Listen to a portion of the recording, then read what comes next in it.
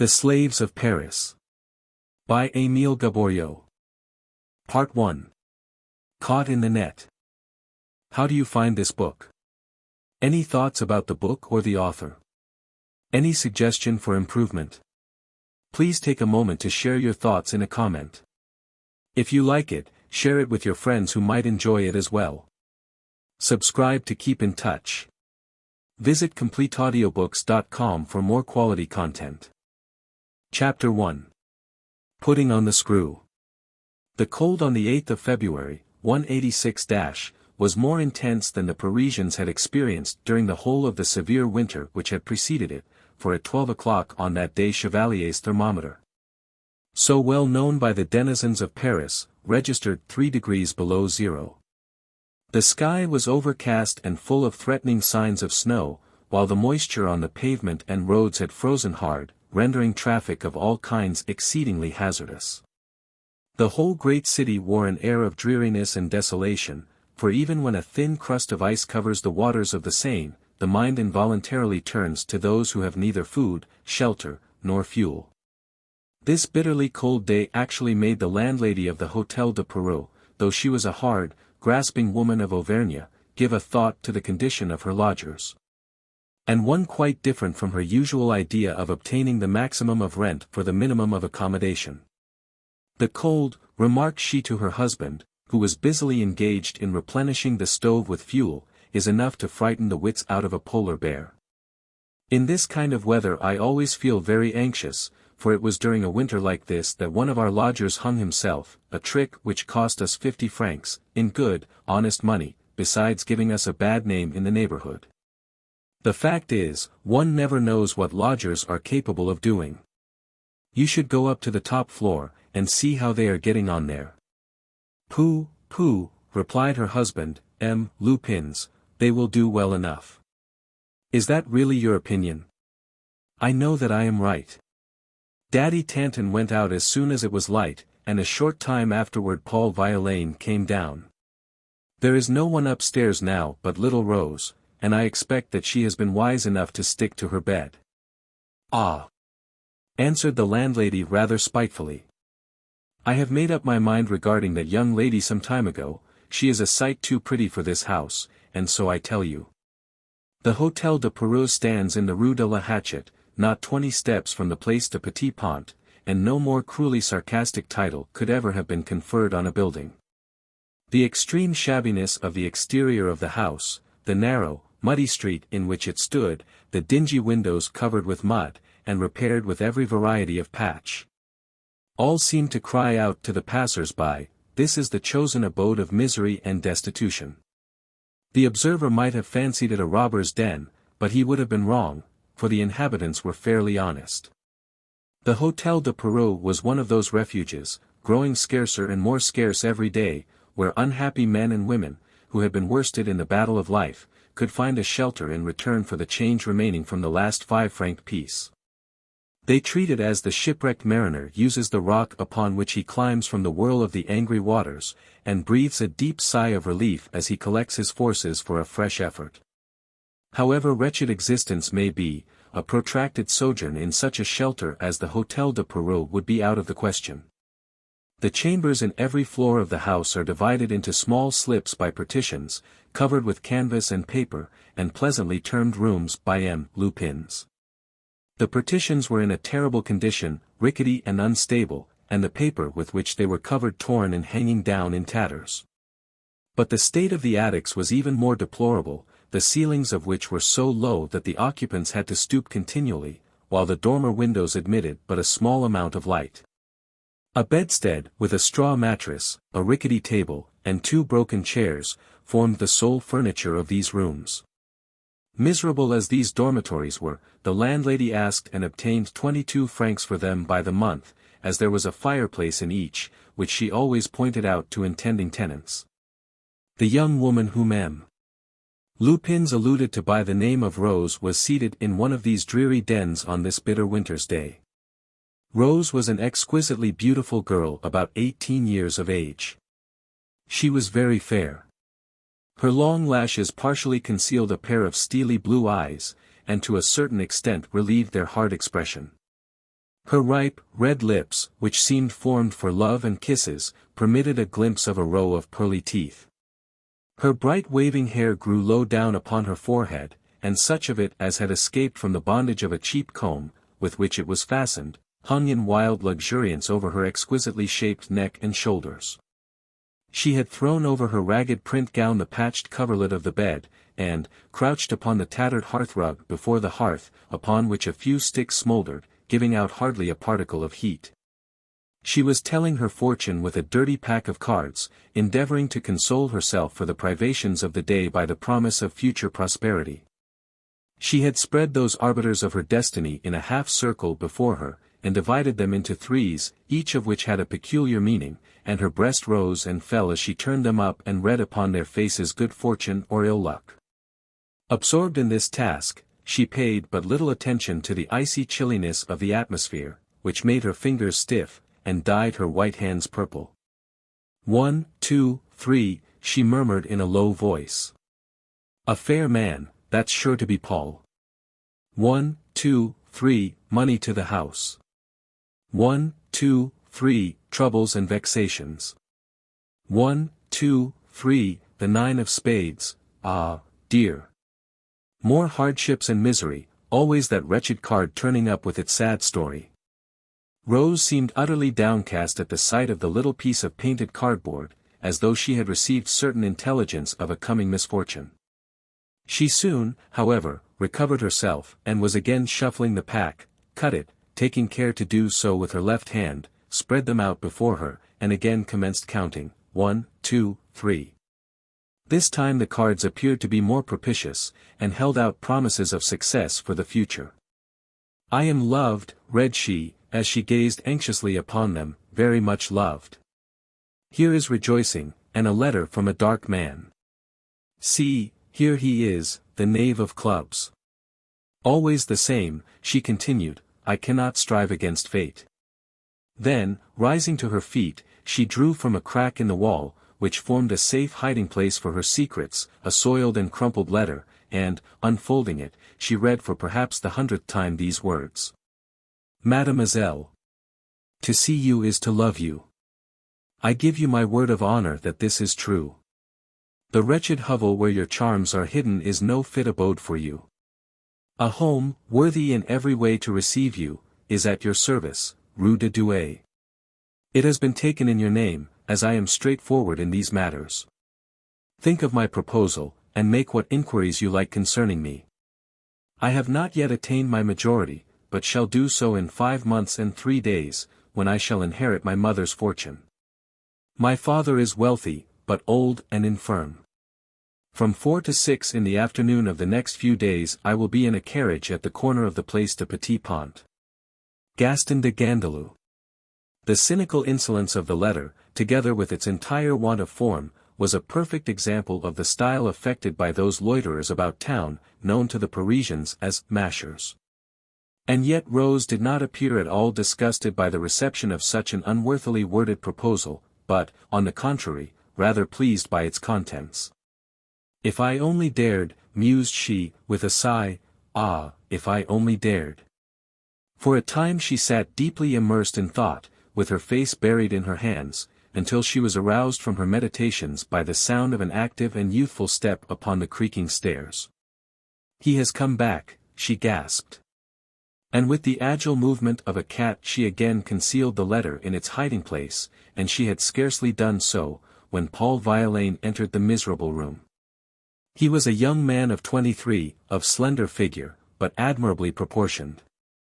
His face was a perfect oval, and his complexion of just that slight olive tint which betrays the native of the south of France. A slight, silky moustache concealed his upper lip, and gave his features that air of manliness in which they would have otherwise been deficient. His curly chestnut hair fell gracefully over a brow upon which an expression of pride was visible, and enhanced the peculiar, restless glance of his large dark eyes. His physical beauty, which was fully equal to that of Rose, was increased by an aristocratic air, popularly believed to be only found in the scions of noble families. The landlady, in her moments of good humor, used to assert her belief that her lodger was a disguised prince, but if this were the case, he was certainly one that had been overtaken by poverty. His dress, to which the closest attention had been paid, revealed the state of destitution in which he was, not the destitution which openly asks for alms, but the hidden poverty which shuns communication and blushes at a single glance of pity.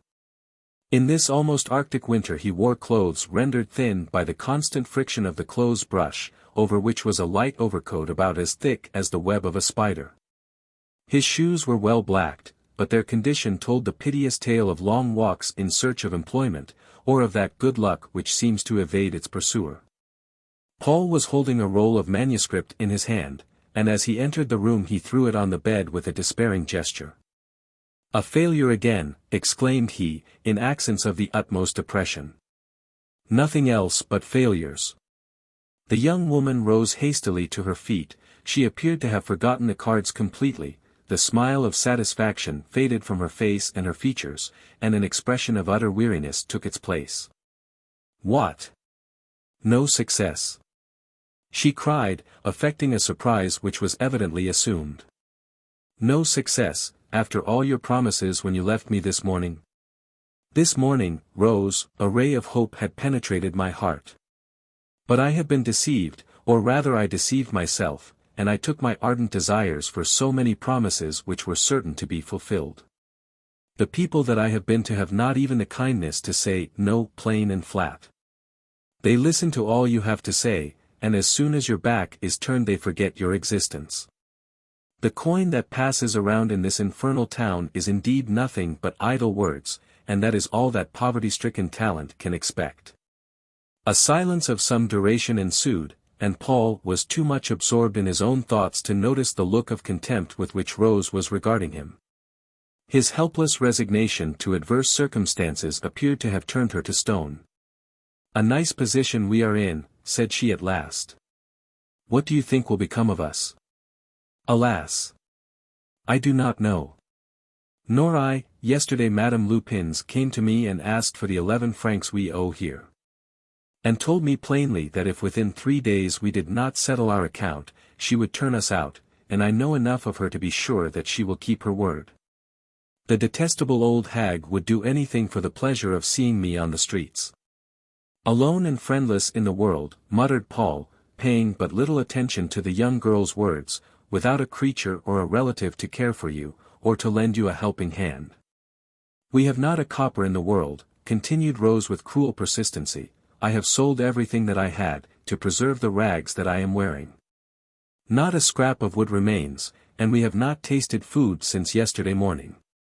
To these words, which were uttered in a tone of the most bitter reproach, the young man made no reply, but clasped his icily cold hands against his forehead, as though in utter despair.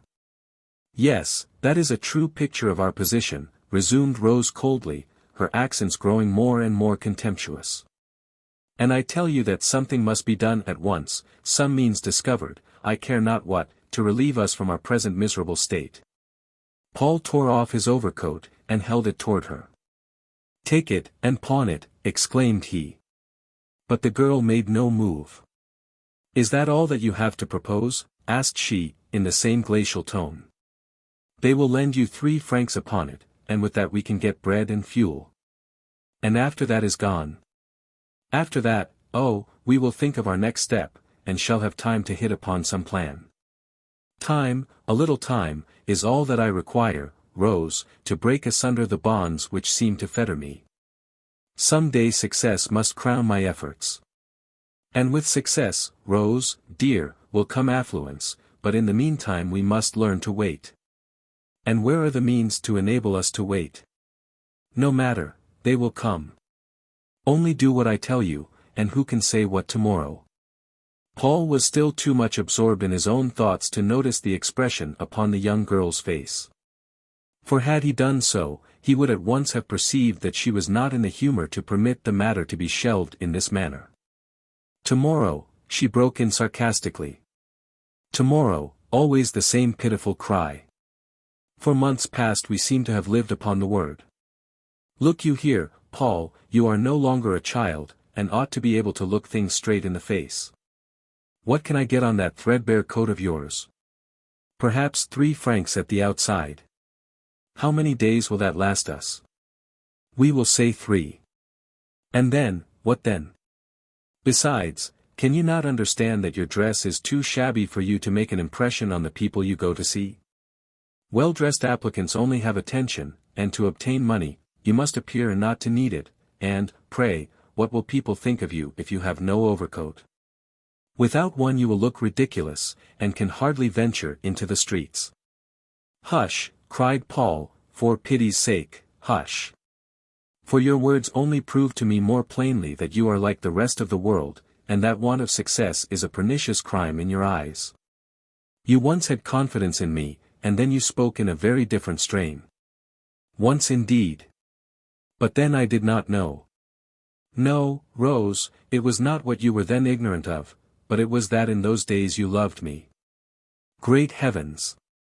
I ask you, have I left one stone unturned?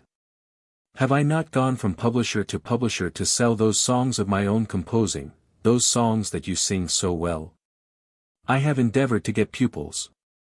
What fresh efforts can I try? What would you do, were you in my place?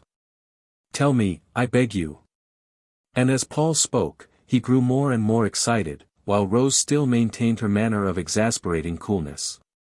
I know not, she replied, after a brief pause.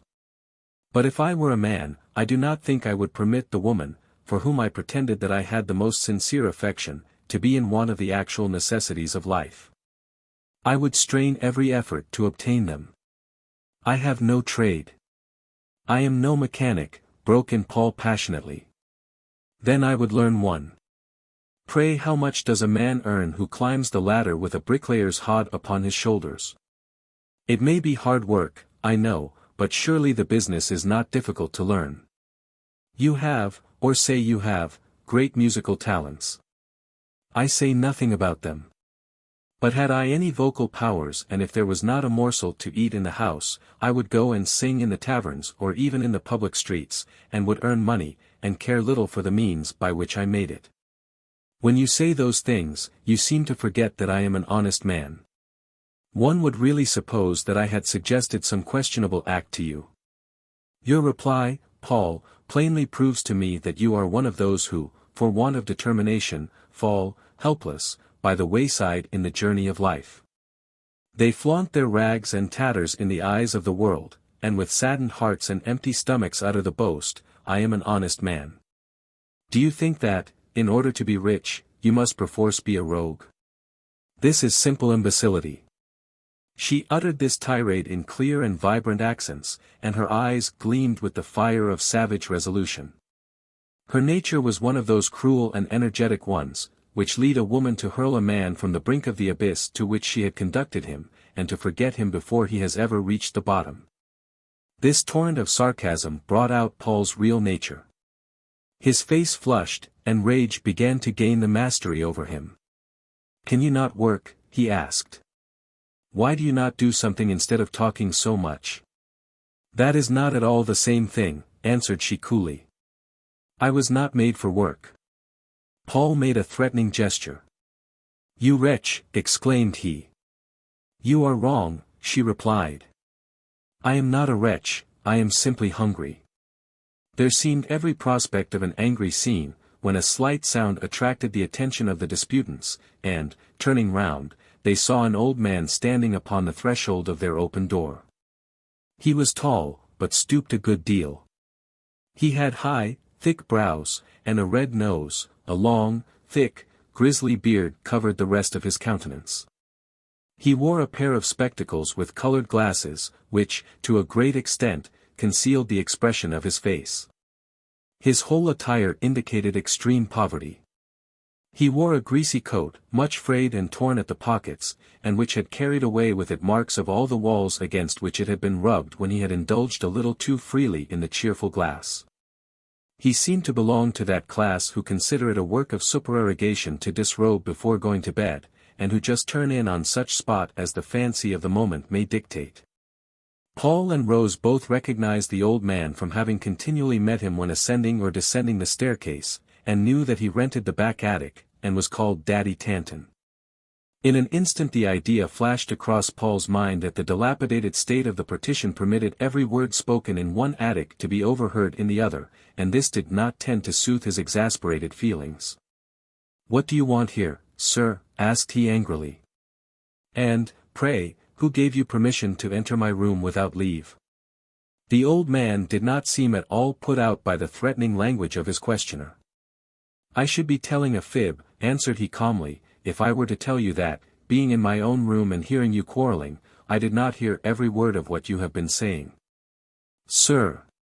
Stop a bit, and don't be in such a hurry, my young friend. You seem disposed to quarrel, and, on my faith, I am not surprised, for when there is no corn in the manger, the best-tempered horse will bite and kick." He uttered these words in the most soothing accents, and appeared utterly unconscious of having committed any breach of etiquette in entering the room. "Well, sir," said Paul, a flush of shame passing across his face, "you see now how poverty can drag a man down. Are you satisfied?" "Come, come, my young friend," answered Daddy Tanton, "you should not get angry. And if I did step in without any notice, it was because, as a neighbor, I find I might venture on such a liberty.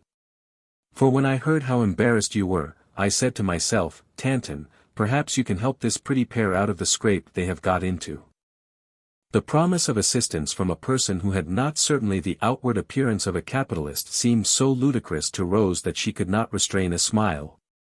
For she fancied that if their old neighbor was to present them with half his fortune, it might possibly amount to 20 centimes or thereabouts. Paul had formed a somewhat similar idea, but he was a little touched by this act of friendliness on the part of a man who doubtless knew that money lent under similar circumstances was but seldom returned. "Ah, sir," said he, and this time he spoke in softer accents, "what can you possibly do for us?" "Who can say? You can see how hard we are pushed.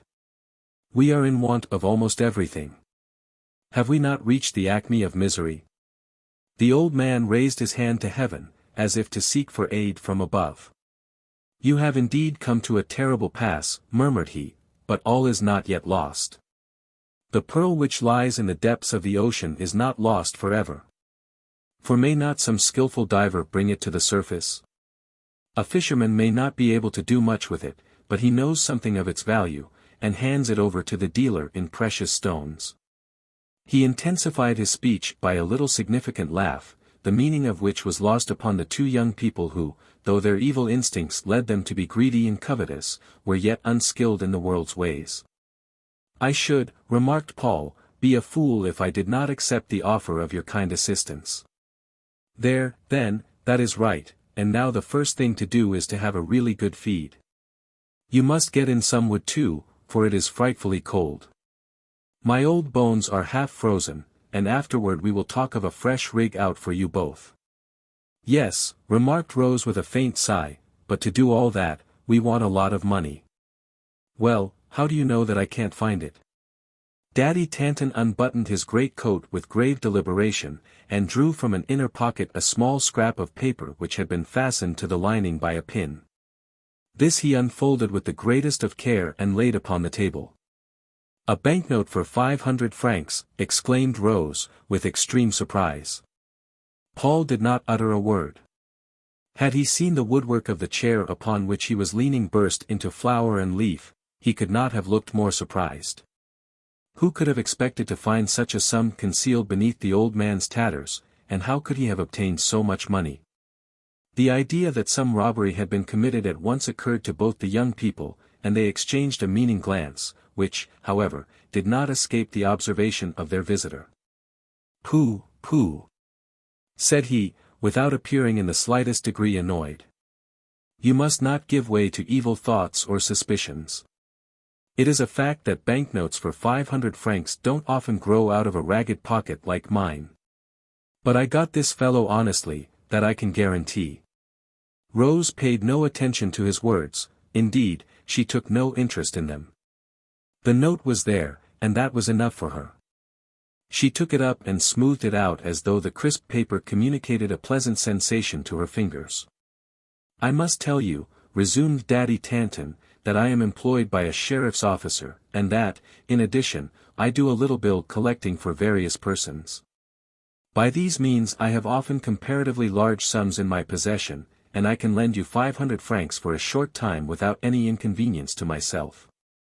Paul's necessities and conscience were fighting a hard battle, and he remained silent, as a person generally does before arriving at a momentous decision. At length he broke the silence. "No," said he, "your offer is one that I cannot accept, for I feel—" "This is no time, my dear Paul, to talk of feelings," interrupted Rose. "Besides, can you not see that our refusal to accept the loan annoys this worthy gentleman?" "The young lady is quite right," returned Daddy Tanton. "Come, let us say that the matter is settled. Go out and get in something to eat, sharp, for it has struck for some time ago." At these words, Rose started, and a scarlet flush spread over her cheek. "4 o'clock," repeated she, thinking of her letter. But after a moment's reflection she stepped up to the cracked mirror, and arranging her tattered skirts, took up the banknote and left the room. "She is a rare beauty," remarked Daddy Tanton with the air of one who was an authority in such matters, and as clever as they make them.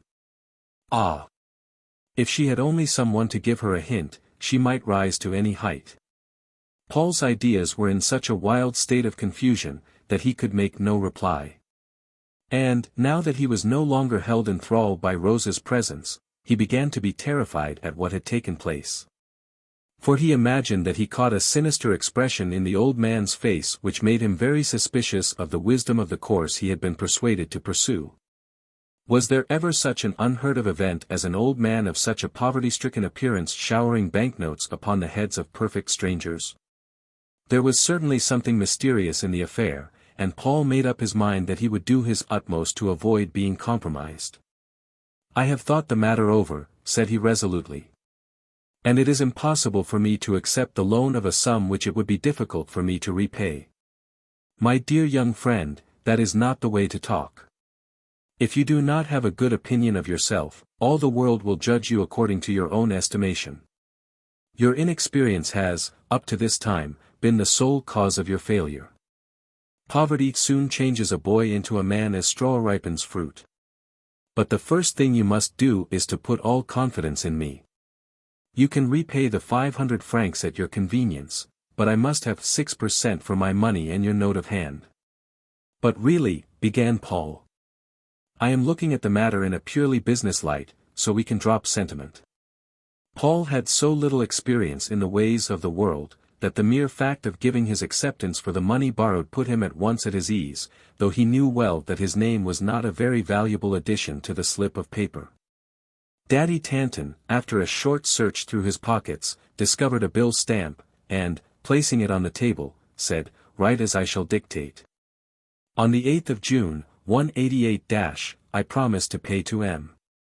Tanton or order the sum of 500 francs for value received, such sum to bear interest at the rate of 6% per annum. FRS 500. Paul Violaine."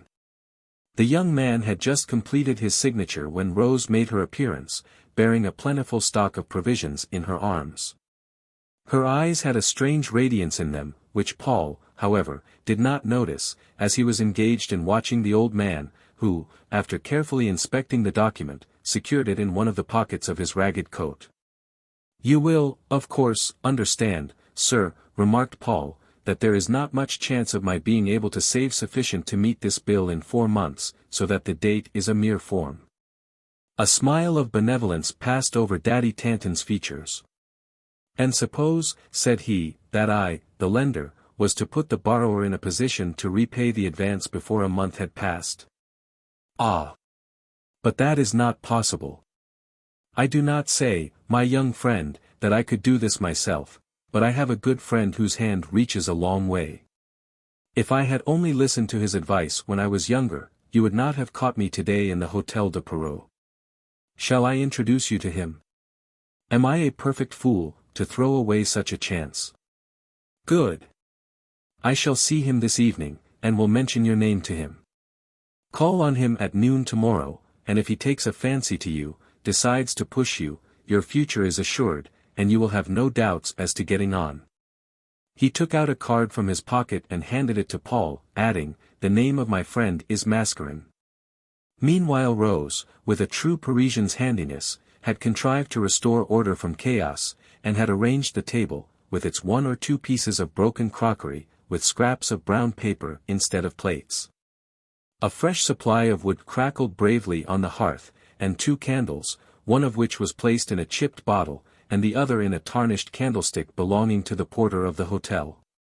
In the eyes of both the young people the spectacle was a truly delightful one, and Paul's heart swelled with triumph.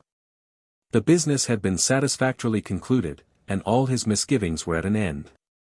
"Come, let us gather round the festive board," said he joyously. "This is breakfast and dinner in one. Rose, be seated, and you, my dear friend, will surely share with us the repast we owe to you?" With many protestations of regret, however, Daddy Tanton pleaded an important engagement at the other end of Paris. "And," added he, "it is absolutely necessary that I should see Mascarin this evening, for I must try my best to make him look on you with a favorable eye." Rose was very glad when the old man took his departure, for his ugliness, the shabbiness of his dress, and his general aspect of dirt, drove away all the feelings of gratitude she ought to have evinced, and inspired in her loathing and repugnance. And she fancied that his eyes, though veiled by his colored glasses, could detect the minutest secrets of her heart, but still this did not prevent her putting on a sweet smile and entreating him to remain. But Daddy Tanton was resolute. And after impressing upon Paul the necessity of punctuality, he went away, repeating, as he passed through the door, "May good appetite be present at your little feast, my dears." As soon, however, as the door was closed he bent down and listened. The young people were as merry as larks, and their laughter filled the bare attic of the Hôtel de Perrot. Why should not Paul have been in good spirits? He had in his pocket the address of the man who was to make his fortune, and on the chimney-piece was the balance of the banknote, which seemed to him an inexhaustible sum. Rose, too, was delighted, and could not refrain from jeering at their benefactor, whom she stigmatized as an old idiot. "Laugh while you can, my dears," muttered Daddy Tanton, "for this may be the last time you will do so." With these words he crept down the dark staircase, which was only lighted up on Sundays, owing to the high price of gas, and, peeping through the glass door of the porter's lodge, saw Madame Lupin's engaged in cooking. And, with the timid knock of a man who has learned his lesson in poverty's grammar, he entered. "Here is my rent, madam," said he, placing on the table 10 francs and 20 centimes. Then, as the woman was scribbling a receipt, he launched into a statement of his own affairs, and told her that he had come into a little property which would enable him to live in comfort during his few remaining years on earth. And, evidently fearing that his well-known poverty might cause Madame Lupin's to discredit his assertions, drew out his pocketbook and exhibited several banknotes. This exhibition of wealth so surprised the landlady, that when the old man left she insisted on lighting him to the door. He turned eastward as soon as he had left the house, and, glancing at the names of the shops, entered a grocer's establishment at the corner of the Rue de Petit Pont. This grocer, thanks to a certain cheap wine, manufactured for him by a chemist at Bercy, had achieved a certain notoriety in that quarter. He was very stout and pompous, a widower, and a sergeant in the National Guard. His name was Melusine. In all poor districts 5 o'clock is a busy hour for the shopkeepers, for the workmen are returning from their labors, and their wives are busy in their preparations for their evening meal. Melusine was so busily engaged, giving orders and seeing that they were executed, that he did not even notice the entrance of Daddy Tanton, but had he done so, he would not have put himself out for so poorly dressed a customer.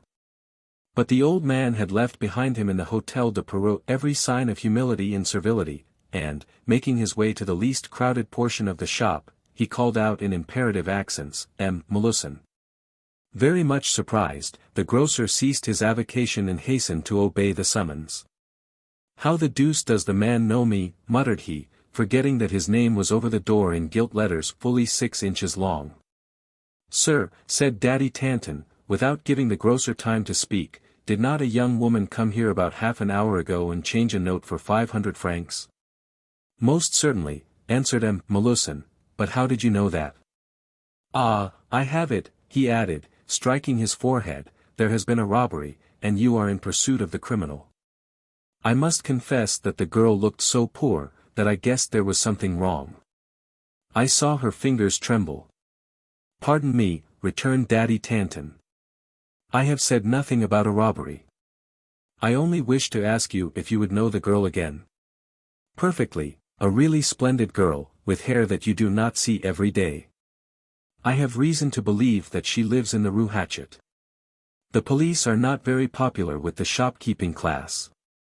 But the latter, desirous of keeping down crime, generally afford plenty of information, and in the interests of virtue will even risk losing customers, who go off in a huff at not being attended to while they are talking to the officers of justice. Shall I, continued the grocer, send one of the errand boys to the nearest police station? No, thank you, replied Daddy Tanton.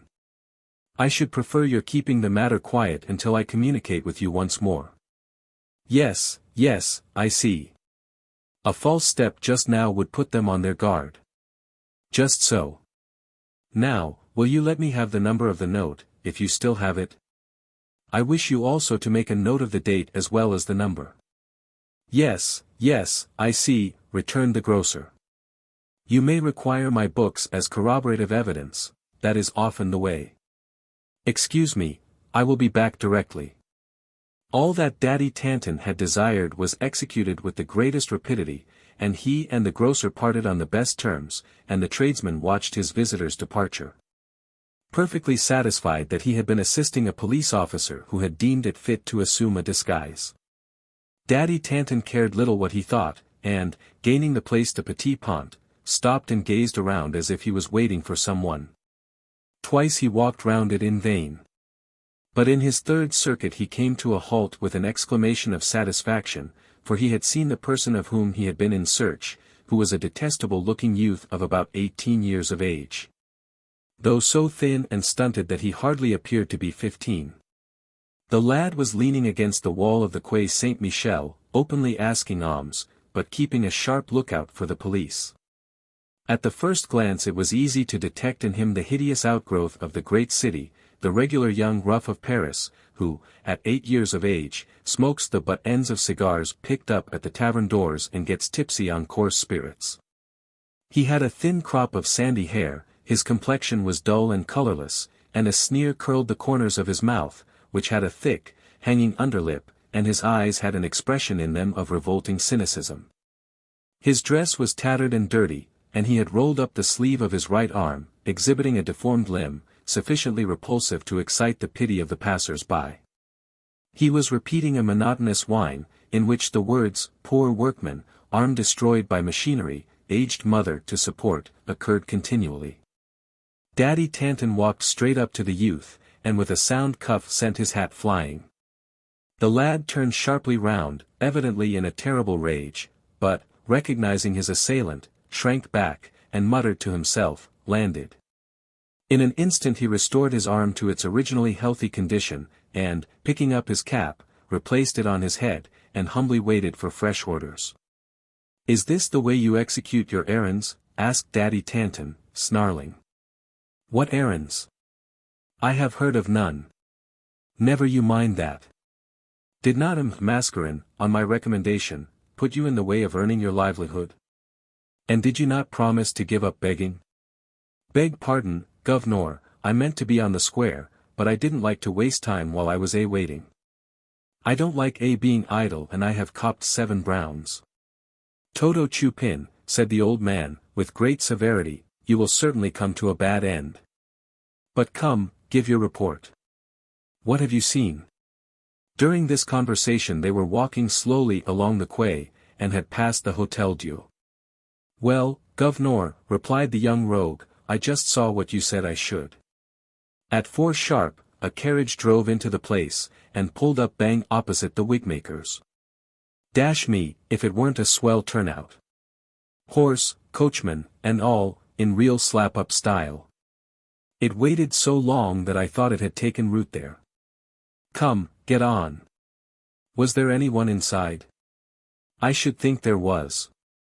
I twigged him at once, by the description you gave me.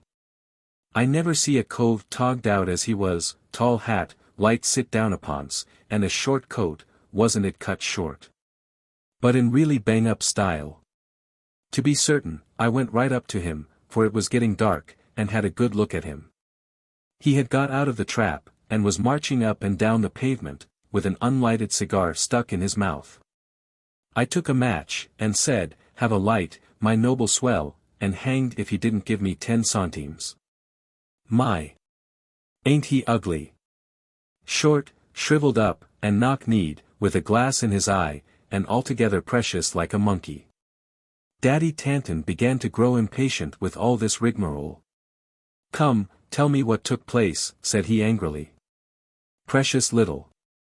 The young swell didn't seem to care about dirtying his trotter cases, he kept slashing about with his cane, and staring at all the gals. "What an ass that masher is! Wouldn't I have liked to have punched his head? If you ever want to hide him, Daddy, please think of yours truly. He wouldn't stand up to me for 5 minutes. Go on, my lad, go on." Well, we had waited half an hour, when all at once a woman came sharp round the corner, and stops before the masher. Wasn't she a fine gal? And hadn't she a pair of sparklers? But she had awfully seedy togs on. But they spoke in whispers. So you did not hear what they said? "Do you take me for a flat?" The gal said, "Do you understand, tomorrow?" Then the swell chap, says he, "Do you promise?" And the gal, she answers back, "Yes, at noon." Then they parted. She went off to the Rue Hatchet, and the masher tumbled into his wheelbox. The jarvey cracked his whip, and off they went in a brace of shakes. "Now hand over them 5 francs. Daddy Tanton did not seem surprised at this request, and he gave over the money to the young loafer, with the words, "When I promise, I pay down on the nail, but remember Toto Chupin, you'll come to grief one day. Good night." Our ways lie in different directions. The old man, however, lingered until he had seen the lad go off toward the Jardin des Plantes, and then, turning round, went back by the way he had come. "I have not lost my day," murmured he. "All the improbabilities have turned out certainties, and matters are going straight. Won't Flavia be awfully pleased?" Chapter 2. A Registry Office. The establishment of the influential friend of Daddy Tanton was situated in the Rue Montorgueil, not far from the Passage de la Reine Hortense. M.B. Mascarin has a registry office for the engagement of both male and female servants. 2 boards fastened upon each side of the door announce the hours of opening and closing, and give a list of those whose names are on the books. They further inform the public that the establishment was founded in 1844, and is still in the same hands. It was the long existence of M. Mascarin in a business which is usually very short-lived that had obtained for him a great amount of confidence, not only in the quarter in which he resided, but throughout the whole of Paris. Employers say that he sends them the best of servants, and the domestics in their turn assert that he only dispatches them to good places. But M. Mascarin has still further claims on the public esteem. For it was he who, in 1845, founded and carried out a project which had for its aim and end the securing of a shelter for servants out of place. The better to carry out this, Mascarin took a partner, and gave him the charge of a furnished house close to the office. Worthy as these projects were, Mascarin contrived to draw considerable profit from them, and was the owner of the house before which, in the noon of the day following the events we have described, Paul Violaine might have been seen standing. The 500 francs of old Tanton, or at any rate a portion of them, had been well spent, and his clothes did credit to his own taste and the skill of his tailor. Indeed, in his fine feathers he looked so handsome, that many women turned to gaze after him. He however took but little notice of this, for he was too full of anxiety, having grave doubts as to the power of the man whom Tanton had asserted could, if he liked, make his fortune. "A registry office," muttered he scornfully. "Is he going to propose a berth of 100 francs a month to me?" He was much agitated at the thoughts of the impending interview, and, before entering the house, gazed upon its exterior with great interest. The house much resembled its neighbors. The entrances to the registry office and the servants' home were in the courtyard, at the arched entrance to which stood a vendor of roast chestnuts. "There is no use in remaining here," said Paul. Summoning, therefore, all his resolution, he crossed the courtyard, and, ascending a flight of stairs, paused before a door upon which "Office" was written. "Come in," responded at once to his knock. He pushed open the door, and entered a room, which closely resembled all other similar offices.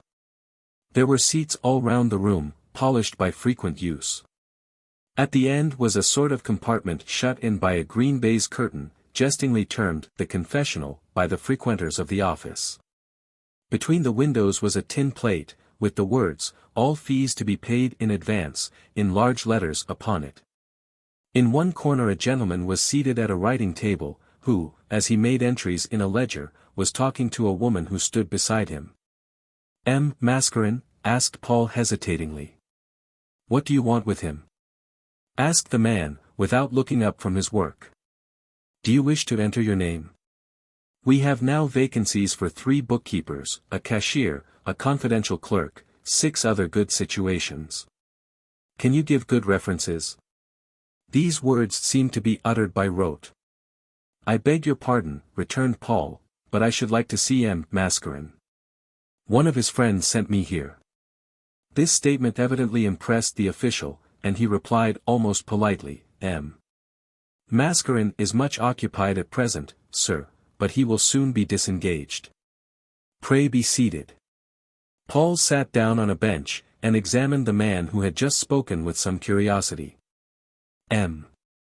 Mascarin's partner was a tall and athletic man, evidently enjoying the best of health, and wearing a large mustache elaborately waxed and pointed. His whole appearance betokened the old soldier. He had, so he asserted, served in the cavalry, and it was there that he had acquired the sobriquet by which he was known, Beaumarchais, his original name being David. He was about 45, but was still considered a very good-looking fellow. The entries that he was making in the ledger did not prevent him from keeping up a conversation with the woman standing by him. The woman, who seemed to be a cross between a cook and a market woman, might be described as a thoroughly jovial soul. She seasoned her conversation with pinches of snuff, and spoke with a strong Alsatian brogue. "Now, look here," said Beaumarchais, "do you really mean to say that you want a place?" "I do that. You said that 6 months ago. We got you a splendid one, and 3 days afterward you chucked up the whole concern. And why shouldn't I? There was no need to work then, but now it is another pair of shoes, for I have spent nearly all I had saved." Beaumarchais laid down his pen, and eyed her curiously for a second or two, then he said, "You've been making a fool of yourself somehow, I expect." She half turned away her head, and began to complain of the hardness of the terms and of the meanness of the mistresses, who, instead of allowing their cooks to do the marketing, did it themselves. And so cheated their servants out of their commissions. Beaumarchais nodded, just as he had done half an hour before to a lady who had complained bitterly of the misconduct of her servants. He was compelled by his position to sympathize with both sides. The woman had now finished her tirade, and drawing the amount of the fee from a well-filled purse, placed it on the table, saying, "Please, Beaumarchais, register my name as Caroline Scummel, and get me a real good place. It must be a cook, you understand, and I want to do the marketing without the missus dodging around. Well, I'll do my best. Try and find me a wealthy widower, or a young woman married to a very old fellow. Now, do look round. I'll drop in again tomorrow," and with a farewell pinch of snuff, she left the office.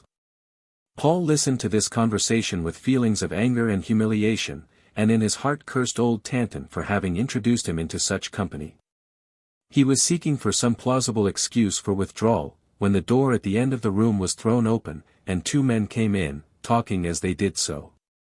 The one was young and well dressed, with an easy, swaggering manner, which ignorant people mistake for good breeding.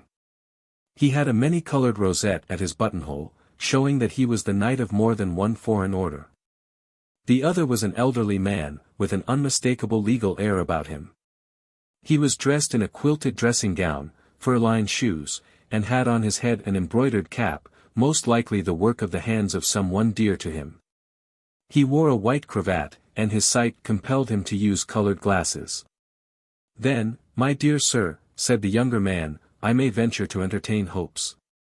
"Remember, Marquis," returned the other, "that if I were acting alone, what you require would be at once at your disposal. Unfortunately, I have others to consult." "I place myself entirely in your hands," replied the Marquis. The appearance of the fashionably dressed young man reconciled Paul to the place in which he was. "A Marquis," he murmured, "and the other swell-looking fellow must be M. Mascarin." Paul was about to step forward, when Beaumarchais respectfully accosted the last comer. "Who do you think, sir," said he, "I have just seen?" "Tell me quickly," was the impatient reply. "Caroline Schimmel, you know who I mean." "What? The woman who was in the service of the Duchess of CHAMPDOCE?" "Exactly so." M. Mascarin uttered an exclamation of delight. "Where is she living now?"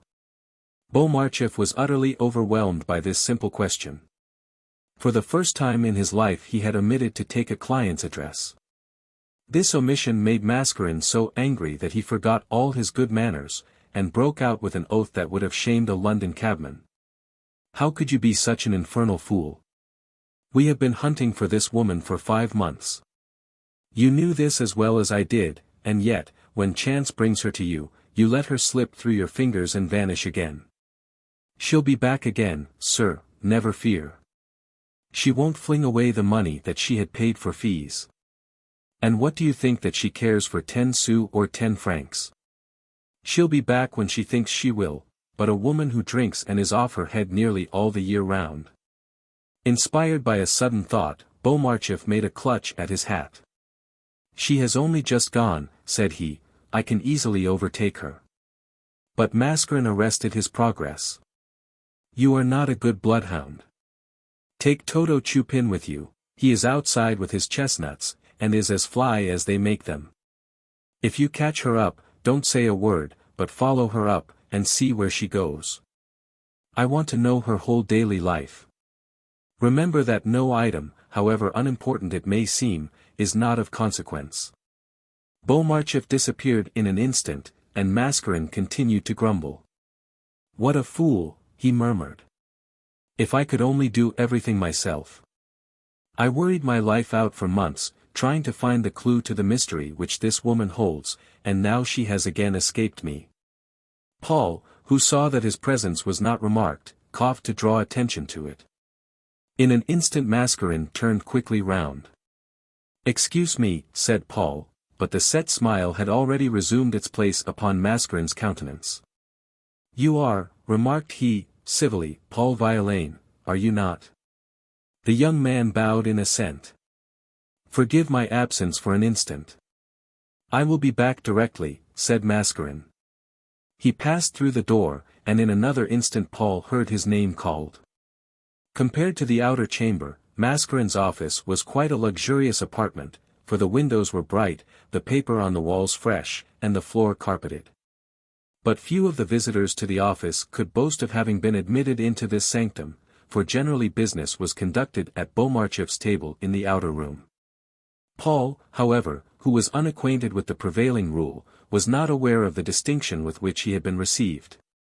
Mascarin, on his visitor's entrance, was comfortably seated in an armchair before the fire, with his elbow on his desk, and what a spectacle did that desk present!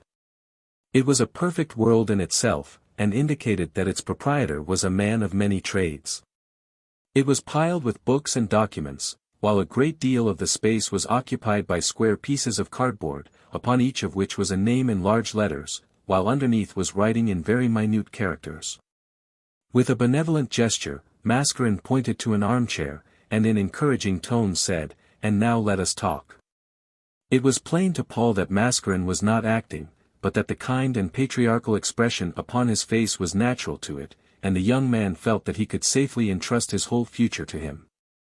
"I have heard," commenced Mascarin, that your means of livelihood are very precarious, or rather that you have none, and are ready to take the first one that offers you a means of subsistence. That, at least, is what I hear from my poor friend Tanton. He has explained my case exactly. Good, only before proceeding to the future, let us speak of the past. Paul gave a start, which Mascarin noticed, for he added.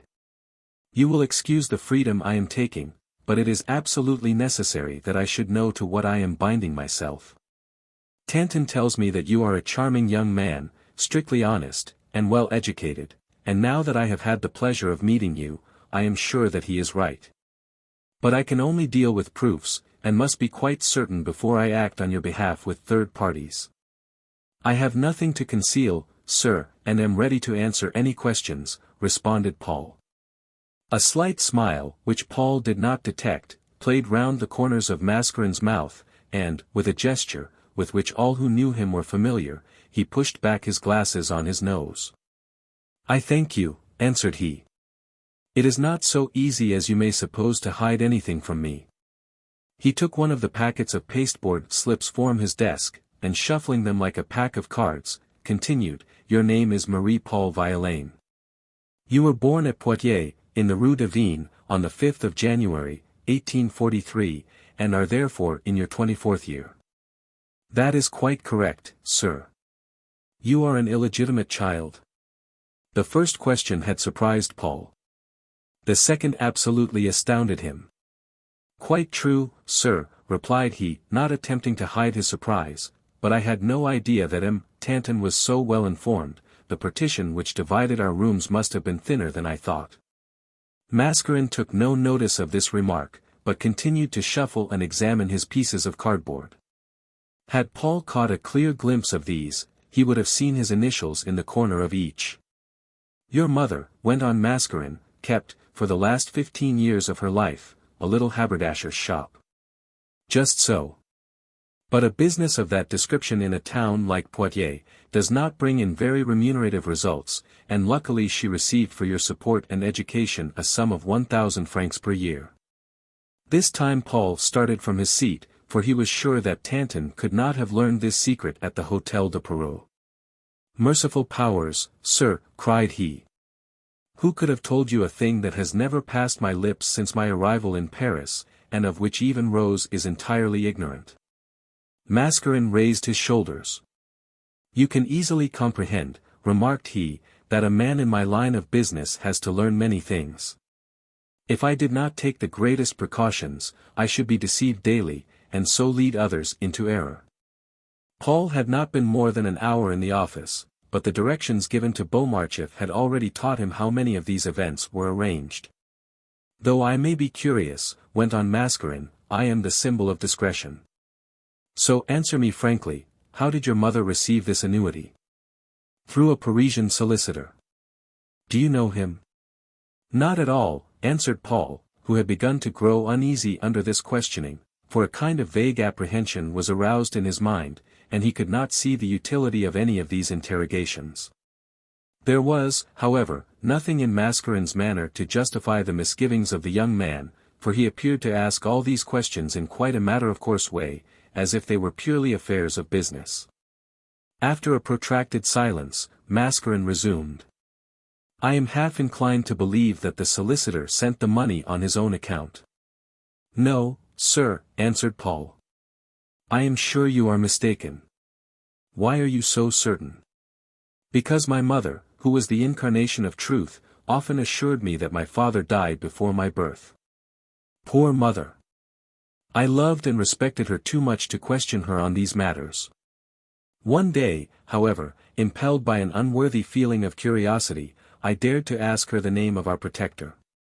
She burst into tears, and then I felt how mean and cruel I had been. I never learned his name, but I know that he was not my father. Mascarin affected not to notice the emotion of his young client. Did the allowance cease at your mother's death? Continued he. No, it was stopped when I came of age.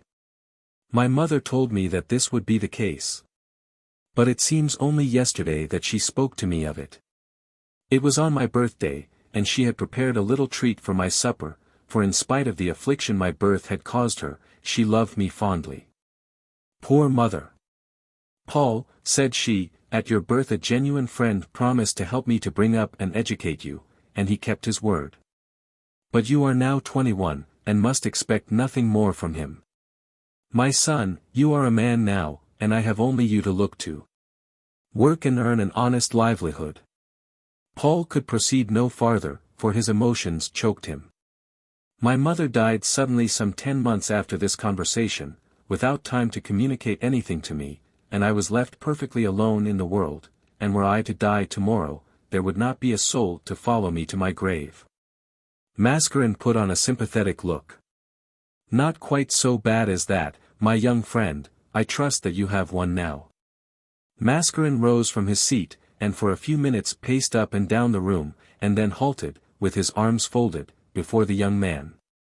You have heard me, said he, and I will not put any further questions which it will but pain you to reply to, for I only wish to take your measure, and to judge of your truth from your replies.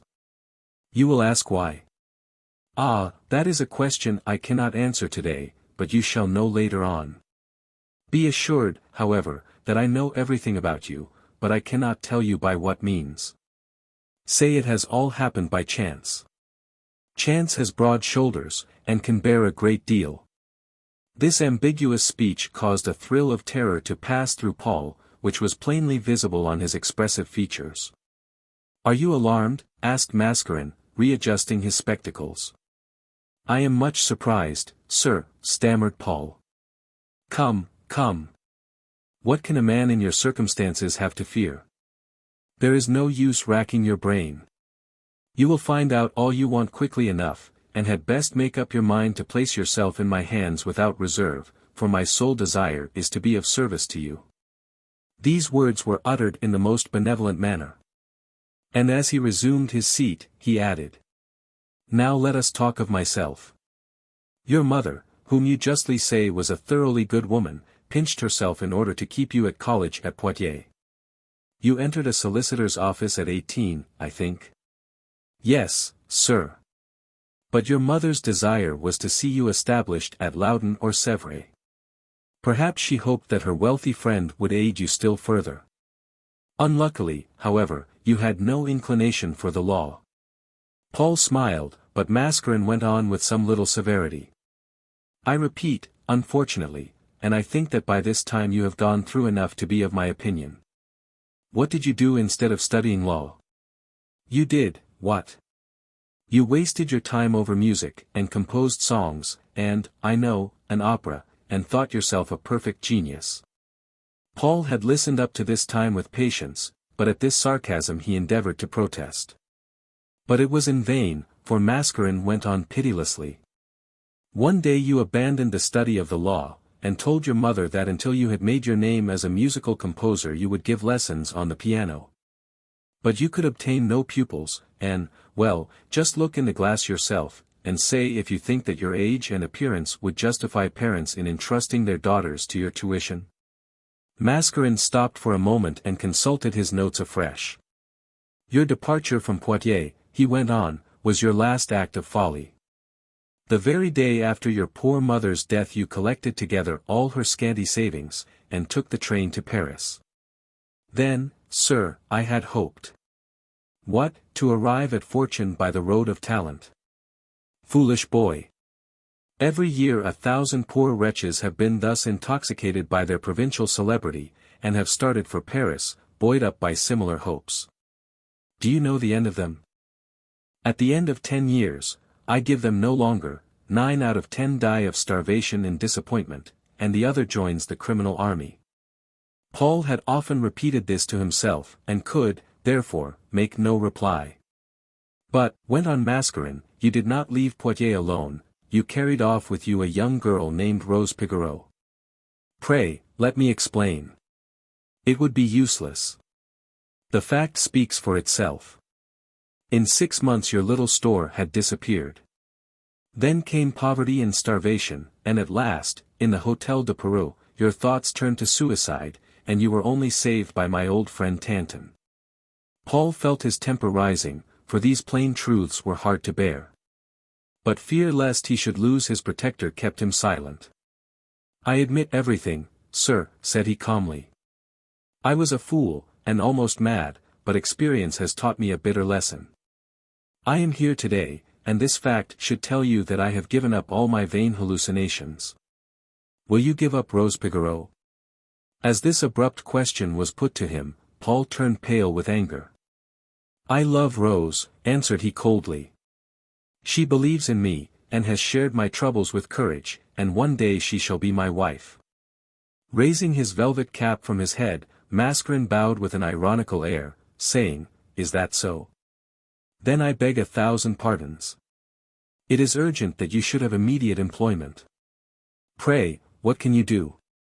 "Not much of anything, I fancy. Like most college-bred boys, you can do a little of everything, and nothing well.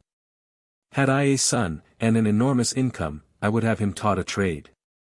Paul bit his lip, but he knew the portrait was a true one. "And now," continued Mascarin, "I have come to your aid, and what do you say to a situation with a salary of 12,000 francs? This sum was so much greater than Paul had dared to hope, that he believed Mascarin was amusing himself at his expense. "It is not kind of you to laugh at me, under the present circumstances," remarked he. Mascarin was not laughing at him. But it was fully half an hour before he could prove this to Paul. "You would like more proof of what I say," said he, after a long conversation. "Very well, then, shall I advance your first month's salary?" And as he spoke, he took 1,000-franc note from his desk, and offered it to Paul. The young man rejected the note, but the force of the argument struck him. And he asked if he was capable of carrying out the duties which such a salary doubtless demanded. "Were I not certain of your abilities, I should not offer it to you," replied Mascarin. "I am in a hurry now, or I would explain the whole affair. But I must defer doing so until tomorrow, when please come at the same hour as you did today." Even in his state of surprise and stupefaction, Paul felt that this was a signal for him to depart. "A moment more," said Mascarin. "You understand that you can no longer remain at the Hôtel de Peru. Try and find a room in this neighborhood, and when you have done so, leave the address at the office. Goodbye, my young friend, until tomorrow, and learn to bear good fortune." For a few minutes Mascarin stood at the door of the office watching Paul, who departed almost staggering beneath the burden of so many conflicting emotions. And when he saw him disappear round the corner, he ran to a glazed door which led to his bed-chamber, and in a loud whisper called, "Come in, Hortebise. He has gone." A man obeyed the summons at once, and hurriedly drew up a chair to the fire. "My feet are almost frozen," exclaimed he, "I should not know it if anyone was to chop them off. Your room, my dear Baptiste, is a perfect refrigerator. Another time, please, have a fire lighted in it." This speech, however, did not disturb Mascarin's line of thought. "Did you hear all?" asked he. "I saw and heard all that you did. And what do you think of the lad?" "I think that Daddy Tanton is a man of observation and powerful will, and that he will mold this child between his fingers like wax." Chapter 3. The opinion of Dr. Hortebise. Dr. Hortebise, who had addressed Mascarin so familiarly by his Christian name of Baptiste, was about 56 years of age, but he carried his years so well, that he always passed for 49. He had a heavy pair of red, sensual-looking lips, his hair was untinted by grey, and his eyes still lustrous. A man who moved in the best society, eloquent in manner, a brilliant conversationalist and vivid in his perceptions, he concealed under the veil of good-humored sarcasm the utmost cynicism of mind. He was very popular and much sought after. He had but few faults, but quite a catalogue of appalling vices. Under this Epicurean exterior lurked, it was reported, the man of talent and the celebrated physician. He was not a hard-working man, simply because he achieved the same results without toil or labor. He had recently taken to homeopathy, and started a medical journal, which he named The Globule, which died at its 5th number. His conversation made all society laugh, and he joined in the ridicule, thus showing the sincerity of his views, for he was never able to take the round of life seriously. Today, however, Mascarin, well as he knew his friend, seemed piqued at his air of levity. "When I asked you to come here today," said he, "and when I begged you to conceal yourself in my bedroom, where I was half frozen," broke in Hortebise. "It was," went on Mascarin, "because I desired your advice. We have started on a serious undertaking, an undertaking full of peril both to you and to myself." "Pooh! I have perfect confidence in you, whatever you do is done well, and you are not the man to fling away your trump cards." "True. But I may lose the game, after all, and then—" The doctor merely shook a large gold locket that depended from his watch chain. This movement seemed to annoy Mascarin a great deal. "Why do you flash that trinket at me?" asked he. "We have known each other for 25 years, what do you mean to imply? Do you mean that the locket contains the likeness of someone that you intend to make use of later on? I think that you might render such a step unnecessary by giving me your present advice and attention." Hortebise threw himself back in his chair with an expression of resignation. "If you want advice," remarked he, "why not apply to our worthy friend Cadenac? He knows something of business, as he is a lawyer." The name of Cadenac seemed to irritate Mascarin so much, that calm, and self-contained as he usually was, he pulled off his cap and dashed it on his desk. "Are you speaking seriously?" said he angrily. "Why should I not be in earnest?" Mascarin removed his glasses, as though without them he could the more easily peer into the depths of the soul of the man before him. "Because," replied he slowly, "both you and I distrust Cadenac." "When did you see him last?" "More than 3 months ago." "True, and I allow that he seems to be acting fairly toward his old associates, but you will admit that, in keeping away thus, his conduct is without excuse, for he has made his fortune. And though he pretends to be poor, he is certainly a man of wealth." "Do you really think so?" "Were he here, I would force him to acknowledge that he is worth 1 million, at least." "1 million," exclaimed the doctor, with sudden animation. "Yes, certainly. You and I, Hortebise, have indulged our every whim, and have spent gold like water, while our friend garnered his harvest and stored it away. But poor Cadenac has no expensive tastes, nor does he care for women or the pleasures of the table. While we indulged in every pleasure, he lent out his money at usurious interest." "But, stop, how much do you spend per annum?" "That is a hard question to answer, but, say, 40,000 francs. More, a great deal more, but calculate what a capital sum that would amount to during the 20 years we have done business together." The doctor was not clever at figures. He made several vain attempts to solve the problem, and at last gave it up in despair. 40 and 40, muttered he, tapping the tips of his fingers, "are 80, then 40. "Call it 800,000 francs, broke in Mascarin. "Say I drew the same amount as you did. We have spent ours, and Cadenac has saved his, and grown rich, hence my distrust. Our interests are no longer identical. He certainly comes here every month, but it is only to claim his share.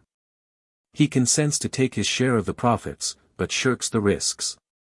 It is fully 10 years since he brought in any business. I don't trust him at all. He always declines to join in any scheme that we propose, and sees danger in everything. He would not betray us, however." Mascarin took a few moments for reflection. "I think," said he, "that Cadenac is afraid of us. He knows that the ruin of me would entail the destruction of the other two. This is our only safeguard. But if he dare not injure us openly, he is quite capable of working against us in secret. Do you remember what he said the last time he was here? That we ought to close our business and retire. How should we live? For he is rich and we are poor. What on earth are you doing, Hortebise?" he added, for the physician, who had the reputation of being worth an enormous amount, had taken out his purse, and was going over the contents. "I have scarcely 327 francs. Answered he with a laugh. "What is the state of your finances?" Mascarin made a grimace. "I am not so well off as you, and besides," he continued in a low voice, as though speaking to himself, I have certain ties which you do not possess. For the first time during this interview a cloud spread over the doctor's countenance. Great heavens, said he, and I was depending on you for 3,000 francs, which I require urgently. Mascarin smiled slyly at the doctor's uneasiness. Don't worry, he answered. You can have that, there ought to be some 6 or 8,000 francs in the safe. But that is all, and that is the last of our common capital, this after 20 years of toil, danger, and anxiety, and we have not 20 years before us to make a fresh fortune in. Yes, continued Mascarin, we are getting old, and therefore have the greater reason for making one grand stroke to assure our fortune. Were I to fall ill tomorrow, all would go to smash. Quite true, returned the doctor, with a slight shudder. We must, and that is certain, venture on a bold stroke. I have said this for years, and woven a web of gigantic proportions. Do you now know why at this last moment I appeal to you, and not to Cadenac for assistance? If only 1 out of 2 operations that I have fully explained to you succeeds, our fortune is made. I follow you exactly. The question now is whether the chance of success is sufficiently great to warrant our going on with these undertakings. Think it over and let me have your opinion. An acute observer could easily have seen that the doctor was a man of resource, and a thoroughly competent adviser, for the reason that his coolness never deserted him. Compelled to choose between the use of the contents of his locket, or the continuance of a life of luxurious ease, the smile vanished from the doctor's face, and he began to reflect profoundly. Leaning back in his chair, with his feet resting on the fender, he carefully studied every combination in the undertaking, as a general inspects the position taken up by the enemy, when a battle is impending, upon which the fate of an empire may hinge. That this analysis took a favorable turn, was evident, for Mascarin soon saw a smile appear upon the doctor's lips. We must make the attack at once, said he, but make no mistake. The projects you propose are most dangerous, and a single error upon our side would entail destruction, but we must take some risk. The odds are against us, but still we may win. Under these circumstances, and as necessity cheers us on, I say, forward. As he said this, he rose to his feet, and extending his hand toward his friend, exclaimed, I am entirely at your disposal. Mascarin seemed relieved by the doctor's decision, for he was in that frame of mind when, however self-reliant a man may be, he has a disinclination to be left alone, and the aid of a stout ally is of the utmost service. Have you considered every point carefully? Asked he. You know that we can only act at present upon one of the undertakings, and that is the one of which the Marquis de Croisenois. I know that. With reference to the affair of the Duc de CHAMPDOCE, I have still to gather together certain things necessary for the ultimate success of the scheme. There is a mystery in the lives of the Duke and Duchess, of this there is no doubt, but what is this secret? I would lay my life that I have hit upon the correct solution, but I want no suspicions, no probabilities, I want absolute certainties. And now, continued he, this brings us back to the first question. What do you think of Paul Violaine? Hortebise walked up and down the room 2 or 3 times, and finally stopped opposite to his friend. I think, said he, that the lad has many of the qualities we want, and we might find it hard to discover one better suited for our purpose. Besides, he is a bastard, knows nothing of his father, and therefore leaves a wide field for conjecture. For every natural son has the right to consider himself, if he likes, the offspring of a monarch. He has no family or any one to look after him, which assures us that whatever may happen, there is no one to call us to account. He is not overwise, but has a certain amount of talent, and any quantity of ridiculous self-conceit. He is wonderfully handsome, which will make matters easier, but... Ah, there is a but, then. More than one, answered the doctor, for there are 3 for certain. First, there is Rose Pigoreau, whose beauty has so captivated our old friend Tanton, she certainly appears to be a danger in the future. Be easy, returned Mascarin. We will quickly remove this young woman from our road. Good, but do not be too confident, answered Hortebise, in his usual tone. The danger from her is not the one you think, and which you are trying to avoid. You think Paul loves her. You are wrong. He would drop her tomorrow, so that he could please his self-indulgence. But the woman who thinks that she hates her lover often deceives herself, and Rose is simply tired of poverty. Give her a little amount of comfort, good living, and luxury, and you will see her give them all up to come back to Paul. Yes, I tell you, she will harass and annoy him, as women of her class who have nothing to love always do. She will even go to Flavia to claim him. She had better not, retorted Mascarin, in threatening accents. Why, how could you prevent it? She has known Paul from his infancy. She knew his mother. She was perhaps brought up by her, perhaps even lived in the same street. Look out, I say, for danger from that quarter. You may be right, and I will take my precautions. It was sufficient for Mascarin to be assured of a danger to find means of warding it off. My second, but, continued Hortebise, is the idea of the mysterious protector of whom the young man spoke. His mother, he says, has reason to know that his father is dead, and I believe in the truth of the statement. In this case, what has become of the person who paid Madame Violaine her allowance? You are right, quite right. These are the crevices in our armor, but I keep my eyes open, and nothing escapes me. The doctor was growing rather weary, but he still went on courageously. My third, but, said he, is perhaps the strongest. We must see the young fellow at once. It may be tomorrow, without even having prepared him or taught him his part. Suppose we found that he was honest. Imagine, if he returned a firm negative to all your dazzling offers. Mascarin rose to his feet in his turn. I do not think that there is any chance of that, said he. Why not, pray? Because when Tanton brought him to me, he had studied him carefully. He is as weak as a woman, and as vain as a journalist. Besides, he is ashamed at being poor. No, I can mold him like wax into any shape I like. He will be just what we wish. Are you sure, asked Hortebise, that Flavia will have nothing to say in this matter? I had rather, with your permission, say nothing on that head, returned Mascarin. He broke off his speech and listened eagerly. There is someone listening, said he. Hark! The sound was repeated, and the doctor was about to seek refuge in the inner room, when Mascarin laid a detaining hand upon his arm. Stay, observed he, it is only Beaumarchais, and as he spoke, he struck a gilded bell that stood on his desk. In another instant Beaumarchais appeared, and with an air in which familiarity was mingled with respect, he saluted in military fashion. Ah, said the doctor pleasantly, do you take your nips of brandy regularly? Only occasionally, sir, stammered the man. Too often, my good fellow. Do you think that your nose and eyelids are not real telltales? But I assure you, sir. Do you not remember I told you that you had asthmatic symptoms? Why, the movement of your pectoral muscles shows that your lungs are affected. But I have been running, sir.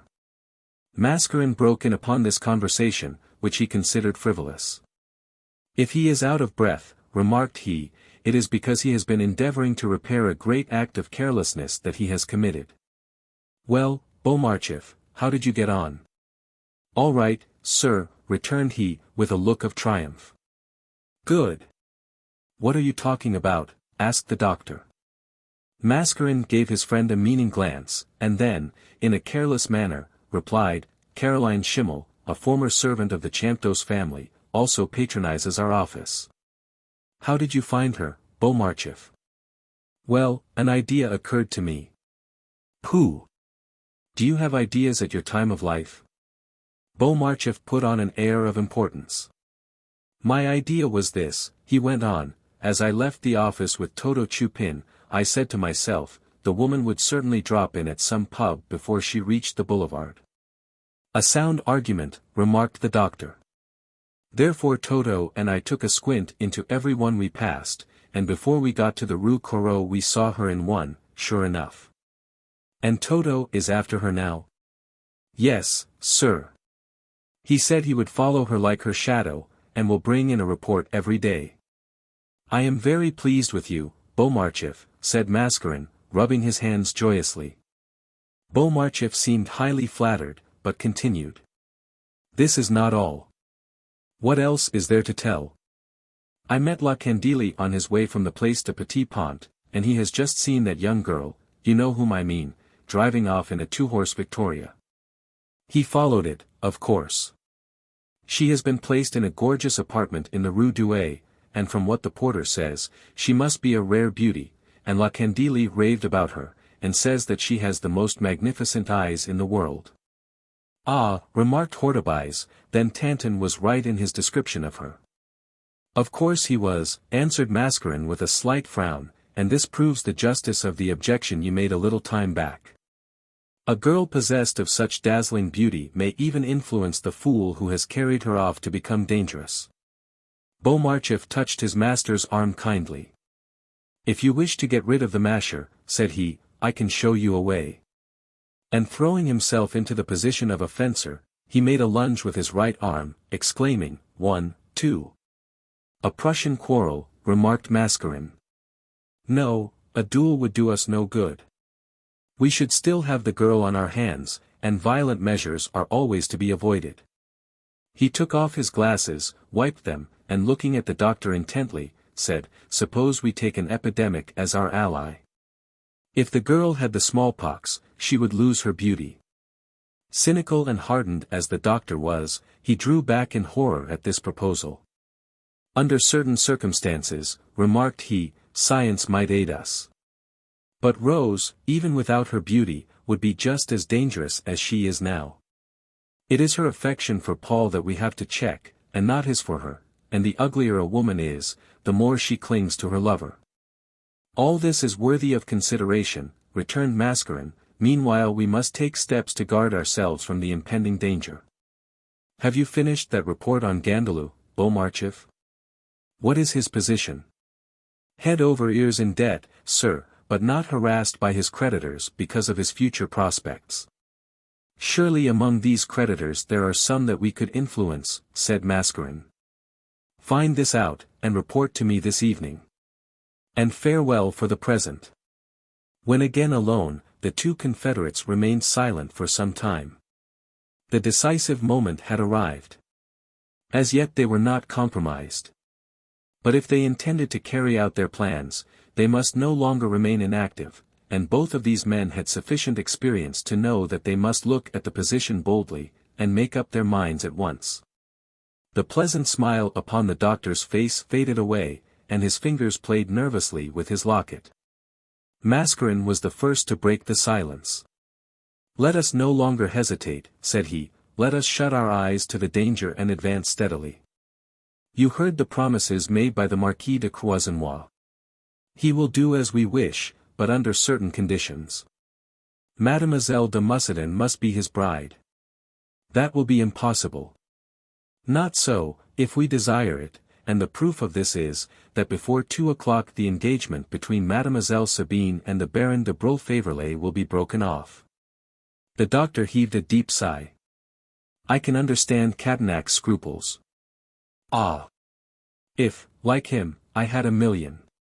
During this brief conversation Mascarin had gone into his sleeping room and was busily engaged in changing his dress. "If you are ready," remarked the doctor, "we will make a start." In reply, Mascarin opened the door leading into the office. "Get a cab, Beaumarchif," said he. Chapter 4. A Trustworthy Servant. In the city of Paris it is impossible to find a more fashionable quarter than the one which is bounded on the one side by the Rue Faubourg Saint-Honoré and on the other by the Seine, and commences at the Place de la Concorde and ends at the Avenue de l'Impératrice. In this favored spot millionaires seem to bloom like the rhododendron in the sunny south. There are the magnificent palaces which they have erected for their accommodation, where the turf is ever verdant, and where the flowers bloom perennially. But the most gorgeous of all these mansions was the Hôtel de Mussidan, the last chef d'œuvre of Sévère, that skillful architect who died just as the world was beginning to recognize his talents. With a spacious courtyard in front and a magnificent garden in the rear, the Hôtel de Mussidan is as elegant as it is commodious. The exterior was extremely plain, and not disfigured by florid ornamentation. White marble steps, with a light and elegant railing at the sides, lead to the wide doors which open into the hall. The busy hum of the servants at work at an early hour in the yard tells that an ample establishment is kept up. There can be seen luxurious carriages, for occasions of ceremony, and the park phaeton, and the simple brougham which the Countess uses when she goes out shopping. And that carefully groomed thoroughbred is Mirette, the favourite riding horse of Mademoiselle Sabine. Mascarin and his confederate descended from their cab a little distance at the corner of the Avenue Matignon. Mascarin, in his dark suit, with his spotless white cravat and glittering spectacles, looked like some highly respectable functionary of state. Hortebise wore his usual smile, though his cheek was pale. "Now," remarked Mascarin, "let me see, on what footing do you stand with the Mussidans? Do they look upon you as a friend?" "No, no. A poor doctor, whose ancestors were not among the Crusades, could not be the intimate friend of such haughty nobles as the Mussidans. But the Countess knows you, and will not refuse to receive you, nor have you turned out as soon as you begin to speak, for, taking shelter behind some rogue without a name, you can shelter your own reputation." "I will see the Count." "Take care of him," said Hortebise thoughtfully. "He has a reputation for being a man of ungovernable temper, and, at the first word from you that he objects to, would throw you out of the window as soon as look at you." Mascarin shrugged his shoulders. "I can bring him to reason," answered he. The two confederates walked a little past the Hôtel de Mussidan, and the doctor explained the interior arrangements of the house. "I," continued Mascarin, "will insist upon the Count's breaking off his daughter's engagement with M. de Broglie, but shall not say a word about the Marquis de Croisenois, while you will take the opportunity of putting his pretensions before the Countess, and will not say a word of M. de Broglie. I have learned my lesson, and shall not forget it. You see, doctor, the beauty of the whole affair is, that the Countess will wonder how her husband will take her interference, while he will be at a loss how to break the news to his wife. How surprised they will be when they find that they have both the same end in view." There was something so droll in the whole affair, that the doctor burst into a loud laugh. "We go by such different roads," said he, "that they will never suspect that we are working together. Faith! My dear Baptiste, you are much more clever than I thought. Don't praise me until you see that I am successful." Mascarin stopped opposite to a café in the Faubourg Saint-Honoré. "Wait here for me, doctor," said he, "while I make a little call. If all is all right, I will come for you again. Then I will see the Count, and 20 minutes later do you go to the house and ask for the Countess." The clock struck 4 as the worthy confederates parted, and Mascarin continued his way along the Faubourg Saint-Honoré, and again stopped before a public house, which he entered, the master of which, Father Canon, was so well known in the neighbourhood that he had not thought it worth while to have his name painted over the door. He did not profess to serve his best wine to casual customers, but for regular frequenters of his house, chiefly the servants of noble families, he kept a better brand of wine. Mascarin's respectable appearance inclined the landlord to step forward. Among Frenchmen, who are always full of gaiety, a serious exterior is ever an excellent passport. "What can I do for you, sir?" asked he with great politeness. "Can I see Florestan?" "In Count de Mussidan's service, I believe." "Just so. I have an appointment with him here." "He is downstairs in the band room," replied the landlord. "I will send for him. Don't trouble. I will go down," and, without waiting for permission, Mascarin descended some steps that apparently led to a cellar. "It appears to me," murmured Father Canon, "that I have seen this cove's face before." Mascarin pushed open a door at the bottom of the flight of stairs, and a strange and appalling noise issued from within, but this neither surprised nor alarmed him, and entered a vaulted room arranged like a café, with seats and tables filled with customers. In the center, two men, in their shirt sleeves, with crimson faces, were performing upon horns, while an old man, with leather gaiters, buttoning to the knee, and a broad leather belt, was whistling the air the horn players were executing. As Mascarin politely took off his hat, the performers ceased, and the old man discontinued his whistling, while a well-built young fellow, with pumps and stockings, and wearing a fashionable moustache, exclaimed, "Aha, it is that good old Mascarin. I was expecting you, will you drink?" Without waiting for further invitation, Mascarin helped himself from a bottle that stood near. "Did Father Canon tell you that I was here?" asked the young man, who was the Florestan Mascarin had been inquiring for. "You see," continued he, "that the police will not permit us to practice the horn. So, you observe, Father Canon has arranged this underground studio, from whence no sound reaches the upper world." The horn players had now resumed their lessons, and Florestan was compelled to place both hands to the side of his mouth, in order to render himself audible, and to shout with all his might. "That old fellow there is a huntsman in the service of the Duc de CHAMPDOCE, and is the finest horn player going. I have only had 20 lessons from him, and am getting on wonderfully." "Ah!" exclaimed Mascarin, "when I have more time I must hear your performance, but today I am in a hurry, and want to say a few words to you in private." "Certainly, but suppose we go upstairs and ask for a private room." The rooms he referred to were not very luxuriously furnished, but were admirably suited for confidential communications, and had the walls been able to speak, they could have told many a strange tale. Florestan and Mascarin seated themselves in one of these before a small table, upon which Father Canon placed a bottle of wine and 2 glasses. "I asked you to meet me here, Florestan," began Mascarin, "because you can do me a little favor." "Anything that is in my power I will do," said the young man. "First, a few words regarding yourself. How do you get on with Count de Mussidan?" Mascarin had adopted an air of familiarity which he knew would please his companion. "I don't care about the place," replied Florestan, "and I am going to ask Beaumarchif to look out another one for me." "I am surprised at that. All your predecessors said that the Count was a perfect gentleman." "Just try him yourself," broke in the valet. "In the first place he is as fickle as the wind, and awfully suspicious. He never leaves anything about, no letters, no cigars, and no money. He spends half his time in locking things up, and goes to bed with his keys under his pillow. I allow that such suspicion on his part is most unpleasant. It is indeed, and besides he is awfully violent.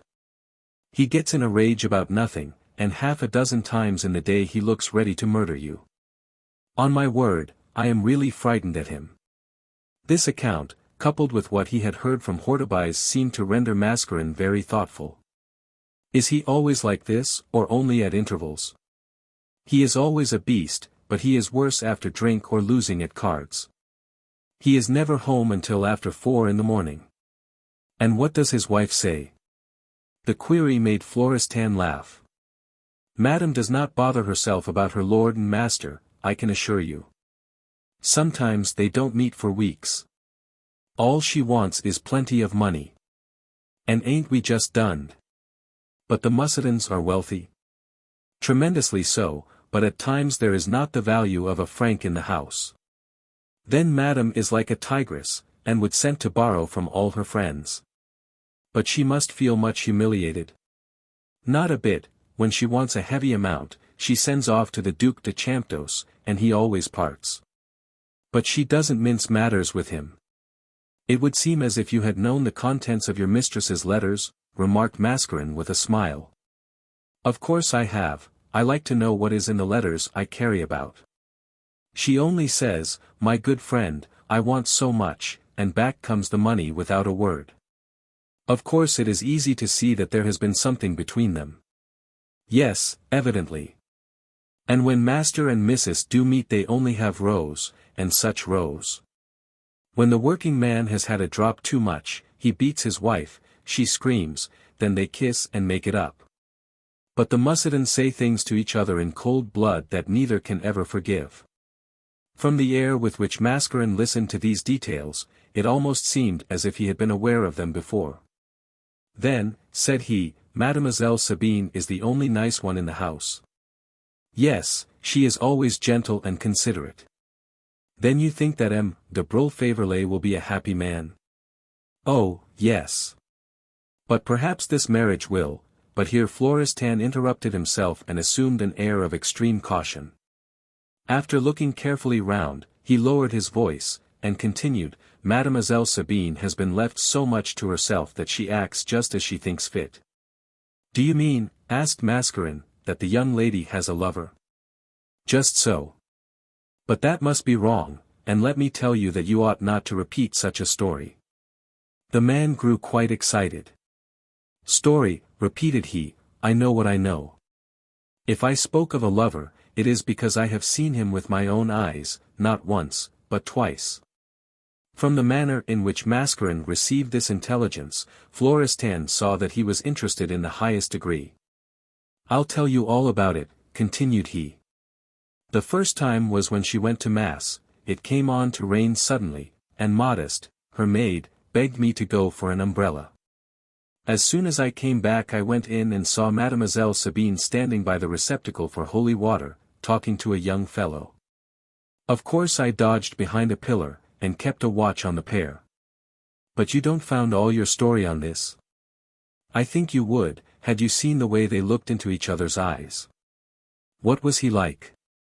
Very good looking, about my height, with an aristocratic air. How about the second time? Ah, that is a longer story. I went one day with Mademoiselle when she was going to see a friend in the Rue Marboeuf.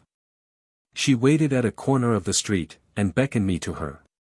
Florestan, said she, I forgot to post this letter, go and do so, I will wait here for you. Of course you read it? No. I thought there was something wrong. She wants to get rid of you, so, instead of posting it, I slunk behind a tree and waited. I had hardly done so, when the young fellow I had seen at the chapel came round the corner, but I scarcely knew him. He was dressed just like a working man, in a blouse all over plaster. They talked for about 10 minutes, and Mademoiselle Sabine gave him what looked like a photograph.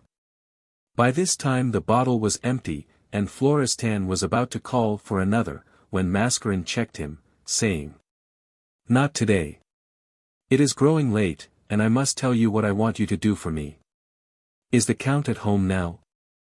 Of course he is, he has not left his room for 2 days, owing to having slipped going downstairs. Well, my lad, I must see your master. And if I sent up my card, the odds are he would not see me, so I rely upon you to show me up without announcing me. Florestan remained silent for a few minutes. It is no easy job, he muttered, for the Count does not like unexpected visitors, and the Countess is with him just now. However, as I am not going to stay, I'll chance it. Mascarin rose from his seat. We must not be seen together, said he. I'll settle the score, do you go on, and I will follow in 5 minutes. Remember we don't know each other. I am Fly, and mind you look out a good place for me. Mascarin paid the bill, and then looked into the café to inform the doctor of his movements, and a few minutes later, Florestan in his most sonorous voice, threw open the door of his master's room and announced. M. Mascarin. Chapter 5. A Forgotten Crime. Baptiste Mascarin had been in so many strange situations, from which he had extricated himself with safety and credit, that he had the fullest self-confidence, but as he ascended the wide staircase of the Hôtel de Mussidan, he felt his heart beat quicker in anticipation of the struggle that was before him. It was twilight out of doors, but all within was a blaze of light. The library into which he was ushered was a vast apartment, furnished in severe taste. At the sound of the unaristocratic name of Mascarin, which seemed as much out of place as a drunkard's oath in the chamber of sleeping innocence, M. de Mussidan raised his head in sudden surprise. The Count was seated at the other end of the room, reading by the light of 4 candles placed in a magnificently wrought candelabra.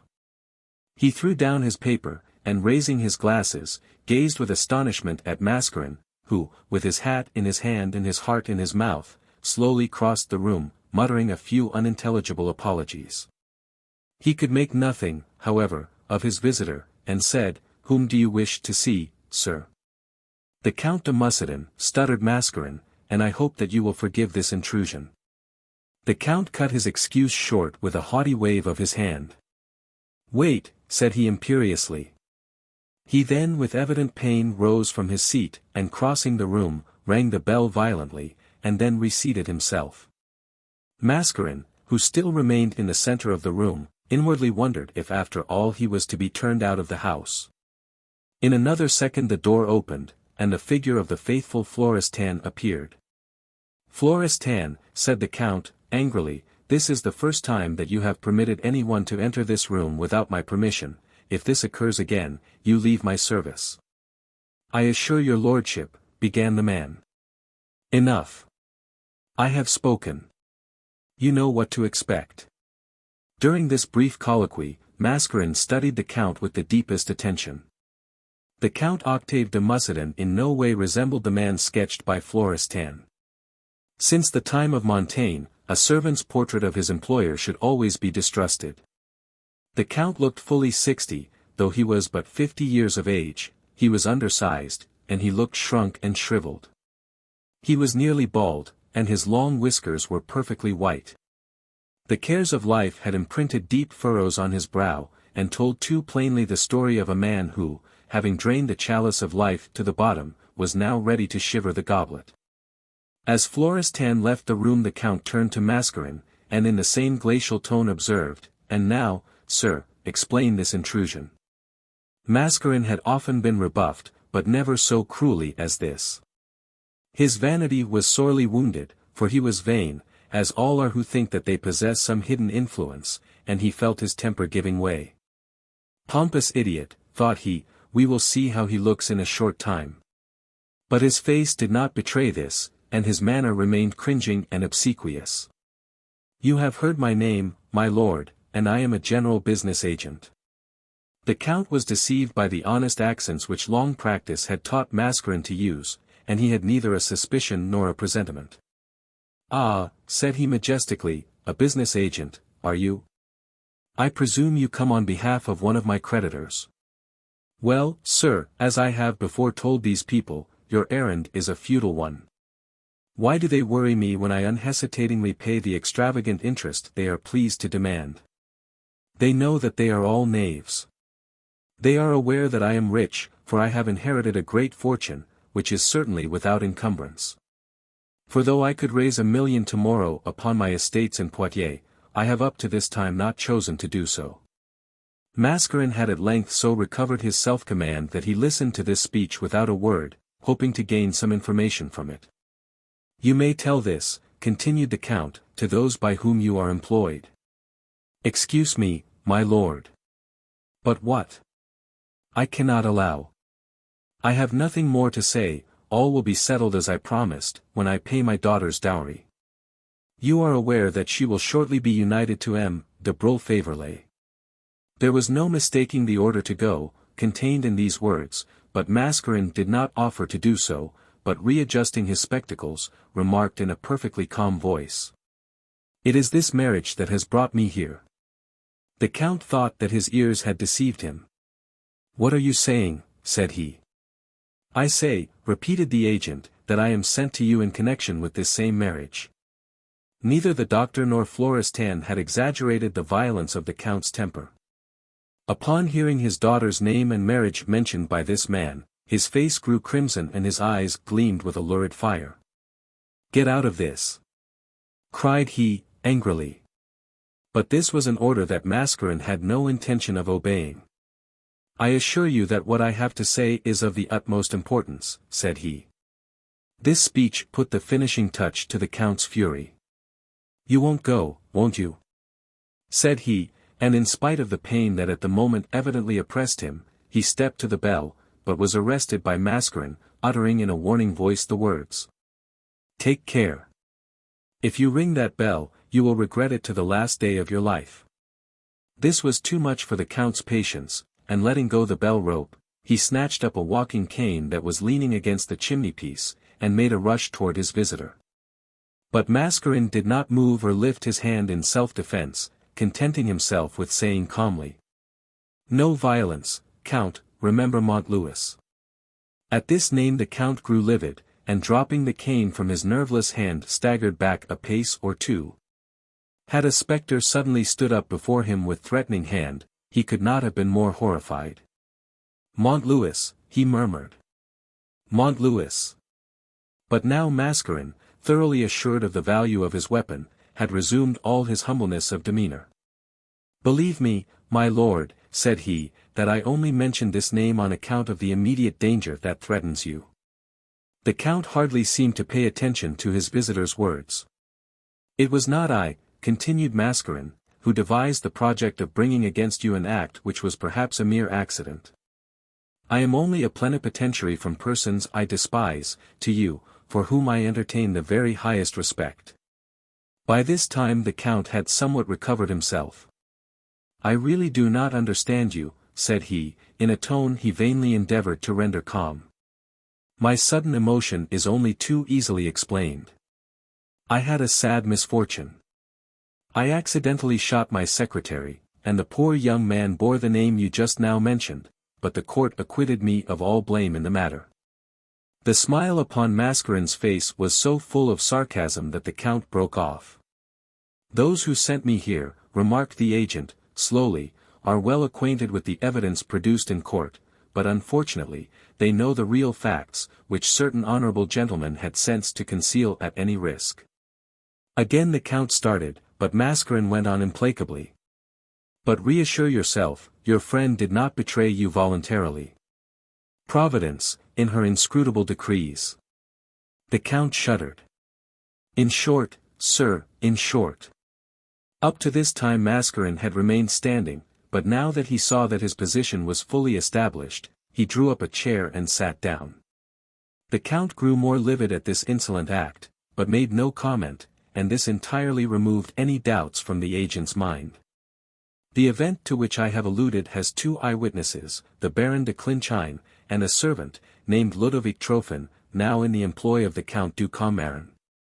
I did not know what had become of Trophon. Perhaps not, but my people do. When he swore to keep the matter secret, he was unmarried, but a few years later, having entered the bonds of matrimony, he told all to his young wife. This woman turned out badly. She had several lovers, and through one of them the matter came to my employer's ears. And it was on the word of a lackey, and the gossip of a dissolute woman, that they have dared to accuse me. No word of direct accusation had passed, and yet the count sought to defend himself. Mascarin saw all this, and smiled inwardly, as he replied, "We have other evidence than that of Ludovic." "But," said the count, who was sure of the fidelity of his friend, "you do not, I suppose, pretend that the Baron de Clinchine has deceived me?" The state of mental anxiety and perturbation into which this man of the world had been thrown must have been very intense for him not to have perceived that every word he uttered put a fresh weapon in his adversary's hands. "He has not denounced you by word of mouth," replied the agent. "He has done far more, he has written his testimony." "It is a lie," exclaimed the count. Mascarin was not disturbed by this insult. "The Baron has written," repeated he, though he never thought that any eye save his own would read what he had penned. "As you are aware, the Baron de Clinchine is a most methodical man, and punctilious to a degree.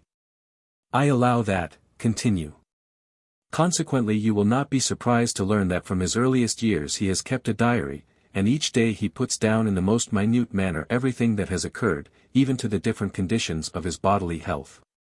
The count knew of his friend's foible, and remembered that when they were young many a practical joke had been played upon his friend on this account, and now he began to perceive the dangerous ground upon which he stood.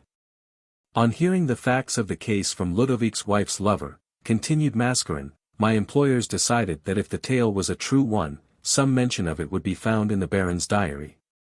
And thanks to the ingenuity and skill of certain parties, they have had in their possession for 24 hours the volume for the year 1842. "Scoundrels," muttered the count. "They find not only one, but 3 distinct statements relating to the affair in question." The count started again to his feet with so menacing a look, that the worthy Mascarin pushed back his chair in anticipation of an immediate assault. "Proofs," gasped the count. "Give me proofs. Everything has been provided for, and the 3 leaves by which you are so deeply compromised have been cut from the book. Where are these pages?" Mascarin at once put on an air of injured innocence. I have not seen them, but the leaves have been photographed, and a print has been entrusted to me, in order to enable you to recognize the writing. As he spoke he produced 3 specimens of the photographic art, wonderfully clear and full of fidelity. The Count examined them with the utmost attention, and then in a voice which trembled with emotion, he said, "True enough, it is his handwriting." Not a line upon Mascarin's face indicated the delight with which he received this admission. Before continuing the subject, he observed placidly, "I consider it necessary for you to understand the position taken up by the Baron de Clinchine. Do you wish, my lord, to read these extracts, or shall I do so for you?" "Read," answered the Count, adding in a lower voice, "I cannot see to do so." Mascarin drew his chair nearer to the lights on the table. "I perceive," said he, "that the first entry was made on the evening after the accident. This is it, October 26, 1842. Early this morning went out shooting with Octave de Mussidan. We were accompanied by Ludovic, a groom, and by a young man named Montlouis, whom Octave intends one day to make his steward. It was a splendid day, and by 12 o'clock I had killed a leash of hares. Octave was in excellent spirits, and by 1 o'clock we were in a thick cover not far from Beuvron. I and Ludovic were a few yards in front of the others, when angry voices behind attracted our attention. Octave and Montlouis were arguing violently, and all at once the Count struck his future steward a violent blow. In another moment Montlouis came up to me. "What is the matter?" cried I. Instead of replying to my question, the unhappy young man turned back to his master, uttering a series of threats. Octave had evidently been reproaching him for some low intrigue he had been engaged in, and was reflecting upon the character of the woman. "At any rate," cried Montlouis, "she is quite as virtuous as Madame de Mussidan was before her marriage." As Octave heard these words, he raised the loaded gun he held in his hand and fired. Montlouis fell to the ground, bathed in blood. We all ran up to him, but he was quite dead, for the charge of shot had penetrated his heart. I was almost beside myself, but Octave's despair was terrible to witness. Tearing his hair, he knelt beside the dead man. Ludovic, however, maintained his calmness. "We must say that it was an accident," observed he quickly. Thinking that Montlouis was not near, my master fired into cover. This was agreed to, and we carefully arranged what we should say. It was I who went before the magistrate and made a deposition, which was unhesitatingly received. But, oh, what a fearful day! My pulse is at 80, and I feel I shall not sleep all night. Octave is half mad, and heaven knows what will become of him. The Count, from the depths of his armchair, listened without apparent emotion to this terrible revelation. He was quite crushed, and was searching for some means to exorcise the green spectre of the past, which had so suddenly confronted him. Mascarin never took his eyes off him. All at once the Count roused himself from his prostration, as a man awakes from a hideous dream. "This is sheer folly," cried he. "It is folly," answered Mascarin, "that would carry much weight with it." "And suppose I were to show you," returned the Count, "that all these entries are the offspring of a diseased mind?" Mascarin shook his head with an air of affected grief. "There is no use, my lord, in indulging in vain hopes. He continued, wishing to associate himself with the Count, "we might of course admit that the Baron de Clinchine had made this entry in his diary in a moment of temporary insanity, were it not for the painful fact that there were others. Let me read them." "Go on, I am all attention." We find the following, 3 days later, October 29, 1842. "I am most uneasy about my health. I feel shooting pains in all my joints. The derangement of my system arises entirely from this business of Octave's. I had to run the gauntlet of a second court, and the judge's eyes seemed to look me through and through. I also saw with much alarm that my second statement differs somewhat from the first one, so I have now learned it by heart. Ludovic is a sharp fellow, and quite self-possessed. I would like to have him in my household. I keep myself shut up in my house for fear of meeting friends who want to hear all the details of the accident. I believe I may say that I have repeated the story more than a couple of dozen times. Now, my lord, added Mascarin, what do you say to this? Continue the reading of the extracts. The third allusion, though it is short, is still very important. November 3rd, 1842. Thank heaven. All is over. I have just returned from the court. Octave has been acquitted. Ludovic had behaved wonderfully. He explained the reason of the misadventure in a way that was really surprising in an uneducated man, and there was not an atom of suspicion among judge, jury, or spectators. I have changed my mind. I would not have a fellow like Ludovic in my service, he is much too sharp. When I had been duly sworn, I gave my evidence. Though I was much agitated, I went through it all right. But when I got home I felt very ill, and discovered that my pulse was down to 50. Ah, me! What terrible misfortunes are wrought by a momentary burst of anger.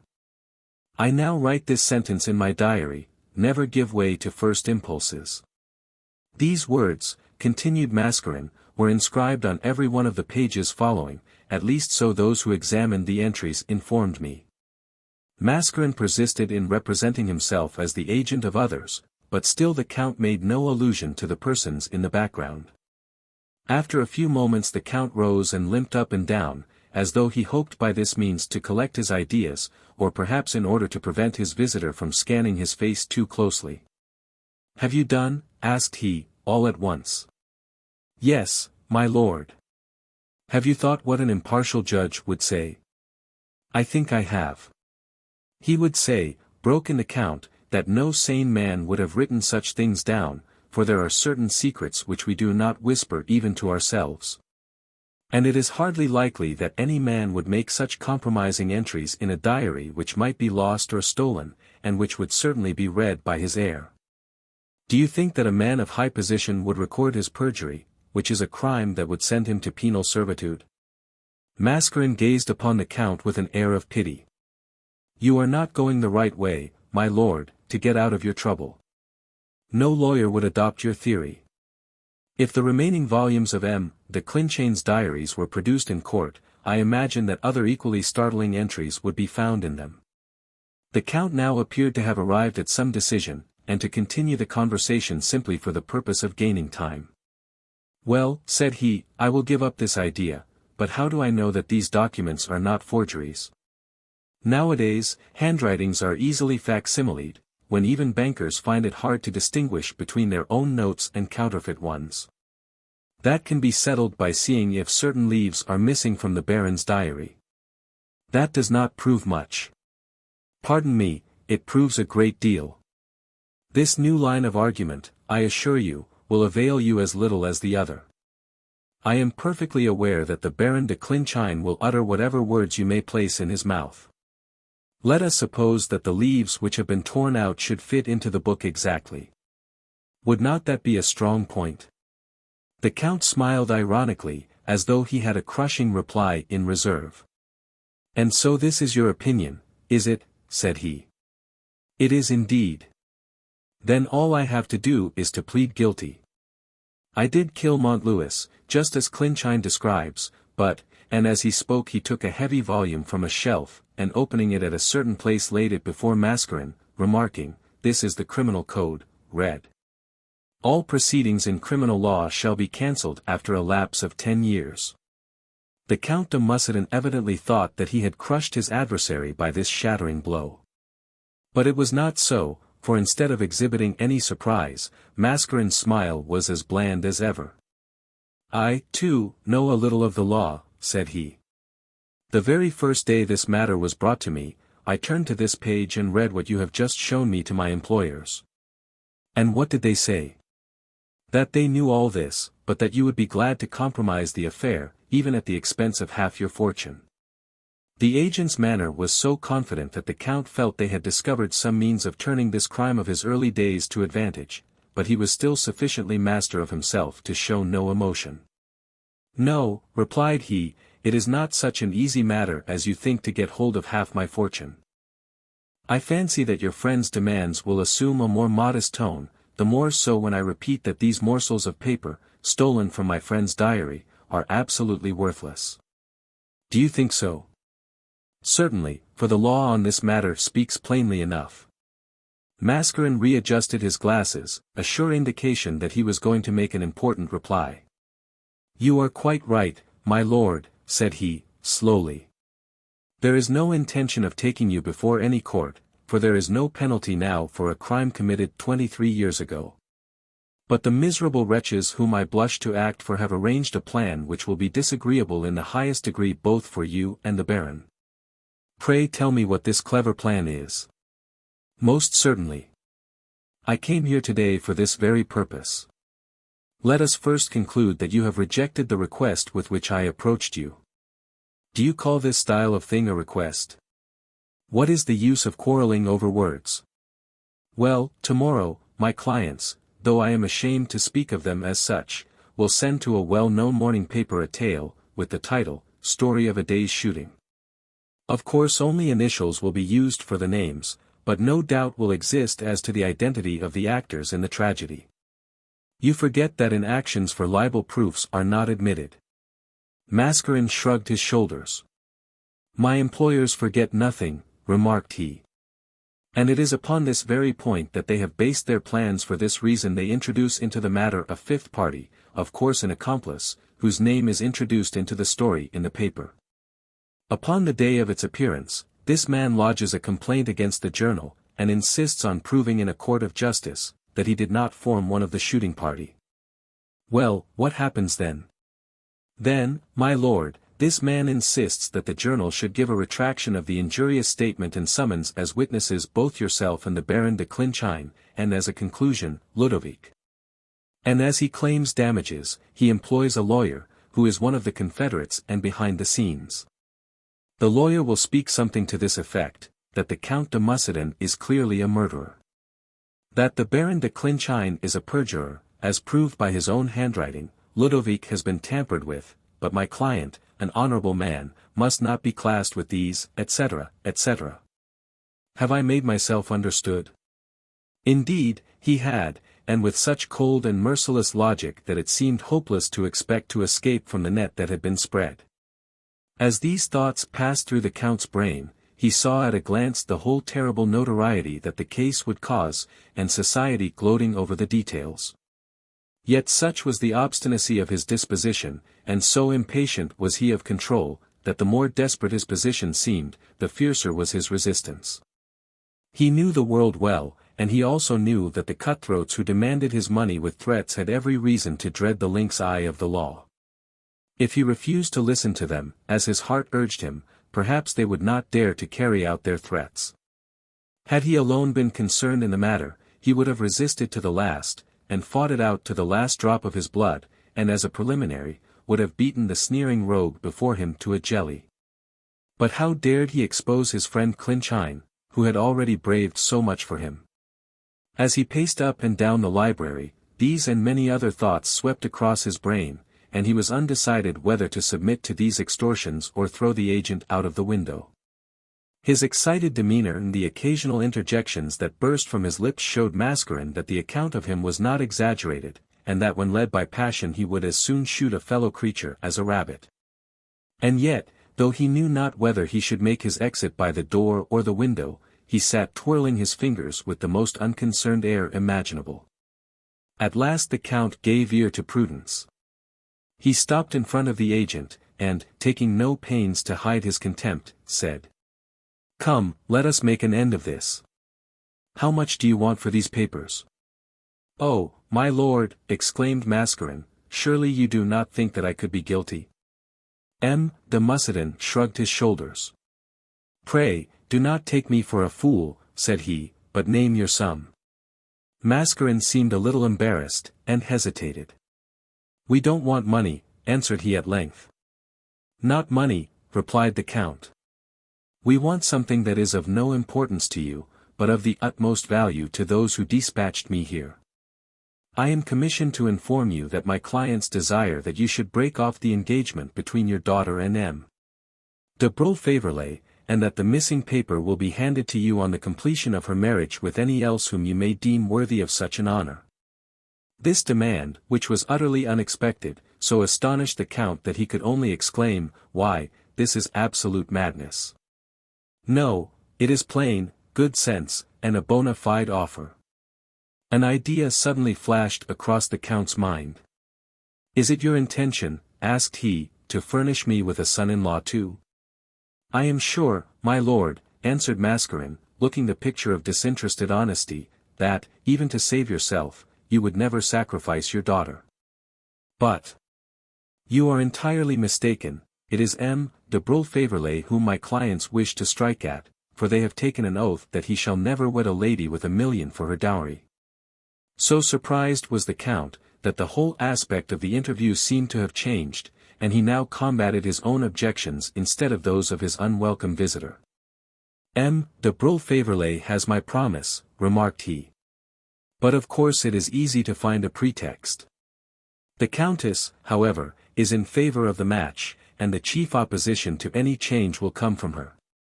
Mascarin did not think it wise to make any reply, and the Count continued, "My daughter also may not view this rupture with satisfaction." Thanks to the information he had received from Florestan, Mascarin knew how much importance to attach to this. Mademoiselle, at her age and with her tastes, is not likely to have her heart seriously engaged. For fully a quarter of an hour the Count still hesitated. He knew that he was entirely at the mercy of those miscreants, and his pride revolted at the idea of submission, but at length he yielded. "I agree," said he. "My daughter shall not marry M. de Brulé-Faverley." Even in his hour of triumph, Mascarin's face did not change. He bowed profoundly, and left the room. But as he descended the stairs, he rubbed his hands, exclaiming, "If the doctor has made as good a job of it as I have, success is certain." Chapter 6. A Medical Advisor. Dr. Hortebise did not find it necessary to resort to any of those expedients which Mascarin had found it advisable to use in order to reach Madame de Mussidan. As soon as he presented himself, that is, after a brief interval of 5 minutes, he was introduced into the presence of the Countess. He rather wondered at this, for Madame de Mussidan was one of those restless spirits that are seldom found at home, but are to be met with at exhibitions, on racecourses, at the salons, restaurants, shops, or theatres. Or at the studio of some famous artist, or at the rooms of some musical professor who had discovered a new tenor, anywhere and everywhere, in fact, except at home. Hers was one of those restless natures constantly craving for excitement. And husband, home, and child were mere secondary objects in her eyes. She had many avocations, she was a patroness of half a dozen charitable institutions, but the chief thing that she did was to spend money. Gold seemed to melt in her grasp like so much snow, and she never knew what became of the sums she lavished so profusely. Husband and wife had long been almost totally estranged, and led almost separate existences. Dr. Hortebise was well aware of this, in common with others who moved in society. Upon the appearance of the doctor, the Countess dropped the book she had been perusing, and gave vent to an exclamation of delight. "Ah, doctor, this is really very kind of you," and at the same time signed to the servant to place a chair for the visitor. The Countess was tall and slender, and at 45 had the figure of a girl. She had an abundance of fair hair, the color of which concealed the silver threads which plentifully interspersed it. A subtle perfume hung about her, and her pale blue eyes were full of pride and cold disdain. "You know how to time your visits so well, doctor," said she. "I am thoroughly bored, and am utterly weary of books, for it always seems to me, when I read, that I had perused the same thing before somewhere or other. You have arrived at so opportune a moment, that you appear to be a favorite of timely chance." The doctor was indeed a favorite of chance, but the name of the chance was Baptiste Mascarin. "I see so few visitors," continued Madame de Mussidan, "that hardly anyone comes to see me. I must really set aside one day in the week for my at home, for when I do happen to stay at home, I feel fearfully dull and lonely. For 2 mortal hours I have been in this room. I have been nursing the Count. The doctor knew better than this, but he smiled pleasantly, and said, "Perfectly so, exactly at the right moment." "Yes," continued the Countess, "my husband slipped on the stairs, and hurt himself very much. Our doctor says it is nothing, but then I put little faith in what doctors say." "I know that by experience, madam," replied Hortebise. "Present company of course always excepted, but, do you know, I once really believed in you, but your sudden conversion to homeopathy quite frightened me." The doctor smiled. "It is as safe a mode of practice as any other." "Do you really think so?" "I am perfectly sure of it." "Well, now that you are here, I am half inclined to ask your advice. I trust that you are not suffering." "No, thank heaven, I have never any cause to complain of my health. But I am very anxious about Sabine's state." Her affection of maternal solicitude was a charming pendant to her display of conjugal affection, and again the doctor's expression of assent came in the right place. "Yes, for a month, doctor, I have hardly seen Sabine, I have been so much engaged, but yesterday I met her, and was quite shocked at the change in her appearance." "Did you ask her what ailed her?" "Of course, and she said, nothing, adding that she was perfectly well." "Perhaps something had vexed her." Why, don't you know that every one likes her, and that she is one of the happiest girls in Paris? But I want you to see her in spite of that." She rang the bell as she spoke, and as soon as the footman made his appearance, said, "Lubin, ask Mademoiselle to have the goodness to step downstairs." "Mademoiselle has gone out, madam." "Indeed. How long ago?" "About 3 o'clock, madam." "Who went with her?" "Her maid, Modeste." "Did Mademoiselle say where she was going to?" "No, madam." "Very well, you can go." Even the imperturbable doctor was rather surprised at a girl of 18 being permitted so much freedom. "It is most annoying," said the Countess. "However, let us hope that the trifling indisposition, regarding which I wish to consult you, will not prevent her marriage." Here was the opening that Hortebise desired. "Is Mademoiselle going to be married?" asked he with an air of respectful curiosity. "Hush," replied Madame de Mussidan, placing her finger on her lips, "this is a profound secret, and there is nothing definitely arranged. But you, as a doctor, are a perfect father-confessor, and I feel that I can trust you. Let me whisper to you that it is quite possible that Sabine will be Madame de Broglie before the close of the year." Hortebise had not Mascarin's courage, indeed, he was frequently terrified at his confederate's projects, but having once given in his adherence, he was to be relied on, and did not hesitate for a moment. "I confess, madam, that I heard that mentioned before," returned he cautiously. "And, pray, who was your informant?" "Oh, I have had it from many sources. And let me say at once that it was this marriage, and no mere chance, that brought me here today." Madame de Mussidan liked the doctor and his pleasant and witty conversation very much, and was always charmed to see him. But it was intolerable that he should venture to interfere in her daughter's marriage. "Really, sir, you confer a great honor upon the Count and myself," answered she haughtily. Her severe manner, however, did not cause the doctor to lose his temper. He had come to say certain things in a certain manner. He had learned his part, and nothing that the Countess could say would prevent his playing it.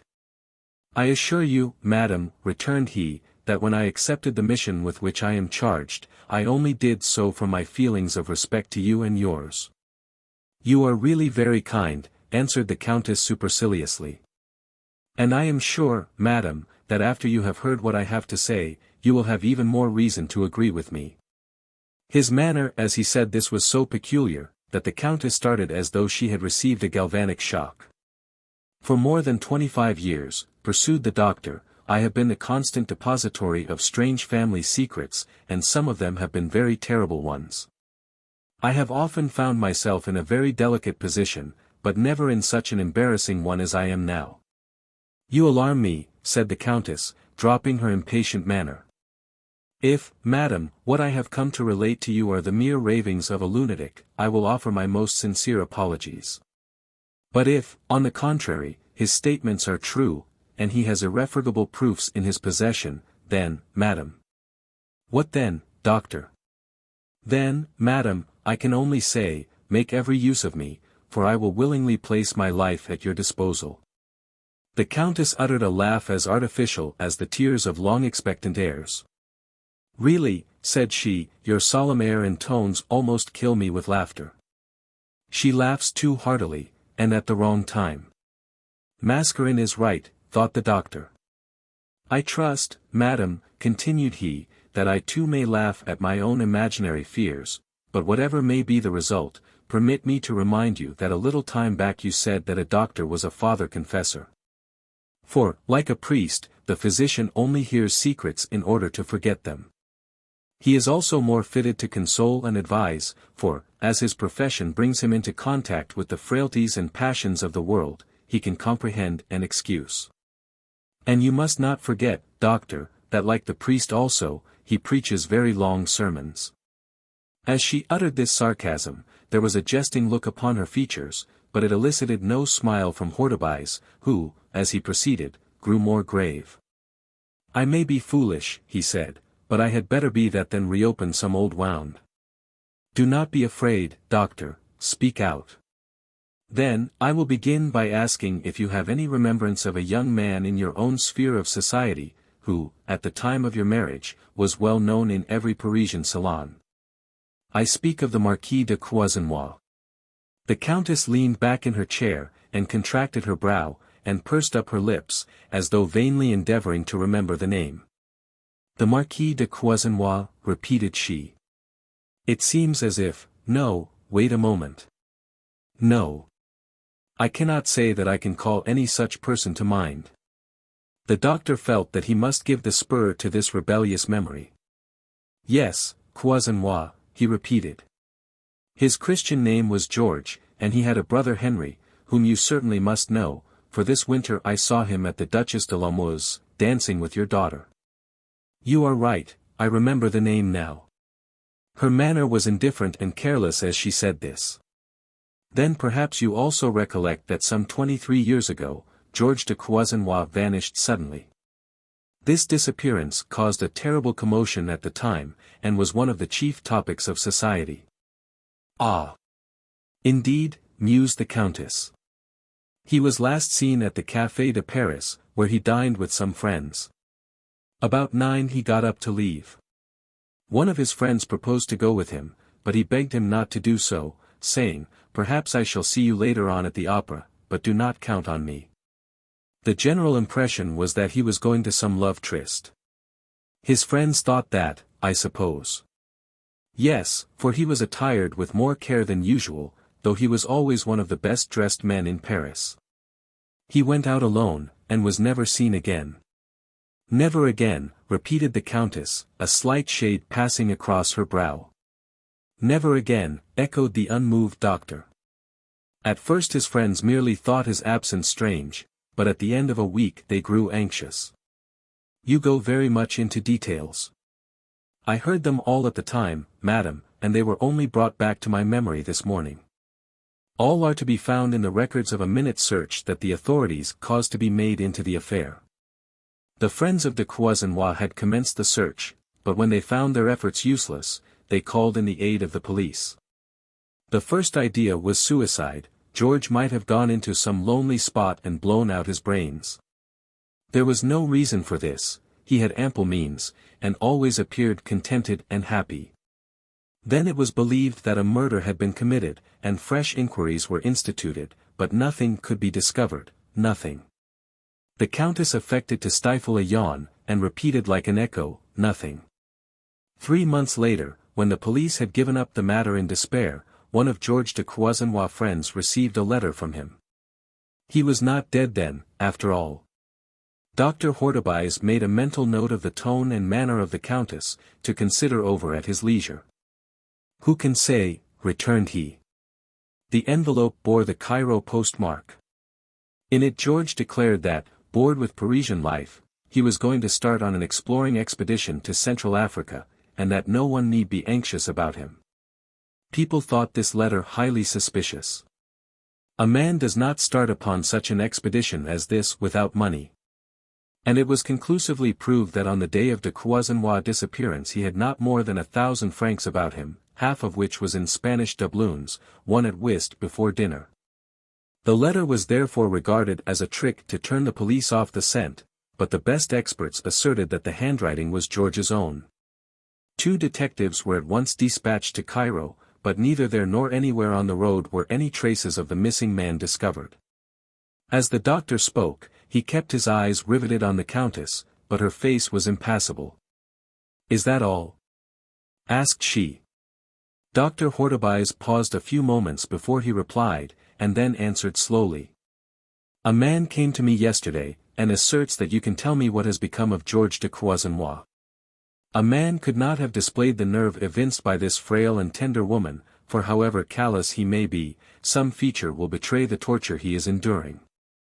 But a woman can often turn a smiling face upon the person who is racking her very soul. At the mere name of Montlouis the Count had staggered, as though crushed down by a blow from a sledge-hammer. But at this accusation of Hortebise the Countess burst into a peal of laughter, apparently perfectly frank and natural, which utterly prevented her from replying. "My dear doctor," said she at length, as soon as she could manage to speak, "your tale is highly sensational and amusing, but I really think that you ought to consult a clairvoyant, and not a matter-of-fact person like me, about the fate of George de Croisenois."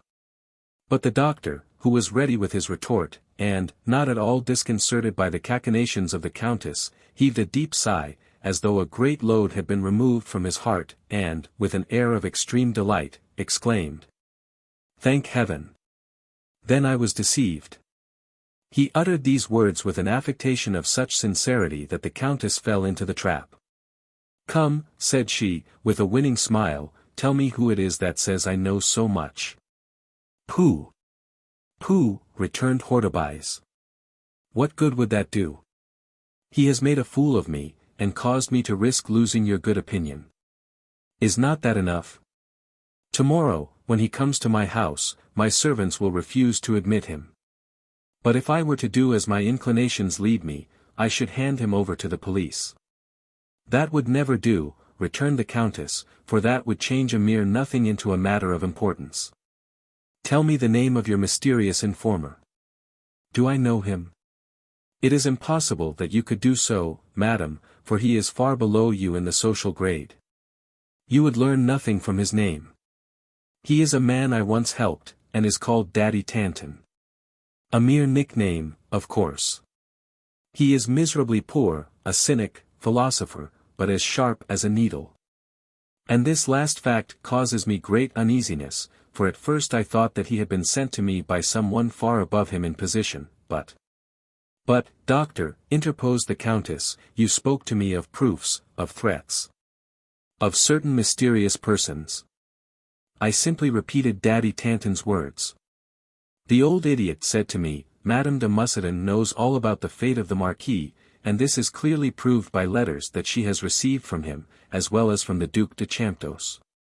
This time the arrow went home. She grew deadly pale, and started to her feet with her eyes dilated with horror.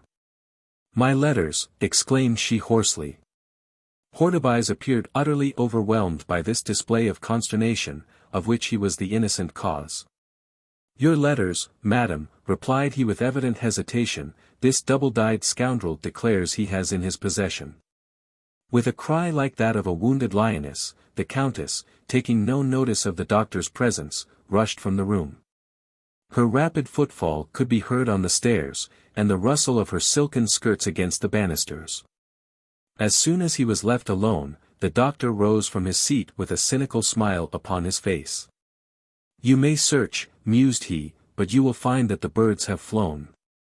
He walked up to one of the windows, and drummed on the glass with his fingers. "People say," remarked he, "that Mascarin never makes a mistake. One cannot help admiring his diabolical sagacity and unfailing logic.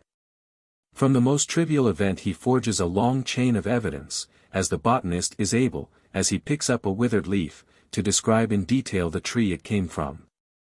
A pity, almost, that he did not turn his talents to some nobler end, but no. He is now upstairs putting the Count on the rack, while I am inflicting tortures on the Countess. What a shameful business we are carrying on. There are moments when I think that I have paid dearly for my life of luxury, for I know well, he added, half consciously fingering his locket, that some day we shall meet some one stronger than ourselves, and then the inevitable will ensue. The reappearance of the Countess broke the chain of his thoughts. Her hair was disturbed, her eyes had a wild look in them, and everything about her betrayed the state of agitation she was in. "Robbed! Robbed!" cried she, as she entered the room. Her excitement was so extreme that she spoke aloud, forgetting that the door was open, and that the lackey in the anteroom could hear all she said. Luckily Hortebise did not lose his presence of mind, and, with the ease of a leading actor repairing the error of a subordinate, he closed the door. "What have you lost?" asked he. "My letters, they are all gone." She staggered on to a couch, and in broken accents went on. "And yet these letters were in an iron casket closed by a secret spring, that casket was in a drawer, the key of which never leaves me." "Good heavens!" exclaimed Hortebise in affected tones, then Tanton spoke the truth. "He did," answered the Countess hoarsely. "Yes," she continued, "I am the bond-slave to people whose names I do not even know, who can control my every movement and action." She hid her face in her hands as though her pride sought to conceal her despair. "Are these letters, then, so terribly compromising?" asked the doctor. "I am utterly lost," cried she. "In my younger days I had no experience. I only thought of vengeance, and lately the weapons I forged myself have been turned against me. I dug a pitfall for my adversaries and have fallen into it myself." Hortebise did not attempt to stay the torrent of her words, for the Countess was in one of those moods of utter despair when the inner feelings of the soul are made manifest. As during a violent tempest the weeds of ocean are hurled up to the surface of the troubled waters. "I would sooner be lying in my grave 1,000 times," wailed she, "than see these letters in my husband's hands. Poor Octave! Have I not caused him sufficient annoyance already without this crowning sorrow? Well, Dr. Hortebise, I am menaced with the production of these letters, and they will be handed to my husband unless I agree to certain terms." "What are they?" "Of course money is required, tell me to what amount." The doctor shook his head. "Not money?" cried the Countess. "What, then, do they require? Speak, and do not torture me more." Sometimes Hortebise confessed to Mascarin that, putting his interests on one side, he pitied his victims. But he showed no sign of this feeling, and went on. "The value of what they require, madam, is best estimated by yourself. Tell me what it is, I can bear anything now. These compromising letters will be placed in your hands upon the day on which your daughter marries Henry de Croisenois, the brother of George." Madame de Mussidan's astonishment was so great that she stood as though petrified into a statue. "I am commissioned to inform you, madam, that every delay necessary for altering any arrangements that may exist will be accorded you. But, remember, if your daughter marries any one else than Henry de Croisenois, the letters will be at once placed in your husband's hands." As he spoke the doctor watched her narrowly. The Countess crossed the room, faint and dizzy, and rested her head on the mantelpiece. "And that is all?" asked she. "What you ask me to do is utterly impossible, and perhaps it is for the best, for I shall have no long agony of suspense to endure. Go, doctor, and tell the villain who holds my letters that he can take them to the Count at once." The Countess spoke in such a decided tone that Hortebise was a little puzzled. "Can it be true," she continued, "that scoundrels exist in our country who are viler than the most cowardly murderers, men who trade in the shameful secrets that they have learned, and batten upon the money they earn by their odious trade? I heard of such creatures before, but declined to believe it, for I said to myself that such an idea only existed in the unhealthy imaginations of novel writers.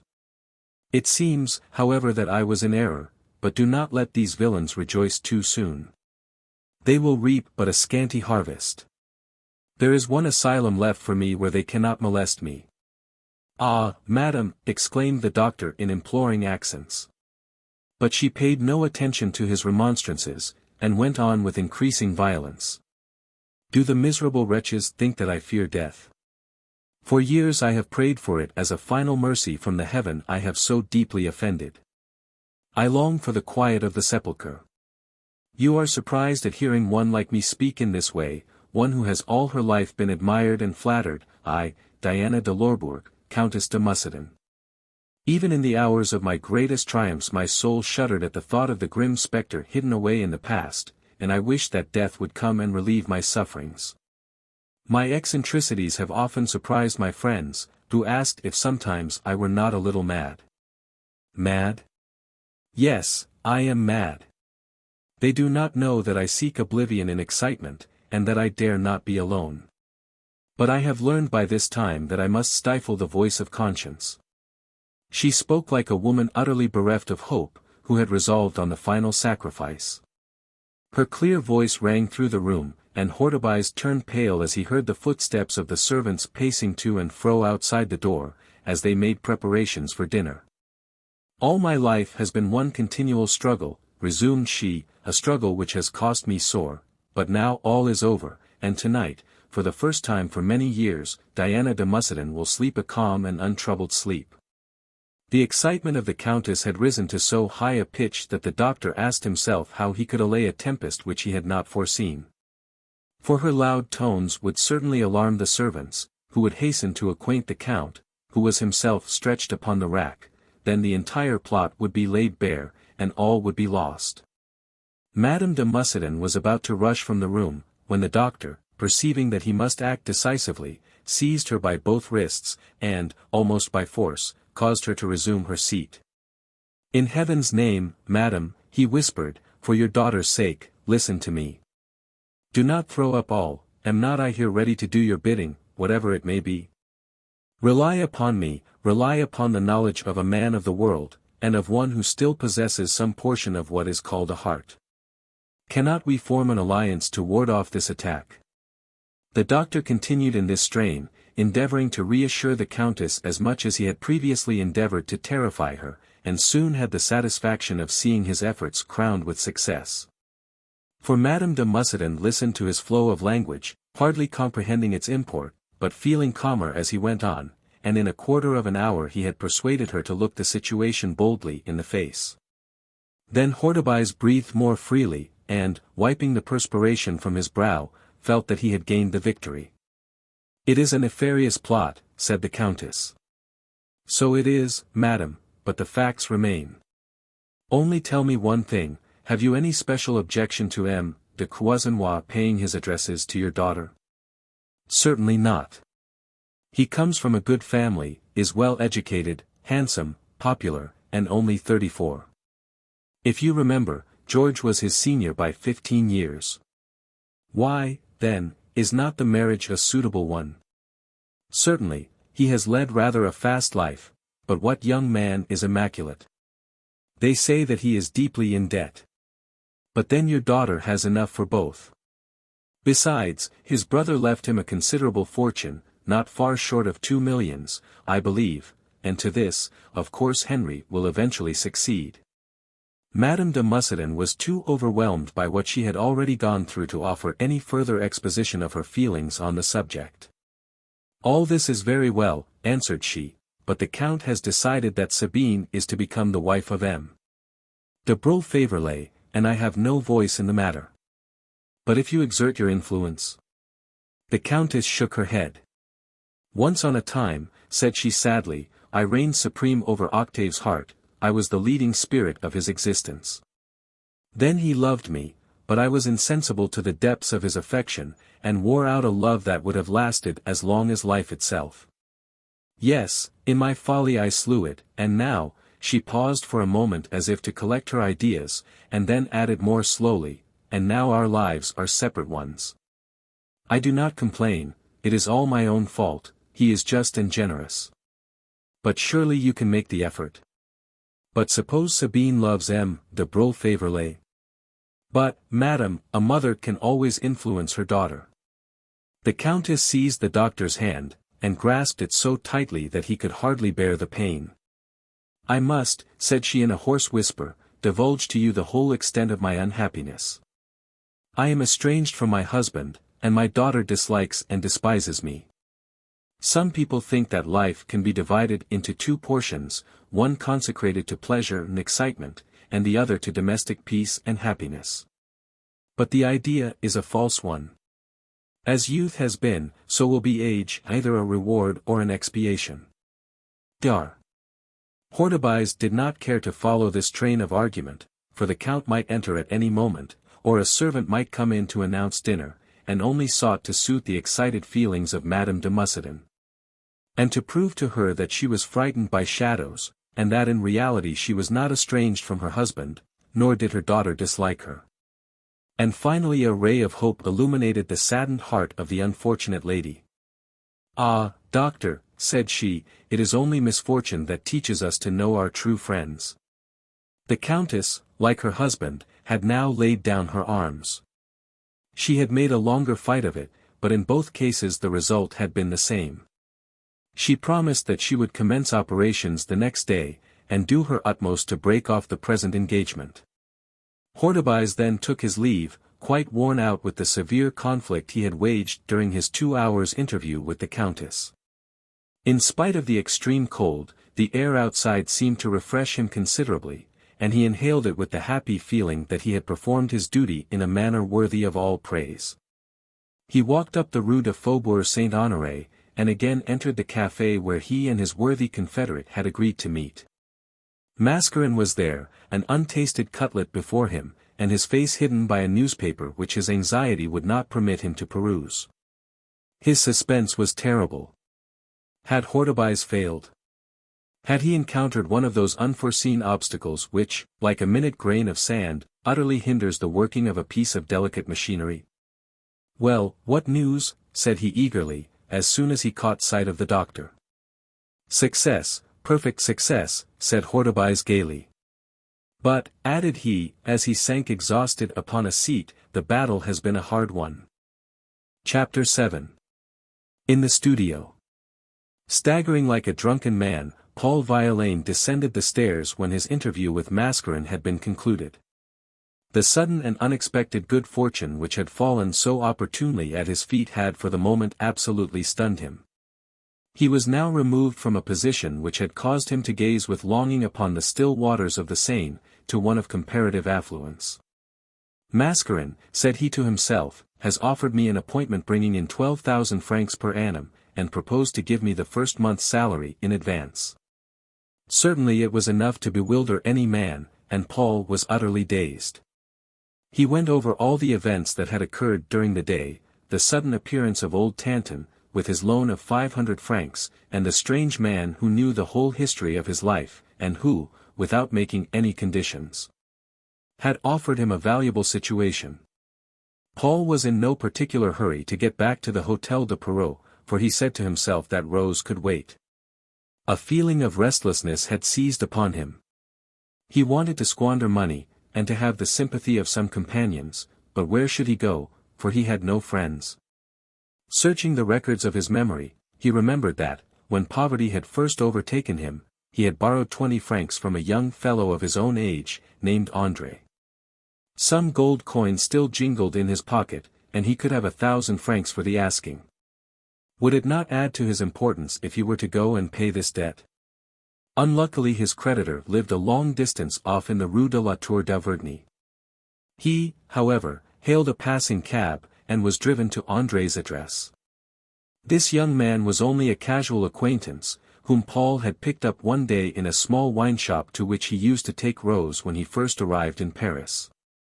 André, with whose other name Paul was unacquainted, was an artist, and, in addition, was an ornamental sculptor, and executed those wonderful decorations on the outside of houses in which builders delight. The trade is not a pleasant one, for it necessitates working at dizzy heights, on scaffolds that vibrate with every footstep, and exposes you to the heat of summer and the frosts of winter.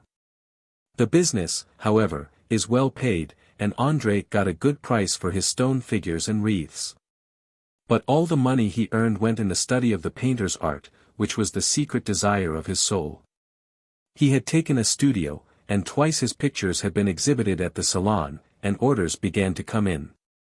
Many of his brother artists predicted a glorious future for him.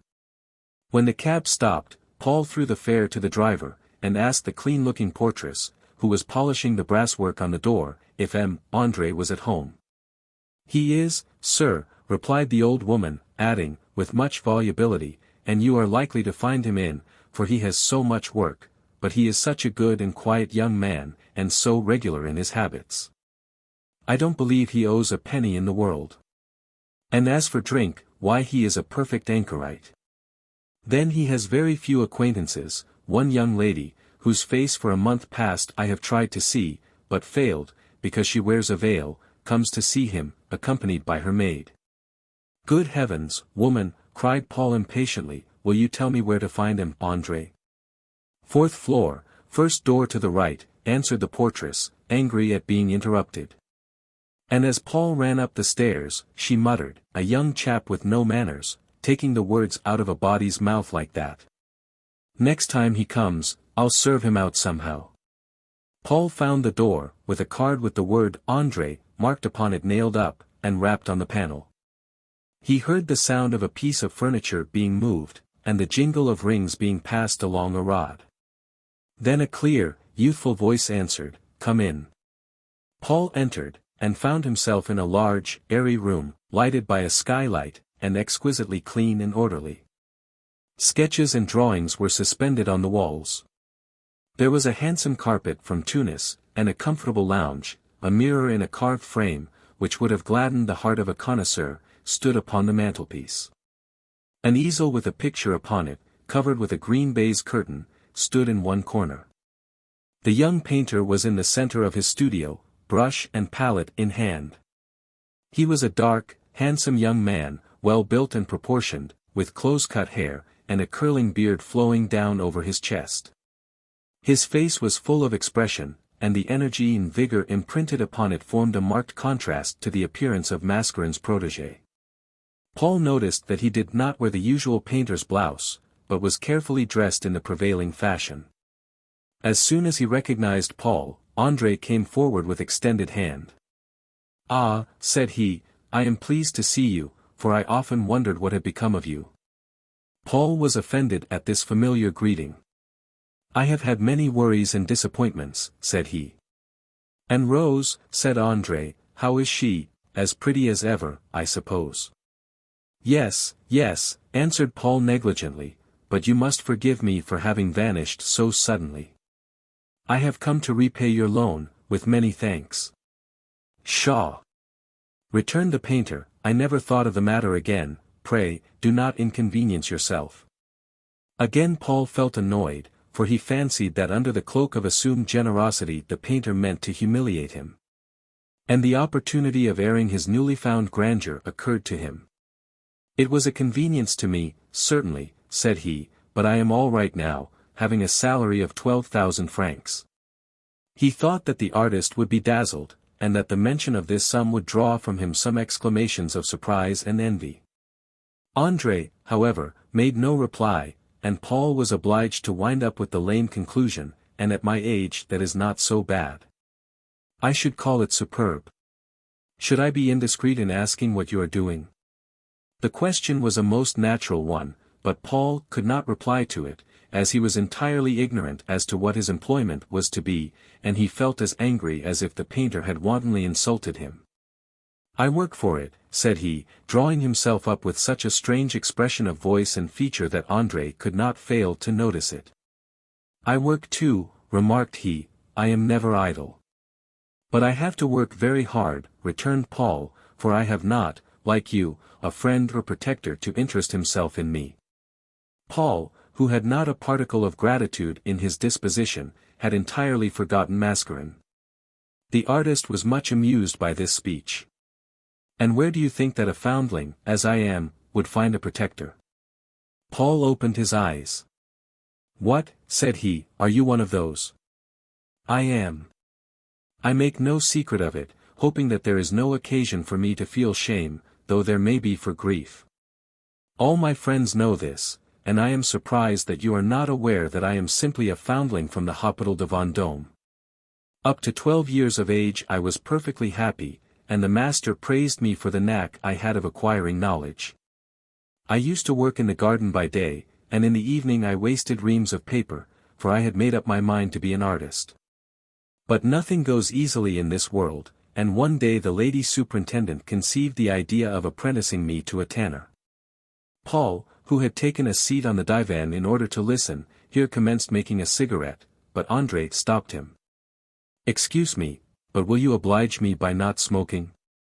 Paul tossed the cigarette aside, though he was a little surprised, as the painter was an inveterate smoker. "All right," said he, "but continue your story." "I will, it is a long one. I hated the tanner's business from the very beginning. Almost the first day an awkward workman scalded me so severely that the traces still remain." As he spoke he rolled up his shirt sleeve, and exhibited a scar that covered nearly all one side of his arm. Horrified at such a commencement, I entreated the lady superintendent, a hideous old woman in spectacles, to apprentice me to some other trade, but she sternly refused. She had made up her mind that I should be a tanner. "That was very nasty of her," remarked Paul. "It was, indeed, but from that day I made up my mind, and I determined to run away as soon as I could get a little money together. I therefore stuck steadily to the business, and by the end of the year, by means of the strictest economy, I found myself master of 30 francs. This, I thought, would do, and, with a bundle containing a change of linen, I started on foot for Paris. I was only 13, but I had been gifted by Providence with plenty of that strong will called by many obstinacy. I had made up my mind to be a painter. And you kept your vow. But with the greatest difficulty. Ah! I can close my eyes and see the place where I slept that first night I came to Paris. I was so exhausted that I did not awake for 12 hours. I ordered a good breakfast, and finding funds at a very low ebb, I started in search of work. Paul smiled. He, too, remembered his first day in Paris. He was 22 years of age, and had 40 francs in his pocket. I wanted to make money, for I felt I needed it, to enable me to pursue my studies. A stout man was seated near me at breakfast, and to him I addressed myself. "Look here," said I am 13, and much stronger than I look. I can read and write. Tell me how I can earn a living." He looked steadily at me, and in a rough voice answered, "Go to the market tomorrow morning, and try if one of the master masons, who are on the lookout for hands, will employ you." "And you went?" "I did, and was eagerly watching the head masons, when I perceived my stout friend coming toward me. 'I like the looks of you, my lad,' he said. 'I am an ornamental sculptor. Do you care to learn my trade?' When I heard this proposal, it seemed as if paradise was opening before me, and I agreed with enthusiasm. 'And how about your painting?' "That came later on. I worked hard at it in all my hours of leisure. I attended the evening schools, and worked steadily at my art and other branches of education. It was a very long time before I ventured to indulge in a glass of beer. No, André, I would say to myself, beer costs 6 sous, lay the money by. Finally, when I was earning from 80 to 100 francs a week, I was able to give more time to the brush." The recital of this life of toil and self-denial, so different from his own selfish and idle career, was inexpressibly mortifying to Paul, but he felt that he was called upon to say something. "When one has talents like yours," said he, "success follows as a matter of course." He rose to his feet, and affected to examine the sketches on the walls, though his attention was attracted to the covered picture on the easel. He remembered what the garrulous old portress had said about the veiled lady who sometimes visited the painter, and that there had been some delay in admitting him when he first knocked. Then he considered, for whom had the painter dressed himself with such care? And why had he requested him not to smoke? From all these facts Paul came to the conclusion that André was expecting the lady's visit, and that the veiled picture was her portrait. He therefore determined to see it. And with this end in view, he walked round the studio, admiring all the paintings on the walls, maneuvering in such a manner as to imperceptibly draw nearer to the easel. "And this," said he, suddenly extending his hand toward the cover, "is, I presume, the gem of your studio?" But André was by no means dull, and had divined Paul's intention, and grasped the young man's outstretched hand just as it touched the curtain. "If I veil this picture," said he, "it is because I do not wish it to be seen." "Excuse me," answered Paul, trying to pass over the matter as a jest, though in reality he was boiling over with rage at the manner and tone of the painter, and considered his caution utterly ridiculous. "At any rate," said he to himself, "I will lengthen out my visit, and have a glimpse of the original instead of her picture." And, with this amiable resolution, he sat down by the artist's table, and commenced an apparently interminable story, resolved not to attend to any hints his friend might throw out, who was glancing at the clock with the utmost anxiety, comparing it every now and then with his watch. As Paul talked on, he saw close to him on the table the photograph of a young lady, and, taking advantage of the artist's preoccupation, looked at it. "Pretty, very pretty," remarked he.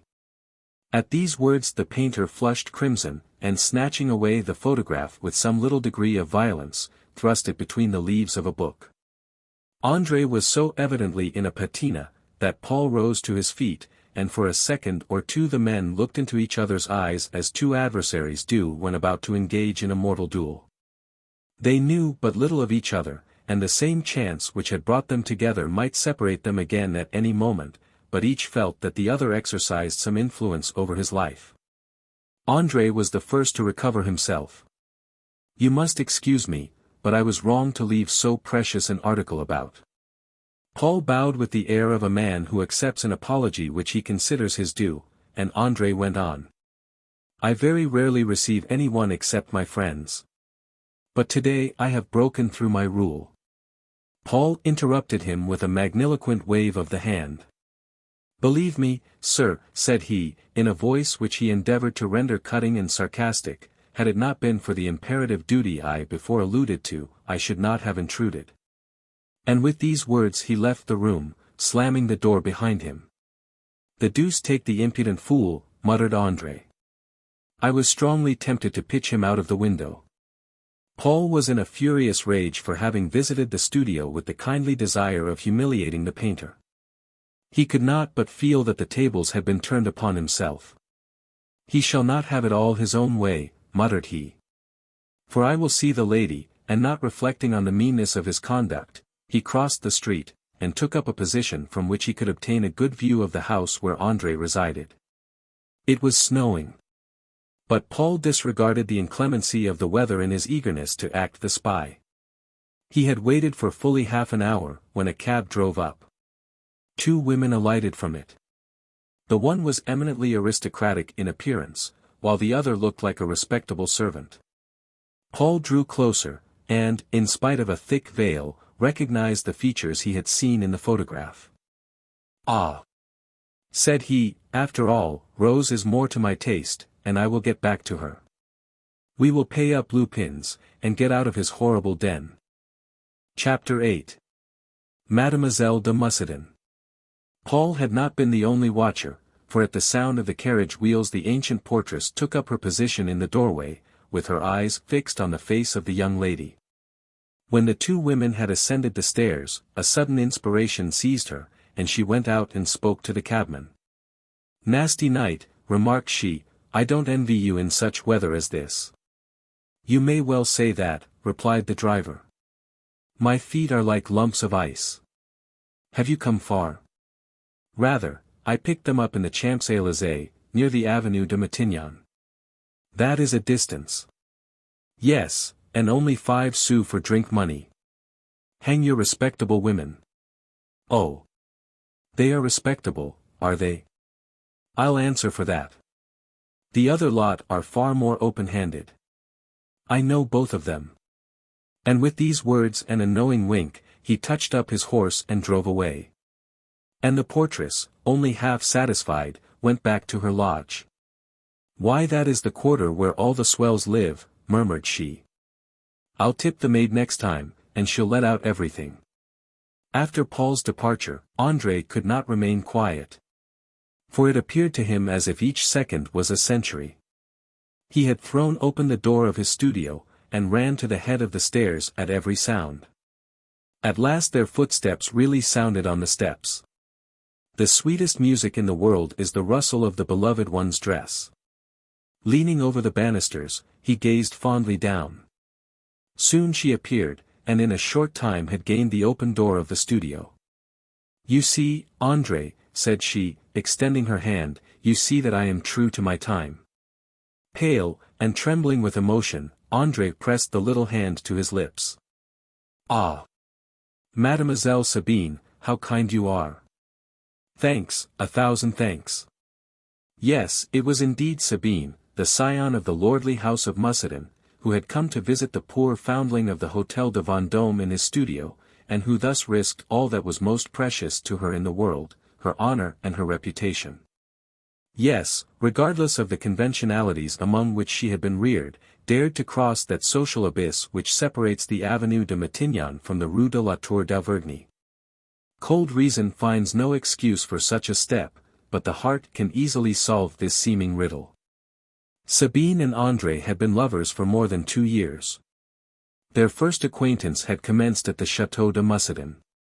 At the end of the summer of 1865, André, whose constant application to work had told upon his health, determined to take a change, when his master, Jean Lanier, called him, and said, "If you wish for a change, and at the same time to earn 300 or 400 francs, now is your time. An architect has written to me, asking me for a skilled stone carver, to do some work in the country at a magnificent mansion in the midst of the most superb scenery. Would you care about undertaking this?" The proposal was a most acceptable one to André, and in a week's time he was on his way to his work with a prospect of living for a month in pure country air. Upon his arrival at the chateau, he made a thorough examination of the work with which he had been entrusted. He saw that he could finish it with perfect ease, for it was only to restore the carved work on a balcony, which would not take more than a fortnight. He did not, however, press on the work, for the beautiful scenery enchanted him. He made many exquisite sketches, and his health began to return to him. But there was another reason why he was in no haste to complete his task. One which he hardly ventured even to confess to himself. He had caught a glimpse of a young girl in the park of the chateau who had caused a new feeling to spring up in his heart. It was Sabine de Mussidan. The count, as the season came on, had gone to Germany, the countess had flitted away to Lausanne, and the daughter was sent to the dull old country mansion in charge of her old aunt. It was the old story. 2 young hearts loving with all the truth and energy of their natures. They had exchanged a few words on their first meeting, and on the next Sabine went on to the balcony and watched the rapid play of André's chisel with childish delight. For a long time they conversed, and Sabine was surprised at the education and refinement of the young workman. Utterly fresh, and without experience, Sabine could not understand her new sensations. André held, one night, a long converse with himself, and was at last obliged to confess that he loved her fondly. He ran the extent of his folly and madness, and recognized the barrier of birth and wealth that stood between them, and was overwhelmed with consternation. The Château of Mussidan stands in a very lonely spot, and one of the roads leading to it passes through a dense forest, and therefore it had been arranged that André was to take his meals in the house. After a time Sabine began to feel that this isolation was a needless humiliation. "Why can't André take his meals with us?" asked she of her aunt. "He is certainly more gentlemanlike than many of those who visit us, and I think that his conversation would entertain you." The old lady was easily persuaded to adopt this suggestion, though at first it seemed an odd kind of thing to admit a mere working man to her table.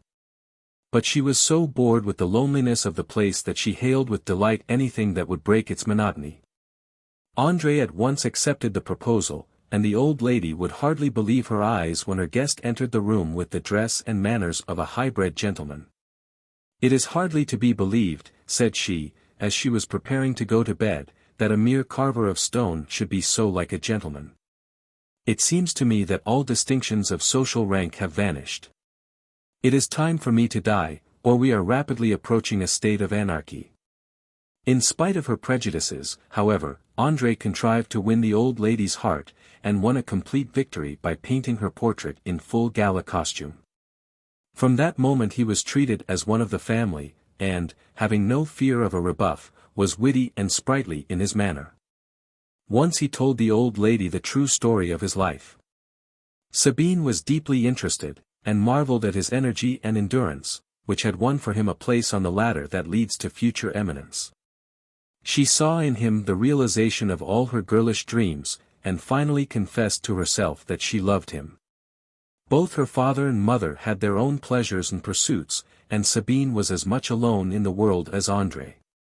The days now fled rapidly by. Buried in this secluded country house, they were as free as the breeze that played through the trees of the forest, for the old lady rarely disturbed them. After the morning meal, she would beg André to read the newspaper to her, and fell into a doze before he had been 5 minutes at the task. Then the young people would slip quietly away, as merry as truants from school. They wandered beneath the shade of the giant oaks, or climbed the rocks that stood by the river bank. Sometimes, seated in a dilapidated boat, they would drift down the stream with its flower-bedecked banks. The water was often almost covered with rushes and water lilies.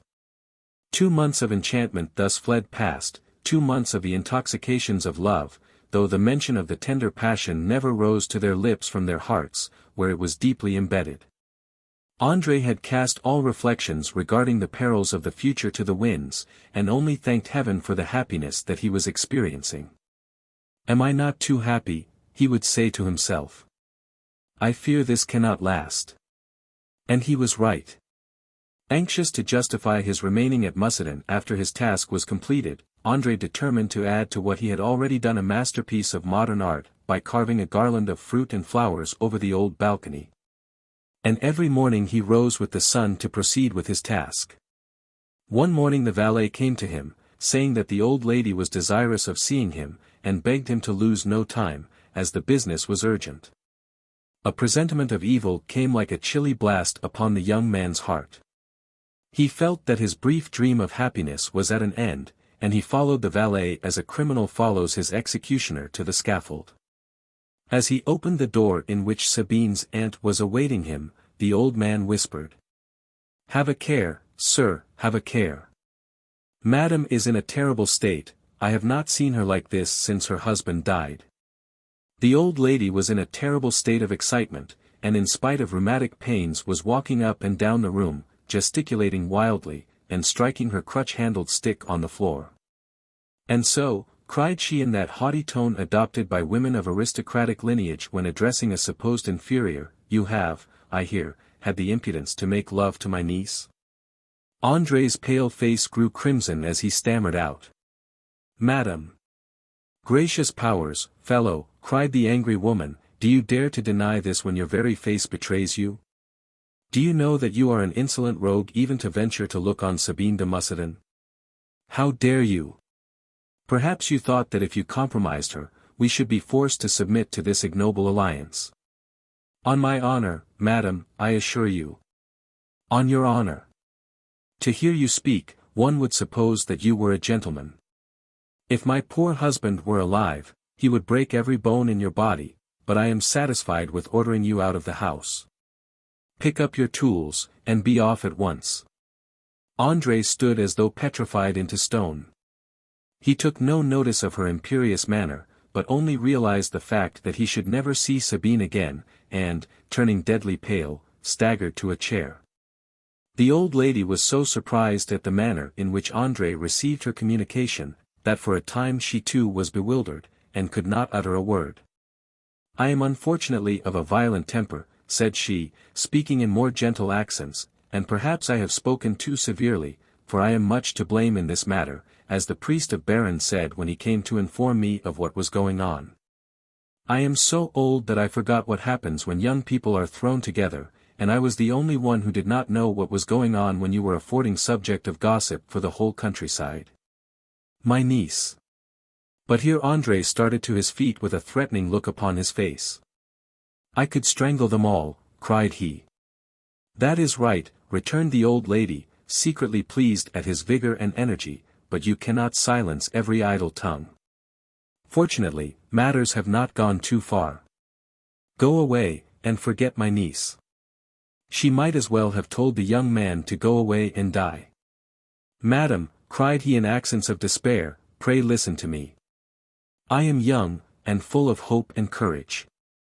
The old lady was so touched by his evident sorrow, that the tears rolled down her wrinkled cheeks. What is the good of saying this to me? Asked she. Sabine is not my daughter. All that I can do is never to say a word to her father and mother. Great heavens, if Mussidan should ever learn what has occurred. There, do go away. You have upset me so that I do not believe I shall eat a mouthful for the next 2 days. André staggered out of the room. It seemed to him as if the flooring heaved and rolled beneath his feet. He could see nothing, but he felt someone take him by the hand. It was Sabine, pallid and cold as a marble statue. I have heard everything, André, murmured she. Yes, stammered he. All is over, and I am dismissed. Where are you going to? Heaven only knows, and when once I leave this place I care not. Do not be desperate, urged Sabine, laying her hand upon his arm. His fixed glance terrified her as he muttered. I cannot help it, I am driven to despair. Never had Sabine appeared so lovely, her eyes gleamed with some generous impulse, and her face glowed. Suppose, said she, I could give you a ray of future hope, what would you do then? What would I not do then? All that a man could. I would fight my way through all opposition. Give me the hardest task, and I will fulfill it. If money is wanted, I will gain it, if a name, I will win it. There is one thing that you have forgotten, and that is patience. And that, Mademoiselle, I possess also. Do you not understand that with one word of hope from you I can live on? Sabine raised her head heavenwards. Work, she exclaimed. Work and hope, for I swear that I will never wed other than you. Here the voice of the old lady interrupted the lovers. Still lingering here, she cried, in a voice like a trumpet call. André fled away with hope in his heart, and felt that he had now something to live for. No one knew exactly what happened after his departure. No doubt Sabine brought round her aunt to her way of thinking, for at her death, which happened 2 months afterward, she left the whole of her immense fortune directly to her niece, giving her the income while she remained single. And the capital on her marriage, whether with or without the consent of her parents. Madame de Mussidan declared that the old lady had gone crazy, but both André and Sabine knew what she had intended, and sincerely mourned for the excellent woman, whose last act had been to smooth away the difficulties from their path. André worked harder than ever, and Sabine encouraged him by fresh promises.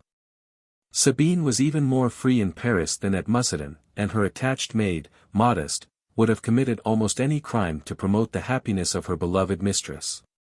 The lovers now corresponded regularly, and Sabine, accompanied by Modeste, frequently visited the artist's studio, and never was a saint treated with greater respect and adoration than was Sabine by André. Chapter 9. Rose's Promotion. As soon as André had released her hand, Sabine took off her hat, and, handing it to Modeste, remarked. How am I looking today, André? The young painter hastened to reassure her on this point, and she continued in joyous tones. No, I do not want compliments, I want to know if I look the right thing for sitting for my portrait.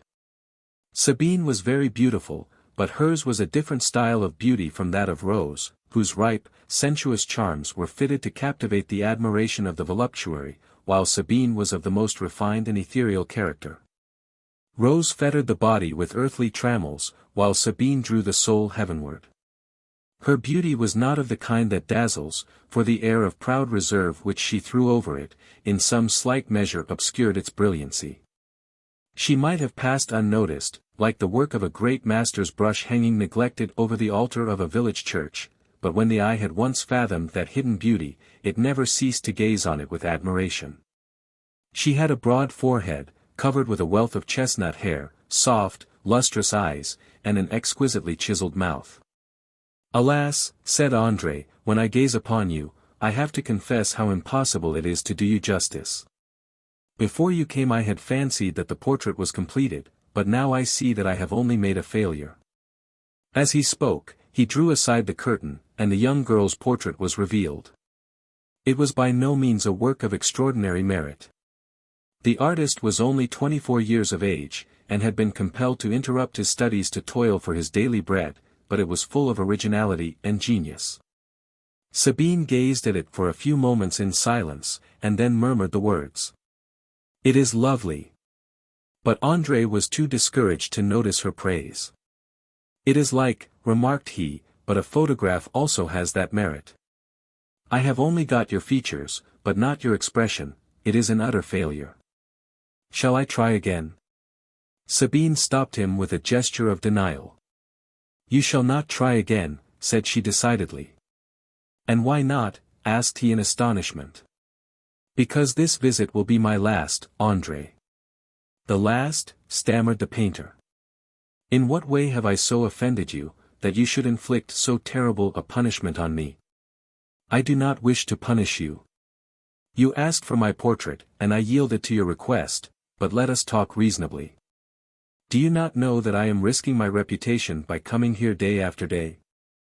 André made no reply, for this unexpected blow had almost stunned him. "Besides," continued Mademoiselle de Mussidan, "what is to be done with the portrait? It must be hidden away, as if it were something we were ashamed of. Remember, on your success hangs our marriage. I do not forget that. Hasten then to gain all honor and distinction, for the world must agree with me in saying that my choice has been a wise one. I will do so. I fully believe you, dear André, and remember what I said to you a year ago. Achieve a name, then go to my father and ask for my hand. If he refuses, if my supplications do not move him, I will quit his roof forever." "You are right," answered André. "I should indeed be a fool if I sacrificed a future happy life for a few hours of present enjoyment, and I will implicitly." "And now," said Sabine, "that we have agreed on this point, let us discuss our mutual interests. Of which it seems that we have been a little negligent up till now." André at once began to tell her of all that had befallen him since they had last met, his defeats and successes. "I am in an awkward plight," said he. "Yesterday, that well-known collector, Prince Crescenzi, came to my studio. One of my pictures took his fancy, and he ordered another from me, for which he would pay 6,000 francs. That was quite a stroke of luck. Just so, but unfortunately he wants it directly. Then Jean Lamour, who has more in his hand than he can manage, has offered me the decoration of a palatial edifice that he is building for a great speculator, M. Gandalou. I am to engage all the workmen, and shall receive some 700 or 800 francs a month. But how does this trouble you? I will tell you. I have twice seen M. Gandalou, and he wants me to begin work at once. But I cannot accept both, and must choose between them." Sabine reflected. "I should execute the prince's commission," said she. "So should I, only." The girl easily found the cause of his hesitation. "Will you never forget that I am wealthy?"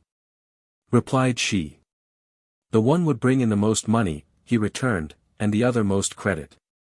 "Then accept the offer of M. Gandalou."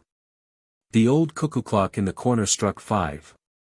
"Before we part, dear André," resumed she, "I must tell you of a fresh trouble which threatens us. There is a project for marrying me to M. de Broglie."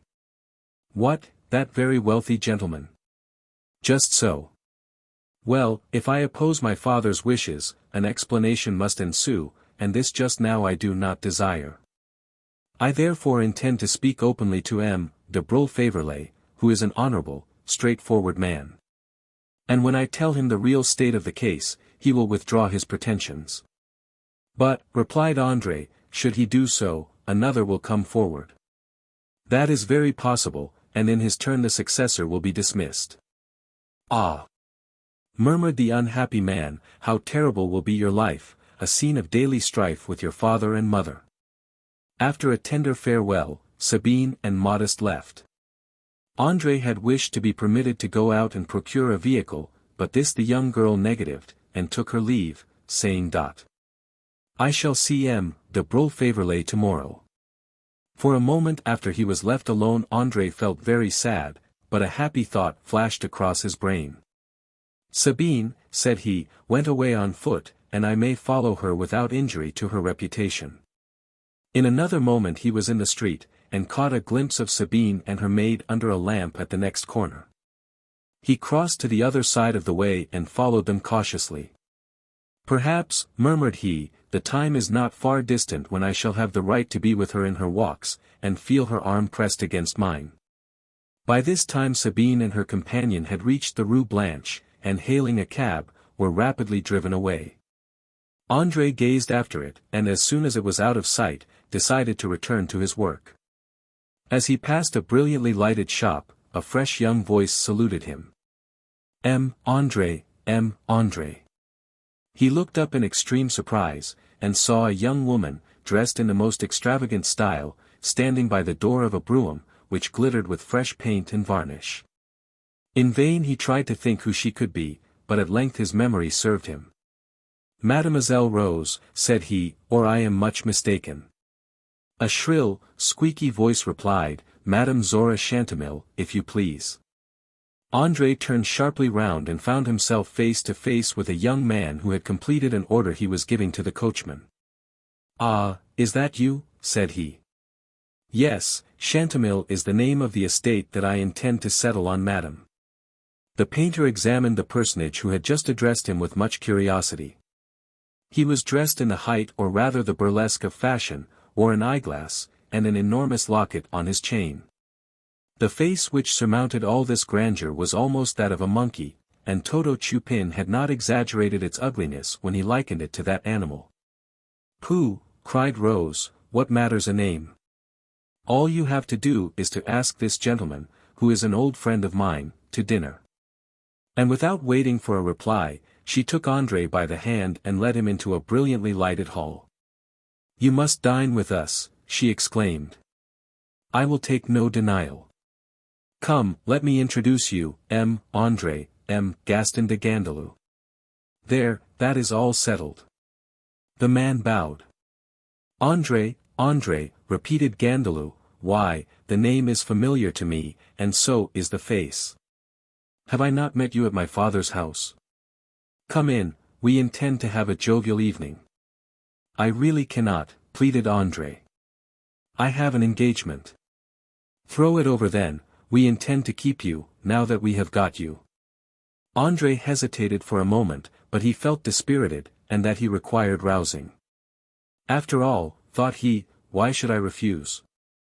If this young man's friends are like himself, the evening will be an amusing one."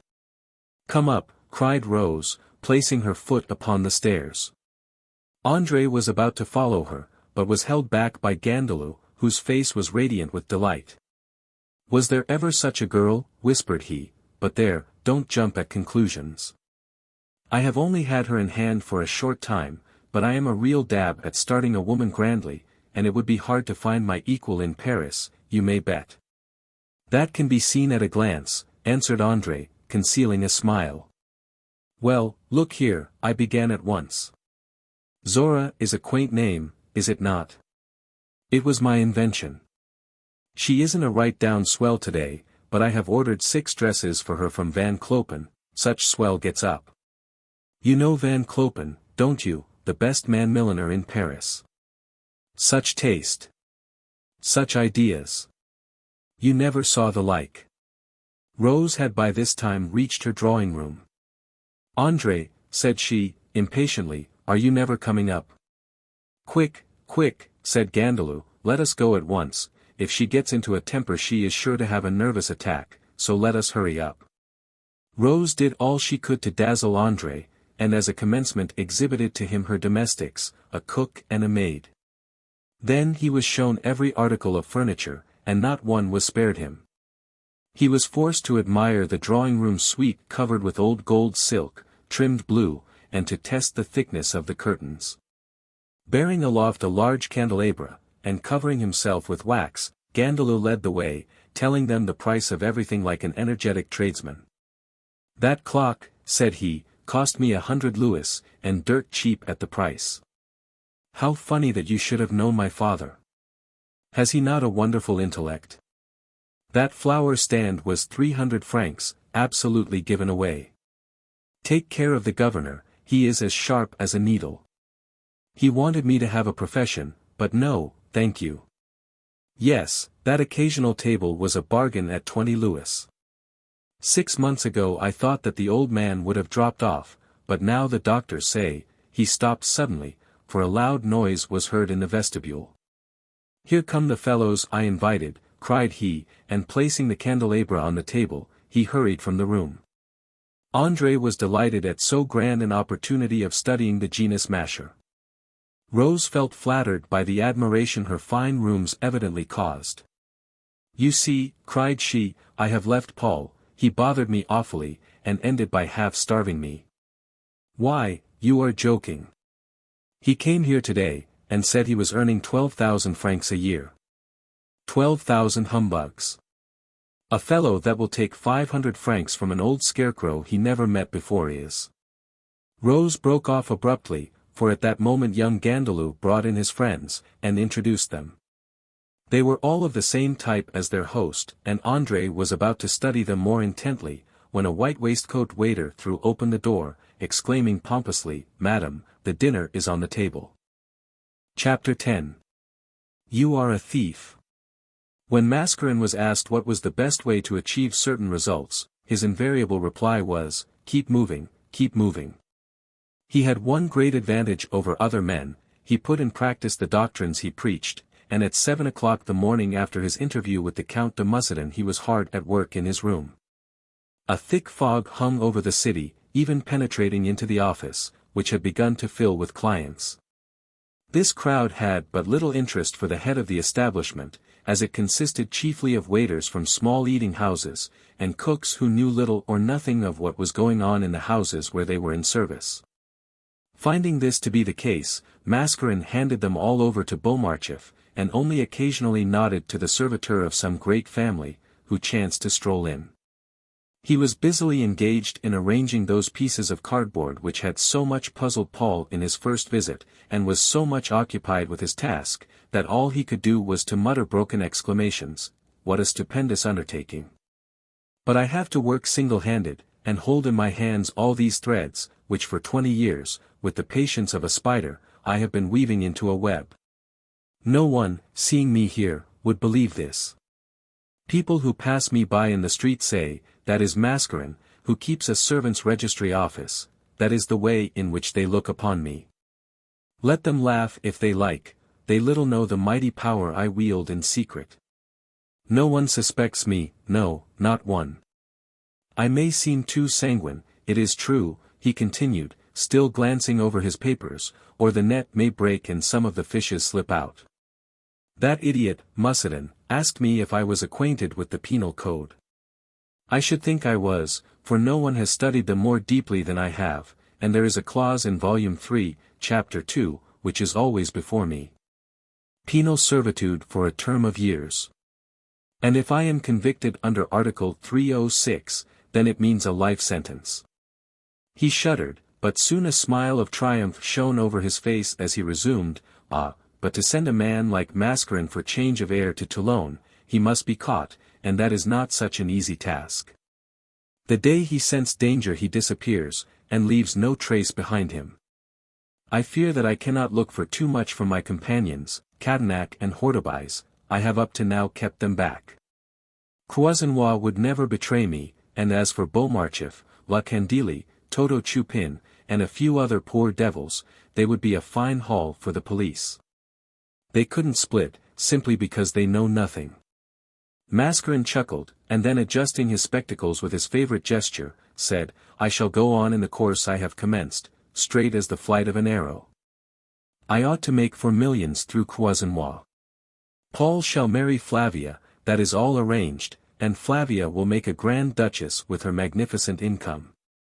He had by this time arranged his pasteboard squares, then he took a small notebook, alphabetically arranged, from a drawer, wrote a name or two in it, and then closing it said with a deadly smile, There, my friends, you are all registered. Though you little suspect it. You are all rich, and think that you are free, but you are wrong, for there is one man who owns you, soul and body, and that man is Baptiste Mascarin. And at his bidding, high as you hold your heads now, you will crawl to his feet in humble abasement. His musings were interrupted by a knock at the door. He struck the bell on his writing table, and the last sound of it was hardly died away, when Beaumarchais stood on the threshold. "You desired me, sir," said he, with the utmost deference, "to complete my report regarding young M. Gandalou, and it so happens that the cook whom he has taken into his service in the new establishment he has started is on our list. She has just come in to pay us 11 francs that she owed us, and is waiting outside. Is not this lucky?" Mascarin made a little grimace. "You are an idiot, Beaumarchais," said he, "to be pleased at so trivial a matter. I have often told you that there is no such thing as luck or chance, and that all comes to those who work methodically." Beaumarchais listened to his master's wisdom in silent surprise. "And pray, who is this woman?" asked Mascarin. "You will know her when you see her, sir. She is registered under Class D, that is, for employment in rather fast establishments." "Go and fetch her," observed Mascarin, and as the man left the room, he muttered, "Experience has taught me that it is madness to neglect the smallest precaution." In another moment the woman appeared, and Mascarin at once addressed her with that air of friendly courtesy which made him so popular among such women. "Well, my good girl," said he, "and so you have got the sort of place you wanted, eh?"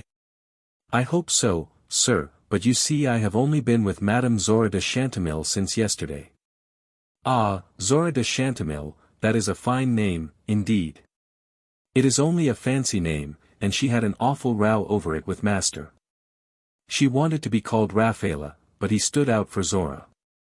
"Zora is a very pretty name," observed Mascarin solemnly. "Yes, sir, just what the maid and I told her. She is a splendid woman, and doesn't she just squander the shiners? 30,000 francs have gone since yesterday. I can hardly credit it. Not cash, you understand, but tick. M. de Gandalou has not a sou of his own in the world, so a waiter at Potier's told me, and he knew what was what. But the governor is rolling in money. Yesterday they had a house-warming. The dinner, with wine, cost over 1,000 francs. Not seeing how to utilize any of this gossip, Mascarin made a gesture of dismissal, when the woman exclaimed. "Stop, sir, I have something to tell you." "Well," said Mascarin, throwing himself back in his chair with an air of affected impatience, "let us have it. We had 8 gents to dinner, all howling swells, but my master was the biggest masher of the lot. Madame was the only woman at table. Well, by 10 o'clock, they had all had their whack of drink, and then they told the porter to keep the courtyard clear. What do you think they did then? Why, they threw plates, glasses, knives, forks, and dishes bang out of the window. That is a regular swell fashion, so the waiter at Potier's told me, and was introduced into Paris by a Russian." Mascarin closed his eyes and answered languidly, "Go on." "Well, sir, there was one gent who was a blot on the whole affair. He was tall, shabbily dressed, and with no manners at all. He seemed all the time to be sneering at the rest. But didn't Madame make up to him just? She kept heaping up his plate and filling his glass. When the others got to cards, he sat down by my mistress, and began to talk. Could you hear what they said? I should think so. I was in the bedroom, and they were near the door." "Dear me," remarked Mascarin, appearing much shocked, "surely that was not right?" "I don't care a rap whether it was right or not.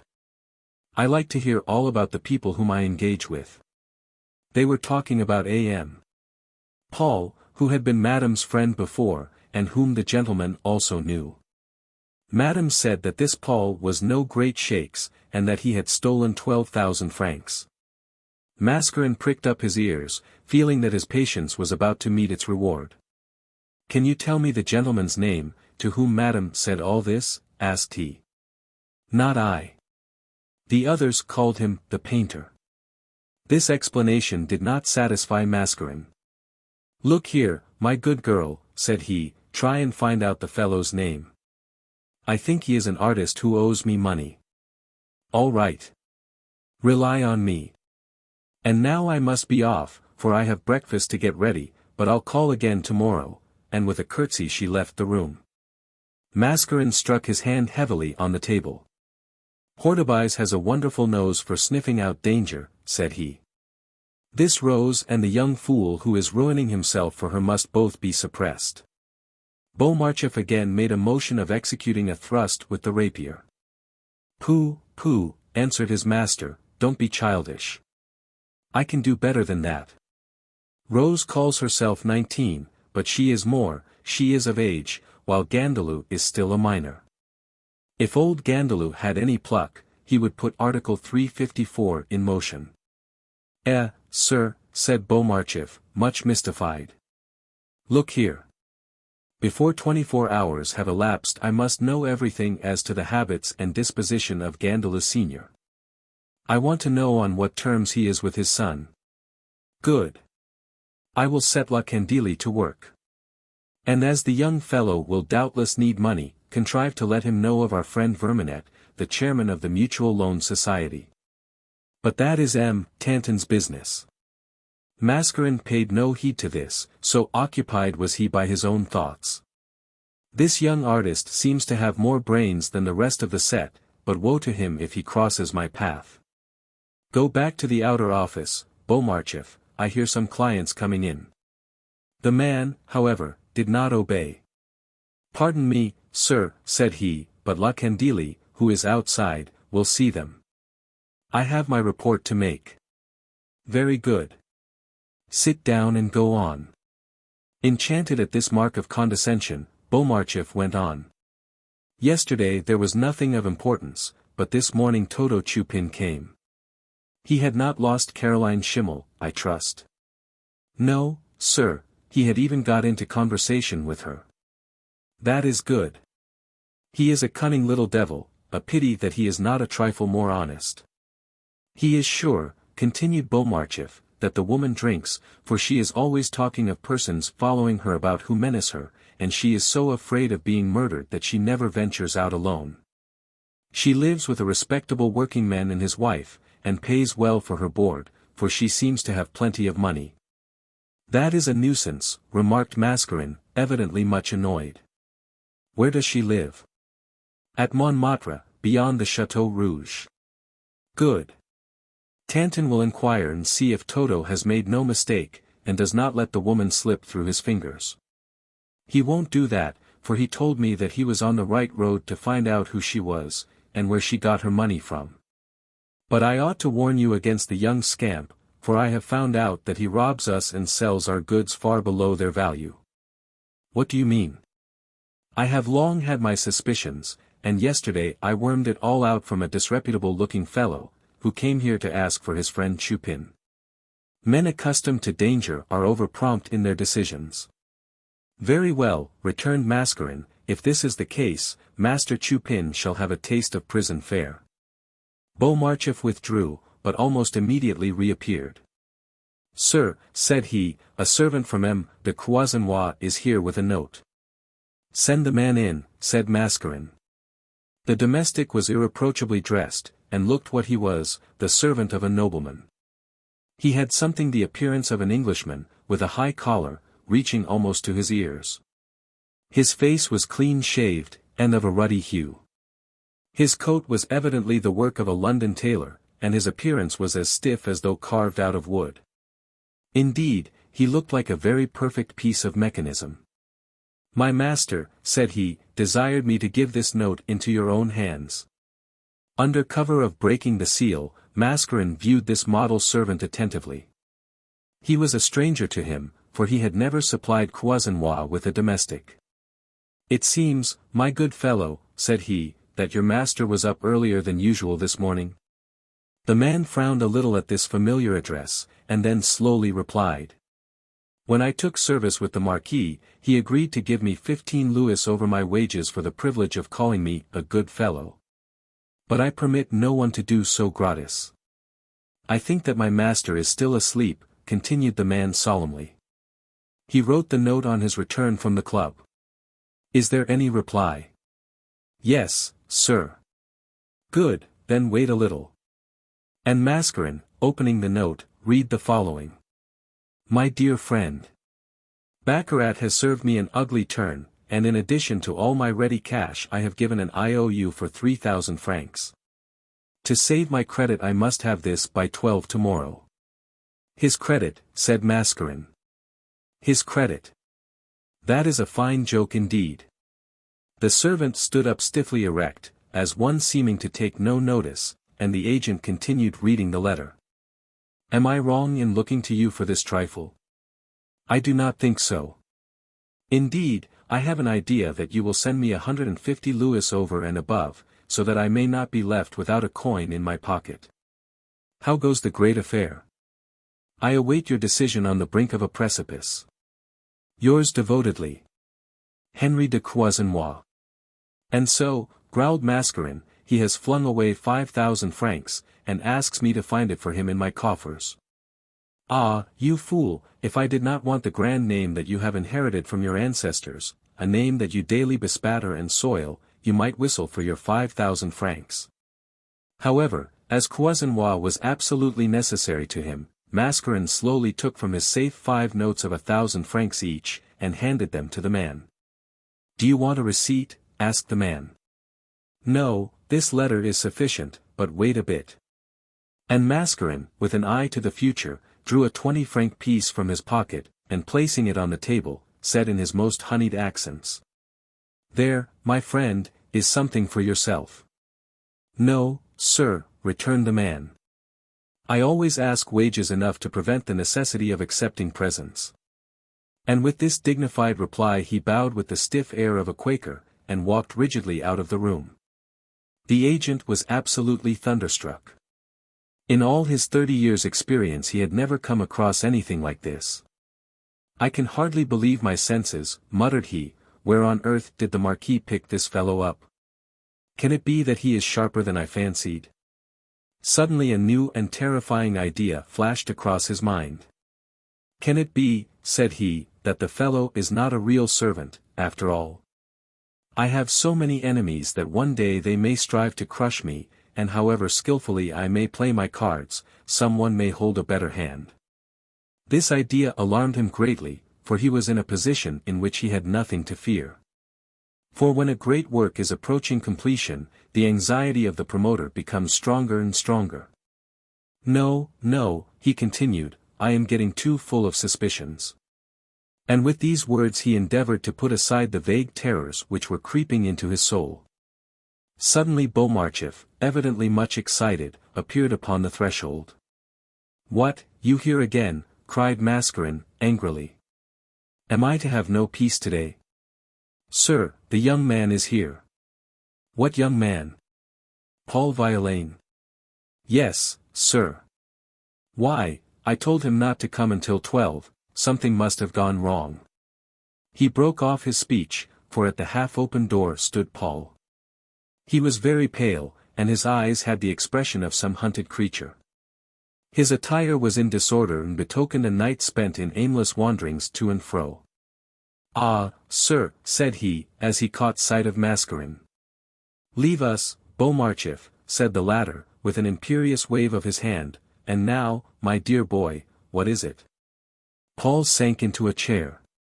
My life is ended, said he, I am lost, dishonored forever.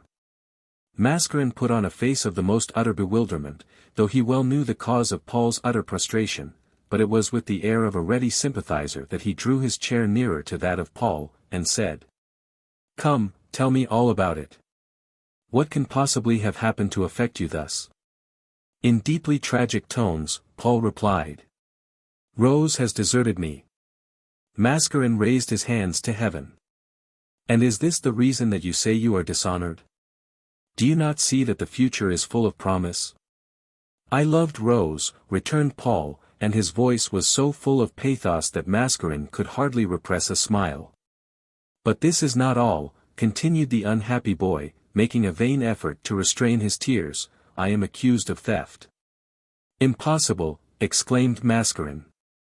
Yes, sir, and you who know everything are the only person in the world who can save me. You were so kind to me yesterday that I ventured to come here before the time appointed, in order to entreat your help. But what do you think I can do? Everything, sir, but let me tell you the whole hideous complication. Mascaren's face assumed an air of the deepest interest, as he answered, "Go on." "After our interview," began Paul, "I went back to the Hôtel de Perrot, and on the mantelpiece in my garret found this note from Rose." He held it out as he spoke, but Mascaren made no effort to take it. "In it," resumed Paul, "Rose tells me she no longer loves me, and begs me not to seek to see her again. And also that, wearied out of poverty, she has accepted the offer of unlimited supplies of money, a carriage, and diamonds." "Are you surprised at this?" asked Mascaren, with a sneer. "How could I anticipate such an infidelity, when only the evening before she swore by all she held most sacred that she loved me only? Why did she lie to me? Did she write to make the blow fall heavier? When I ascended the staircase, I was picturing to myself her joy when I told her of your kind promises to me. For more than an hour I remained in my garret, overwhelmed with the terrible thought that I should never see her again." Mascaren watched Paul attentively, and came to the conclusion that his words were too fine for his grief to be sincere. "But what about the accusation of theft?" "I am coming to that," returned the young man. "I then determined to obey your injunctions and leave the Hôtel de Perrot, with which I was more than ever disgusted. I went downstairs to settle with Madame Lupin's, when hideous disgrace. As I handed her the 2 weeks' rent, she asked me with a contemptuous sneer, where I had stolen the money from." Mascaren secretly chuckled over the success of his plans thus announced by Paul. "What did you say?" asked he. "Nothing, sir. I was too horror-stricken. The man Lupin's came up, and both he and his wife scowled at me threateningly. After a short pause, they asserted that they were perfectly sure that Rose and I had robbed M. Tanton. But did you not deny this monstrous charge?" I was utterly bewildered, for I saw that every circumstance was against me. The evening before, Rose, in reply to Madame Lupin's importunities, had told her that she had no money, and did not know where to get any. But, as you perceive, on the very next day I appeared in a suit of new clothes, and was prepared to pay my debts, while Rose had left the house some hours before. Does not all this form a chain of strange coincidences? Rose changed the 500-franc note that Tanton had lent me at the shop of a grocer, named Melusine, and this suspicious fool was the first to raise a cry against us, and dared to assert that a detective had been ordered to watch us. Mascaren knew all this story better than Paul, but here he interrupted his young friend. "I do not understand you," said he, "nor whether your grief arises from indignation or remorse. Has there been a robbery?" "How can I tell? I have never seen M. Tanton from that day. There is a rumor that he has been plundered and important papers taken from him, and that he has consequently been arrested. Why did you not explain the facts?" "It would have been of no use. It would clearly prove that Tanton was no friend of mine, not even an acquaintance, and they would have laughed me to scorn had I declared that the evening before he came into my room and made me a present of 500 francs. "I think that I can solve the riddle," remarked Mascaren. "I know the old fellow so well." Paul listened with breathless eagerness. "Tanton," resumed Mascaren, "is the best and kindest fellow in the world, but he is not quite right in the upper story. He was a wealthy man once, but his liberality was his ruin. He is as poor as a church mouse now, but he is as anxious as ever to be charitable. Unfortunately, in the place I procured for him he had a certain amount of petty cash at his disposal, and moved to pity at the sight of your sufferings, he gave you the money that really belonged to others. Then he sent in his accounts, and the deficiency was discovered. He lost his head, and declared that he had been robbed. You lived in the next room, you were known to be in abject poverty on the one day and in ample funds on the next. Hence these suspicions." All was too clear to Paul, and a cold shiver ran through his frame as he saw himself arrested, tried, and condemned. "But," stammered he, "M. Tanton holds my note of hand, which is a proof that I acted honestly. My poor boy, do you think that if he hoped to save himself at your expense he would produce it? Luckily, sir, you know the real state of the case." Mascaren shook his head. "Would my story be credited?" asked he. "Justice is not infallible, and I must confess that appearances are against you. Paul was crushed down beneath this weight of argument. "There is no resource for me then but death," murmured he, "for I will not live a dishonored man." The conduct of Paul was precisely what Mascarin had expected, and he felt that the moment had arrived to strike a final blow. "You must not give way to despair, my boy," said he. But Paul made no reply, he had lost the power of hearing. Mascarin, however, had no time to lose, and taking him by the arm, shook him roughly. "Rouse yourself. A man in your position must help himself, and bring forward proofs of his innocence." "There is no use in fighting," replied Paul. "Have you not just shown me that it is hopeless to endeavor to prove my innocence?" Mascarin grew impatient at this unnecessary exhibition of cowardice, but he concealed his feelings as best he could. "No, no," answered he. "I only wish to show you the worst side of the affair." "There is only one side."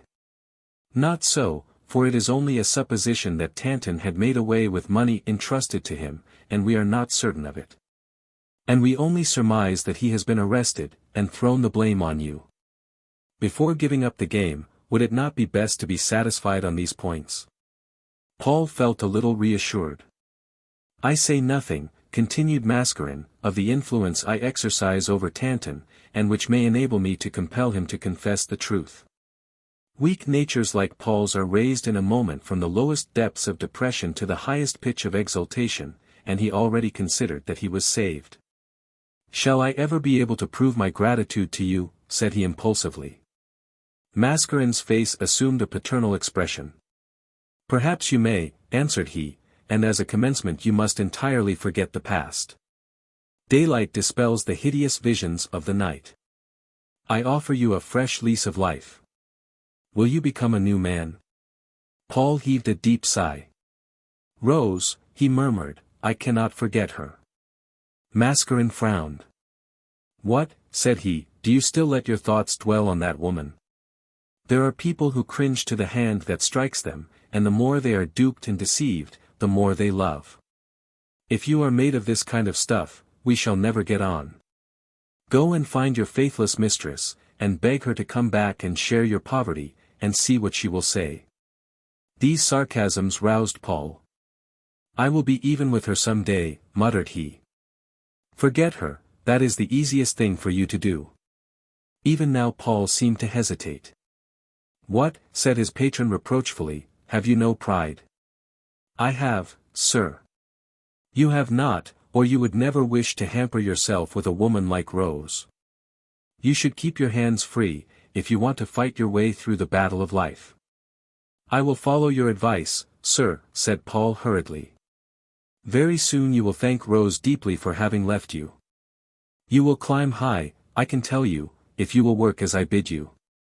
"Then," stammered Paul, "this situation at 12,000 francs a year.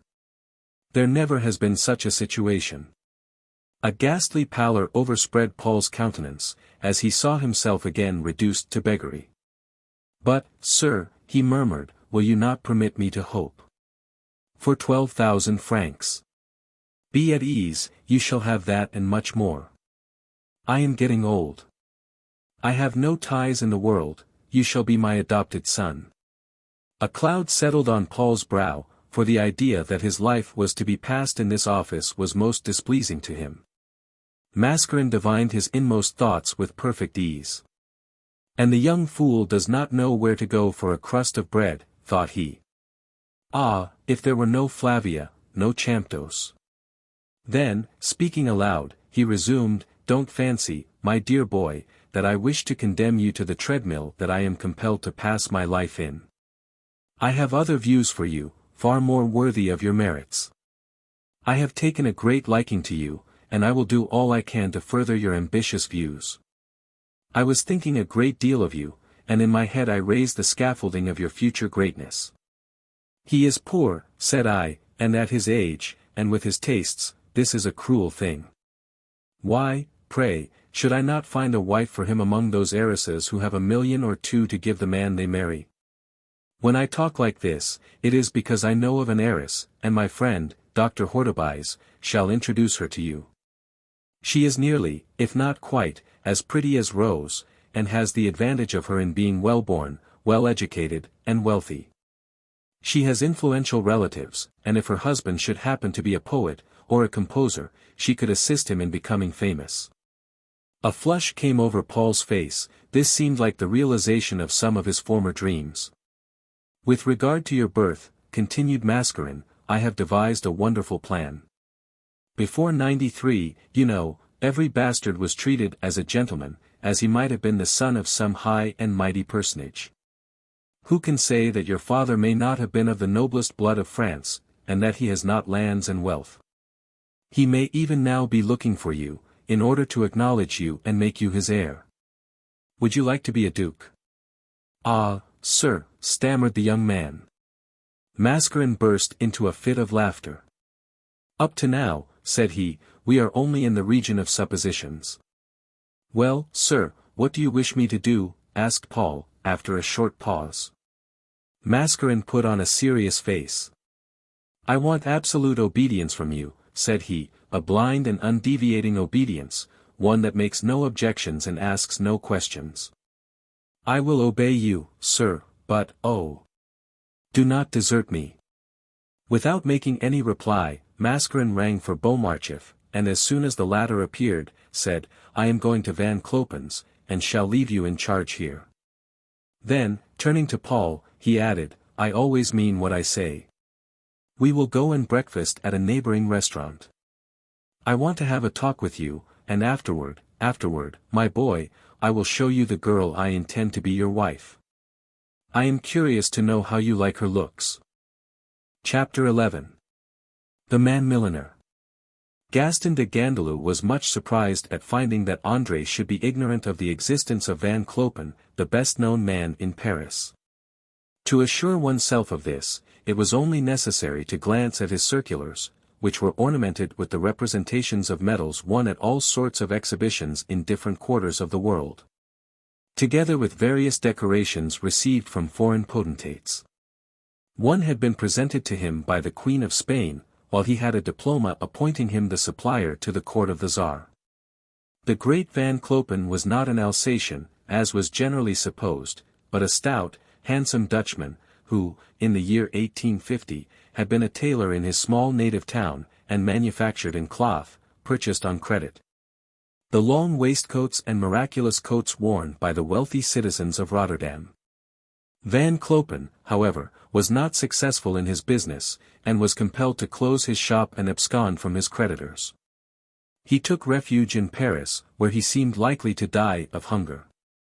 One day over a magnificent establishment in the Rue de Gramont appeared a signboard with the name of Van Clopen, dressmaker, and in the thousands of handbills distributed with the utmost profusion, he called himself the regenerator of fashion. This was an idea that would have never originated in the brain of the phlegmatic Dutchman, and whence came the funds to carry on the business? On this point he was discreetly silent. The enterprise was at first far from a success, for during nearly a month Paris almost split its sides laughing at the absurd pretensions of the self-dubbed regenerator of fashion. Van Clopen bent before the storm he had aroused, and in due time his advertisements brought him 2 customers, who were the first to blow the trumpet of his fame. One was the Duchess de Swermius, a very great lady indeed, and renowned for her eccentricities and extravagant manner, while the other was an example of another class being no less than the celebrated Jenny Fancy, who was at that time under the protection of the Count de Tremazel. And for these 2 Van Clopen invented such dresses as had never been seen before. From this moment his success was certain, indeed, it was stupendous, and Paris resounded with his praises. Now he has achieved a worldwide reputation, and has nothing to fear from the attacks of his rivals. He would not execute orders for every one, saying that he must pick and choose his customers, and he did so, excising the names of such as he did not think would add to his reputation. Rank and wealth disputed the honor of being his customers. The haughtiest dames did not shrink from entrusting to him secrets of form and figure, which they even hid from their husbands. They endured without shrinking the touch of his coarse hands as he measured them. He was the rage, and his showrooms were a species of neutral ground, where women of all circles of society met and examined each other. The Duchess of did not shrink from being in the same room with the celebrated woman for whom the Baronda had blown out the few brains he possessed. Perhaps the Duchess thought that by employing the same costumier, she might also gain some of the venal beauteous attractions. Mademoiselle D.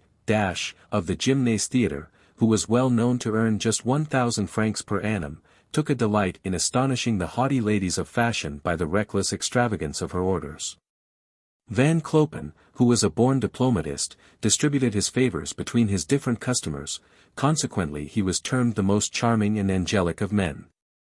Many a time had he heard the most aristocratic lips let fall the words, "I shall die, Van Clopen, if my dress is not ready."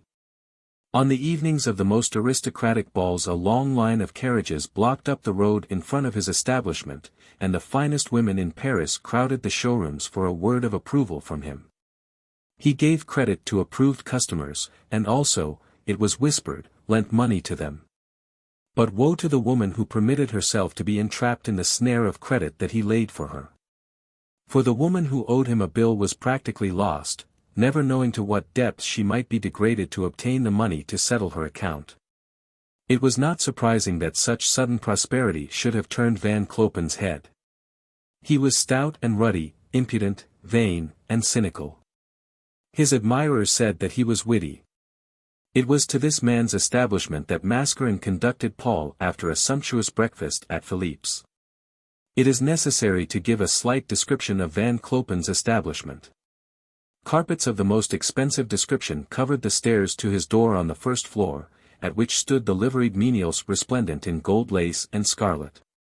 As soon as Mascarin made his appearance, one of these gorgeous creatures hastened to him and said, Van Clopen is just now engaged with the Princess Korasoff, but as soon as he hears of your arrival he will manage to get rid of her. Will you wait for him in his private room?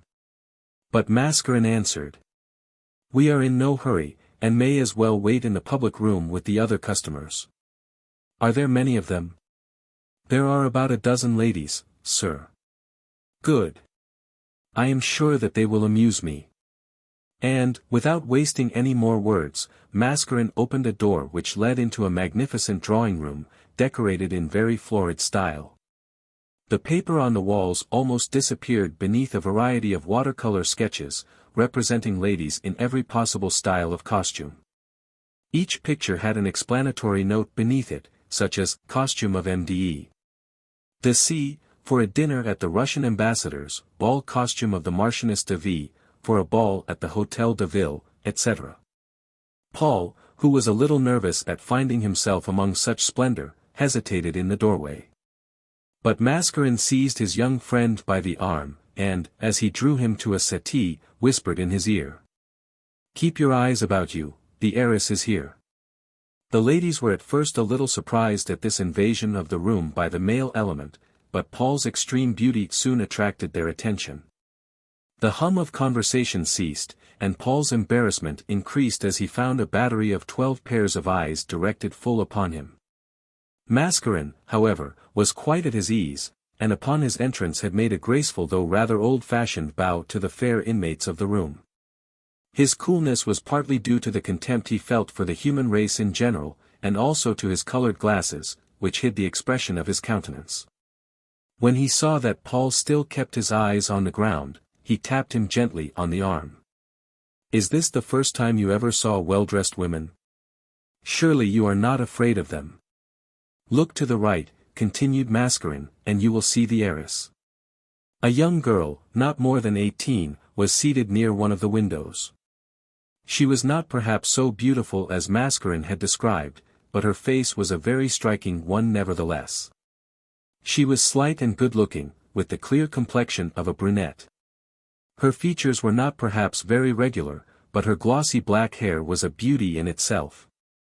She had a pair of dark, melting eyes, and her wide, high forehead showed that she was gifted with great intelligence. There was an air of restrained voluptuousness about her, and she seemed the very embodiment of passion. Paul felt insensibly attracted toward her. Their eyes met, and both started at the same moment. Paul was fascinated in an instant, and the girl's emotion was so evident that she turned aside her head to conceal it. The babble had now commenced again, and general attention was being paid to a lady who was enthusiastically describing the last new costume which had made its appearance in the Bois de Boulogne. "It was simply miraculous," said she. "A real triumph of Van Clopen's art.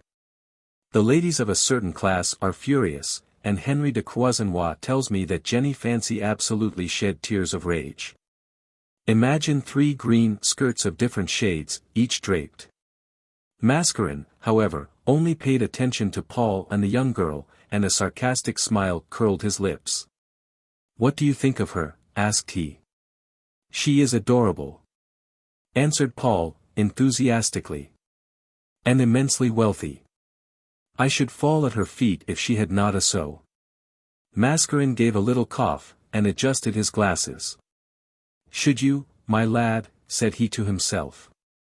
"Whether your admiration is for the girl or her money, you are in my grip." Then he added, aloud. "Would you not like to know her name? Tell me, I entreat you." "Flavia." Paul was in the 7th heaven, and now boldly turned his eyes on the girl, forgetting that owing to the numerous mirrors, she could see his every movement. The door was at this moment opened quietly, and Van Clopen appeared on the threshold. He was about 44, and too stout for his height. His red, pimply face had an expression upon it of extreme insolence, and his accent was thoroughly Dutch. He was dressed in a ruby velvet dressing gown, with a cravat with lace ends. A huge cluster diamond ring blazed on his coarse, red hand. "Who is the next one?" asked he, rudely. The lady who had been talking so volubly rose to her feet, but the tailor cut her short, for catching sight of Mascarin, he crossed the room, and greeted him with the utmost cordiality. "What," said he, "is it you that I have been keeping waiting? Pray pardon me. Pray go into my private room, and this gentleman is with you? Do me the favor, sir, to come with us." He was about to follow his guests, when one of the ladies started forward.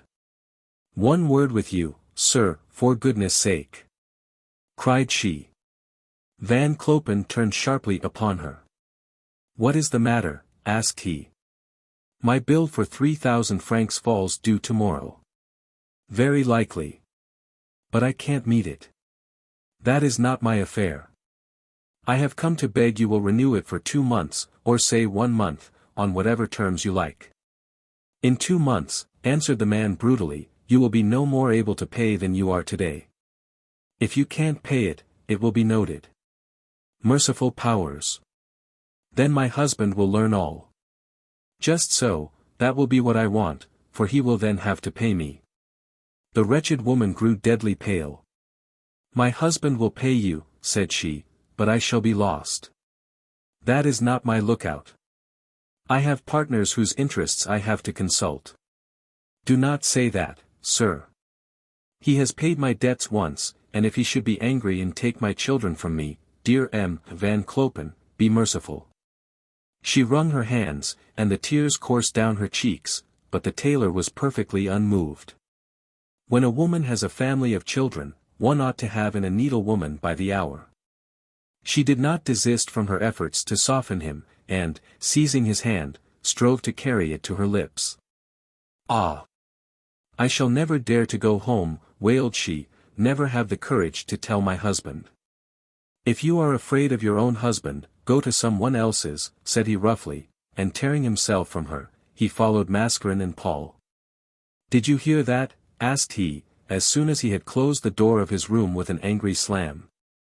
"These things occasionally occur, and are not particularly pleasant." Paul looked on in disgust.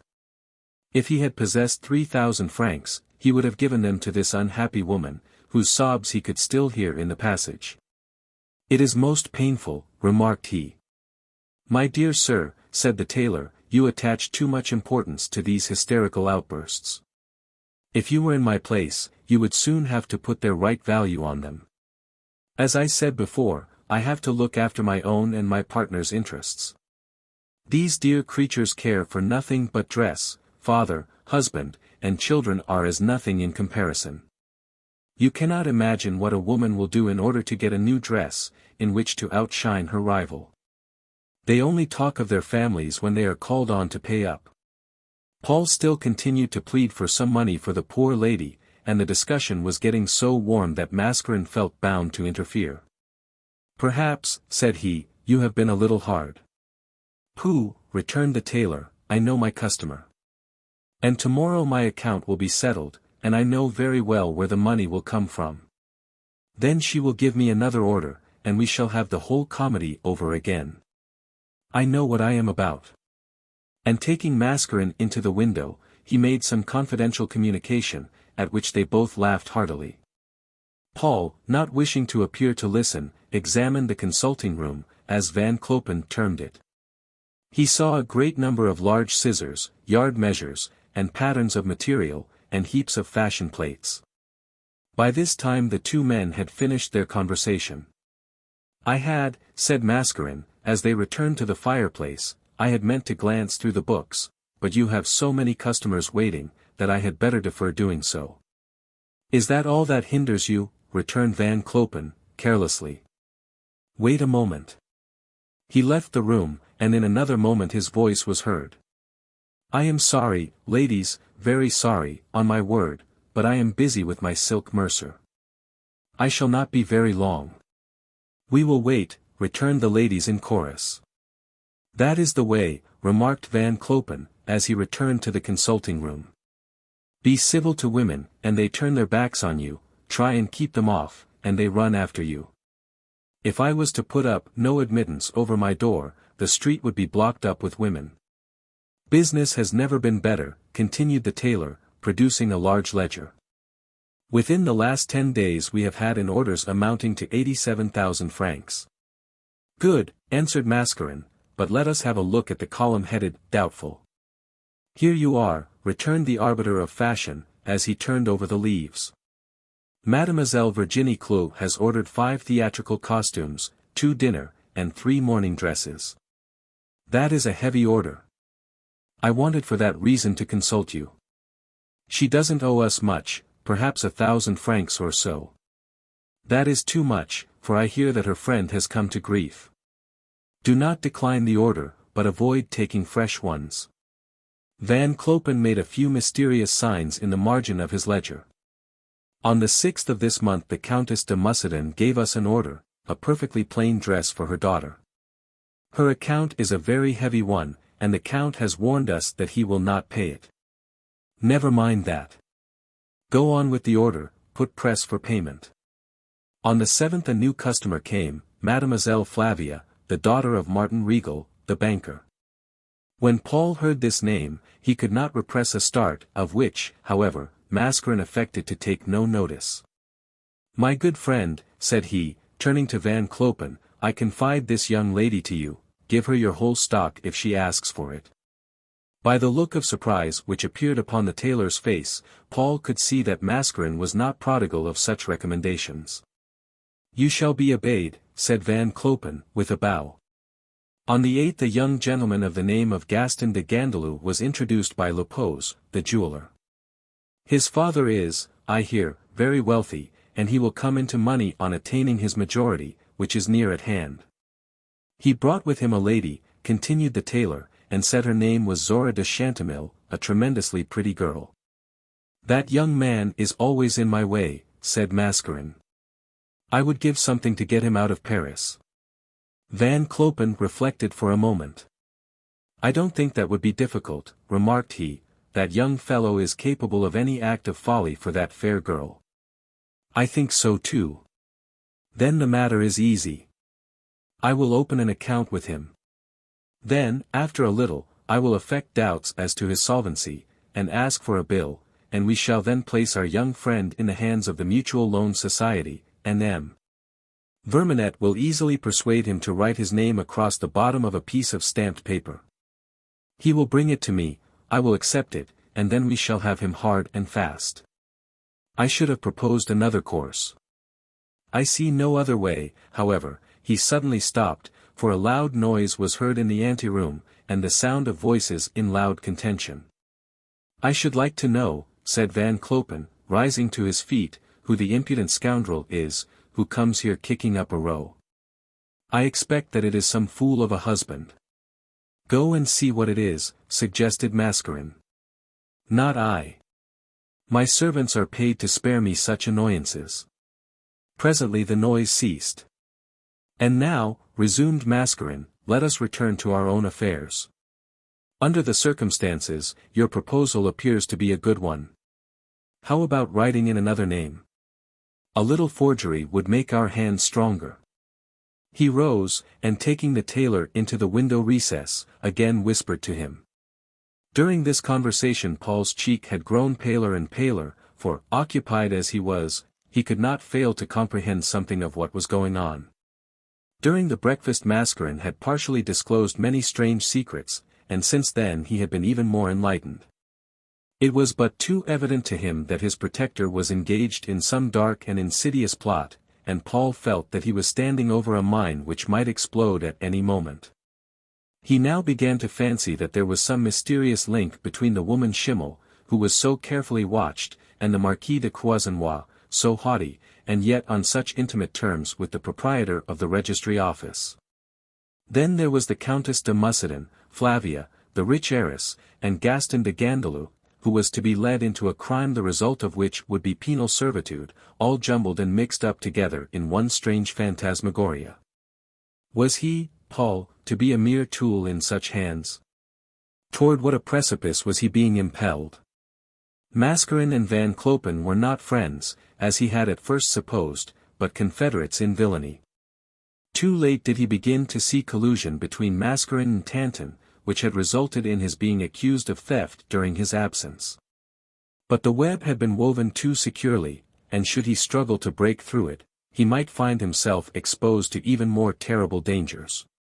He felt horrified at his position, but with this there was mingled no horror of the criminality of his associates, for the skilful hand of Mascarin had unwound and mastered all the bad materials of his nature.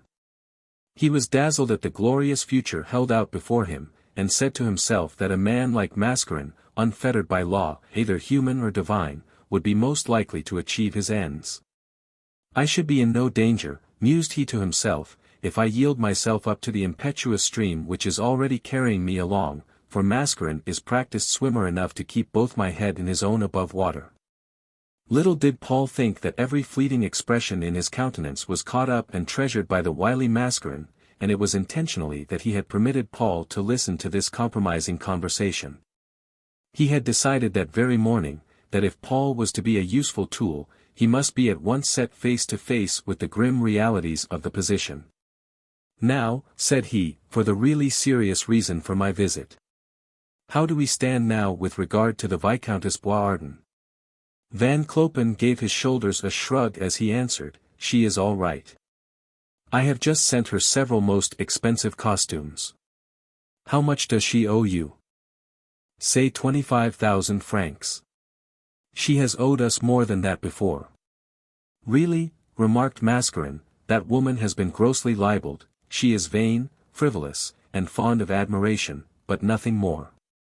For a whole fortnight I have been prying into her life, but I can't hit upon anything in it to give us a pull over her. The debt may help us, however. Does her husband know that she has an account with us?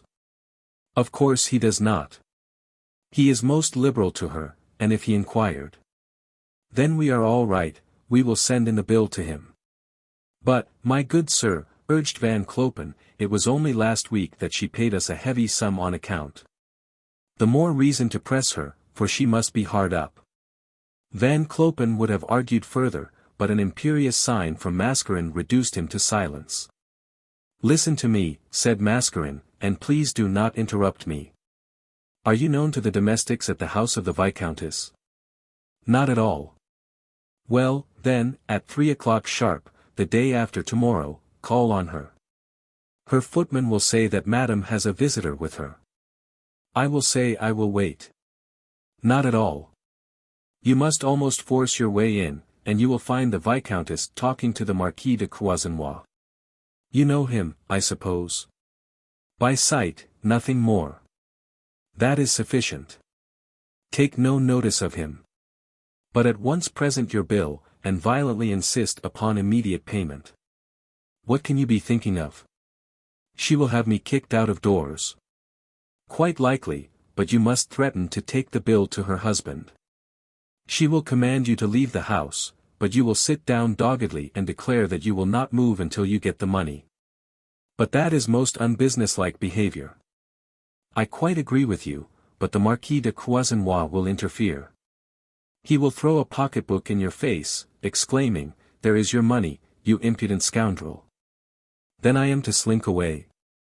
Yes, but before doing so, you will give a receipt in this form, received from the Marquis de Croisenois, the sum of so many francs, in settlement of the account of the Viscountess Boisardin. If I could only understand the game, muttered the puzzled Van Clopen. There is no necessity for that now, only act up to your instructions. I will obey, but remember that we shall not only lose her custom, but that of all her acquaintance. Again the same angry sounds were heard in the corridor. It is scandalous, cried a voice. I have been waiting an hour, my sword and armor.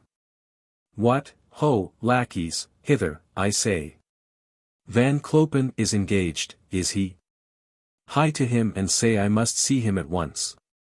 The two accomplices exchanged looks, as though they recognized the shrill, squeaky voice. That is our man, whispered Mascarin, as the door was violently flung open, and Gaston de Gandelot burst in. He was dressed even more extravagantly than usual, and his face was inflamed with rage. Here am I, cried he, and an awful rage I am in. Why, I have been waiting 20 minutes. I don't care a curse for your rules and regulations.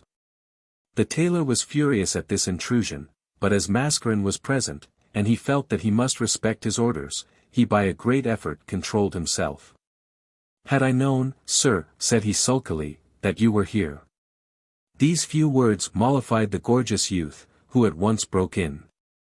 I accept your apologies, cried he, the lackeys remove our arms, the joust is over. My horses have been standing all this time, and may have taken cold. Of course you have seen my horses. Splendid animals, are they not? Zora is in the other room. Quick, fetch her here.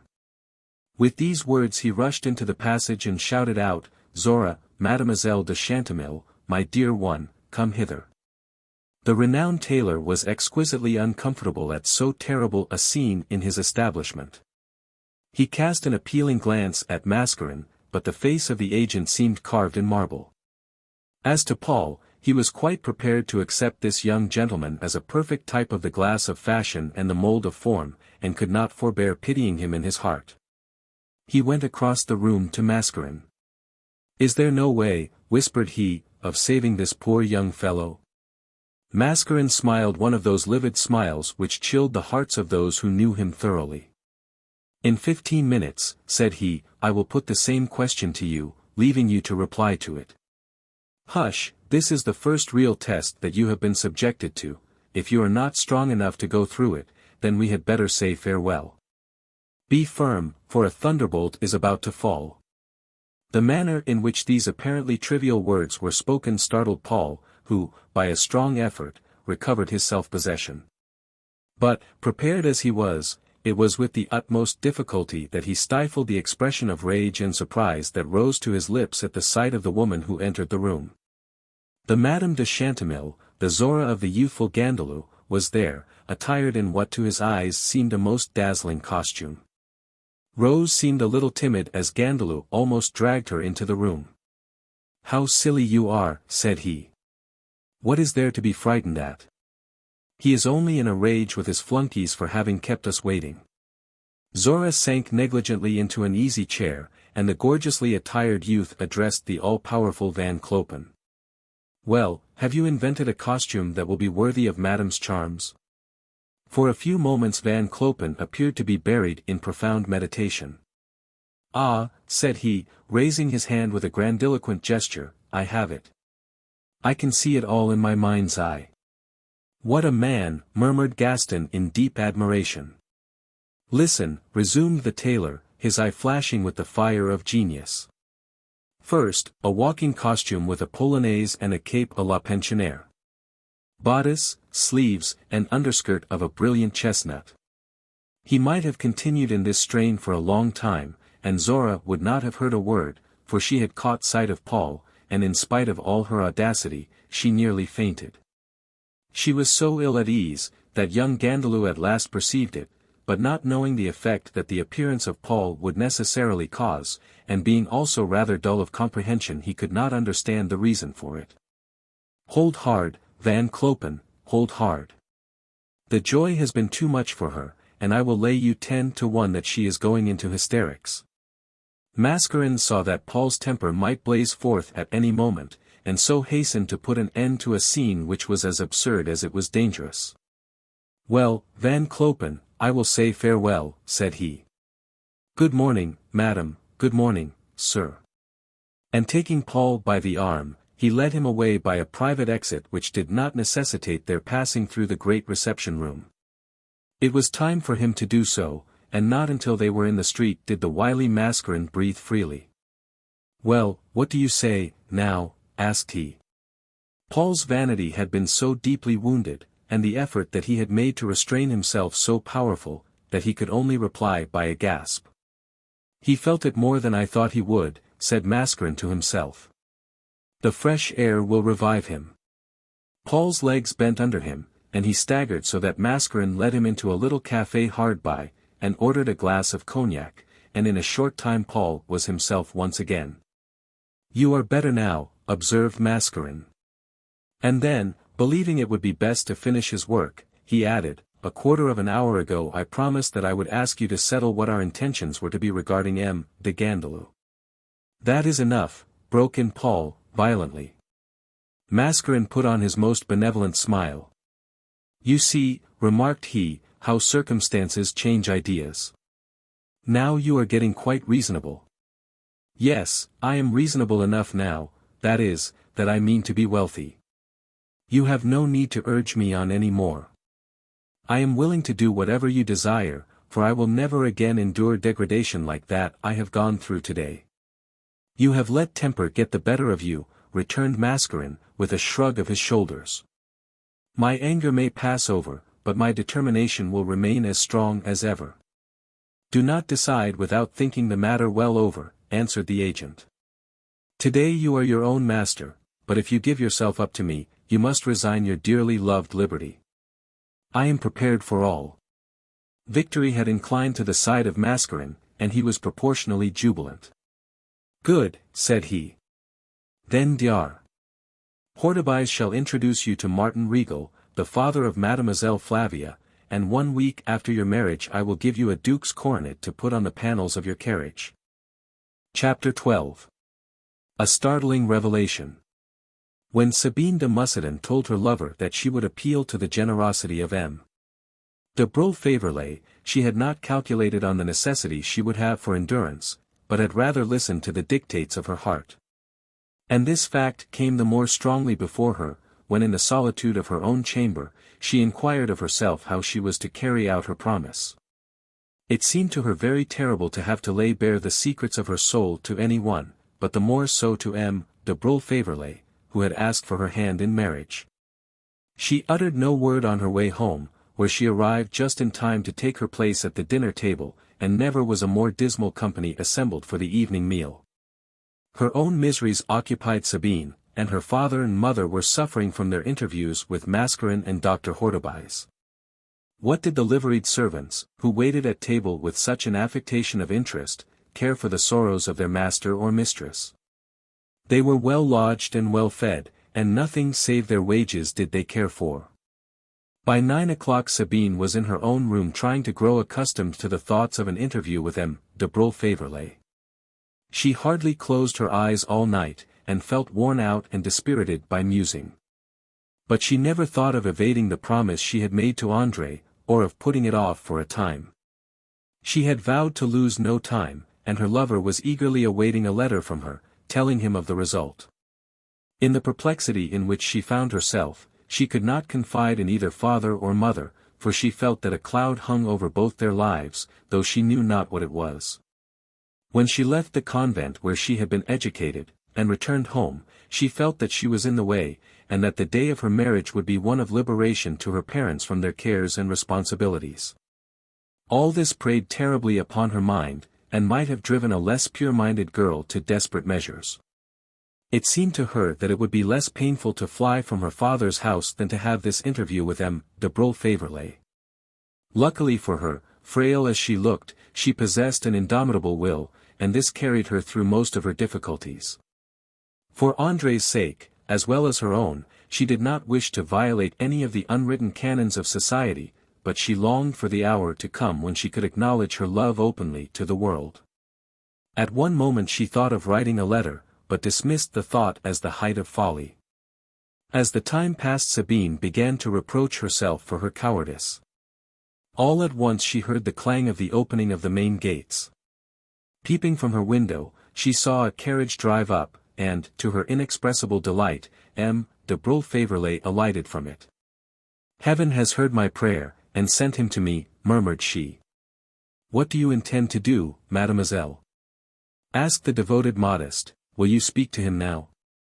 "Yes, I will. My mother is still in her dressing room, and no one will venture to disturb my father in the library.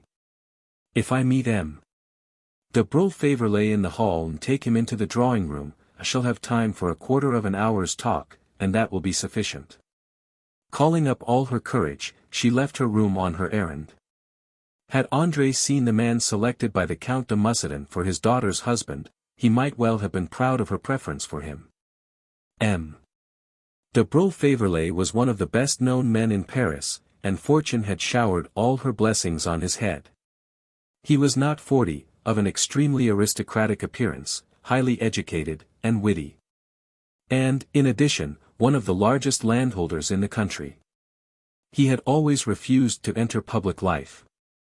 For, he would say to those who spoke to him on the matter, "I have enough to spend my money on without making myself ridiculous."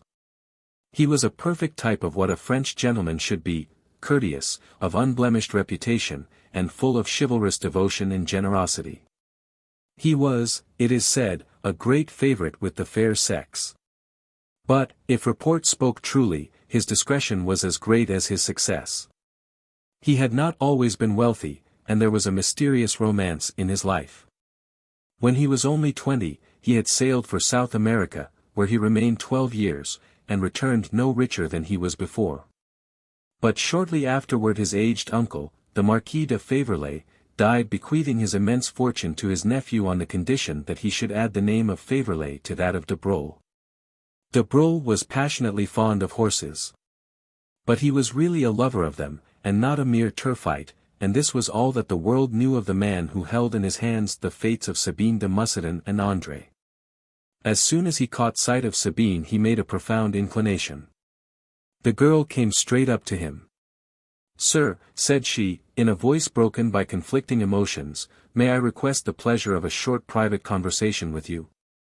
"Mademoiselle," answered de Broglie, concealing his surprise beneath another bow, "I am at your disposal." One of the footmen, at a word from Sabine, threw open the door of the drawing-room in which the Countess had thrown down her arms in her duel with Dr. Hortebise. Sabine did not ask her visitor to be seated, but leaning her elbow on the marble mantelpiece, she said, after a silence equally trying to both. "This strange conduct on my part, sir, will show you, more than any explanation, my sincerity. And the perfect confidence with which you have inspired me." She paused, but de Broglie made no reply, for he was perfectly mystified. "You are," she continued, "my parents' intimate friend, and must have seen the discomforts of our domestic hearth, and that though both my father and mother are living, I am as desolate as the veriest orphan." Fearing that M. de Broglie might not understand her reason for speaking thus, she threw a shade of haughtiness into her manner as she resumed. "My reason, sir, for seeing you today is to ask, nay, to entreat you, to release me from my engagement to you. And to take the whole responsibility of the rupture on yourself." Man of the world as he was, M. de Broglie could not conceal his surprise, in which a certain amount of wounded self-love was mingled. "Mademoiselle," commenced he. Sabine interrupted him. "I am asking a great favor, and your granting it will spare me many hours of grief and sadness, and," she added, as a faint smile flickered across her pallid features, "I am aware that I am asking but a trifling sacrifice on your part. You know scarcely anything of me, and therefore you can only feel indifference toward me. You are mistaken, replied the young man gravely, and you do not judge me rightly. I am not a mere boy, and always consider a step before I take it. And if I asked for your hand, it was because I had learned to appreciate the greatness both of your heart and intellect, and I believe that if you would condescend to accept me, we could be very happy together. The girl seemed about to speak, but de Broglie continued. It seems, however, that I have in some way displeased you, I do not know how, but, believe me, it will be a source of sorrow to me for the rest of my life. De Broglie's sincerity was so evident, that Mademoiselle de Mussidan was deeply affected. You have not displeased me in any way, answered she softly, and are far too good for me. To have become your wife would have made me a proud and happy woman. Here she stopped, almost choked by her tears, but M. de Broglie wished to fathom this mystery. Why then this resolve? Asked he. Because, replied Sabine faintly, as she hid her face, because I have given all my love to another. The young man uttered an exclamation so full of angry surprise, that Sabine turned upon him at once. Yes, sir, answered she, to another. One utterly unknown to my parents, yet one who is inexpressibly dear to me. This ought not to irritate you, for I gave him my love long before I met you. Besides, you have every advantage over him. He is at the foot, while you are at the summit, of the social ladder. You are of aristocratic lineage, he is one of the people. You have a noble name, he does not even know his own. Your wealth is enormous, while he works hard for his daily bread. He has all the fire of genius, but the cruel cares of life drag and fetter him to the earth. He carries on a workman's trade to supply funds to study his beloved art. Incautiously, Sabine had chosen the very means to wound this noble gentleman most cruelly, for her whole beauty blazed out as, inflamed by her passion, she spoke so eloquently of André and drew such a parallel between the two young men. Now, sir, said she, do you comprehend me? I know the terrible social abyss which divides me from the man I love, and the future may hold in store some terrible punishment for my fidelity to him, but no one shall ever hear a word of complaint from my lips, for, she hesitated. And then uttered these simple words, for I love him. M. de Broglie listened with an outwardly impassible face, but the venomed tooth of jealousy was gnawing at his heart.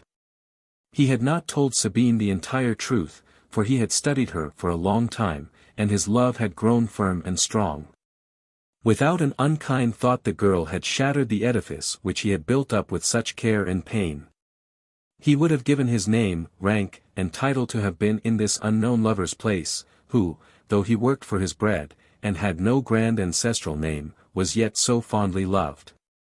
Many a man in his position would have shrugged his shoulders and coldly sneered at the words, I love him, but he did not, for his nature was sufficiently noble to sympathize with hers.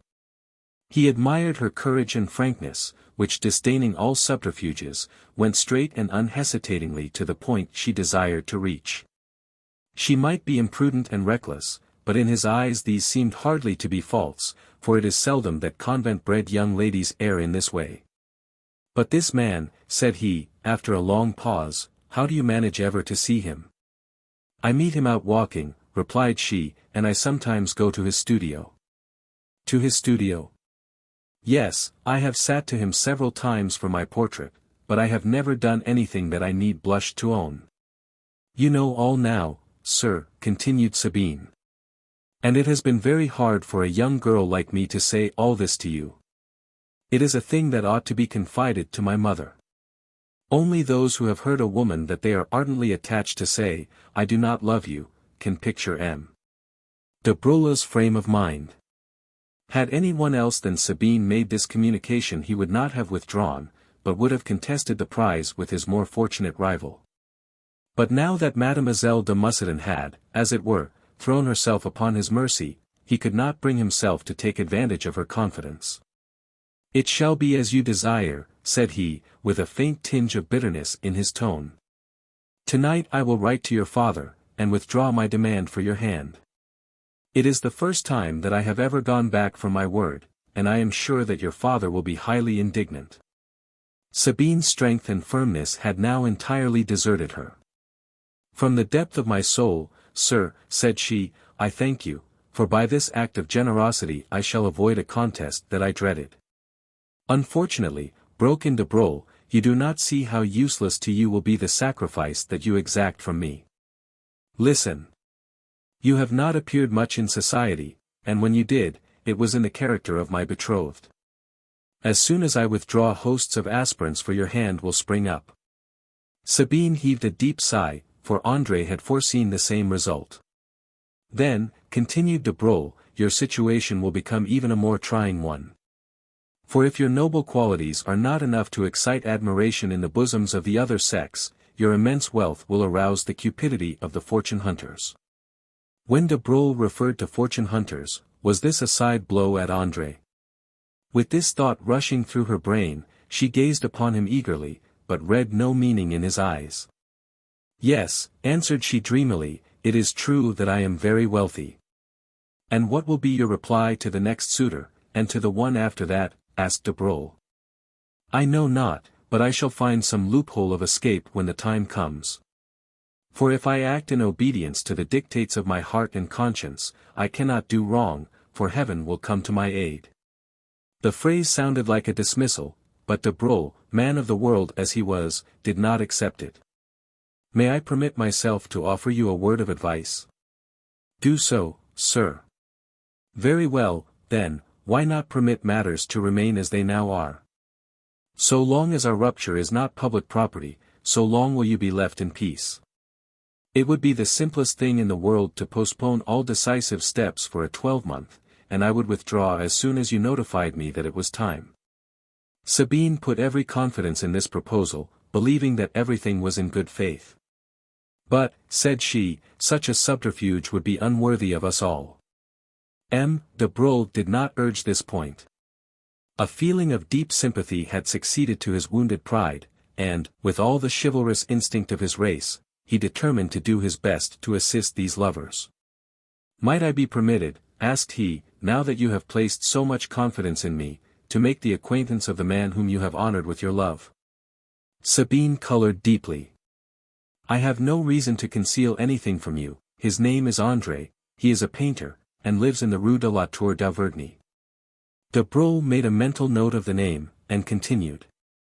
"Do not think that I ask this question from mere idle curiosity, my only desire is to aid you. I should be glad to be a something in your life. I have influential friends and connections." Sabine was deeply wounded. Did this man propose patronizing André, and thus place his position and wealth in contrast with that of the obscure painter? In his eagerness de Broglie had made a false move. "I thank you," answered she coldly, "but André is very proud, and any offer of assistance would wound him deeply. Forgive my scruples, which are perhaps exaggerated and absurd. All he has of his own are his self-respect and his natural pride." As she spoke, Sabine rang the bell, to show her visitor that the conversation was at an end. "Have you informed my mother of de Broglie-Faverolles' arrival?" asked she, as the footman appeared at the door. "I have not, mademoiselle. For both the Count and Countess gave the strictest order that they were not to be disturbed on any pretext whatsoever." "Why did you not tell me that before?" demanded de Broglie. And, without waiting for any explanation, he bowed gravely to Sabine, and quitted the room, after apologizing for his involuntary intrusion, and by his manner permitted all the domestics to see that he was much put out. "Ah!" sighed Sabine, "that man is worthy of some good and true woman's affection."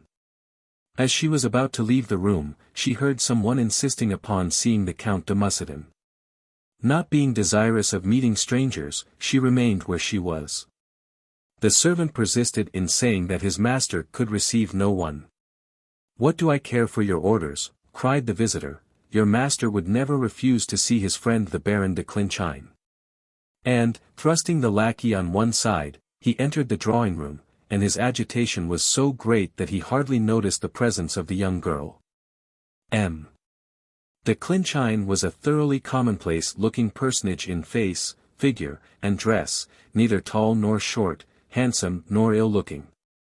The only noticeable point in his attire was that he wore a coral hand on his watch chain. For the Baron was a firm believer in the evil eye.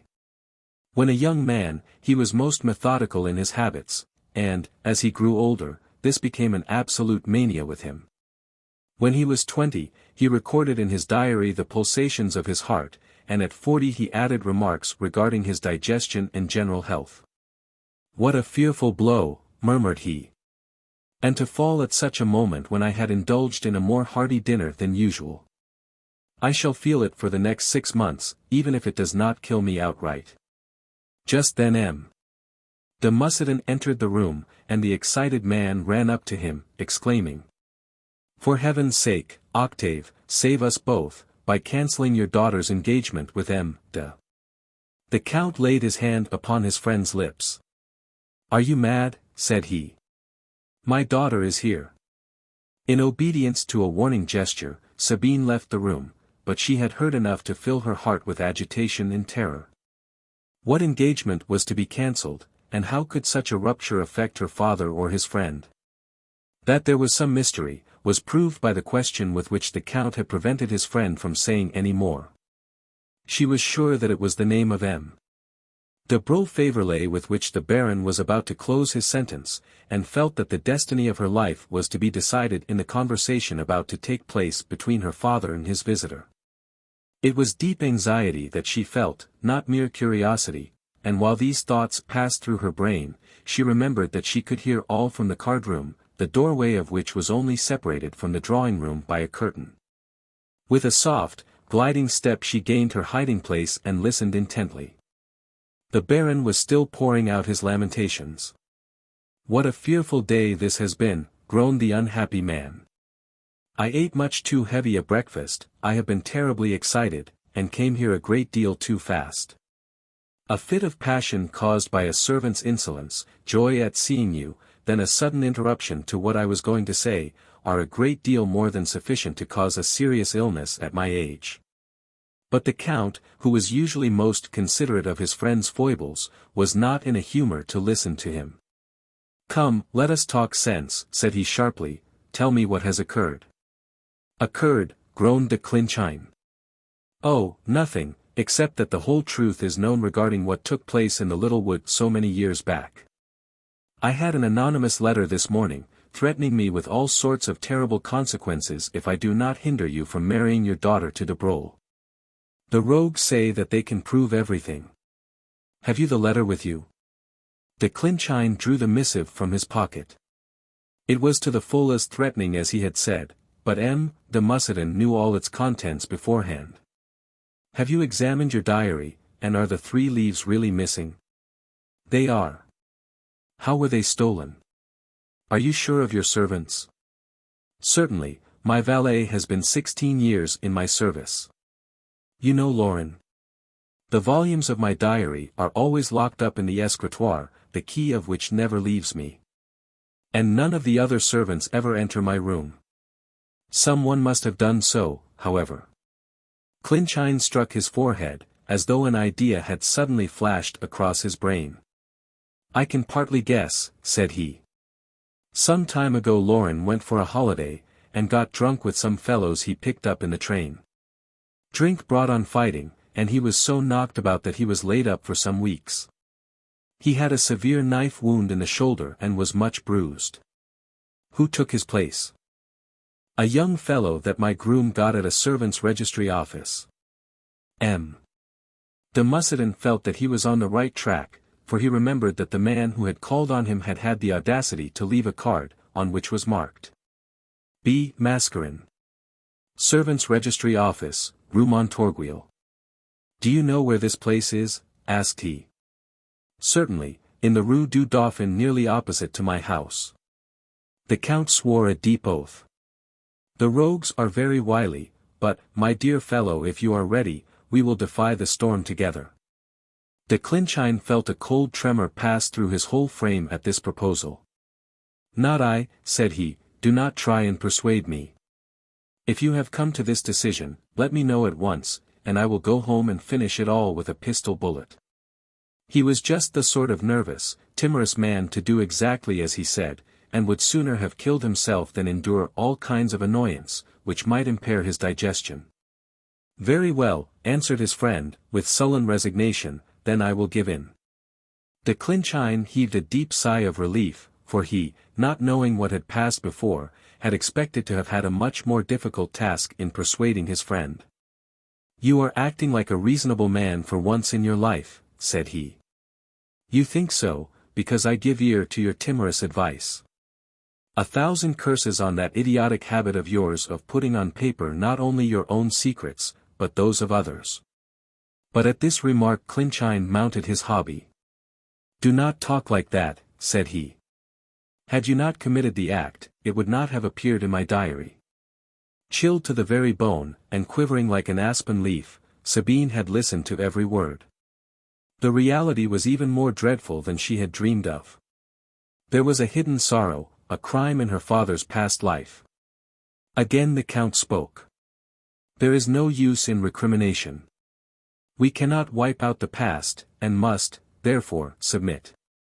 I promise you, on my honor, that this day I will write to de Broglie, and tell him this marriage must be given up." These words threw the balm of peace and safety into de Clinchane's soul, but the excess of joy was too much for him, and murmuring, "Too much breakfast," and the shock of too violent an emotion, he sank back, fainting, on a couch. The Count de Mussidan was terrified, he pulled the bell furiously, and the domestics rushed in, followed by the Countess. Restoratives were applied, and in 10 minutes the Baron opened one eye, and raised himself on his elbow.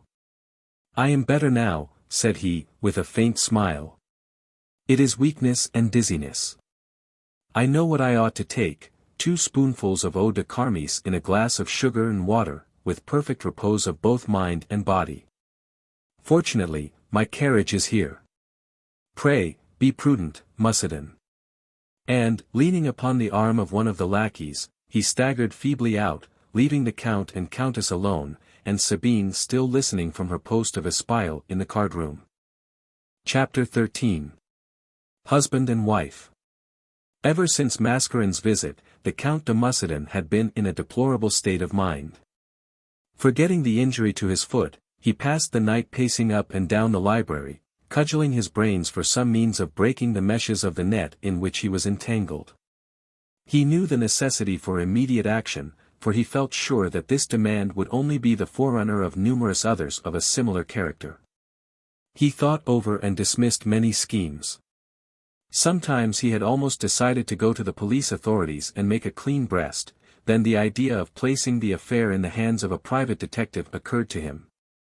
But the more he deliberated, the more he realized the strength of the cord that bound him, and the scandal which exposure would cause. This long course of thought had in some measure softened the bitterness of his wrath, and he was able to receive his old friend M. de Clinchine with some degree of calmness. He was not at all surprised at the receipt of the anonymous letter, indeed, he had expected that a blow would be struck in that direction. Still immersed in thought, M. de Mussidan hardly took heed of his wife's presence, and he still paced the room, uttering a string of broken phrases.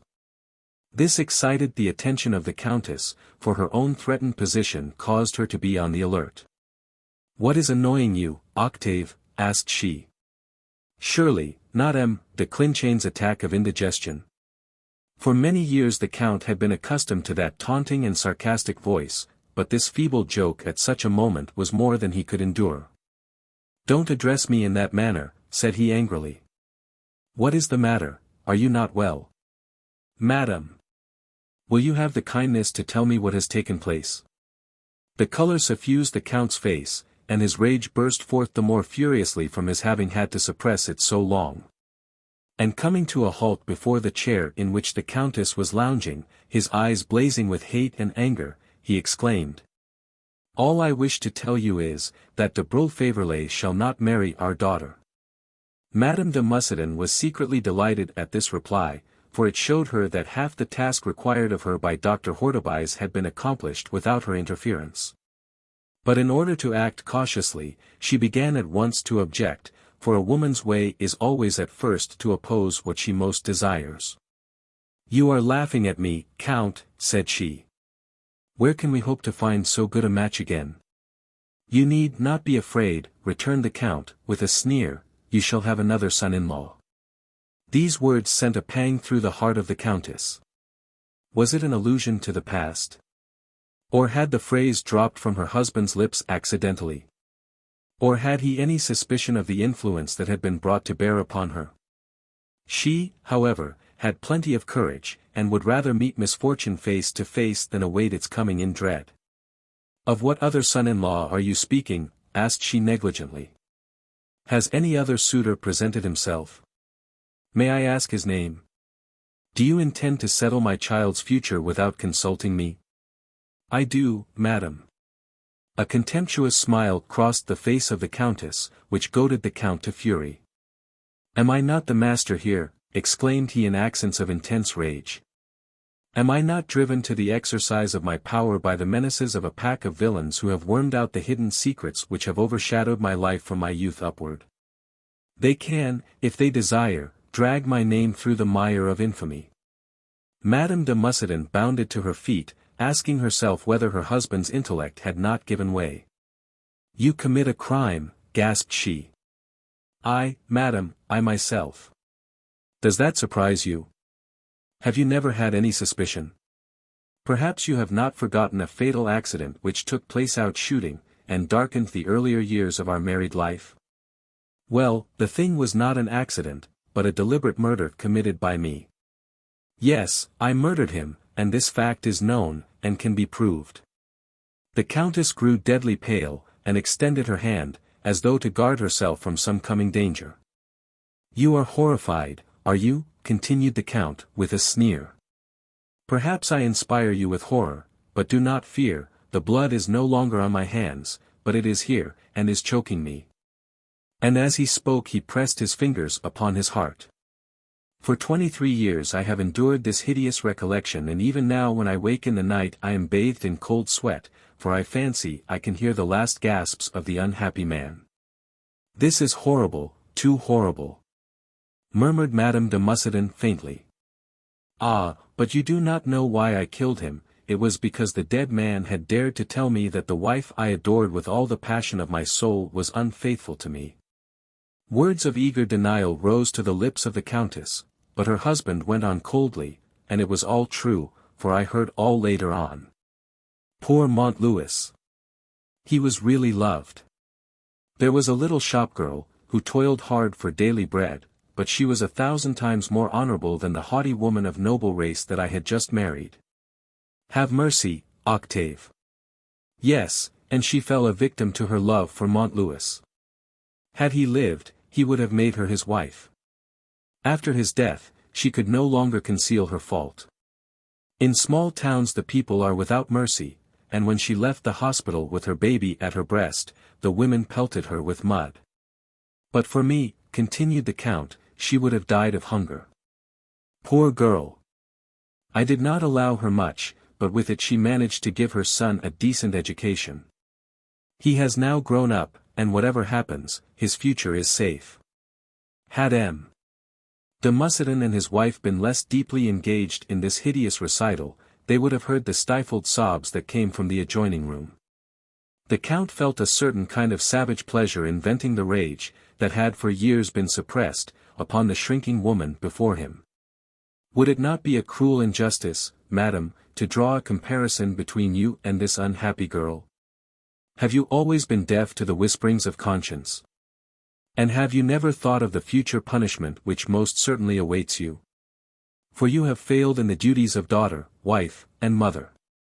Generally the Countess cared little for her husband's reproaches, well deserved as they might be, but today she quailed before him. With your entrance into my life, continued the Count, came shame and misfortune. When people saw you so gay and careless under the oak trees of your ancestral home, who could have suspected that your heart contained a dark secret? When my only wish was to win you for my wife, how did I know that you were weaving a hideous conspiracy against me? Even when so young, you were a monster of dissimulation and hypocrisy. Guilt never overshadowed your brow, nor did falsehood dim the frankness of your eyes. On the day of our marriage I mentally reproached myself for any unworthiness. Wretched fool that I was happy beyond all power of expression, when you, madam, completed the measure of your guilt by adding infidelity to it. It is false, murmured the Countess. You have been deceived. M.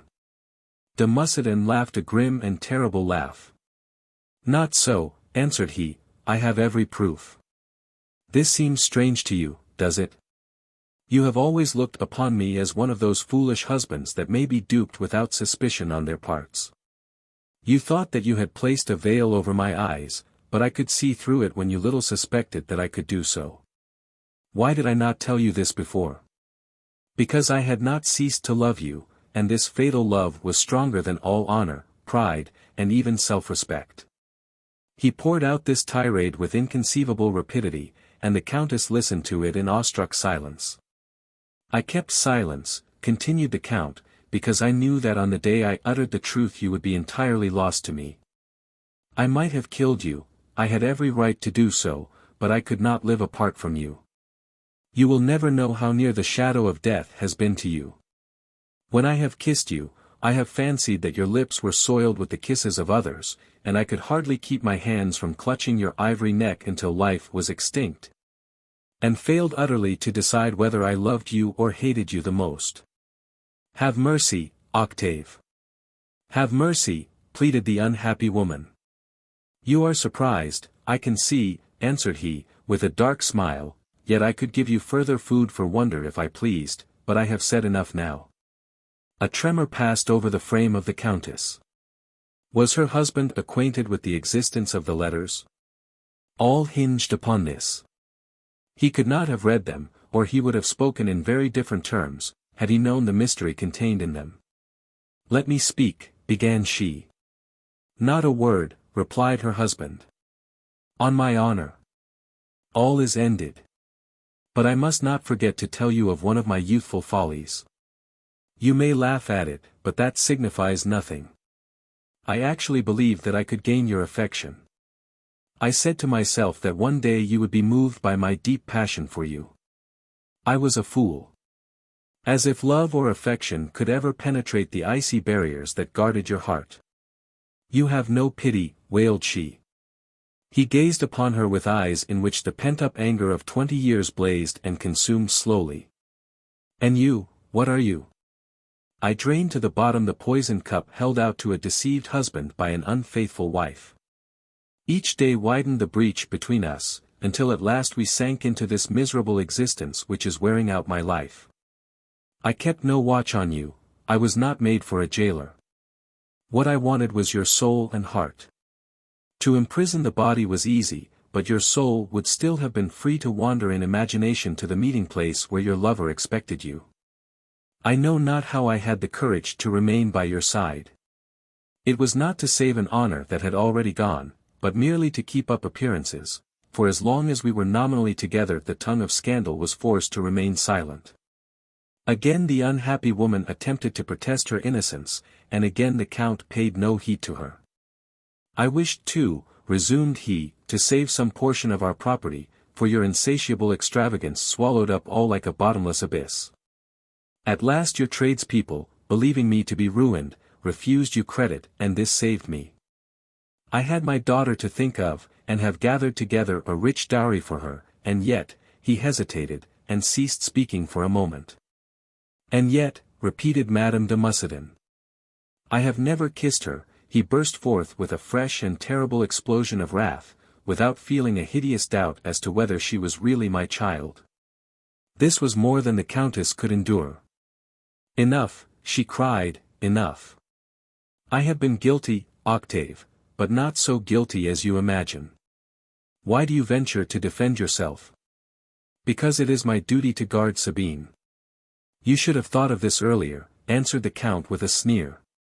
You should have molded her mind, have taught her what was noble and good, and have perused the unsullied pages of the book of her young heart. In the deepest agitation the Countess answered. Ah, Octave, why did you not speak of this sooner, if you knew all, but I will now tell you everything. By an inconceivable error of judgment the Count corrected her speech. Spare us both, said he. If I have broken through the silence that I have maintained for many a year, it is because I knew that no word you could utter would touch my heart.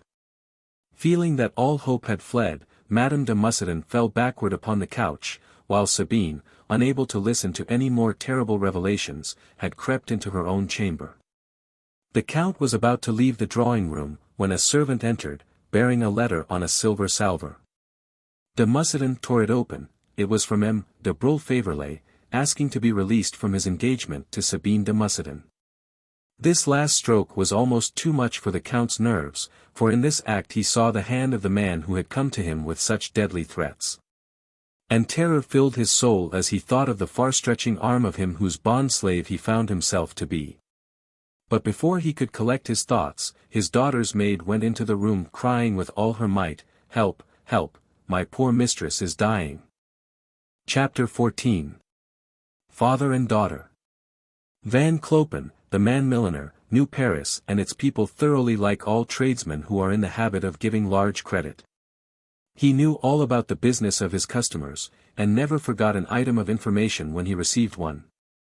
Thus, when Mascarin spoke to him about the father of the lovely Flavia, whose charms had set the susceptible heart of Paul Violaine in a blaze, the arbiter of fashion had replied: "Martin Regal, yes, I know him, he is a banker." And a banker, indeed, Martin Regal was, dwelling in a magnificent house in the Rue Montmartre. The bank was on the ground floor, while his private rooms were in the story above. Though he did not do business in a very large way, yet he was a most respectable man, and his connection was chiefly with the smaller tradespeople, who seemed to live a strange kind of hand-to-mouth existence. And who might be happy were it not for the constant reappearance of that grim phantom, bills to be met. Nearly all these persons were in the banker's hands entirely. Martin Regal used his power despotically and permitted no arguments, and speedily quelled rebellion on the part of any new customer who ventured to object to his arbitrary rules. In the morning the banker was never to be seen, being engaged in his private office, and not a clerk would venture to knock at his door. Even had one done so, no reply would have been returned. For the experiment had been tried, and it was believed that nothing short of an alarm of fire would have brought him out. The banker was a big man, quite bald, his face was clean-shaved, and his little grey eyes twinkled incessantly. His manner was charmingly courteous, and he said the most cruel things in the most honeyed accents, and invariably escorted to the door the man whom he would sell up the next day. In his dress he affected a fashionable style, much used by the modern school of Shylocks. When not in business, he was a pleasant, and, as some say, a witty companion. He was not looked on as an ascetic, and did not despise those little pleasures which enable us to sustain life's tortuous journey. He liked a good dinner, and had always a smile ready for a young and attractive face. He was a widower, and all his love was concentrated on his daughter. He did not keep a very extravagant establishment, but the report in the neighborhood was that Mademoiselle Flavia, the daughter of the eminent banker, would one day come into millions. The banker always did his business on foot, for the sake of his health, as he said. But Flavia had a sweet little Victoria, drawn by 2 thoroughbred horses, to drive in the Bois de Boulogne, under the protection of an old woman, half companion and half servant, who was driven half mad by her charge's caprices. As yet her father has never denied her anything. He worked harder than all his clerks put together, for, after having spent the morning in his counting-house over his papers, he received all business clients.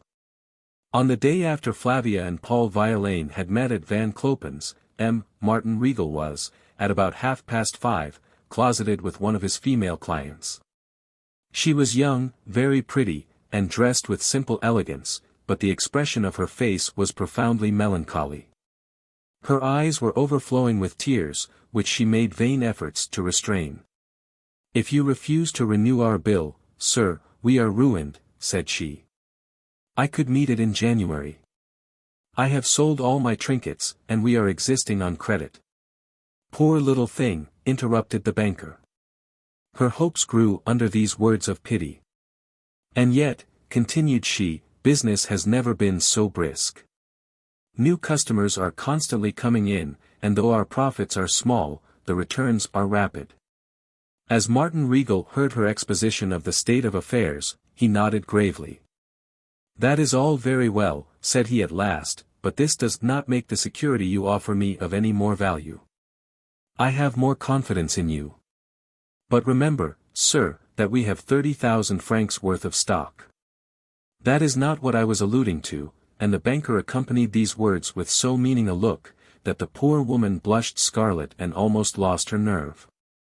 Your stock, said he, is of no more value in my eyes than the bill you offer me. Suppose, for instance, you were to become bankrupt, the landlord might come down upon everything, for he has great power. He broke off abruptly, for Flavia's maid, as a privileged person, entered the room without knocking. Sir, said she, my mistress wishes to see you at once. The banker got up directly. I am coming, said he, then, taking the hand of his client, he led her to the door, repeating, do not worry yourself. All the difficulties shall be got through. Come again, and we will talk them over, and before she could thank him he was halfway to his daughter's apartment. Flavia had summoned her father to show him a new costume which had just been sent home by Van Clopen, and which pleased her greatly. Flavia's costume was a masterpiece of fashionable bad taste, which makes women look all alike and destroys all appearance of individuality. It was a mass of frills, furbelows, fringes, and flutings of rare hue and form, making a series of wonderful contrasts. Standing in the middle of the room, with every available candle alight, for the day was fading away, she was so dainty and pretty that even the bizarre dress of Van Clopen's was unable to spoil her appearance. As she turned round, she caught sight of her father in a mirror, panting with the haste he had made in running upstairs. What a time you have been, said she pettishly. I was with a client, returned he apologetically. You ought to have got rid of him at once. But never mind that, look at me and tell me plainly what you think of me. She had no need to put the question, for the most intense admiration beamed in his face. Exquisite, delicious, heavenly, answered he. Flavia, accustomed as she was to her father's compliments, was highly delighted. Then you think that he will like me? Asked she. She alluded to Paul Violaine, and the banker heaved a deep sigh as he replied. Is it possible that any human being exists that you cannot please? Ah, mused she, if it were anyone but he, I should have no doubts or misgivings. Martin Regal took a seat near the fire, and, drawing his daughter to him, pressed a fond kiss upon her brow, while she with the grace and activity of a cat, nestled upon his knee. Suppose, after all, that he should not like me, murmured she. I should die of grief. The banker turned away his face to hide the gloom that overspread it. Do you love him, then, even now? Asked he. She paused for a moment, and he added, more than you do me. Flavia pressed her father's hand between both her palms and answered with a musical laugh, How silly you are, Papa. Why, of course I love you. Are you not my father? I love you too because you are kind and do all I wish, and because you are always telling me that you love me. Because you are like the Cupids in the fairy stories, dear old people who give their children all their heart's desire. I love you for my carriage, my horses, and my lovely dresses, for my purse filled with gold, for my beautiful jewelry, and for all the lovely presents you make me. Every word she spoke betrayed the utter selfishness of her soul, and yet her father listened with a fixed smile of delight on his face. And why do you love him? Asked he. Because, stammered the girl, first, because he is himself. And then, well, I can't say, but I do love him. Her accents betrayed such depth of passion that the father uttered a groan of anguish. Flavia caught the expression of his features, and burst into a fit of laughter. I really believe that you are jealous, said she, as if she were speaking to a spoiled child. That is very naughty of you, you ought to be ashamed of yourself. I tell you that the first time I set eyes upon him at Van Clopen's, I felt a thrill of love pierce through my heart, such love as I never felt for a human being before. Since then, I have known no rest. I cannot sleep, and instead of blood, liquid fire seems to come through my veins. Martin Regal raised his eyes to the ceiling in mute surprise at this outburst of feeling. You do not understand me, went on Flavia. You are the best of fathers, but, after all, you are but a man. Had I a mother, she would comprehend me better. What could your mother have done for you more than I? Have I neglected anything for your happiness? Asked the banker, with a sigh. Perhaps nothing, for there are times when I hardly understand my own feelings. In gloomy silence the banker listened to the narrative of his daughter's state of mind. Then he said, "All shall be as you desire, and the man you love shall be your husband." The girl was almost beside herself with joy, and, throwing her arms around his neck, pressed kiss upon kiss on his cheeks and forehead. "Darling," said she, "I love you for this more than for anything that you have given me in my life." The banker sighed again, and Flavia, shaking her pretty little fist at him, exclaimed, "What is the meaning of that sigh, sir? Do you by any chance regret your promise? But never mind that. How do you mean to bring him here without causing any suspicion?" A benevolent smile passed over her father's face, as he answered. "That, my pet, is my secret." "Very well, keep it. I do not care what means you use, as long as I see him soon, very soon, tonight perhaps, in an hour, or even in a few minutes. You say Dr. Hortebise will bring him here, he will sit at our table. I can look at him without trouble, I shall hear his voice."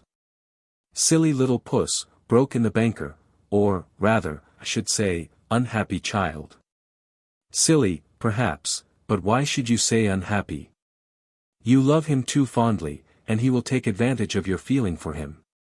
"Never, I do not believe it," answered the girl.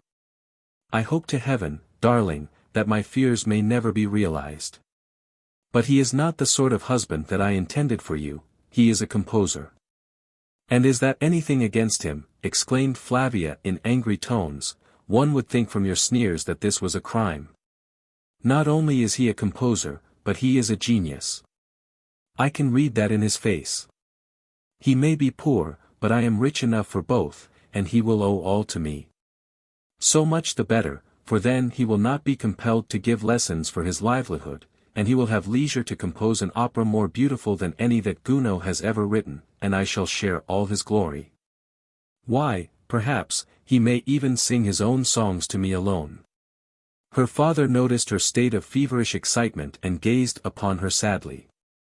Flavia's mother had been removed from this world at the early age of 24 by that insidious malady, consumption, which defies modern medical science, and in a brief space changes a beautiful girl into a livid corpse. And the father viewed her excited manner, flushed cheeks, and sparkling eyes with tears and dismay. "By heavens," cried he, bursting into a sudden fit of passion, "if ever he ill-treats you, he is a dead man." The girl was startled at the sudden ferocity of his manner. "What have I done to make you angry?" asked she. "And why do you have such evil thoughts of him?" "I tremble for you, in whom my whole soul is wrapped up," answered the banker. "This man has robbed me of my child's heart, and you will be happier with him than you are with your poor old father. I tremble because of your inexperience and his weakness, which may prove a source of trouble to you. If he is weak, all the better, my will can guide him." "You are wrong," replied her father, "as many other women have been before you. You believe that weak and vacillating dispositions are easily controlled, but I tell you that this is an error. Only determined characters can be influenced, and it is on substantial foundations that we find support." Flavia made no reply, and her father drew her closer to him. "Listen to me, my child," said he. "You will never have a better friend than I am. You know that I would shed every drop of blood in my veins for you. He is coming, so search your heart to discover if this is not some mere passing fancy." "Father," cried she, "remember that your happiness is in your own hands now, so be careful and conceal your feelings, and do not let him discover how deep your love is for him. Men's minds are so formed that while they blame a woman for duplicity, they complain far more if she acts openly and allows her feelings to be seen." He paused, for the doorbell rang. Flavia's heart gave a bound of intense joy. "He has come," gasped she, and, with a strong effort to retain her composure, she added, "I will obey you, my dear father, I will not come here again until I have entirely regained my composure. Do not fear, and I will show you that your daughter can act a part as well as any other woman." She fled from the room as the door opened, but it was not Paul who made his appearance, but some other guests, a stout manufacturer and his wife, the latter gorgeously dressed, but with scarcely a word to say for herself. For this evening the banker had issued invitations to 20 of his friends, and among this number Paul would scarcely be noticed. He in due time made his appearance with Dr. Hortebise, who had volunteered to introduce him into good society. Paul felt ill at ease. He had just come from the hands of a fashionable tailor, who, thanks to Mascaren's influence, had in 48 hours prepared an evening suit of such superior cut that the young man hardly knew himself in it. Paul had suffered a good deal from conflicting emotions after the visit to Van Clopen's, and more than once regretted the adhesion that he had given to Mascaren's scheme. But a visit the next day from Hortebise, and the knowledge that the fashionable physician was one of the confederates, had reconciled him to the position he had promised to assume. He was moreover struck with Flavia's charms, and dazzled with the accounts of her vast prospective fortune. To him, Hortebise, gay, rich, and careless, seemed the incarnation of happiness, and contributed greatly to stifle the voice of Paul's conscience. He would, however, perhaps have hesitated had he known what the locket contained that dangled so ostentatiously from the doctor's chain. Before they reached the banker's door, driven in the doctor's elegant brougham, a similar one to which Paul mentally declared he would have, as soon as circumstances would permit, the young man's mentor spoke. "Let me say a few words to you. You have before you a chance which is seldom afforded to any young man, whatever his rank and social standing. Mind that you profit by it." "You may be sure I will," said Paul, with a smile of self-complacency. "Good, dear boy. But let me fortify your courage with a little of my experience. Do you know what an heiress really is?" "Well, really." "Permit me to continue. An heiress, and more so if she is an only child, is generally a very disagreeable person, headstrong, capricious, and puffed up with her own importance. She is utterly spoiled by the flattery to which she has been accustomed from her earliest years, and thinks that all the world is made to bend before her." "Ah," answered Paul, a little discomfited. "I hope it is not Mademoiselle Flavia's portrait that you have been sketching?" "Not exactly," answered the doctor, with a laugh. "But I must warn you that even she has certain whims and fancies. For instance, I am quite sure that she would give a suitor every encouragement, and then repulse him without rhyme or reason." Paul, who up to this time had only seen the bright side of affairs, was a good deal disconcerted. Why should you introduce me to her then?" "In order that you may win her. Have you not everything to ensure success? She will most likely receive you with the utmost cordiality, but beware of being too sanguine. Even if she makes desperate love to you, I say, take care, it may be only a trap. For, between ourselves, a girl who has 1,000,000 stitched to her petticoats is to be excused if she endeavors to find out whether the suitor is after her or her money." Just then the brougham stopped, and Dr. Hortebise and his young friend entered the house in the Rue Montmartre, where they were cordially greeted by the banker. Paul glanced round, but there were no signs of Flavia, nor did she make her appearance until 5 minutes before the dinner hour, when the guests flocked round her. She had subdued all her emotions, and not a quiver of the eyelids disclosed the excitement under which she was laboring. Her eye rested on Paul, and he bowed ceremoniously. The banker was delighted, for he had not believed much in her self-command. But Flavia had taken his advice to heart, and when seated at table abstained from casting a glance in Paul's direction. When dinner was over and many of the guests had sat down to whist, Flavia ventured to approach Paul, and in a low voice, which shook a little in spite of her efforts, said, "Will you not play me one of your own compositions, M. Violaine?" Paul was but a medium performer, but Flavia seemed in the seventh heaven, while her father and Dr. Hortebise, who had taken their seats not far away, watched the young couple with much anxiety. "How she adores him," whispered the banker. "And yet I cannot judge of the effect that she has produced upon him. Surely Mascarin will worm it all out of him tomorrow, returned the doctor. Tomorrow the poor fellow will have his hands full, for there is to be a general meeting, when we shall hear all about Catinac's ideas, and I shall be glad to know what Croisenois' conduct will be when he knows what he is wanted for. It was growing late, and the guests began to drop off. Dr. Hortebise signalled to Paul, and they left the house together. According to the promise to her father, Flavia had acted her part so well, that Paul did not know whether he had made an impression or not. Chapter 15. Master Chupin. Beaumarchais, when Mascarin called a general meeting of his associates, was in the habit of assuming his very best attire. For as he was often called into the inner office to answer questions, he was much impressed with the importance of the occasion. This time, however, the subordinate, although he had received due notice of the meeting, was still in his everyday dress. This discomposed him a good deal, though he kept muttering to himself that he meant no disrespect by it.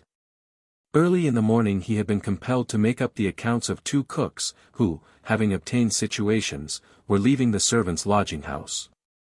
When this matter was completed, he had hoped for half an hour's leisure.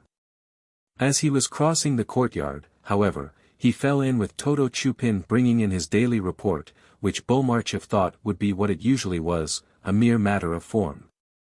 He was, however, much mistaken. For though outwardly Toto was the same, yet his ideas had taken an entirely new direction, and when Beaumarchais urged him to look sharp, the request was received with a great deal of sullenness.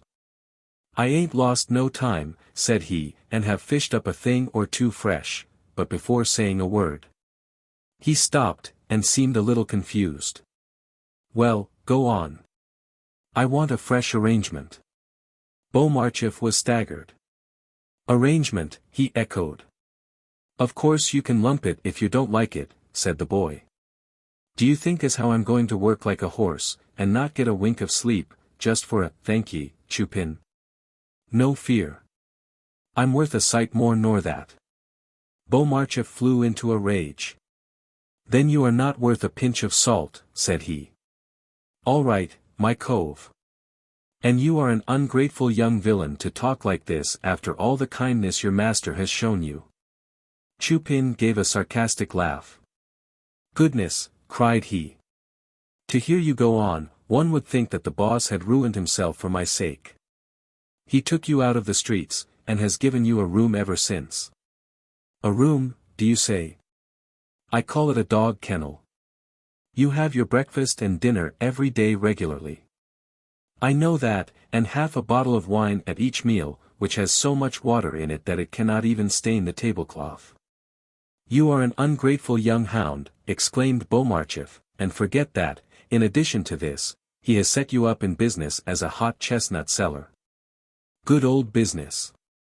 I am allowed to stand all day under the gateway, roasted on one side, and frozen on the other, and gain, perhaps 20 sous. You know that in summer he has promised to set you up in the fried potato line. Thank ye for nothing. I don't like the smell of grease. What is it you want, then?" "Nothing. I feels that I ought to be a gentleman at large." Beaumarchais cast a furious glance at the shameless youth, and told him that he would report everything to his master. The boy, however, did not seem to care a pin. "I intends to see Master Mascarin myself presently," remarked Chupin. "You are an idiot." "Why so? Do you think I didn't live better before I had anything to do with this blooming old cove?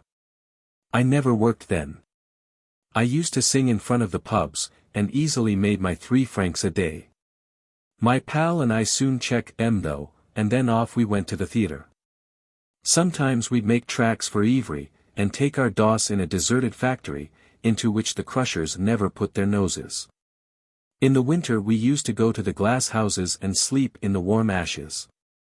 All these were good times, while now. Well, what have you to grumble at now? Don't I hand you a 5-franc piece every day that you are at work? But that ain't good enough. Come, don't get shirty, all I asks is a rise of salary. Only say either yes or no, and if you say no, why, I sends in my resignation." Beaumarchais would have given a 5-franc piece out of his own pocket for Mascarin to have heard the boy's impertinence. You are a young rascal, said he, and keep the worst of company. There is no use in denying it, for a hangdog fellow, calling himself polite, has been here asking after you. My company ain't any business of yours. Well, I give you warning, you will come to grief. How? Returned Toto Chupin sulkily. How can I come to grief? If old Mascarin interferes, I'll shut up his mouth pretty sharp. I wish you and your master wouldn't poke their noses into my affairs. I'm sick of you both. Don't you think I'm up to you? When you make me follow someone for a week at a time, it isn't to do them a kindness, I reckon. If things turn out badly, I've only to go before a beak and speak up, I should get off easily enough then. And if I do so, you will be sorry for not having given me more than my 5 francs a day. Beaumarchais was an old soldier and a bold man, but he was easily upset, for the lad's insolence made him believe that he was uttering words that had been put in his mouth by some wily adviser. And not knowing how to act, the ex-soldier thought it best to adopt a more conciliating demeanor. How much do you want? Asked he. Well, 7 francs to start with. The deuce you do. 7 francs a day is a sum. Well, I'll give it you myself today and will speak about you to the master. You won't get me to loosen my tongue for that amount today, you may bet your boots on that, answered the lad insolently. I wants 100 francs down on the nail. 100 francs, echoed Beaumarchais, scandalized at such a demand. Yes, my cove, that and no less. And what will you give in return? No, no, my lad, your demand is a preposterous one, besides, you wouldn't know how to spend such a sum. Don't you flurry yourself about that, but of one thing you may be sure, I shan't spend my wages as you do, in wax for your moustache. Beaumarchais could not endure an insult to his moustache, and Chupin was about to receive the kick he had so richly earned, when Daddy Tanton suddenly made his appearance, looking exactly as he did when he visited Paul in his garret. Tut, tut. Never quarrel with the door open. Beaumarchais thanked Providence for sending this sudden reinforcement to his aid, and began in a tone of indignation. Toto Chupin. Stop. I have heard every word, broke in Tanton. On hearing this, Toto felt that he had better make himself scarce, for though he hardly knew Mascarin, and utterly despised Beaumarchais, he trembled before the oily Tanton, for in him he recognized a being who would stand no nonsense. He therefore began in an apologetic tone. Just let me speak, sir, I only wanted money, of course, and very natural too. Come, Beaumarchais, hand this worthy lad the 100 francs that he has so politely asked for. Beaumarchais was utterly stupefied, and was about to make some objection when he was struck by a signal which Toto did not perceive, and, drawing out his pocketbook, extracted a note which he offered to the lad. Toto glanced at the note, then at the faces of the 2 men, but was evidently afraid to take the money. Take the money, said Tanton. If your information is not worth the money, I will have it back from you. Come into the office, where we shall not be disturbed. Tanton took a chair, and glancing at Toto, who stood before him twirling his cap leisurely, said. I heard you. The lad had by this time recovered his customary audacity. 5 days ago, he began, I was put on to Caroline Schimmel, I have found out all about her by this time. She is as regular as clockwork in her duties at least. She wakes at 10 and takes her absinthe. Then she goes to a little restaurant she knows, and has her breakfast and a game at cards with any one that will play with her. At 6 in the evening she goes to the Grand Turk, a restaurant and dancing shop in the Rue de Poissonnières. Ain't it a swell ken just? You can eat, drink, dance, or sing, just as you like, but you must have decent togs on, or they won't let you in. Wouldn't they let you through then? Toto pointed significantly to his rags as he replied. This rig out wouldn't pass muster, but I have a scheme in hand. Tanton took down the address of the dancing saloon, and then, addressing Toto with the utmost severity. Do you think, said he, that this report is worth 100 francs? Toto made a quaint grimace. Do you think, asked he, that Caroline can lead the life she does without money? No fear. Well, I have found out where the coin comes from.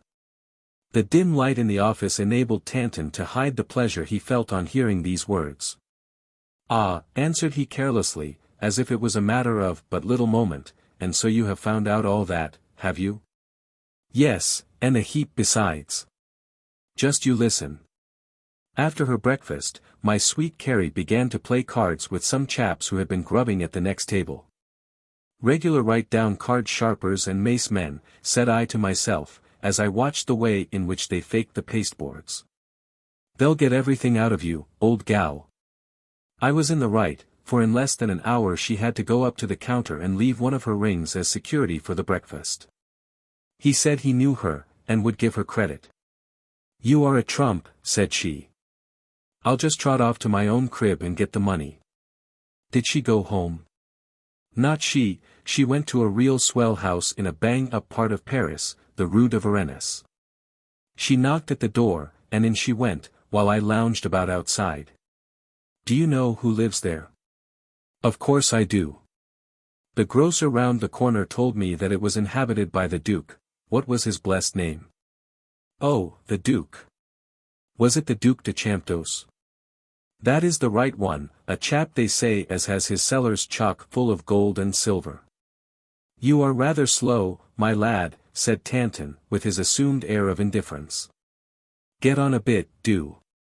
Toto was much put out, for he had expected that his intelligence would have created an immense sensation. Give a cove time to breathe in. Well, in half an hour out comes my Carrie as lively as a flea. She got into a passing cab and away she went.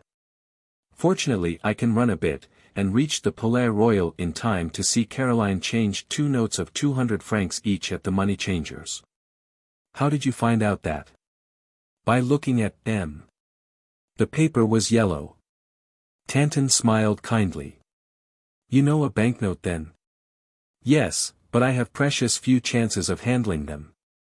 Once I went into a money changer's shop and asked them just to let me feel one, and they said, get out sharp. Is that all? Demanded Tanton. No. I have kept the best bit for a finish. I want to tell you that there are others on the lookout after Caroline. Toto had no reason this time to grumble at the effect he had produced, for the old man gave such a jump that his hat fell off. What are you saying? Said he. Simply that for the last 3 days a big chap with a harp on his back has been keeping her in view. I twigged him at once, and he too saw her go into the swell crib that you say belongs to that Duke. Tanton pondered a little. A street musician, muttered he.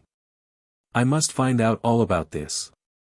Now, Toto, listen to me, chuck Caroline over, and stick to the fellow with the harp, be off with you, for you have earned your money well. As Chupin went off, the old man shook his head. Too sharp by a good bit, said he won't have a long lease of life.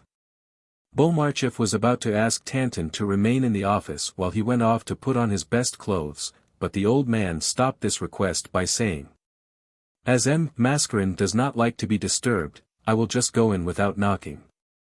When the other gentlemen arrive, show them in, for look you here, my good friend, the pear is so ripe that if it is not plucked, it will fall to the ground.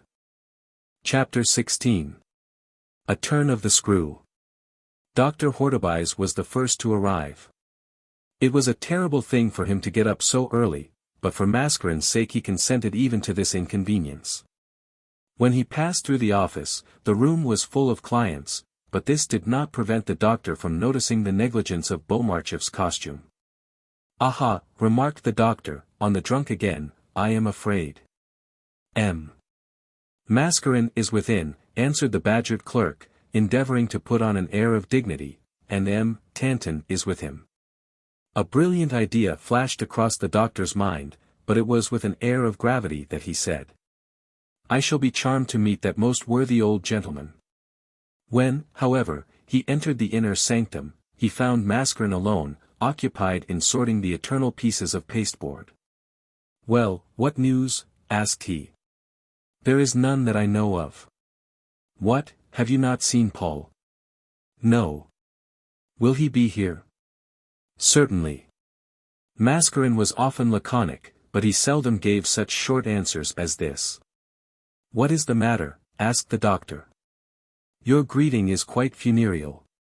Are you not well? I am merely preoccupied, and that is excusable on the eve of the battle we are about to fight, returned Mascarin. He only, however, told a portion of the truth. For there was more in the background, which he did not wish to confide to his friend. Toto Chupin's revolt had disquieted him. Let there be but a single flaw in the axle-tree, and one day it will snap in twain. And Mascarin wanted to eliminate this flaw. Pooh, remarked the doctor, playing with his locket, we shall succeed. What have we to fear, after all, opposition on Paul's part? Paul may resent a little, answered Mascarin disdainfully. But I have decided that he shall be present at our meeting of today. It will be a stormy one, so be prepared. We might give him his medicine in minims, but I prefer the whole dose at once. The deuce you do. Suppose he should be frightened, and make off with our secret. He won't make off, replied Mascarin in a tone which froze his listener's blood. He can't escape from us any more than the cockchafer can from the string that a child has fastened to it. Do you not understand weak natures like his? He is the glove, I the strong hand beneath it. The doctor did not argue this point, but merely murmured. Let us hope that it is so. Should we have any opposition, resumed Mascarin, it will come from Cadenac. I may be able to force him into cooperation with us, but his heart will not be in the enterprise. Do you propose to bring Cadenac into this affair? Asked Hortebise in great surprise. Assuredly. Why have you changed your plan? Simply because I have recognized the fact that, if we dispensed with his services, we should be entirely at the mercy of a shrewd man of business, because... He broke off, listened for a moment, and then said. Hush! I can hear his footstep. A dry cough was heard outside, and in another moment Cadenac entered the room. Nature, or profound dissimulation, had gifted Cadenac with an exterior which made every one, when first introduced to him, exclaim, this is an honest and trustworthy man. Cadenac always looked his clients boldly in the face. His voice was pleasant, and had a certain ring of joviality in it, and his manner was one of those easy ones which always ensure popularity. He was looked upon as a shrewd lawyer, but yet he did not shine in court. He must therefore, to make those 30,000 francs a year which he was credited with doing, have some special line of business. He essayed rather risky matters, which might bring both parties into the clutches of the criminal law, or, at any rate, leave them with a taint upon both their names. A sensational lawsuit is begun, and the public eagerly await the result.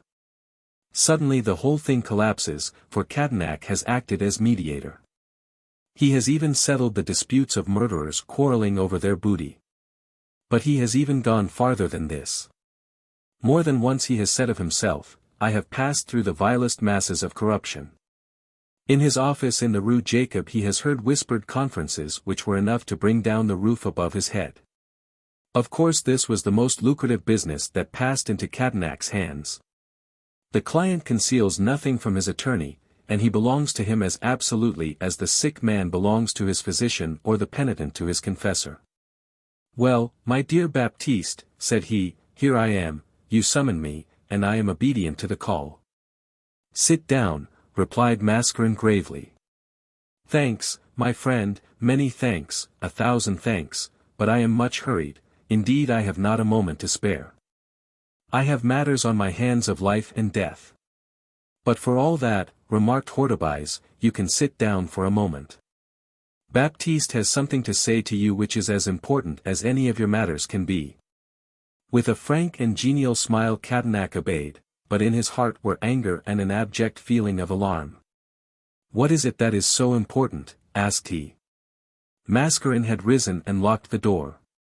When he had resumed his seat he said. The facts are very simple. Hortebise and I have decided to put our great plan into execution, which we have as yet only discussed generally with you. We have the Marquis de Croisenois with us. My dear sir, broke in the lawyer. Wait a little, we must have your assistance, Anne. Cadenac rose from his seat. That is enough, said he. You have made a very great mistake if it is on this matter that you have sent for me. I told you this before. He was turning away, and looking for his hat, proposed to beat a retreat, but Dr. Hortebise stood between him and the door, gazing upon him with no friendly expression of countenance. Cadenac was not a man to be easily alarmed, but the doctor's appearance was so threatening, and the smile upon Mascaren's lips was of so deadly a character, that he stood still, positively frightened into immobility. What do you mean? Stammered he, what is it you say now? First, replied the doctor, speaking slowly and distinctly, first, we wish that you should listen to us when we speak to you. I am listening. Then sit down again, and hear what Baptiste has to say. The command Cadenac had over his countenance was so great that it was impossible to see to what conclusion he had arrived from the words and manner of his confederates. Then let Baptiste explain himself, said he. Before entering into matters completely, said he coolly, I first want to ask our dear friend and associate if he is prepared to act with us. Why should there be any doubt on that point? Asked the lawyer. Do all my repeated assurances count as nothing? We do not want promises now, what we do want is good faith and real cooperation. Can it be that you? I ought to inform you, continued Mascaren, unheeding the interruption, that we have every prospect of success, and, if we carry the matter through, we shall certainly have 1,000,000 apiece. Hortebise had not the calm patience of his confederate, and exclaimed. You understand it well enough. Say yes or no.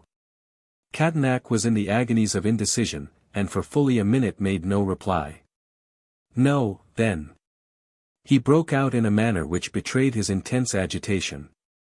After due consideration, and having carefully weighed the chances for and against, I answer you decidedly, no. Mascaren and Hortebise evidently expected this reply, and exchanged glances.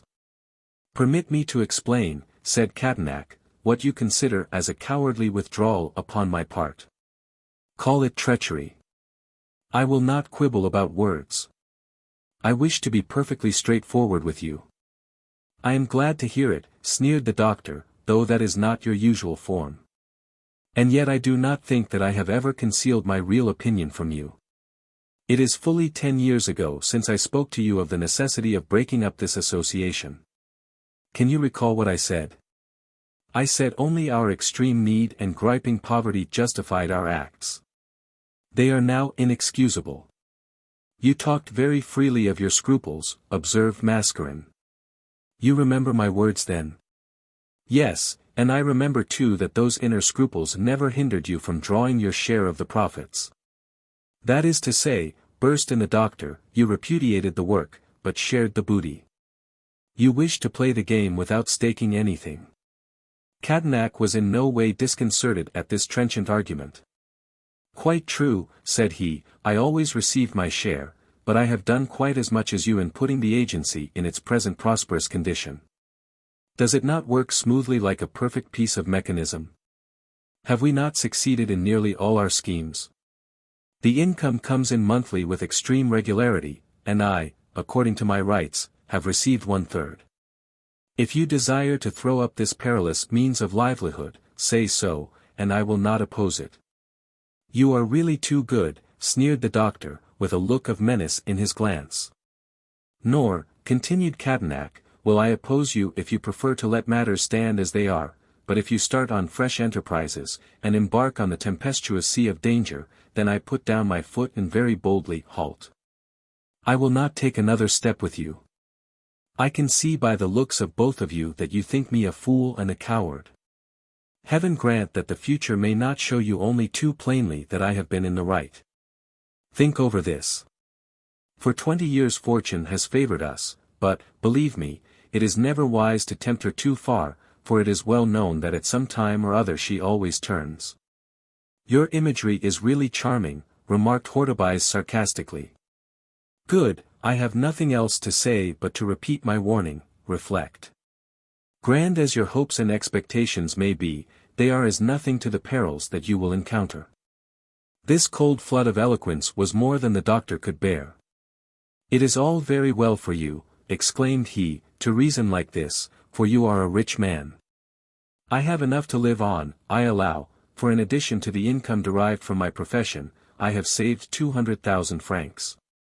And if you can be induced to renounce your projects, I will divide this sum with you. You have only to think." Mascarin, who had taken no part in the dispute, now judged it time to interfere. "And so," said he, turning to Cadenac, "you have only 200,000 francs? That or thereabouts. And you offer to divide this sum with us. Really we ought to be deeply grateful to you, but—" Mascarin paused for a moment. Then settling his spectacles more firmly, he went on. "But even if you were to give us what you propose, you would still have 1,100,000 francs remaining." Cadenac burst into a pleasant laugh. "You are jesting," said he. "I can prove the correctness of my assertion," and as he spoke, Mascarin unlocked a drawer, and taking a small notebook from it, turned over the pages, and leaving it open at a certain place, handed it to the lawyer. "There," said he, "that is made up to December last, and shows precisely how you stand financially. Twice, then, you have increased your funds. These deposits you will find in an addenda at the end of the book." Cadenac started to his feet. All his calmness had now disappeared. "Yes," he said, "I have just the sum you name, and I, for that very reason, refuse to have anything further to do with your schemes. I have an income of 60,000 francs.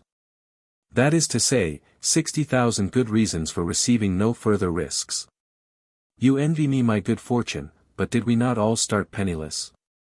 I have taken care of my money, while you have squandered yours. Hortebise has lost his patience, while I have increased the number of my clients, and now you want me to tread the dangerous road again. Not I, go your way, and leave me to go home." Again he took up his hat, but a wave of the hand from Mascarin detained him. "Suppose," said he coldly, "that I told you that your assistance was necessary to me. I should say so much the worse for you. But suppose I insist. And how can you insist? We are both in the same boat, and sink or swim together. Are you certain of that? So certain that I repeat from this day I wash my hands of you. I am afraid you are in error." "How so?" "Because for 12 months past, I have given food and shelter to a girl of the name of Clarisse. Do you by any chance know her?" At the mention of this name, the lawyer started, as a man starts who, walking peacefully along, suddenly sees a deadly serpent coiled across his path. "Clarisse," stammered he, "how did you know of her? Who told you?" But the sarcastic sneer upon the lips of his two confederates wounded his pride so deeply, that in an instant he recovered his self-possession. "I am getting foolish," said he, "to ask these men how they learned my secret. Do they not always work by infamous and underhand means?" "You see I know all," remarked Mascarin, "for I foresaw the day would come when you would wish to sever our connection, and even give us up to justice, if you could do so with safety to yourself. I therefore took my precautions. One thing, however, I was not prepared for, and that was, that a man of your intelligence should have played so paltry a game, and even 12 months back thought of betraying us. It is almost incredible. Do you ever read the Gazette de Tribunaux? I saw in its pages yesterday a story nearly similar to your own. Shall I tell it to you? A lawyer who concealed his vices beneath a mantle of joviality and candor, brought up from the country a pretty, innocent girl to act as servant in his house. This lawyer occupied his leisure time in leading the poor child astray, and the moment at last came when the consequences of her weakness were too apparent. The lawyer was half beside himself at the approaching scandal. What would the neighbors say? Well, to cut the story short, the infant was suppressed, you understand, suppressed, and the mother turned into the street. Baptiste, have mercy. It was a most imprudent act, for such things always leak out somehow. You have a gardener at your house at Champigny, and suppose the idea seized upon this worthy man to dig up the ground round the wall at the end of the garden. That is enough, said Cadenac, piteously. I give in. Mascarin adjusted his spectacles, as he always did in important moments. You give in, do you? Not a bit. Even now you are endeavoring to find a means of parrying my home thrusts. But I declare to you. Do not be alarmed. Dig as deeply as he might, your gardener would discover nothing. The lawyer uttered a stifled exclamation of rage as he perceived the pit into which he had fallen. He would find nothing, resumed Mascarin, and yet the story is all true. Last January, on a bitterly cold night, you dug a hole, and in it deposited the body of a newborn infant wrapped in a shawl. And what shawl? Why, the very one that you purchased at the Bon Marché, when you were making yourself agreeable to Clarisse. The shopman who sold it to you has identified it, and is ready to give evidence when called upon. You may look for that shawl, Cadenac, but you will not find it. Have you got that shawl? Asked Cadenac hoarsely. Am I a fool? Asked Mascarin contemptuously.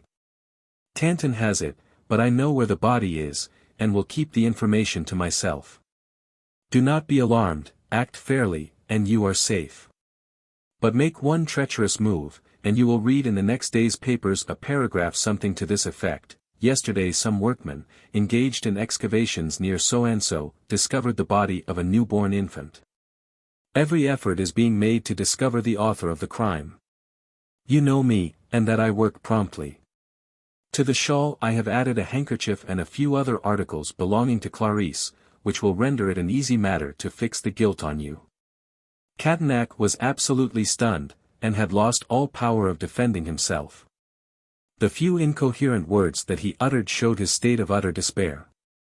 You have killed me, gasped he, just as the prize, that I have been looking for 20 years, was in my grasp. Work does a man no harm, remarked the doctor sententiously. There was, however, little time to lose.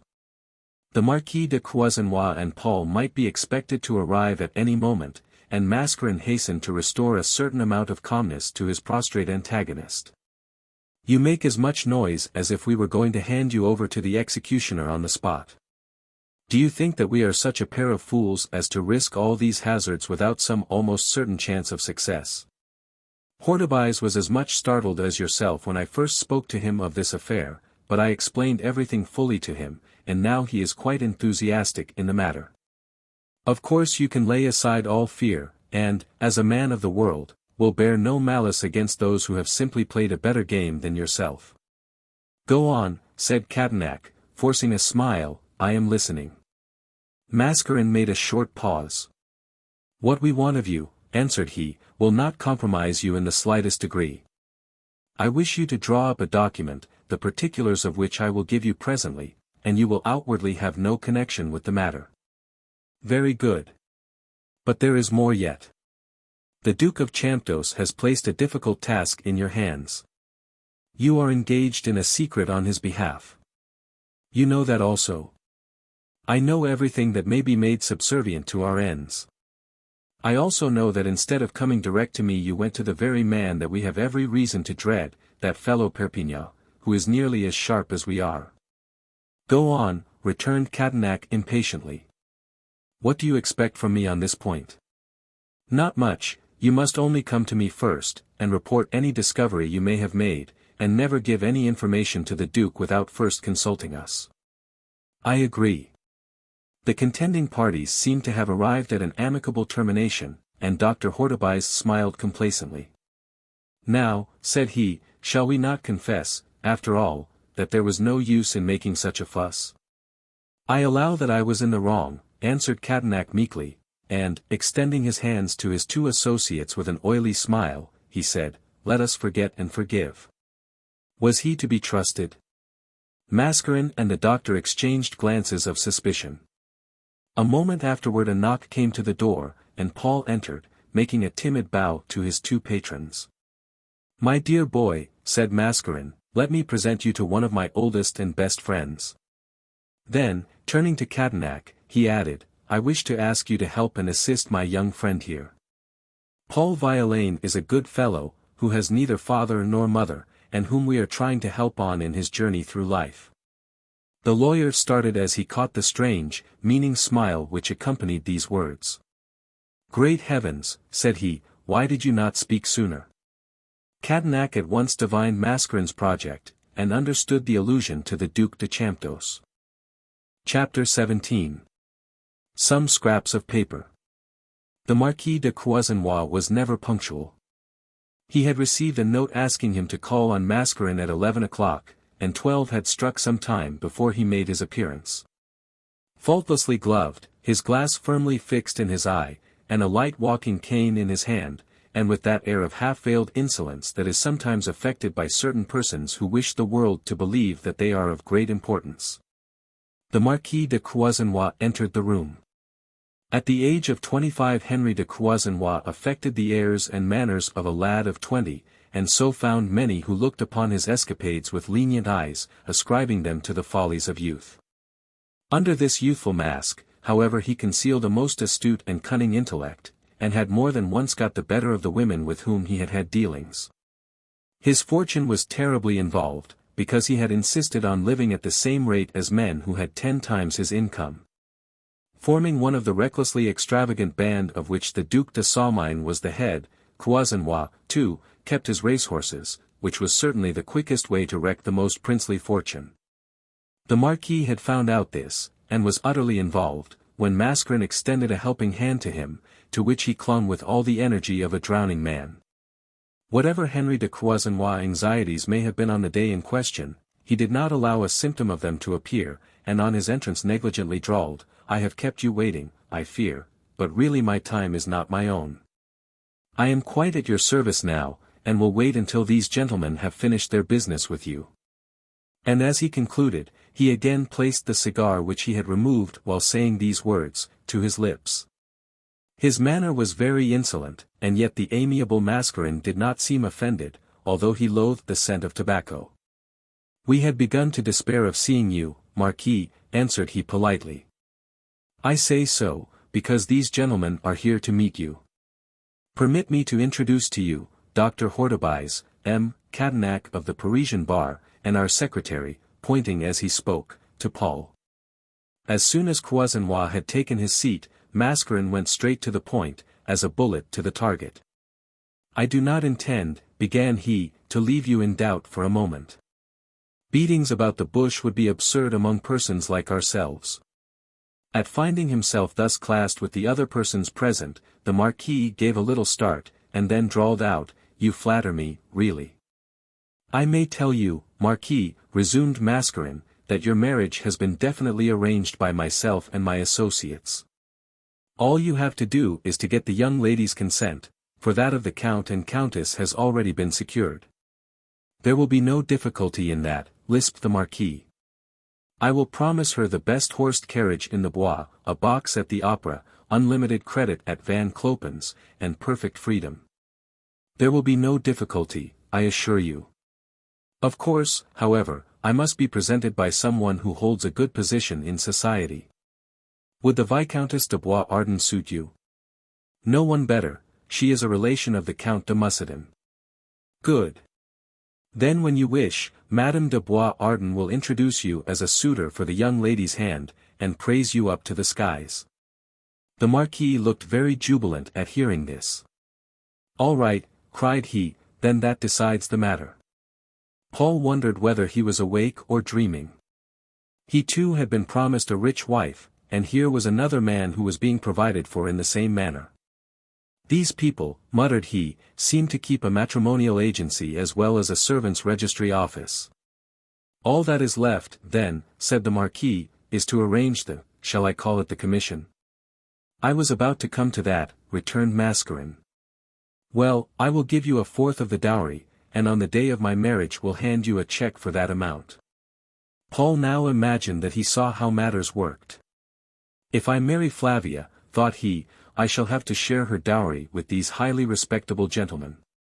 The offer made by the Marquis did not, however, seem to please Mascarin. "That is not what we want," said he. "No, well, must I give you more?" "Say how much." Mascarin shook his head. "Well then, I will give you a third, it is not worth while to give you more." No, no, I would not take half, nor even the whole of the dowry. You may keep that as well as what you owe us. Well, but tell me what you do want. I will do so, answered Mascarin, adjusting his spectacles carefully. But before doing so, I feel that I must give you a short account of the rise and progress of this association. At this statement Hortebise and Cadenac sprang to their feet in surprise and terror. Are you mad? Said they at length, with one voice. Mascarin shrugged his shoulders. Not yet, answered he gently, and I beg that you will permit me to go on. But surely we have some voice in the matter, faltered Cadenac. That is enough, exclaimed Mascarin angrily, am not I the head of this association? Do you think, he continued in tones of deep sarcasm, that we cannot speak openly before the Marquis? Hortebise and the lawyer resignedly resumed their seats. Croisenois thought that a word from him might reassure them.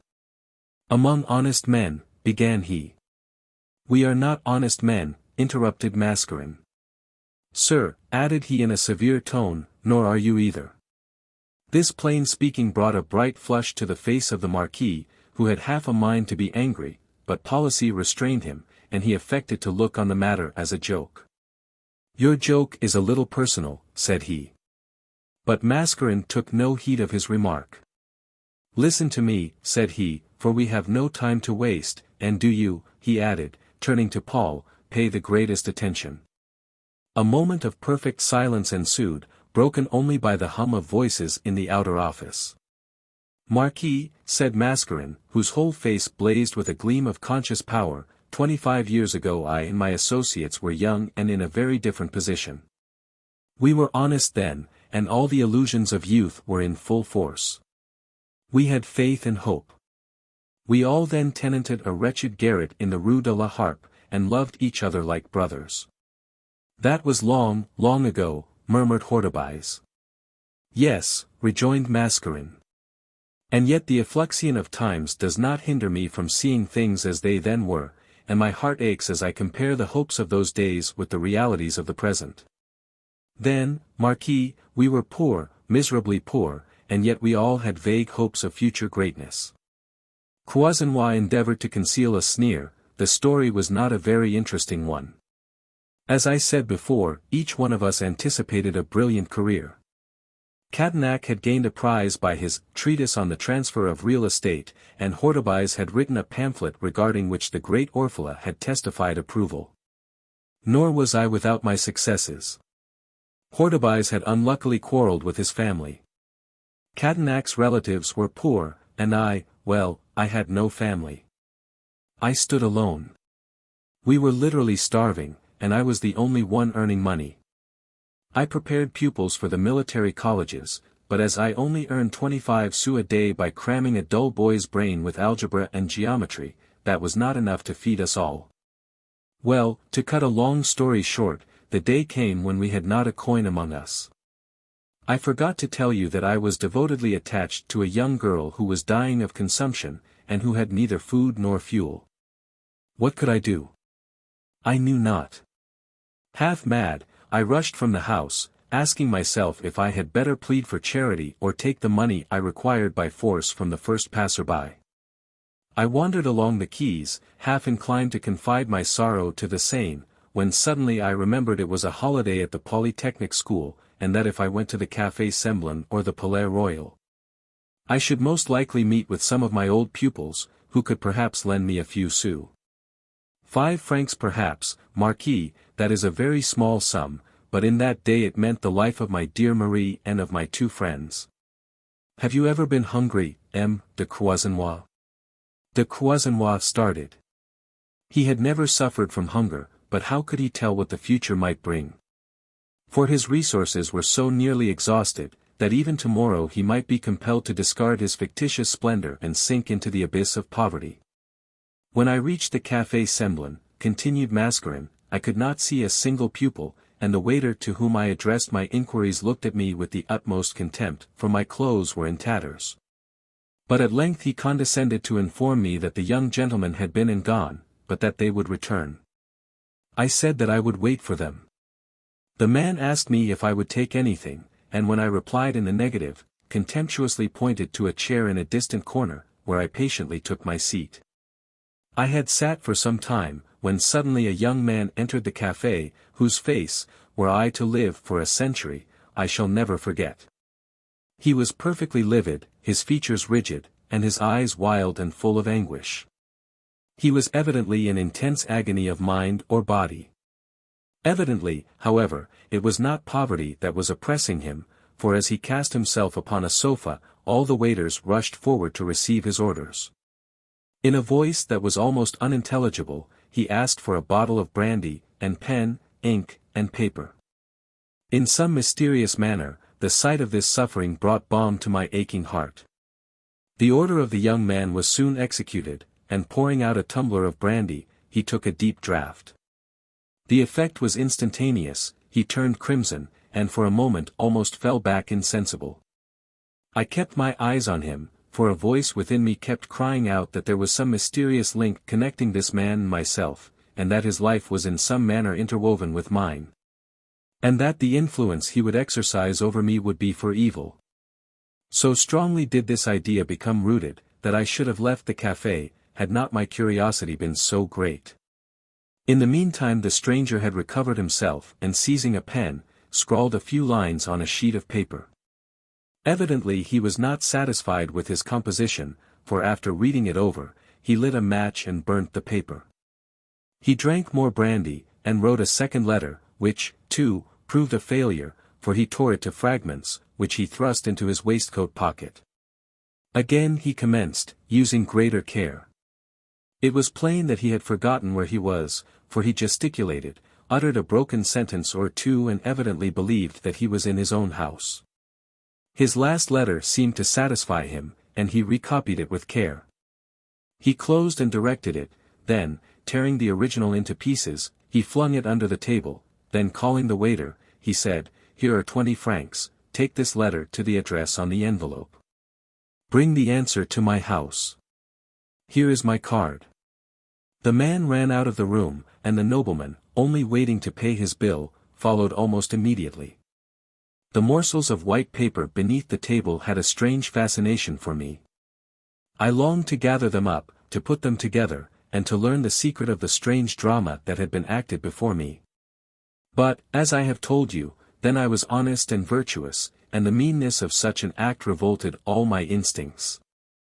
And I should have overcome this temptation, had it not been for one of those trifling incidents which too often form the turning point of a life. A draught from a suddenly opened door caught one of these morsels of paper, and wafted it to my feet.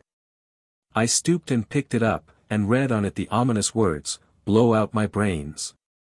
I had not been mistaken, then, and was face to face with some coming tragedy. Having once yielded, I made no further efforts at self-control. The waiters were running about, no one paid any attention to me, and creeping to the place that the unknown had occupied, I obtained possession of 2 more scraps of paper. Upon one I read, "Shame and horror." Upon the other, 100,000 francs by tonight. The meaning of these few words were as clear as daylight to me. But for all that, I managed to collect every atom of the torn paper, and piecing them together, read this. "Charles, I must have 100,000 francs tonight, and you are the only one to whom I can apply. The shame and horror of my position are too much for me.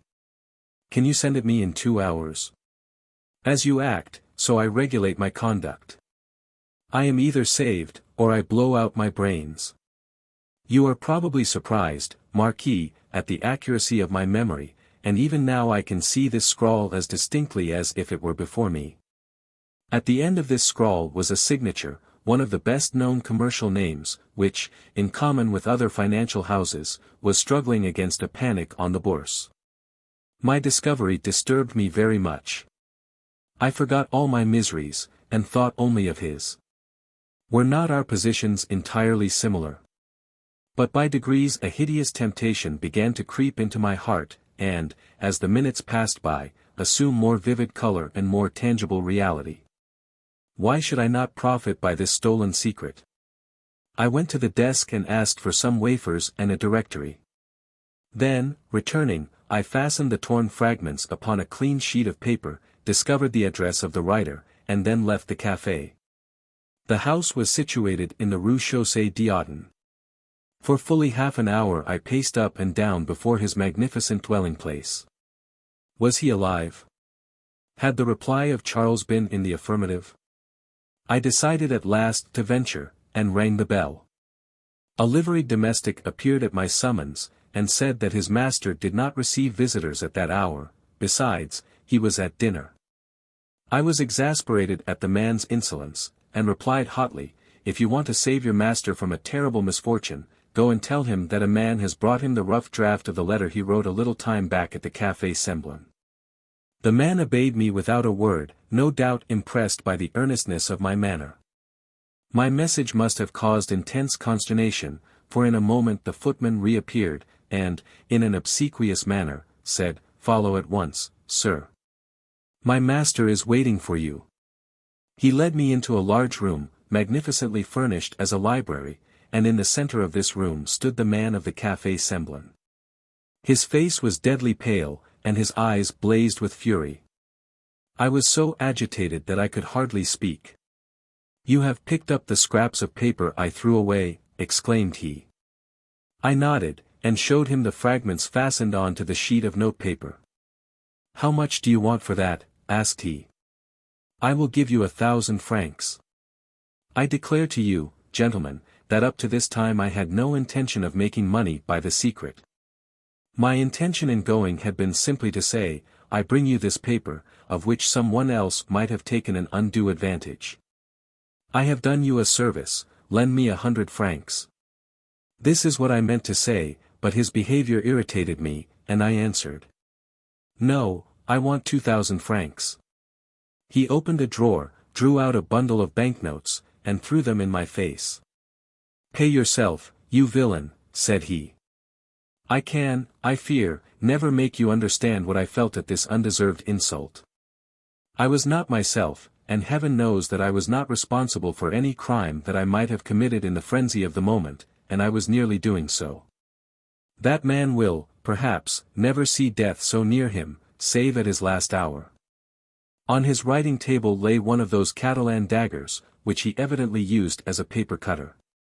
I snatched it up, and was about to strike, when the recollection of Marie dying of cold and starvation occurred to me. I dashed the knife to the ground, and rushed from the house in a state bordering on insanity. I went into that house an honest man, and left it a degraded scoundrel. But I must finish. When I reached the street, the 2 banknotes which I had taken from the packet seemed to burn me like coals of fire. I hastened to a money changer, and got coin for them. I think, from my demeanor, he must have thought that I was insane. With my plunder weighing me down, I regained our wretched garret in the Rue de la Harpe. Cadenac and Hortebise were waiting for me with the utmost anxiety. You remember that day, my friends. Marquis, my story is especially intended for you. As soon as I entered the room, my friends ran up to me, delighted at seeing me return in safety, but I thrust them aside. "Let me alone," cried I am no longer fit to take an honest man's hand, but we have money. And I threw the bags upon the table. One of them burst, and a flood of silver coins rolled to every part of the room. Marie started from her chair with upraised hands. "Money," she repeated, "money. We shall have food, and I won't die." My friends, Marquis, were not as they are now, and they started back in horror, fearing that I had committed some crime. "No," said I have committed no crime, not one, at least, that will bring me within the reach of the strong arm of the law. This money is the price of our honor, but no one will know that fact but ourselves. Marquis, there was no sleeping in the garret all that night. But when daylight peered through the broken windows, it beamed on a table covered with empty bottles, and round it were seated 3 men, who, having cast aside all honorable scruples, had sworn that they would arrive at wealth and prosperity by any means, no matter how foul and treacherous they might be. That is all. Chapter 18. An infamous trade. Mascarin, who was anxious to make as deep an impression as possible upon Croisenois and Paul, broke off his story abruptly, and paced up and down the room. Had his intention been to startle his audience, he had most certainly succeeded. Paul was breathless with interest, and Croisenois broke down in attempting to make one of his usual trivial remarks. He was not particularly intelligent, except as regarded his self-interests, and though, of course, he knew that there must be some connection between his interests and the recital that Mascarin had just made. He could not for the life of him make out what it was. Mascarin seemed utterly careless of the effect that he had produced. But the next time that his walk brought him to his desk he stopped, and, adjusting his glasses, said, "I trust, Marquis, that you will forgive this long preliminary address, which would really make a good sensational novel. But we have now arrived at the really practical part of the business." As he said these words, he took up an imposing attitude, with his elbow resting on the mantelpiece. "On the night of which I have spoken, I and my friends released ourselves from all the bonds of virtue and honor, and freed ourselves from all the fetters of duty to our fellow-men. The plan emanated from my brain complete in all its details in the will I made 20 years ago to my friends. Marquis, as the summer goes on, you know that the ripest and reddest cherries are the fullest flavored, just so. In the noblest and wealthiest of families in Paris there is not one that has not some terrible and ghostly secret which is sedulously concealed. Now, suppose that one man should gain possession of all of them, would he not be sole and absolute master? Would he not be more powerful than a despot on his throne? Would he not be able to sway society in any manner he might think fit? Well, I said to myself, I will be that man. Ever since the Marquis had been in relation with Mascarin, he had shrewdly suspected that his business was not conducted on really fair principles. What you mention, said he, is nothing but an elaborate and extended system of blackmail. Mascarin bowed low, with an ironical smile on his face. Just so, Marquis, just so, you have hit on the very name. The word is modern, but the operation doubtless dates from the earliest ages. The day upon which one man began to trade upon the guilty secret of another was the date of the institution of this line of business. If antiquity makes a thing respectable, then blackmailing is worthy of great respect. But, sir, said the Marquis, with a flush upon his face, but, sir. Pshaw, broke in Mascarin, does a mere word frighten you? Who has not done some of it in his time? Why, look at yourself. Do you not recollect this winter that you detected a young man cheating at cards? You said nothing to him at the time, but you found out that he was rich, and, calling upon him the next day, borrowed 10,000 francs. When do you intend to repay that loan? Croisenois sank back in his chair, overcome with surprise at this display of knowledge on Mascarin's part. This is too terrible, muttered he, but Mascarin went on. I know, at least, 2,000 persons in Paris who only exist by the exercise of this profession. For I have studied them all, from the convict who screws money out of his former companions, in penal servitude, to the titled villain, who, having discovered the frailty of some unhappy woman, forces her to give him her daughter as his wife. I know a mere messenger in the Rue Douai, who in 5 years amassed a comfortable fortune. Can you guess how? When he was entrusted with a letter, he invariably opened it, and made himself master of its contents, and if there was a compromising word in it, he pounced down upon either the writer or the person to whom it was addressed. I also know of one large limited company which pays an annual income to a scoundrel with 6 foreign orders, who has found out that they have broken their statutes of association, and holds proofs of their having done so. But the police are on the alert, and our courts deal very severely with blackmailers. Mascarin went on, the English, however, are our masters, for in London a compromising servant is as easily negotiable as a sound bill of exchange. There is in the city a respectable jeweller, who will advance money on any compromising letter with a good name at the foot. His shop is a regular pawn shop of infamy. In the States it has been elevated to the dignity of a profession, and the citizen at New York dreads the blackmailers more than the police, if he is meditating some dishonorable action. Our first operations did not bring in any quick returns, and the harvest promised to be a late one, but you have come upon us just as we are about to reap our harvest. The professions of Hortebise and Catanac, the one a doctor and the other a lawyer, facilitated our operations greatly. One administered to the diseases of the body, and the other to that of the purse, and, of course, thus they became professors of many secrets. As for me, the head and chief, it would not do to remain an idle looker-on. Our funds had dwindled down a good deal, and, after mature consideration, I decided to hire this house, and open a servants' registry office. Such an occupation would not attract any attention, and in the end it turned out a perfect success, as my friends can testify. Catanac and Hortebise both nodded assent. By the system which I have adopted, resumed Mascarin, the wealthy and respectable man is as strictly watched in his own house as is the condemned wretch in his cell. For no act of his escapes the eyes of the servants whom we have placed around him. He can hardly even conceal his thoughts from us.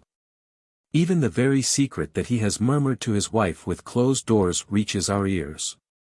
The Marquis gave a supercilious smile. You must have had some inkling of this, observed Mascarin, for you have never taken a servant from our establishment, but for all that, I am as well posted up in your affairs as yourself.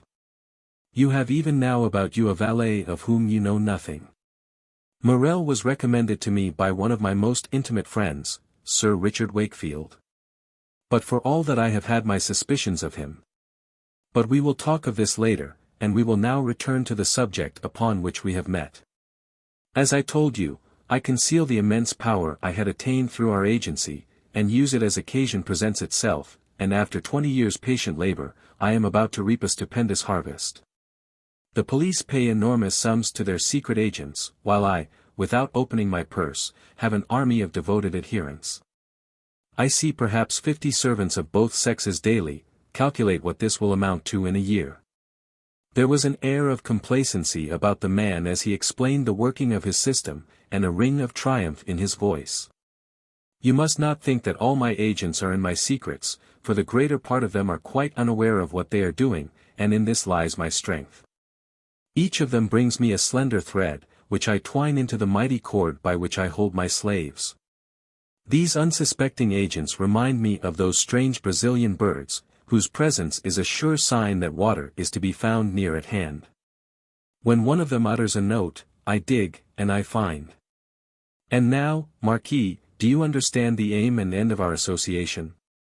It has, remarked Hortebise quietly, brought us in some years 250,000 francs apiece. If M. de Croisenois disliked prosy tales, he by no means underrated the eloquence of figures. He knew quite enough of Paris to understand that if Mascarin threw his net regularly, he would infallibly catch many fish. With this conviction firmly implanted in his mind, he did not require much urging to look with favor on the scheme, and, putting on a gracious smile, he now asked, "And what must I do to deserve admission into this association?" Paul had listened in wonder and terror, but by degrees all feelings of disgust at the criminality of these men faded away before the power that they unquestionably possessed. If, resumed Mascarin, we have up to this met with no serious obstacles, it is because, though apparently acting rashly, we are in reality most prudent and cautious. We have managed our slaves well, and have not driven any one to desperation. But we are beginning to weary of our profession, we are getting old, and we have need of repose. We intend, therefore, to retire, but before that we wish to have all matters securely settled. I have an immense mass of documentary evidence, but it is not always easy to realize the value they represent, and I wait upon your assistance to enable me to do so. Croisenois' face fell. Was he to take compromising letters round to his acquaintances and boldly say, "Your purse or your honor"? He had no objection to share the profits of this ignoble trade, but he objected strongly to showing his connection with it openly. "No, no," cried he hastily, "you must not depend upon me." He seemed so much in earnest that Hortebise and Catanac exchanged glances of dismay. "Let us have no nonsense," returned Mascarin sternly, "and wait a little before you display so much fierceness. I told you that my documentary evidence was of a peculiar kind. We very often had among our fish married people who cannot deal with their personal property. A husband, for instance, will say, I can't take 10,000 francs without my wife knowing of it. Women say, why, I get all my money through my husband, and both are telling the truth. They kneel at my feet and entreat me to have mercy, saying, find me some excuse for using a portion of my funds and you shall have more than you ask. For a long time I have sought for this means, and at last I have found it in the limited company, which you, Marquis, will float next month. Really, returned the Marquis. I do not see. I beg your pardon, you see it all clearly. A husband who cannot, without fear of disturbing his domestic peace, put in 5,000 francs, can put in 10,000 if he tells his wife, it is an investment. And many a wife who has not any money of her own will persuade her husband to bring in the money we require by the proposal to take shares.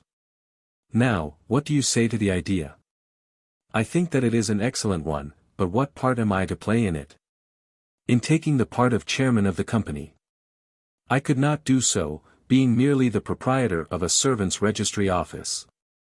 Hortebise, as a doctor, and more than all a homeopath, would inspire no confidence, and Cadinac's legal profession prevents him appearing in the matter openly. He will act as our legal adviser. But really I do not see anything about me that would induce people to invest, remarked de Croisenois. You are too modest, you have your name and rank, which, however we may look upon them, have a great effect upon the general public. There are many companies who pay directors of rank and credible connection very largely. Before starting this enterprise you can settle all your debts, and the world will then conclude that you are possessed of great wealth, while, at the same time, the news of your approaching marriage with Mademoiselle du Mussidan will be the general talk of society. What better position could you be in?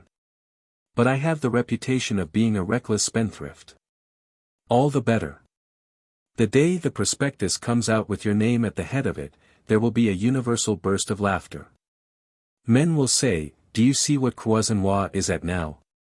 What on earth possessed him to go into company work? But as this proceeding on your part will have paid your debts and given you Mademoiselle Sabine's dowry, I think that the laugh will be on your side. The prospect dazzled des Croisenois. And suppose I accept, asked he, what will be the end of the farce? Very simple.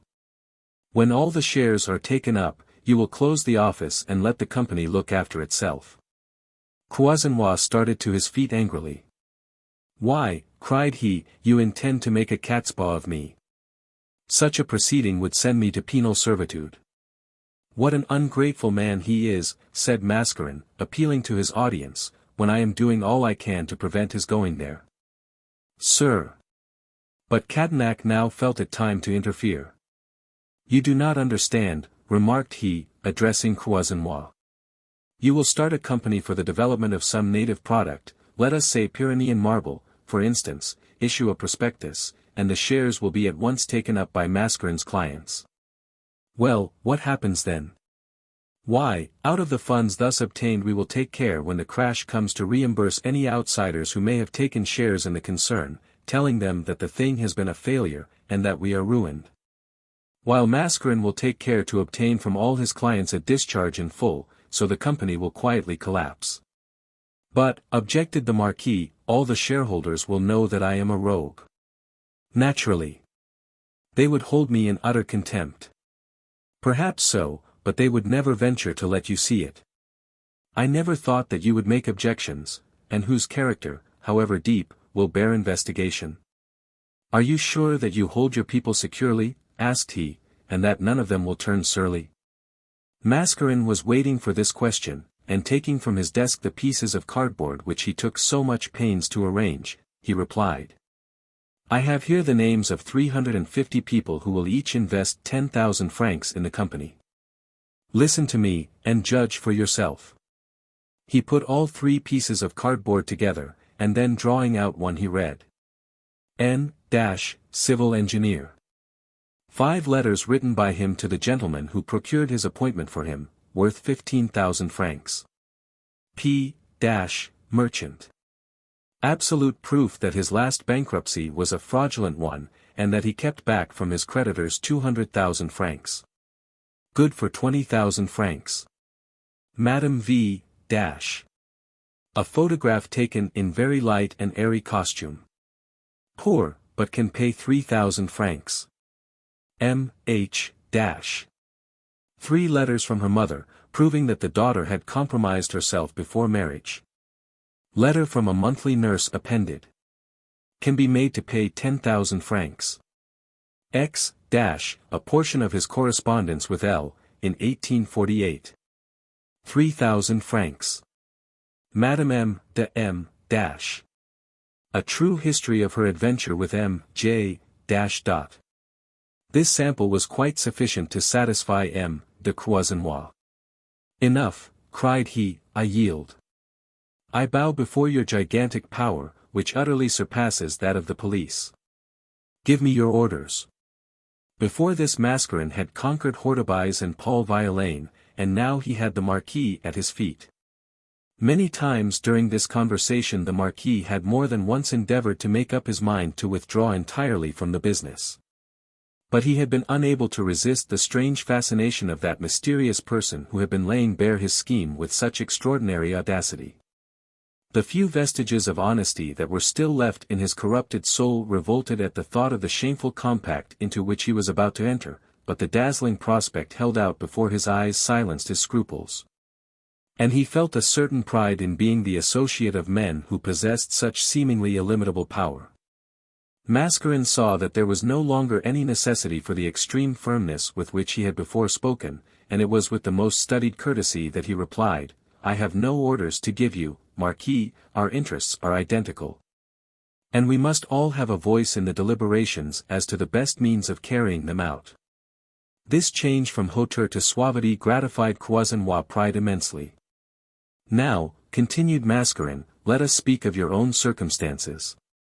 You wrote to me recently that you had nothing, and I am aware that you have no expectations for the future. Excuse me, but there is the fortune of my poor brother George, who disappeared so mysteriously. Let me assure you, answered Mascarin, that we had better be perfectly frank with each other. And am I not so? Answered the Marquis. Why, in talking of this imaginary fortune? It is not imaginary. It is real, and a very large one, too, about 12 or 1400,000 francs, and I can obtain it, for, by Articles 127 and 129 of the Code Napoleon, He interrupted himself. As he saw an expression of hardly restrained laughter upon the features of Dr. Hortebise. Do not talk nonsense, answered Mascarin. You could at first have filed an affidavit regarding your brother's disappearance, and applied to the court to appoint you trustee, but this is now exactly what you wish to avoid. Why not, pray? Do you think? Pooh, but you have raised so much money on this inheritance that there is nothing of it left hardly, certainly not sufficient to pay your debts. It is the bait you use to allure your tradespeople into giving you credit.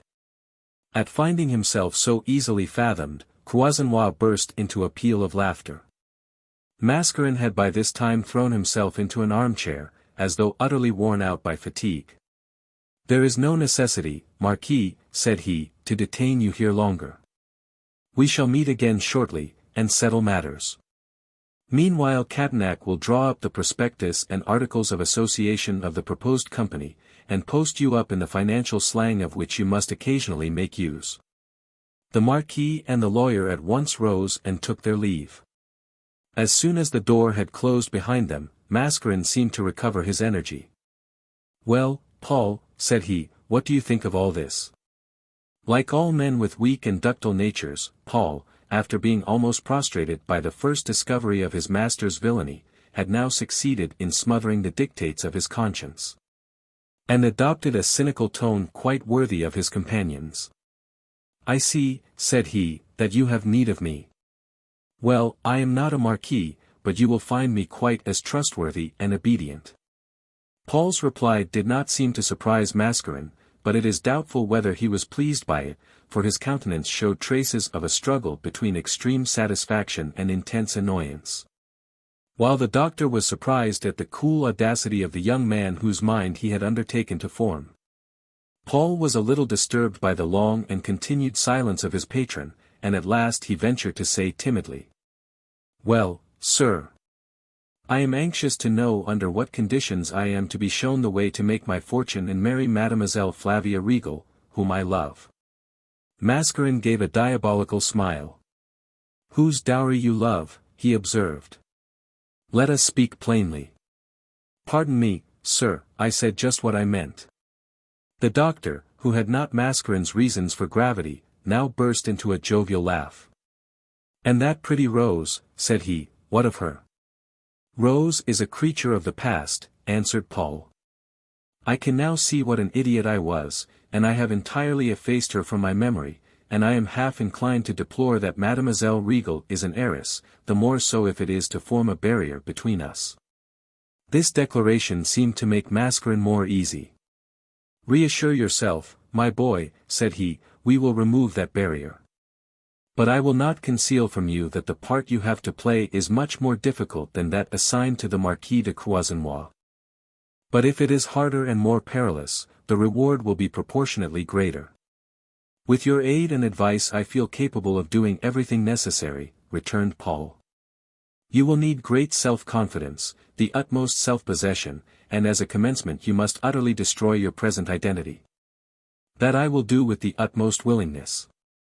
You must become another person entirely, you must adopt his name, his gait, his behavior, his virtues, and even his failings. You must forget all that you have either said or done. You must always think that you are in reality the person you represent yourself to be, for this is the only way in which you can lead others into a similar belief. Your task will be a heavy one." "Ah, sir," cried the young man, enthusiastically, "can you doubt me? The glorious beam of success that shines ahead of you will take your attention from the difficulties and dangers of the road that you are treading." The genial Dr. Hortebise rubbed his hands. "You are right," cried he, "quite right. When you have done this," resumed Mascarin, "we shall not hesitate to acquaint you with the secret of the lofty destiny that awaits you. Do you understand me fully?" Here the speaker was interrupted by the entrance of Beaumarchais, who had signified his desire to come in by 3 distinct raps upon the door. He was now gorgeous to look upon, for having taken advantage of a spare half-hour, he had donned his best clothes. "What is it?" demanded Mascarin. "Here are 2 letters, sir." "Thank you, hand them to me, and leave us." As soon as they were once more alone, Mascarin examined the letters. "Ah," cried he, "one from Van Clopen, and the other from the Hôtel de Mussidan. Let us first see what our friend the Man-Milliner has to say. Dear Sir, you may be at ease. Our mutual friend Vermanette has executed your orders most adroitly. At his instigation Gaston de Gandalou has forged the banker Martin Regal's signature on 5 different bills. I hold them, and awaiting your further orders regarding them, and also with respect to Madame de Boisardin. I remain your obedient servant. Van Clopen. Tossing it on the table, Mascarin opened the other letter, which he also read aloud. Sir, I have to report to you the breaking off of the marriage between Mademoiselle Sabine and M. de Broglie-Faverley.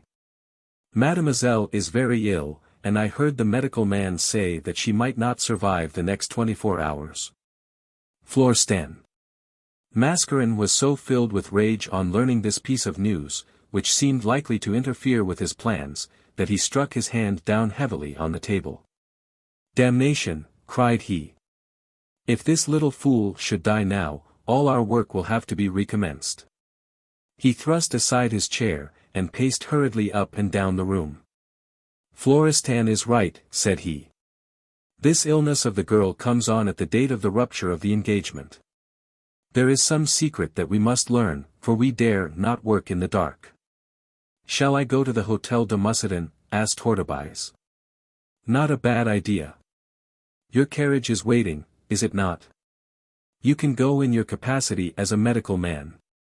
The doctor was preparing to go, when Mascarin arrested his progress. No, said he, I have changed my mind.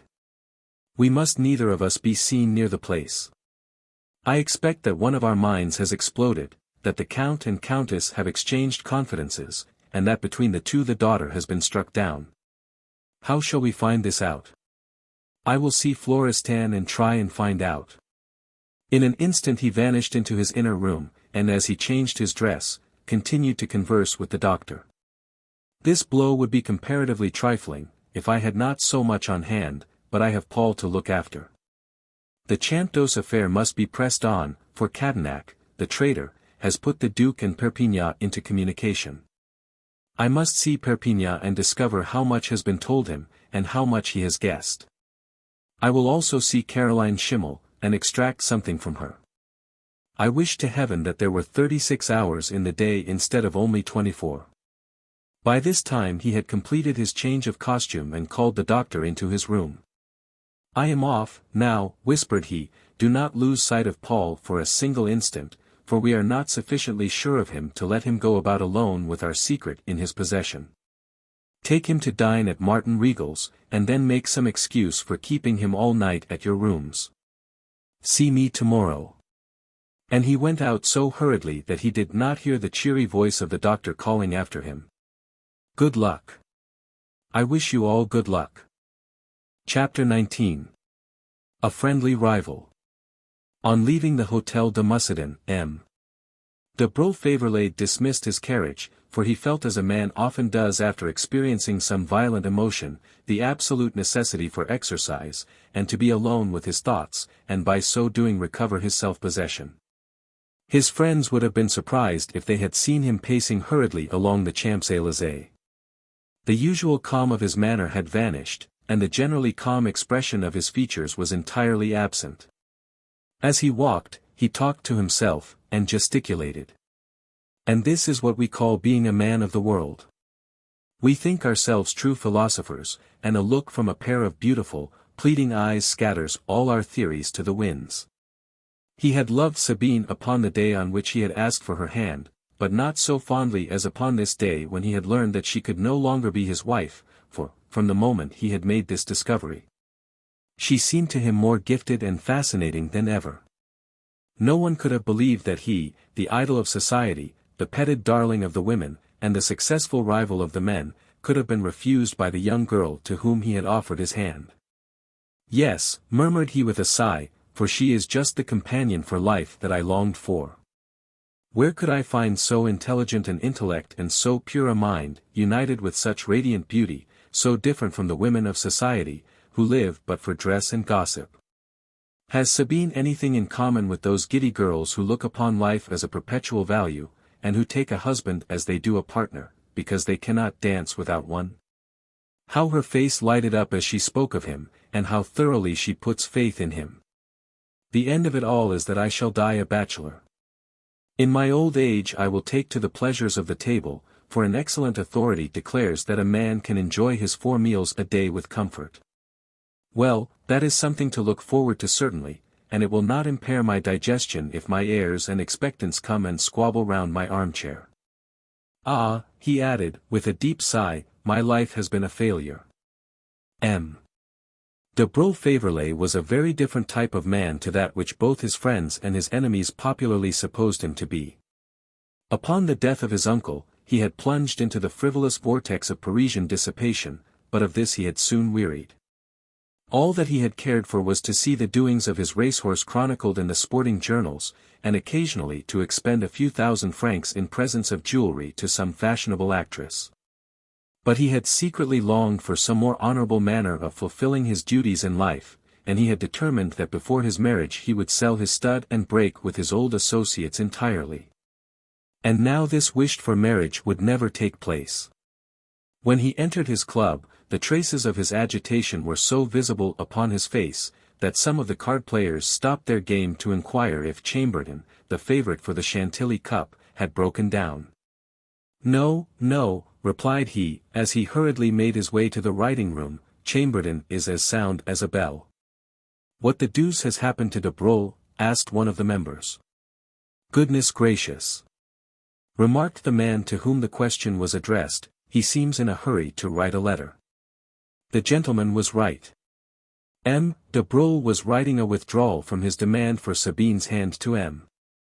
de Mussidan, and he found the task by no means an easy one, for on reading it over he found that there was a valid strain of bitterness throughout it, which would surely attract attention and perhaps cause embarrassing questions to be put to him.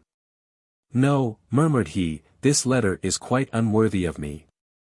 And tearing it up, he began another, in which he strung together several conventional excuses, alleging the difficulty of breaking off his former habits and of an awkward entanglement which he had been unable to break with, as he had anticipated.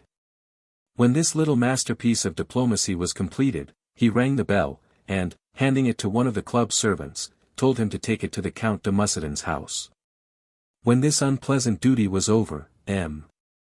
de Broglie had hoped to experience some feeling of relief, but in this he was mistaken.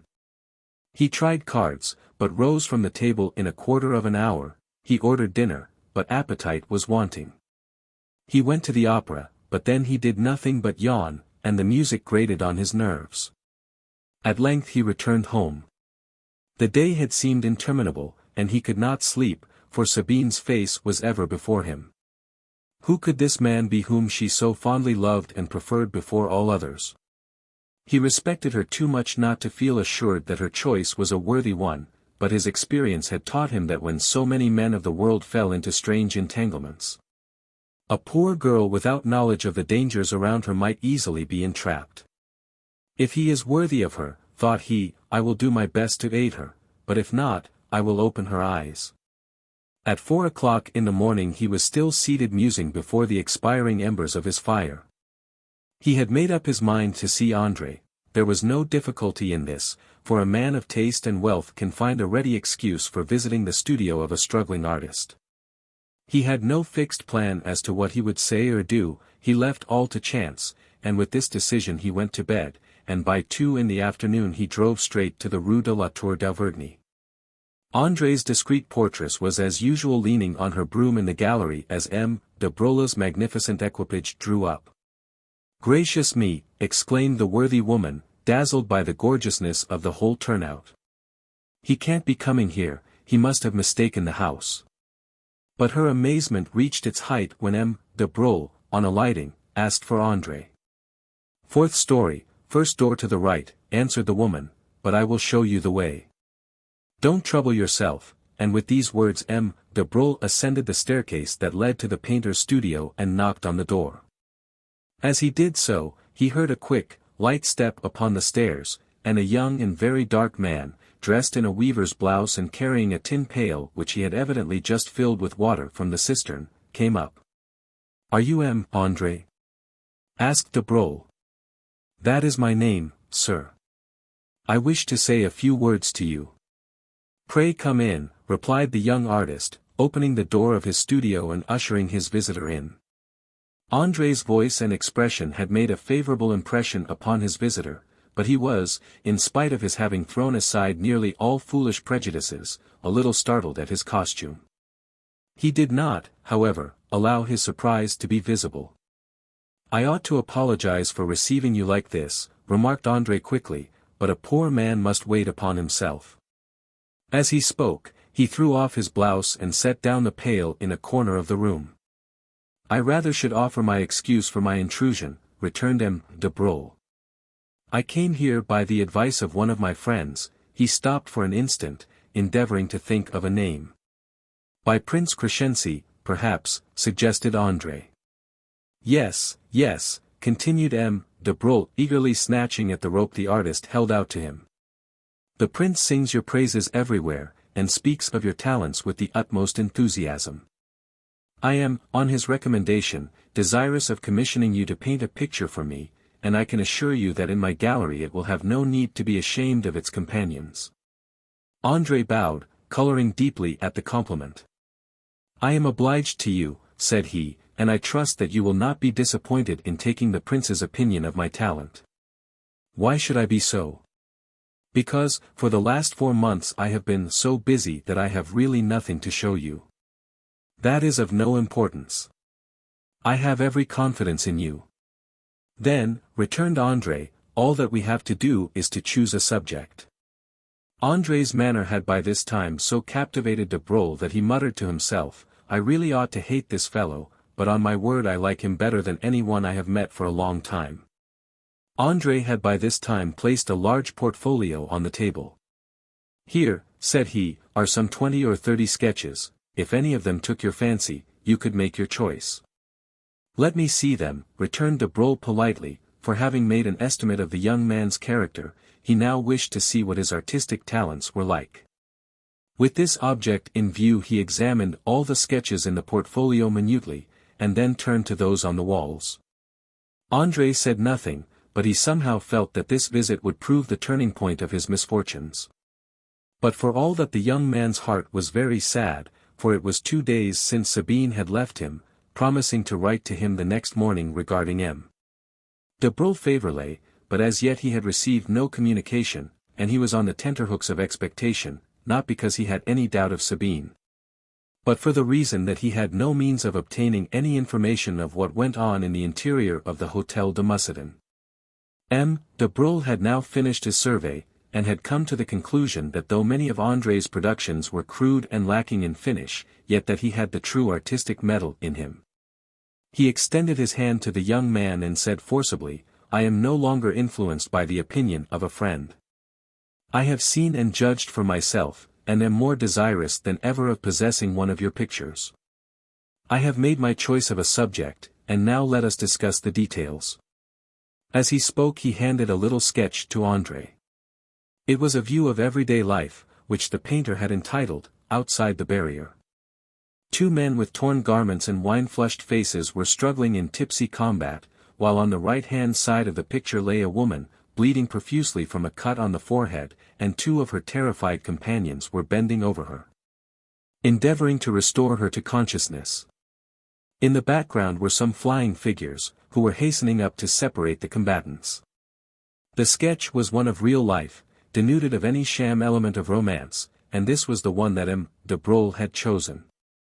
The 2 men discussed the size of the picture, and not a single detail was omitted.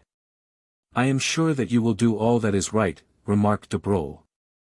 Let your own inspiration guide you, and all will be well. In reality he was dying to get away, for he felt in what a false position he was, and with a violent effort he approached the money part of the matter. Monsieur, said André, it is impossible to fix a price. When completed, a picture may only be worth the canvas that it is painted on, or else beyond all price. Let us wait. Well, broke in M. de Broglie, what do you say to 10,000 francs? Too much, returned André with a deprecatory wave of his hand, far too much. If I succeed in it, as I hope to do, I will ask 6,000 francs for it. Agreed, answered de Broglie, taking from his pocket an elegant note-case with his crest and monogram upon it and extracting from it 3,000 francs. I will, as is usual, deposit half the price in advance. André blushed scarlet. You are joking, said he. Not at all, answered de Broglie quietly, I have my own way of doing business, from which I never deviate. In spite of this answer André's pride was hurt. But, remarked he, this picture will not be ready for perhaps 6 or 7 months. I have entered into a contract with a wealthy builder, named Candili, to execute the outside decorations of his house. Never mind that, answered M. de Broglie. Take as long as you like. Of course, after this, André could offer no further opposition, he therefore took the money without another word. And now, said de Broglie, as he paused for a moment at the open doorway, let me wish you my good luck, and if you will come and breakfast with me one day, I think I can show you some pictures which you will really appreciate. And handing his card to the artist, he went downstairs. At first André did not glance at the card, but when he did so, the letters seemed to sear his eyeballs like a red-hot iron. For a moment he could hardly breathe, and then a feeling of intense anger took possession of him, for he felt that he had been trifled with and deceived. Hardly knowing what he was doing, he rushed out on the landing, and, leaning over the banister, called out loudly, Sir, stop a moment. De Broglie, who had by this time reached the bottom of the staircase, turned round. Come back, if you please, said André. After a moment's hesitation, de Broglie obeyed, and when he was again in the studio, André addressed him in a voice that quivered with indignation. "Take back these notes, sir, I will not accept them." "What do you mean?" "Only that I have thought the matter over, and that I will not accept your commission." "And why this sudden change?" "You know perfectly well, M. de Broglie." The gentleman at once saw that Sabine had mentioned his name to the young artist, and with a slight lacking of generous feeling said, "Let me hear your reasons, sir." Because, stammered the young man. "Because is not an answer." André's confusion became greater. He would not tell the whole truth, for he would have died sooner than bring Sabine's name into the discussion, and he could only see one way out of his difficulty. "Suppose I say that I do not like your manner or appearance," returned he disdainfully. "Is it your wish to insult me, M. André? As you choose to take it." M. de Broglie was not gifted with an immense stock of patience. He turned livid, and made a step forward, but his generous impulses restrained him, and it was in a voice broken by agitation that he said, "Accept my apologies, M. André, I fear that I have played a part unworthy of you and of myself. I ought to have given you my name at once. I know everything." "I do not comprehend you," answered André in a glacial voice. "Why doubt, then, if you do not understand? However, I have given you cause to do so. But, let me reassure you, Mademoiselle Sabine has spoken to me with the utmost frankness, and, if you still distrust me, let me tell you that this veiled picture is her portrait. I will say more," continued de Broglie gravely, as the artist still kept silent. "Yesterday, at Mademoiselle de Mussidan's request, I withdrew from my position as a suitor for her hand." André had already been touched by de Broglie's frank and open manner, and these last words entirely conquered him. "I can never thank you enough," began he. But de Broglie interrupted him. "A man should not be thanked for performing his duty. I should lie to you if I said that I am not painfully surprised at her communication, but tell me, had you been in my place, would you not have acted in the same manner?" "I think that I should." "And now we are friends, are we not?" And again de Broglie held out his hand, which André clasped with enthusiasm. "Yes, yes," faltered he. "And now," continued de Broglie, with a forced smile, "let us say no more about the picture, which was, after all, merely a pretext. As I came here I said to myself, if the man to whom Mademoiselle de Mussidan has given her heart is worthy of her, I will do all I can to advance his suit with her family. I came here to see what you were like. And now I say to you, do me a great honor, and permit me to place myself, my fortune, and the influence of my friends, at your disposal." The offer was made in perfect good faith, but André shook his head. "I shall never forget your kindness in making this offer, but," he paused for a moment, and then went on, "I will be as open as you have been, and will tell you the whole truth. You may think me foolish. But remember, though I am poor, I have still my self-respect to maintain. I love Sabine, and would give my life for her. Do not be offended at what I am about to say. I would, however, sooner give up her hand than be indebted for it to you. But this is mere madness.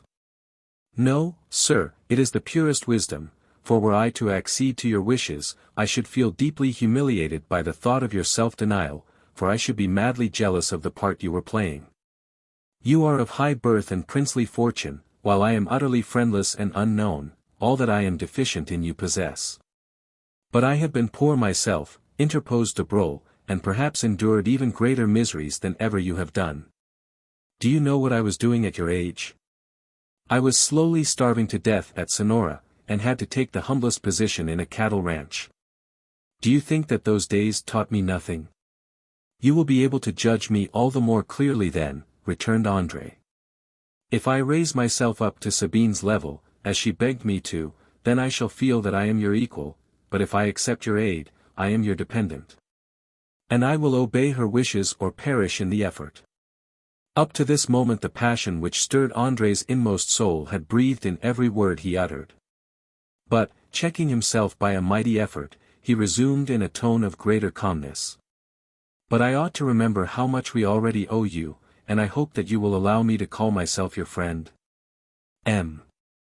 De Broglie's noble nature enabled him to understand André's scruples. His feelings, however, would not for the instant enable him to speak. He slowly put the notes back in their receptacle, and then said in a low voice, "Your conduct is that of an honorable man, and remember this, at all times and seasons you may rely upon de Broglie favorably. Farewell." As soon as he was alone, André threw himself into an armchair, and mused over this unexpected interview, which had proved a source of such solace to his feelings. All that he now longed for was a letter from Sabine. At this moment the portress entered with a letter. André was so occupied with his thoughts that he hardly noticed this act of condescension on the part of the worthy woman. "A letter," exclaimed he. And, tearing it open, he glanced at the signature. But Sabine's name was not there, it was signed Modest. What could Sabine's maid have to say to him? He felt that some great misfortune was impending, and, trembling with excitement, he read the letter. "Sir, I write to tell you that my mistress has succeeded in the matter she spoke of to you. But I am sorry to say that I have bad news to give you, for she is seriously ill." "Ill," exclaimed André, crushing up the letter in his hands, and dashing it upon the floor. "Ill. Ill," he repeated, not heeding the presence of the portress. "Why, she may be dead," and, snatching up his hat, he dashed downstairs into the street. As soon as the portress was left alone, she picked up the letter, smoothed it out, and read it. "And so," murmured she, "the little lady's name was Sabine, a pretty name, and she is ill, is she? I expect that the old gent who called this morning, and asked so many questions about him, André, would give a good deal for this note. But no, that would not be fair." Chapter 20. A Council of War. Mad with his terrible forebodings, André hurried through the streets in the direction of the Hôtel de Mussidan, caring little for the attention that his excited looks and gestures caused. He had no fixed plan as to what to do when he arrived there, and it was only on reaching the Rue de Matignon that he recovered sufficient coolness to deliberate and reflect. He had arrived at the desired spot. How should he set to work to obtain the information that he required? The evening was a dark one, and the gas lamps showed a feeble light through the dull February fog. There were no signs of life in the Rue de Matignon, and the silence was only broken by the continuous surge of carriage wheels in the Faubourg Saint-Honoré. This gloom, and the inclemency of the weather, added to the young painter's depression. He saw his utter helplessness, and felt that he could not move a step without compromising the woman he so madly adored. He walked to the gate of the house, hoping to gain some information even from the exterior aspect of the house. For it seemed to him that if Sabine were dying, the very stones in the street would utter sounds of woe and lamentation, but the fog had closely enwrapped the house, and he could hardly see which of the windows were lighted. His reasoning faculties told him that there was no use in waiting, but an inner voice warned him to stay. Would Modest, who had written to him, divine, by some means that he was there, in an agony of suspense, and come out to give him information and solace? All at once a thought darted across his mind, vivid as a flash of lightning. "M.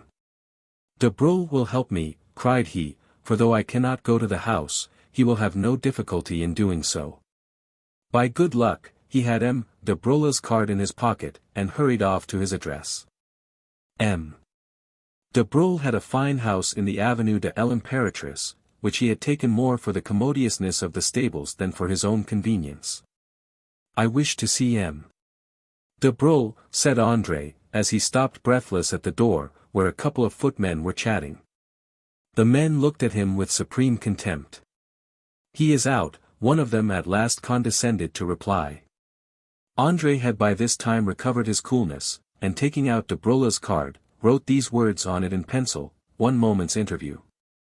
"André, give this to your master as soon as he comes in," said he. Then he descended the steps slowly. He was certain that M. de Broglie was in the house, and that he would send out after the person who had left the card almost at once. His conclusion proved right.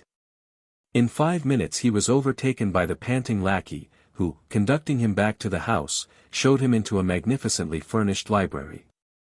De Broglie feared that some terrible event had taken place. "What has happened?" said he. "Sabine is dying," and André at once proceeded to inform de Broglie of what had happened since his departure. "But how can I help you?" "You can go and make inquiries at the house. Reflect.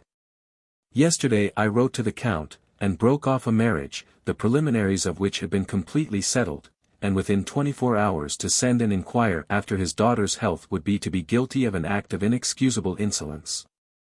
For it would look as if I fancied that Mademoiselle de Mussidan had been struck down by my rupture of the engagement." "You are right," murmured André dejectedly. "But," continued de Broglie, after a moment's reflection, "I have a distant relative, a lady who is also a connection of the Mussidan family, the Viscountess de Bois-Ardon, and she will be glad to be of service to me. She is young and giddy, but as true as steel. Come with me to her, my carriage is ready." The footmen were surprised at seeing their master on such terms of intimacy with the shabbily dressed young man, but ventured, of course, on no remarks. Not a word was exchanged during the brief drive to Madame de Bois-Ardon's house. "Wait for me," exclaimed de Broglie, springing from the vehicle as soon as it drew up, "I will be back directly." Madame de Bois-Ardon is justly called one of the handsomest women in Paris. Very fair, with masses of black hair, and a complexion to which art has united itself to the gifts of nature, she is a woman who has been everywhere, knows everything, talks incessantly, and generally very well. She spends 40,000 francs per annum on dress. She is always committing all sorts of imprudent acts, and scandal is ever busy with her name. Half a dozen of the opposite sex have been talked of in connection with her, while in reality she is a true and faithful wife, for, in spite of all her frivolity, she adores her husband, and is in great awe of him. Such was the character of the lady into whose apartment M. de Broglie was introduced. Madame de Bois-Ardon was engaged in admiring a very pretty fancy costume of the reign of Louis XV, one of Van Clopen's masterpieces, when M. de Broglie was announced, which she was going to wear, on her return from the opera, at a masquerade ball at the Austrian ambassador's. Madame de Bois-Ardon greeted her visitor with effusion, for they had been acquaintances from childhood, and always addressed each other by their Christian names. "What, you here at this hour, Gontran?" said the lady. "Is it a vision, or only a miracle?" But the smile died away upon her lips, as she caught a glimpse of her visitor's pale and harassed face.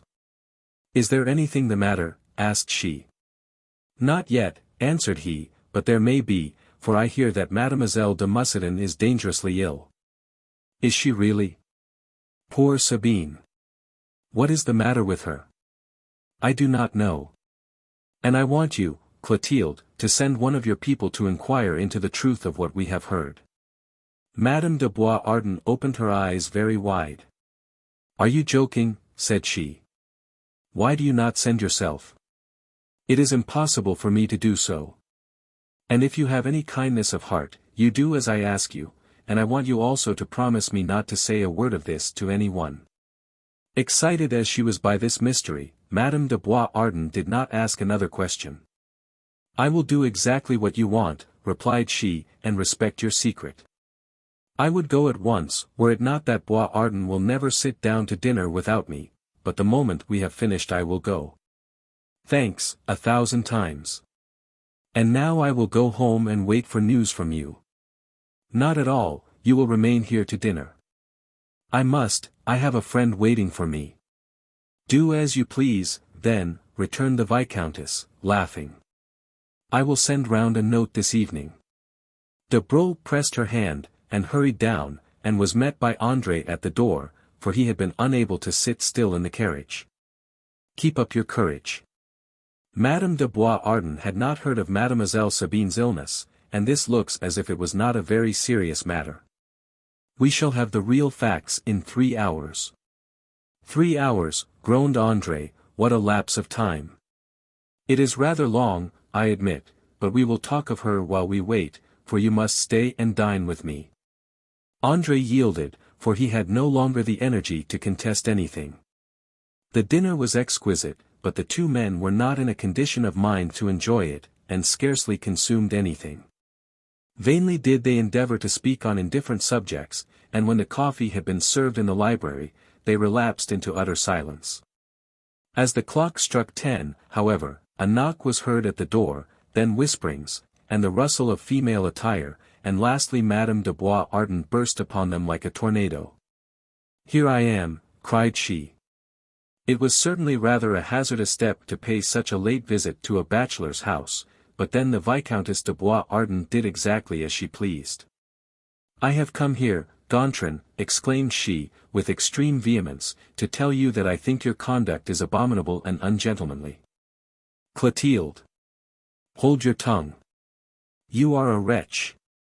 Ah! Now I can see why you did not wish to write and inquire about poor Sabine. You well knew the effect that your message would have on her." M. de Broglie smiled as he turned to André and said, "You see that I was right in what I told you." This remark for the first time attracted Madame de Bois Ardent's attention to the fact that a stranger was present, and she trembled lest she had committed some grave indiscretion. "Gracious heavens!" exclaimed she, with a start, "why, I thought that we were alone." "This gentleman has all my confidence," replied M. de Broglie seriously, and as he spoke he laid his hand upon André's shoulder. "Permit me to introduce M. André to you, my dear Clotilde. He may not be known today, but in a short time his reputation will be European." André bowed, but for once in her life the Viscountess felt embarrassed, for she was surprised at the extremely shabby attire of this confidential friend, and then there seemed something wanting to the name. "Then," resumed de Broglie, "Mademoiselle de Mussidan is really ill, and our information is correct." "She is. Did you see her?" "I did, Gontran." "And had you seen her, your heart would have been filled with pity, and you would have repented your conduct toward her. The poor girl did not even know me. She lay in her bed, whiter than the very sheets, cold and inanimate as a figure of marble. Her large black eyes were staring wildly, and the only sign of life she exhibited was when the great tears coursed down her cheeks." André had determined to restrain every token of emotion in the presence of the Viscountess, but her recital was too much for him. "Ah," said he, "she will die, I know it." There was such intense anguish in his tone that even the practiced woman of the world was softened. "I assure you, sir," said she, "that you go too far. There is no present danger. The doctors say it is catalepsy, which often attacks persons of a nervous temperament upon the receipt of a sudden mental shock." "But what shock has she received?" asked André. "No one told me," answered she after a short pause, "that Sabine's illness was caused by the breaking off of her engagement, but, of course, I supposed that it was." "That was not the reason, Clotilde, but you have told us nothing." "Pray, go on," interposed de Broglie. The extreme calmness of her cousin, and a glance which she observed passing between him and André, enlightened the Viscountess somewhat. "I asked as much as I dared," she replied, "but I could only get the vaguest answers. Sabine looked as if she were dead, and her father and mother hovered around her couch like two specters. Had they slain her with their own hands, they could not have looked more guilty, their faces frightened me." "Tell me precisely what answers were given to your questions," broke in he impatiently. Sabine had seemed so agitated all day, that her mother asked her if she was suffering any pain. "We know that already." "Indeed," replied the Viscountess, with a look of surprise. "It seems, cousin, that you saw Sabine that afternoon, but what became of her afterward no one appears to know, but there is positive proof that she did not leave the house, and received no letters. At all events, it was more than an hour after her maid saw her enter her own room. Sabine said a few unintelligible words to the girl, who, seeing the pallor upon her mistress's face, ran up to her. Just as she did so, Sabine uttered a wild shriek, and fell to the ground. She was raised up and laid upon the bed, but since then she has neither moved nor spoken." "That is not all," said de Broglie, who had watched his cousin keenly. The Viscountess started, and avoided meeting her cousin's eye. "I do not understand," she faltered. "Why do you look at me like that?" De Broglie, who had been pacing up and down the room, suddenly halted in front of the Viscountess. "My dear Clotilde," said he, "I am sure when I tell you that the tongue of scandal has often been busy with your name, I am telling you nothing new." "Pooh," answered the Viscountess. "What do I care for that? But I always defended you. You are indiscreet, your presence here tonight shows this, but you are, after all, a true woman, brave and true as steel." "What do you mean by this exordium, Gontran?" "This, Clotilde, I want to know if I dare venture to entrust to you a secret which involves the honor of two persons, and, perhaps, the lives of more." "Thank you, Gontran," answered she calmly. "You have formed a correct judgment of me." But here André felt that he must interpose, and, taking a step forward, said, "Have you the right to speak?" "My dear André," said de Broglie, "this is a matter in which my honor is as much concerned as yours. Will you not trust me?" Then turning to the Viscountess, he added, "Tell us all you heard." "It is only something I heard from Modeste. You had hardly left the house, when the Baron de Clinchine made his appearance. An eccentric old fellow, a friend of the Count de Mussidan's." "I know him." "Just so, well, they had a stormy interview, and at the end of it, the Baron was taken ill, and it was with difficulty that he regained his carriage." "That seems curious." "Wait a bit. After that Octave and his wife had a terrible scene together, and Modeste thinks that her mistress must have heard something, for the Count's voice rang through the house like thunder." Every word that the Viscountess uttered strengthened de Broglie's suspicions. "There is something mysterious in all this, Clotilde," said he, "as you will say when you know the whole truth," and, without omitting a single detail, he related the whole of Sabine and André's love story. Madame de Bois Ardon listened attentively, sometimes thrilled with horror, and at others pleased with this tale of innocent love. "Forgive me," said she, when her cousin had concluded, "my reproaches and accusations were equally unfounded." "Yes, yes, never mind that, but I am afraid that there is some hidden mystery which will place a fresh stumbling block in our friend André's path." "Do not say that," cried André, in terror. "What is it?" "That I cannot tell. For Mademoiselle de Mussidan's sake, I have withdrawn all my pretensions to her hand, not to leave the field open to any other intruder, but in order that she may be your wife." "How are we to learn what has really happened?" asked the Viscountess. "In some way or other we shall find out, if you will be our ally. Most women are pleased to busy themselves about a marriage, and the Viscountess was cheered to find herself mixed up in so romantic a drama. "I am entirely at your beck and call," answered she. "Have you any plan?" "Not yet, but I will soon. As far as Mademoiselle de Mussidan is concerned, we must act quite openly. André will write to her, asking for an explanation, and you shall see her tomorrow, and if she is well enough, give her his note." The proposal was a startling one, and the Viscountess did not entertain it favorably. "No," said she, "I think that would not do at all." "Why not?" "However, let us leave it to André."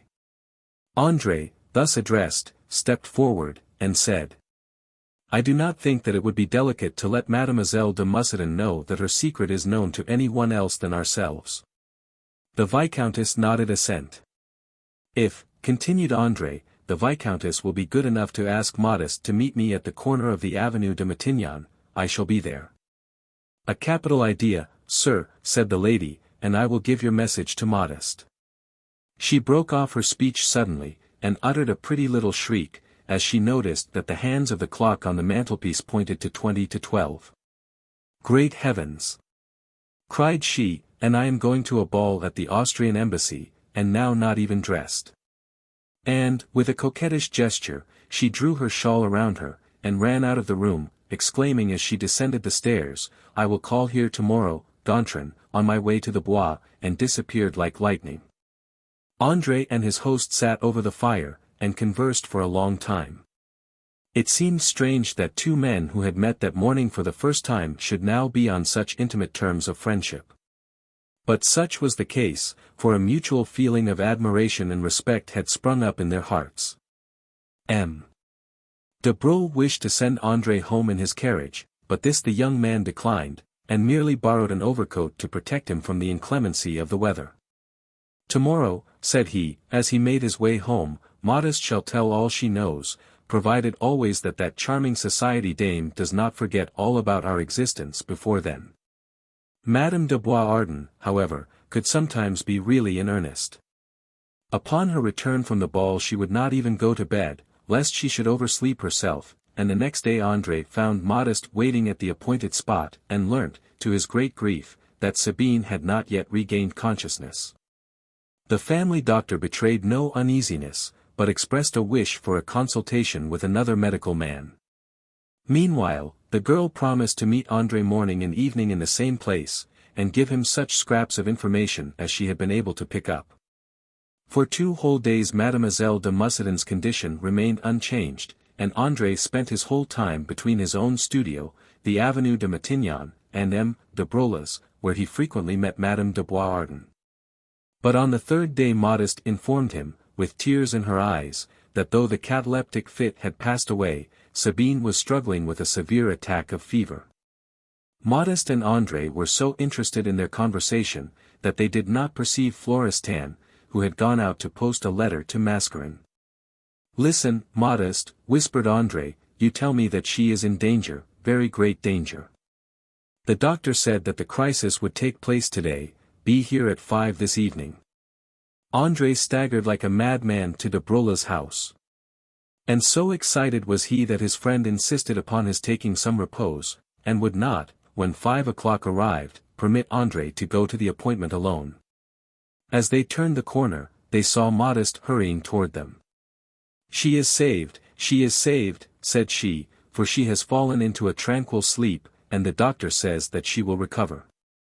André and de Broglie were transported by this news. But they did not know that they were watched by 2 men, Mascarin and Florestan, who did not let one of their movements escape them. Warned by a brief note from Florestan, Mascarin had driven swiftly to Father Cannon's public house, where he thought he was certain to find the domestic, but the man was not there, and Mascarin, unable to endure further suspense, sent for him to the Hôtel de Mussidan. When the servant informed Mascarin that the crisis was safely past, he drew a deep breath of relief. For he no longer feared that the frail structure that he had built up with such patient care for 20 long years would be shattered at a blow by the chill hand of death. He bent his brow, however, when he heard of Modeste's daily interviews with the young man whom Florestan termed Mademoiselle's lover. "Ah," muttered he, "if I could only be present at one of those interviews." "And, as you say," returned Florestan, drawing out, as he spoke, a neat-looking watch, "it is just the hour of their meeting, and as the place is always the same, you—" "Come, then," broke in his patron. They went out accordingly, and reached the Champs-Élysées by a circuitous route. The place was admirably suited to their purpose, for close by were several of those little wooden huts, occupied in summer by the vendors of cakes and playthings. "Let us get behind one of these," said Florestan. Night was drawing in, but objects could still be distinguished, and in about 5 minutes Florestan whispered, "Look, there comes Modeste, and there is the lover, but he has a pal with him tonight. Why, what can she be telling him? He seems quite overcome."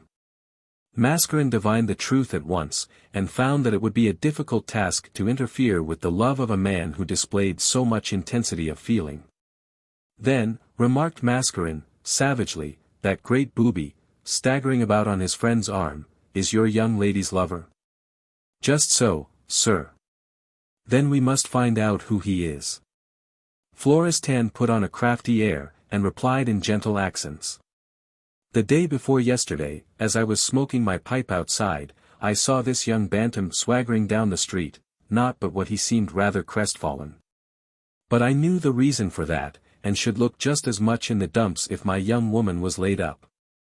I thought, as I had nothing to do, I might as well see who he was and where he lived, so, sticking my hands in my pockets, after him I sloped. He walked such a long way, that I got precious sick of my job, but at last I ran him to earth in a house. I went straight up to the lodge, and showed the portress my tobacco pouch, and said, 'I picked up this. I think that the gentleman who has just gone in dropped it.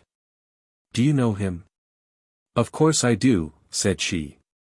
He is a painter, lives on the 4th floor, and his name is M. André. Was the house in the Rue de la Tour d'Auvergne, broke in Mascarin. You are right, sir, returned the man, taken a little aback. It seems, sir, that you are better informed than I am. Mascarin did not notice the man's surprise, but he was struck with the strange persistency with which this young man seemed to cross his plans. For he found that the acquaintance of Rose and the lover of Mademoiselle de Mussidan were one and the same person, and he had a presentiment that he would in some way prove a hindrance to his plans. The astute Mascarin concentrated all his attention upon André. The latter said something to Modeste, which caused that young woman to raise her hands to heaven, as though in alarm. But who is the other? Asked he, the fellow that looks like an Englishman. Do you not know? Returned the lackey. Why, that is M. de Broglie-Faverley. What, the man who was to marry Sabine? Certainly. Mascarin was not easily disconcerted, but this time a blasphemous oath burst from his lips. Do you mean, said he, that de Broglie and this painter are friends? That is more than I can tell. You seem to want to know a lot, answered Florestan, sulkily. Modeste had now left the young men, who walked arm in arm in the direction of the Avenue de l'Impératrice. M. de Broglie takes his dismissal easily enough, observed Mascarin. He was not dismissed, it was he that wrote and broke off the engagement. This time Mascarin contrived to conceal the terrible blow that this information caused to him, and even made some jesting remark as he took leave of Florestan. But he was in truth completely staggered, for after thoroughly believing that the game was won, he saw that, though perhaps not lost, his victory was postponed for an indefinite period. What? Said he, as he clenched his hand firmly, shall the headstrong passion of this foolish boy mar my plans? Let him take care of himself, for if he walks in my path, he will find it a road that leads to his own destruction. Chapter 21. An Academy of Music. Dr. Hortebise had for some time back given up arguing with Mascarin as to the advice the latter gave him. He had been ordered not to let Paul out of his sight, and he obeyed this command literally.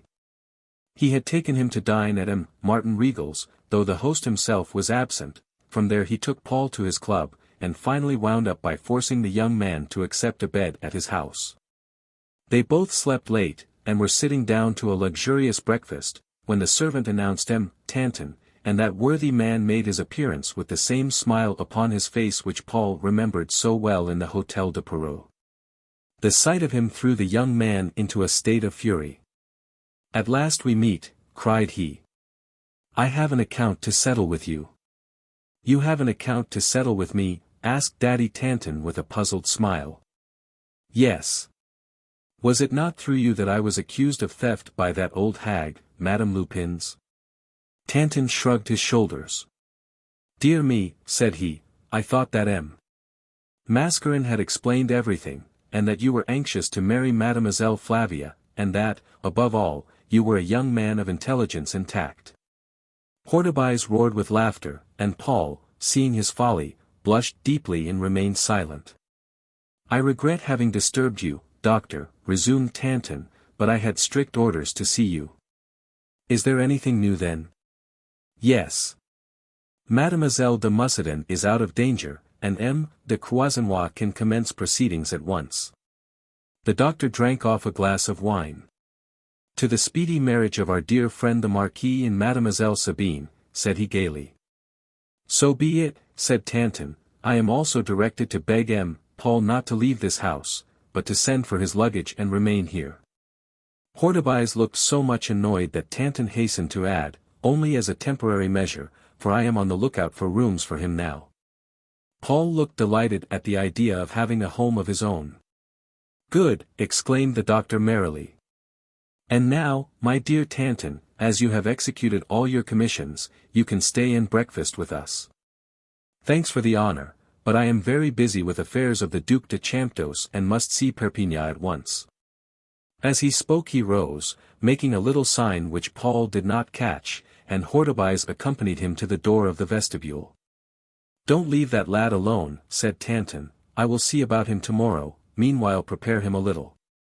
"I comprehend," answered Hortebise, "my kind regards to that dear fellow, Perpignan." This Perpignan was well known, some people said too well known, in Paris. His real name was Isidore Crochet, and he had started life as a cook in a Palais Royal restaurant. Unfortunately, a breach of the 8th commandment had caused him to suffer incarceration for a period of 3 years, and on his release he bloomed out into a private inquiry agent. His chief customers were jealous husbands, but as surely as one of these placed an affair in his hands, he would go to the erring wife and obtain a handsome price from her for his silence. Mascarin and Perpignan had met in an affair of this kind. And as they mutually feared each other, they had tacitly agreed not to cross each other's path in that great wilderness of crime, Paris. But while Perpignan knew nothing of Mascarin's schemes and operations, the former was very well acquainted with the ex-cook's doings. He knew, for instance, that the income from the inquiry office would not cover Perpignan's expenses, who dressed extravagantly, kept a carriage, affected artistic tastes, played cards, bet on races, and liked good dinners at the most expensive restaurants. "Where can he get his money from?" asked Mascarin of himself, and, after a long search, he succeeded in solving the riddle. Daddy Tanton, after leaving the doctor's, soon arrived at the residence of M. Perpignan, and rang the bell. A fat woman answered the door. "M. Perpignan is out," said she. "When will he be back?" "Some time this evening." "Can you tell me where I can find him, as it is of the utmost importance to both of us that I should see him at once?" He did not say where he was going to. "Perhaps he is at the factory," said Tanton blandly. The fat woman was utterly taken aback by this suggestion. "What do you know about that?" faltered she. "You see I do know, and that is sufficient for you. Come, is he there?" "I think so." "Thank you, I will call on him then." "An awfully long journey," muttered Tanton, as he turned away. "But, perhaps, if I catch the worthy man in the midst of all his little business affairs, he will be more free in his language, and not so guarded in his actual admissions." The old man went to his task with a will. He passed down the Rue Tumanon, skirted the Luxembourg, and made his way into the Rue Guy-Lussac. From thence he walked down the Rue Mouffetard, and thence direct into one of those crooked lanes which run between the Gobelins factory and the Hôpital de l'Arcine. This is a portion of the city utterly unknown to the greater number of Parisians. The streets are narrow and hardly afford room for vehicles. A valley forms the center of the place, down which runs a muddy, sluggish stream, the banks of which are densely crowded with tanyards and iron works. On the one side of this valley is the busy Rue Mouffetard, and on the other one of the outer boulevards, while a long line of sickly-looking poplars marked the course of the semi-stagnant stream. Tanton seemed to know the quarter well, and went on until he reached the Champs d'Alouettes. Then, with a sigh of satisfaction, he halted before a large, 3-storied house, standing on a piece of ground surrounded by a moldering wooden fence. The aspect of the house had something sinister and gloomy about it, and for a moment Tanton paused as if he could not make up his mind to enter it, but at last he did so. The interior was as dingy and dilapidated as the outside.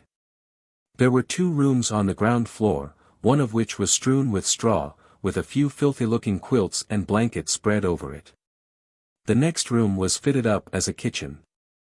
In the center was a long table composed of boards placed on trestles, and a dirty-looking woman with her head enveloped in a coarse red handkerchief, and grasping a big wooden spoon, was stirring the contents of a large pot in which some terrible-looking ingredients were cooking. On a small bed in a corner lay a little boy. Every now and then a shiver convulsed his frame, his face was deadly pale, and his hands almost transparent, while his great black eyes glittered with the wild delirium of fever. Sometimes he would give a deep groan, and then the old beldame would turn angrily and threaten to strike him with her wooden spoon. "But I am so ill," pleaded the boy. "If you had brought home what you were told, you would not have been beaten, and then you would have had no fever," returned the woman harshly. "Ah, me! "I am sick and cold, and want to go away," wailed the child. "I want to see Mammy." Even Tanton felt uneasy at this scene, and gave a gentle cough to announce his presence. The old woman turned round on him with an angry snarl. "Who do you want here?" growled she. "Your master. He has not yet arrived, and may not come at all, for it is not his day, but you can see Peluche." "And who may he be?" "He is the professor," answered the hag contemptuously. "And where is he?" "In the music room." Tanton went to the stairs, which were so dingy and dilapidated as to make an ascent a work of danger and difficulty. As he ascended higher, he became aware of a strange sound, something between the grinding of scissors and the snarling of cats. Then a moment's silence, a loud execration, and a cry of pain.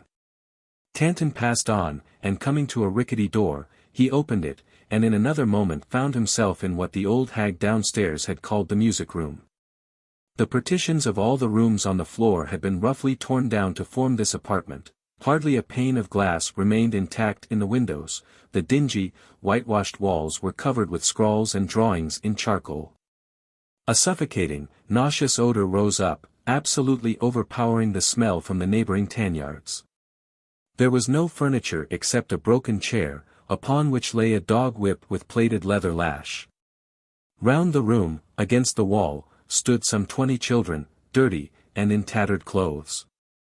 Some had violins in their hands, and others stood behind harps as tall as themselves. Upon the violins Tanton noticed there were chalk marks at various distances. In the middle of the room was a man, tall and erect as a dart, with flat, ugly features and lank, greasy hair hanging down on his shoulders. He, too, had a violin, and was evidently giving the children a lesson. Tanton at once guessed that this was Professor Peluche. "Listen," said he, "here, you Ascony, play the chorus from the Château de Marguerite." As he spoke he drew his bow across his instrument, while the little Savoyard did his best to imitate him, and in a squeaking voice, in nasal tone, he sang. "Ah! Great heavens, how fine and grand is the palace!" "You young rascal," cried Peluche. "Have I not bid you 50 times that at the word palace you are to place your bow on the 4th chalk mark and draw it across? Begin again." Once again the boy commenced, but Peluche stopped him. "I believe, you young villain, that you are doing it on purpose. Now, go through the whole chorus again, and if you do not do it right, look out for squalls." Poor Ascony was so muddled that he forgot all his instructions. Without any appearance of anger, the professor took up the whip and administered half a dozen severe cuts across the bare legs of the child, whose shouts soon filled the room. "When you are done howling," remarked Peluche, "you can try again. And if you do not succeed, no supper for you tonight, my lad. Now, Giuseppe, it is your turn." Giuseppe, though younger than Ascony, was a greater proficient on the instrument, and went through his task without a single mistake. "Good," said Peluche, "if you get on like that, you will soon be fit to go out. You would like that, I suppose?" "Yes," replied the delighted boy, "and I should like to bring in a few coppers too." But the professor did not waste too much time in idle converse. "It is your turn now, Fabio," said he. Fabio, a little mite of 7, with eyes black and sparkling as those of a dormouse, had just seen Tanton in the doorway and pointed him out to the professor. Peluche turned quickly round and found himself face to face with Tanton, who had come quickly forward, his hat in his hand. Had the professor seen an apparition, he could not have started more violently, for he did not like strangers. "What do you want?" asked he. "Reassure yourself, sir," said Tanton, after having for a few seconds enjoyed his evident terror. "I am the intimate friend of the gentleman who employs you, and have come here to discuss an important matter of business with him." Peluche breathed more freely. "Take a chair, sir," said he, offering the only one in the room. "My master will soon be here." But Daddy Tanton refused the offer, saying that he did not wish to intrude, but would wait until the lesson was over. "I have nearly finished," remarked Peluche. "It is almost time to let these scamps have their soup." Then turning to his pupils, who had not dared to stir a limb, he said. There, that is enough for today, you can go. The children did not hesitate for a moment, but tumbled over each other in their eagerness to get away, hoping, perhaps, that he might omit to execute certain threats that he had held out during the lesson. The hope was a vain one, for the equitable Peluche went to the head of the stairs and called out in a loud voice. Mother Boutour, you will give no soup to Monty and put Rabelais on half allowance. Tanton was much interested, for the scene was an entirely new one. The professor raised his eyes to heaven. Would, said he, that I might teach them the divine science as I would wish, but the master would not allow me. Indeed, he would dismiss me if I attempted to do so. I do not understand you. Let me explain to you. You know that there are certain old women who, for a consideration, will train a linnet or a bullfinch to whistle any air. Tanton, with all humility, confessed his ignorance of these matters. Well, said the professor, the only difference between those old women and myself is, that they teach birds nigh boys, and I know which I had rather do. Tanton pointed to the whip. And how about this? Asked he. Peluche shrugged his shoulders. Put yourself in my place for a little while, remarked he. You see, my master brings me all sorts of boys, and I have to cram music into them in the briefest period possible. Of course the child revolts, and I thrash him, but do not think he cares for this, the young imps thrive on blows. The only way that I can touch them is through their stomachs. I stop a quarter, a half, and sometimes the whole of their dinner. That fetches them, and you have no idea how a little starvation brings them on in music. Daddy Tanton felt a cold shiver creep over him as he listened to this frank exposition of the professor's mode of action. You can now understand, remarked the professor, how some airs become popular in Paris. I have 40 pupils all trying the same thing. I am drilling them now in the Marguerite, and in a little time you will have nothing else in the streets. Peluche was proceeding to give Tanton some further information, when a step was heard upon the stairs, and the professor remarked. Here is the master, he never comes up here, because he is afraid of the stairs. You had better go down to him. Chapter 22. Diamond cut diamond. The ex-cook appeared before Tanton in all his appalling vulgarity as the latter descended the stairs.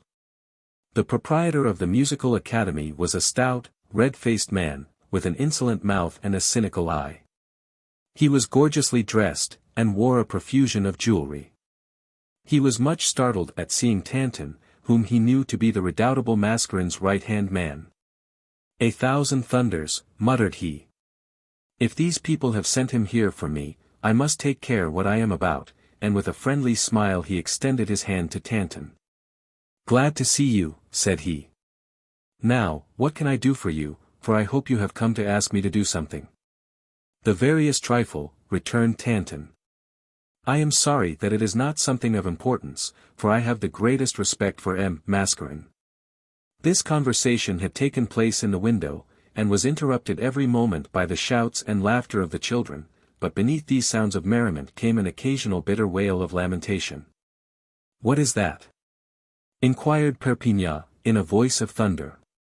"Who presumes to be unhappy in this establishment?" "It is 2 of the lads that I have put on half rations," returned Peluche. "I'll make them learn somehow or—" A dark frown on the master's face arrested his further speech. "What do I hear?" roared Perpignan. "Do you dare, under my roof, to deprive those poor children of an ounce of food?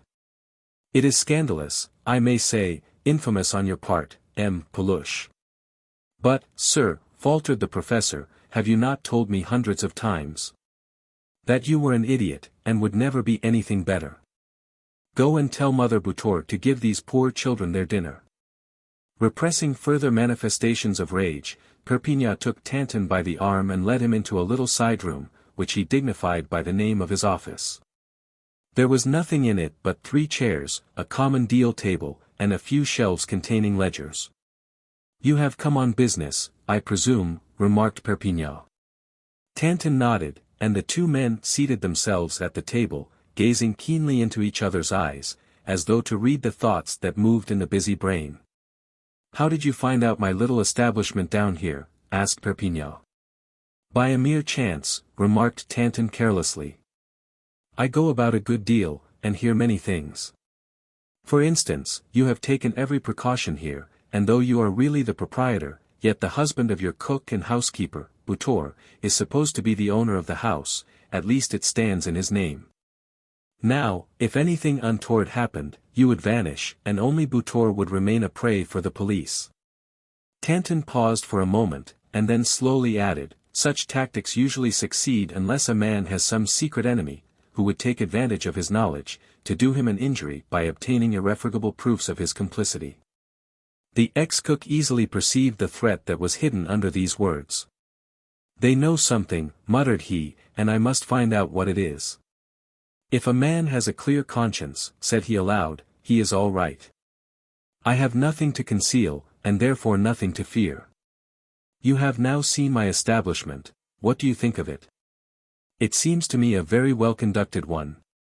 It may have occurred to you that a factory at Roubaix might have been a better investment, but I had not the capital to begin with." Tanton nodded. "It is not half a bad trade," said he. "I agree with you. In the Rue St. Marguerite you will find more than one similar establishment, but I never cared for the situation of the Faubourg Saint-Antoine. My little angels find this spot more salubrious." "Yes, yes," answered Tanton amicably, "and if they howl too much when they are corrected, there are not too many neighbors to hear them." Perpignan thought it best to take no notice of this observation. "The papers are always pitching into us," continued he. "They had much better stick to politics. The fact is, that the profits of our business are tremendously exaggerated." "Well, you manage to make a living out of it?" "I don't lose, I confess, but I have 6 little cherubs in hospital, besides the one in the kitchen, and these, of course, are a dead loss to me." "That is a sad thing for you," answered Tanton gravely. Perpignan began to be amazed at his visitor's coolness. "Damn it all," said he, "if you and Mascarin think the business such a profitable one, why don't you go in for it? You may perhaps think it easy to procure the kids, just try it. You have to go to Italy for most of them, then you have to smuggle them across the frontier like bales of contraband goods." Perpignan paused to take a breath, and Tanton asked, "What sum do you make each of the lads bring in daily?" "That depends," answered Perpignan hesitatingly. "Well, you can give an average. Say 3 francs then." 3 francs. Repeated Tanton with a genial smile, "and you have 40 little cherubs, so that makes 120 francs per day." "Absurd," retorted Perpignan, "do you think each of the lads bring in such a sum as that?" "Ah! You know the way to make them do so." "I don't understand you," answered Perpignan, in whose voice a shade of anxiety now began to appear. No offense," answered Tanton. "But the fact is, the newspapers are doing you a great deal of harm, by retailing some of the means adopted by your colleague to make the boys do a good day's work. Do you recollect the sentence on that master who tied one of his lads down on a bed, and left him without food for 2 days at a stretch? I don't care about such matters." "No one can bring a charge of cruelty against me," retorted Perpignan angrily. "A man with the kindest heart in the world may be the victim of circumstances." Perpignan felt that the decisive moment was at hand. "What do you mean?" asked he. "Well, suppose, to punish one of your refractory lads, you were to shut him in the cellar. A storm comes on during the night, the gutter gets choked up, the cellar fills with water, and next morning you find the little cherub drowned like a rat in his hole." Perpignan's face was livid. "Well, and what then?" asked he. "Ah! Now the awkward part of the matter comes. You would not care to send for the police, that might excite suspicion. The easiest thing is to dig a hole and shove the body into it." Perpignan got up and placed his back against the door. "You know too much, Tanton, a great deal too much," said he. Perpignan's manner was most threatening. But Tanton still smiled pleasantly, like a child who had just committed some simply mischievous act, the results of which it cannot foresee. The sentence isn't heavy, he continued. 5 years penal servitude, if evidence of previous good conduct could be put in, but if former antecedents were disclosed, such as a journey to Nancy. This was the last straw, and Perpignan broke out. "What do you mean?" said he. "And what do you want me to do?" "Only a trifling service, as I told you before." "My dear sir, do not put yourself in a rage," he added, as Perpignan seemed disposed to speak again. "Was it not you who first began to talk of your, well, let us say business? Then you wanted to make yourself agreeable by talking all this rot to me. Well, shall I tell you in my turn what I think? By all means, if it will not be giving you too much trouble. Then I tell you that you have come here on an errand which no man should venture to do alone. You are not of the age and build for business like this. It is a misfortune, a fatal one perhaps, to put yourself in my power, in such a house as this. But, my dear sir, what is likely to happen to me?" The features of the ex-cook were convulsed with fury. He was in that mad state of rage in which a man has no control over himself. Mechanically his hand slipped into his pocket. But before he could draw it out again, Tanton, who had not lost one of his movements, sprang upon him and grasped him so tightly by the throat that he was powerless to adopt any offensive measures, in spite of his great strength and robust build. The struggle was not a long one. The old man hurled his adversary to the ground, and placed his foot on his chest, and held him down, his whole face and figure seemingly transfigured with the glories of strength and success. "And so you wish to stab me, to murder a poor and inoffensive old man? Do you think that I was fool enough to enter your cutthroat door without taking proper precautions?" And as he spoke he drew a revolver from his bosom. "Throw away your knife," added he sternly. In obedience to this mandate, Perpignan, who was now entirely demoralized, threw the sharp-pointed weapon which he had contrived to open in his pocket into a corner of the room. "Good," said Tanton. "You are growing more reasonable now. Of course I came alone, but do you think that plenty of people did not know where I was going to? Had I not returned tonight, do you think that my master, Mascarin, would have been satisfied? And how long do you think it would have been before he and the police would have been here? If you do not do all that I wish for the rest of your life, you will be the most ungrateful fellow in the world." Perpignan was deeply mortified. He had been worsted in single combat, and now he was being found out, and these things had never happened to him before. "Well, I suppose that I must give in," answered he sulkily. "Quite so, it is a pity that you did not think of that before. You vexed me and made me angry." "Just so, well, now, get up, take that chair, and let us talk reasonably." Perpignan obeyed without a word. "Now," said Tanton, "I came here with a really magnificent proposal. But I adopted the course I pursued because I wished to prove to you that you belonged more absolutely to Mascarin than did your wretched foreign slaves to you. You are absolutely at his mercy, and he can crush you to powder whenever he likes." "Your Mascarin is Satan himself," muttered the discomfited man. "Who can resist him? Come, as you think thus, we can talk sensibly at last." "Well," answered Perpignan ruefully, as he adjusted his disordered necktie, "say what you like, I have no answer to make." "Let us begin at the commencement," said Tanton. "For some days past your people have been following a certain Caroline Schimmel. A fellow of 16 called Ambrose, a lad with a harp, was told off for this duty. He is not to be trusted. Only a night or two ago one of my men made him drunk. And fearing lest his absence might create surprise, drove him here in a cab, and left him at the corner."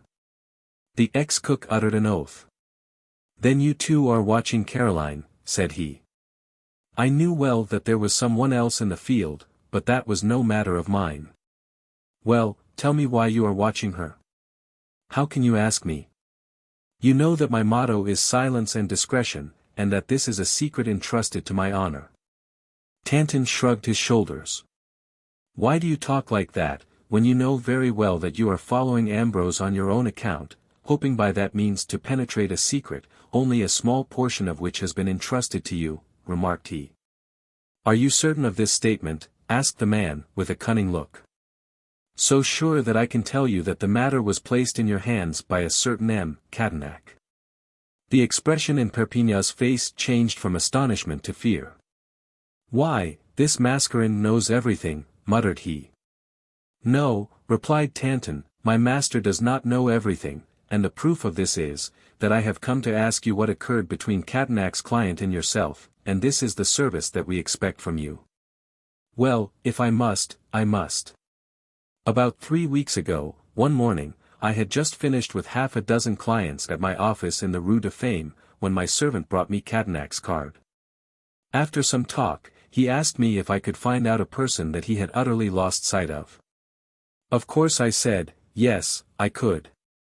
Upon this he asked me to make an appointment for 10 the next morning, when someone would call on me regarding the affair. At the appointed time a shabbily dressed man was shown in.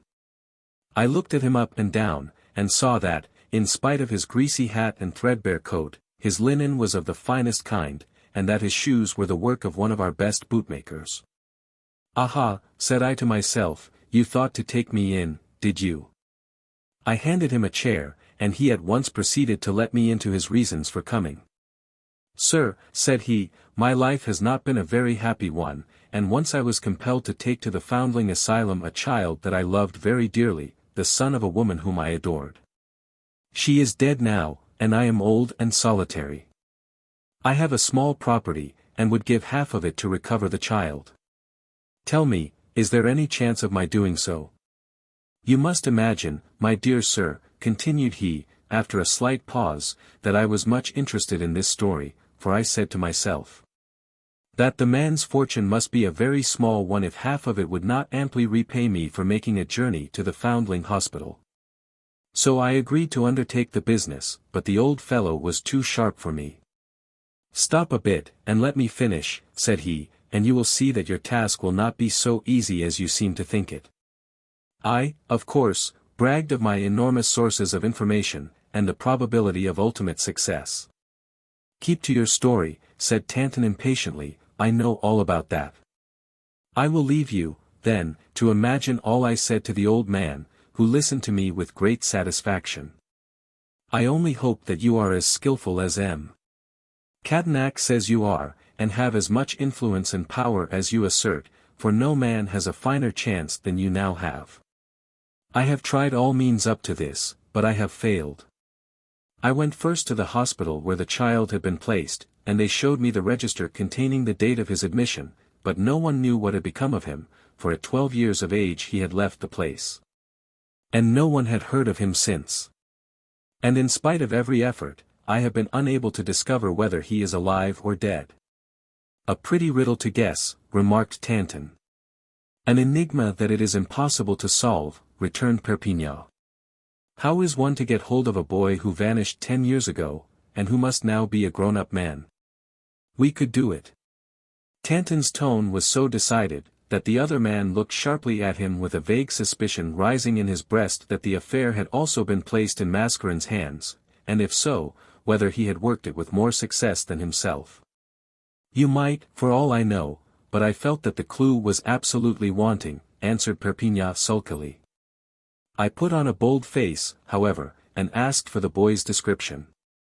The man told me that he could provide me with an accurate one, for that many people, notably the Lady Superior, remembered the lad. He could also give other details which might be useful. "And these you obtained, of course?" "Not yet." "Are you joking?" "Not a bit. I do not know whether the old man was sharp enough to read in the expression of my features that I had not the smallest hope of success. Be that as it may, he could give me no further information that day, declaring that he came in only to consult me, and that everything must be done in a most confidential way. I hastened to assure him that my office was a perfect tomb of secrets. He told me that he took that for granted. Then telling me that he wished me to draw up a précis of my intended course, he took out a note for 500 francs, which he handed to me for my time. I refused to take it, though it cost me a struggle to do so, for I thought that I should make more out of him later on. But he insisted on my taking it, saying that he would see me again soon, and that Cadenac would communicate with me. He left me less interested in the search than in who this old man could possibly be. Tanton felt that Perpignan was telling the truth. "Did you not try and find out that?" asked he. Perpignan hesitated. But feeling convinced that there was no loophole for escape, he answered, "Hardly had my visitor left than, slipping on a cap and a workman's blouse, I followed him in his track, and saw him enter one of the finest houses in the Rue de Varennes." "He lived there then?" "He did, and he was a very well-known man, the Duc de CHAMPDOCE." "Yes, I know all that," answered Tanton, placidly, "but I can't, for the life of me, imagine the connection between the Duke and Caroline Schimmel." Perpignan raised his eyebrows. "Why did you put a man to watch her?" asked Tanton. "My reasons for doing so were most simple. I made every inquiry regarding the Duke, learned that he was very wealthy, and lived a very steady life. He is married, and loves his wife dearly. They had one son, whom they lost a year ago, and have never recovered from the shock. I imagine that this Duke, having lost his legitimate heir, wished me to find his other son. Do you not think that I am right? There is something in it, but, after all, you have not explained your reasons for watching Caroline." Perpignan was no match for Mascarin's right-hand man, but he was keen enough to discern that Tanton was putting a string of questions to him which had been prepared in advance. This he, however, was powerless to resent. "As you may believe," said he, "I made every inquiry into the past as well as the present of the Duke, and also tried to discover who was the mother of the child, but in this I entirely failed." "What? Not with all your means?" cried Tanton, with a sneer. "Laugh at me as much as you like, but out of the 30 servants in the CHAMPDOCE establishment, not one has been there more than 10 years. Nor could I anywhere lay my hands upon one who had been in the Duke's service in his youth. Once, however, as I was in the wine shop in the Rue de Varennes, I quite by chance heard allusion made to a woman who had been in the service of the Duke 25 years ago, and who was now in receipt of a small allowance from him. This woman was Caroline Schimmel. I easily found out her address, and set a watch on her. And of what use will she be to you? Very little, I fear. And yet the allowance looks as if she had at one time done something out of the way for her employers. Can it be that she has any knowledge of the birth of this natural child?" "I don't think much of your idea," returned Tanton carelessly. "Since then," continued Perpignan, "the Duke has never put in an appearance in my office." "But how about Cadenac?" "I have seen him 3 times. Has he told you nothing more? Do you not even know in which hospital the child was placed?" "No. And on my last visit I plainly told him that I was getting sick of all this mystery, and he said that he himself was tired, and was sorry that he had ever meddled in the affair." Tanton was not surprised at hearing this, and accounted for Cadenac's change of front by the threats of Mascarin. "Well, what do you draw from this?" asked he. "That Cadenac has no more information than I have. The Duke most likely proposes to drop the affair, but, were I in his place, I should be afraid to find the boy, however much I might at one time have desired to do so. He may be in prison, the most likely thing for a lad who, at 12 years of age, ran away from a place where he was well treated. I have, however, planned a mode of operation, for, with patience, money, and skill, much might be done." "I agree with you. Then let me tell you. I have drawn an imaginary circle round Paris. I said to myself, I will visit every house and inn in the villages round within this radius. I will enter every isolated dwelling, and will say to the inhabitants, do any of you remember at any time sheltering and feeding a child, dressed in such and such a manner, giving at the same time a description of him? I am sure that I should find someone who would answer in the affirmative. Then I should gain a clue which I would follow up to the end." This plan appeared so ingenious to Tanton, that he involuntarily exclaimed, "Good! Excellent!" Perpignan hardly knew whether Tanton was praising or blaming him. His manner might have meant either. "You are very fast," returned he dismally. "Perhaps presently you will be good enough to allow that I am not an absolute fool." Do you really think that I am an idiot? At any rate, I sometimes hit upon a judicious combination. For example, with regard to this boy, I have a notion which, if properly worked, might lead to something. Might I ask what it is? I speak confidentially. If it is impossible to lay our hands upon the real boy, why should we not substitute another? At this suggestion, Tanton started violently. It would be most dangerous, most hazardous, gasped he. You are afraid, then, said Perpignan, delighted at the effect his proposal had made. It seems it is you who were afraid, retorted Tanton. You do not know me when you say that, said Perpignan. If you were not afraid, asked Tanton, in his most oily voice, why did you not carry out your plan? Because there was one obstacle that could not be got over. Well, I can't see it myself, returned Tanton, desirous of hearing every detail. Ah, there is one thing that I omitted in my narrative. The Duke informed me that he could prove the identity of the boy by certain scars. Scars? And of what kind, pray? Now you are asking me too much. I do not know. On receiving this reply, Tanton rose hastily from his chair, and thus concealed his agitation from his companion. I have 100 apologies to make for taking up so much of your valuable time. My master has got it into his head that you were after the same game as ourselves. He was mistaken, and now we leave the field clear to you.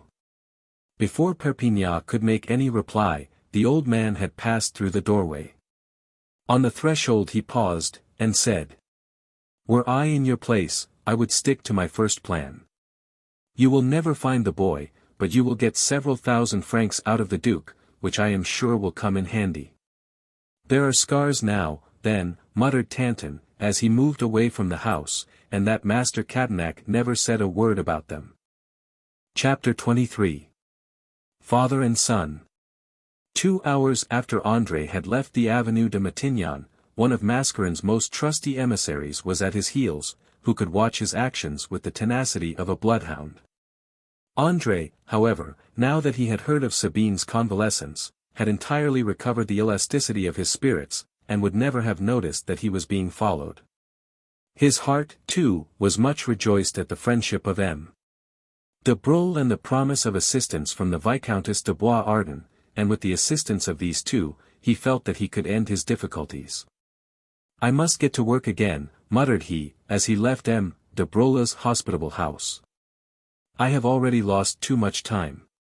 Tomorrow, if you look up at the scaffolding of a splendid house in the Champs-Élysées, you will see me at work. André was busy all night with his plans for the rich contractor, M. Gandalou, who wanted as much ornamental work on the outside of his house as he had florid decorations within. He rose with the lark, and having gazed for a moment on Sabine's portrait, started for the abode of M. Gandalou, the proud father of young Gaston. This celebrated contractor lived in a splendid house in the Rue Chasse-d'Antin, until his more palatial residence should be completed. When André presented himself at the door, an old servant, who knew him well, strongly urged him not to go up. Never, said he, in all the time that I have been with master, have I seen him in such a towering rage. Only just listen. It was easy to hear the noise alluded to, mingled with the breaking of glass and the smashing of furniture. The master has been at this game for over an hour, remarked the servant, ever since his lawyer, M. Cadenac, has left him. André, however, decided not to postpone his visit. I must see him in spite of everything. Show me up, said he.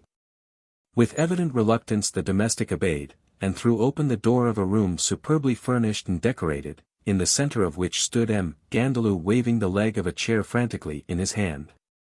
He was a man of 60 years of age, but did not look 50, built like a Hercules, with huge hands and muscular limbs which seemed to fret under the restraint of his fashionable garments. He had made his enormous fortune, of which he was considerably proud, by honest labor, and no one could say that he had not acted fairly throughout his whole career. He was coarse and violent in his manner, but he had a generous heart and never refused aid to the deserving and needy. He swore like a trooper, and his grammar was faulty. But for all that, his heart was in the right place, and he was a better man than many who boast of high birth and expensive education. "What idiot is coming here to annoy me?" roared he, as soon as the door was opened. "I have come by appointment," answered André, and the contractor's brow cleared as he saw who his visitor was. "Ah, it is you, is it? Take a seat, that is, if there is a sound chair left in the room. I like you, for you have an honest face and don't shirk hard work. You needn't color up, though, modesty is no fault. Yes, there is something in you, and when you want 100,000 francs to go into business with, here it is ready for you. And had I a daughter, you should marry her, and I would build your house for you." "I thank you much," said André, "but I have learned to depend entirely on myself." "True," returned Gandalou, "you never knew your parents. You never knew what a kind father would do for his child." "Do you know my son?" asked he, suddenly turning upon André. This question at once gave André the solution of the scene before him. Gandalou was irritated at some folly that his son had committed. For a moment André hesitated. He did not care to say anything that might revive the old man's feeling of anger, and therefore merely replied that he had only met his son Gaston 2 or 3 times. "Gaston," cried the old man, with a bitter oath, "do not call him that. Do you think it likely that old Nicholas Gandalou would ever have been ass enough to call his son Gaston?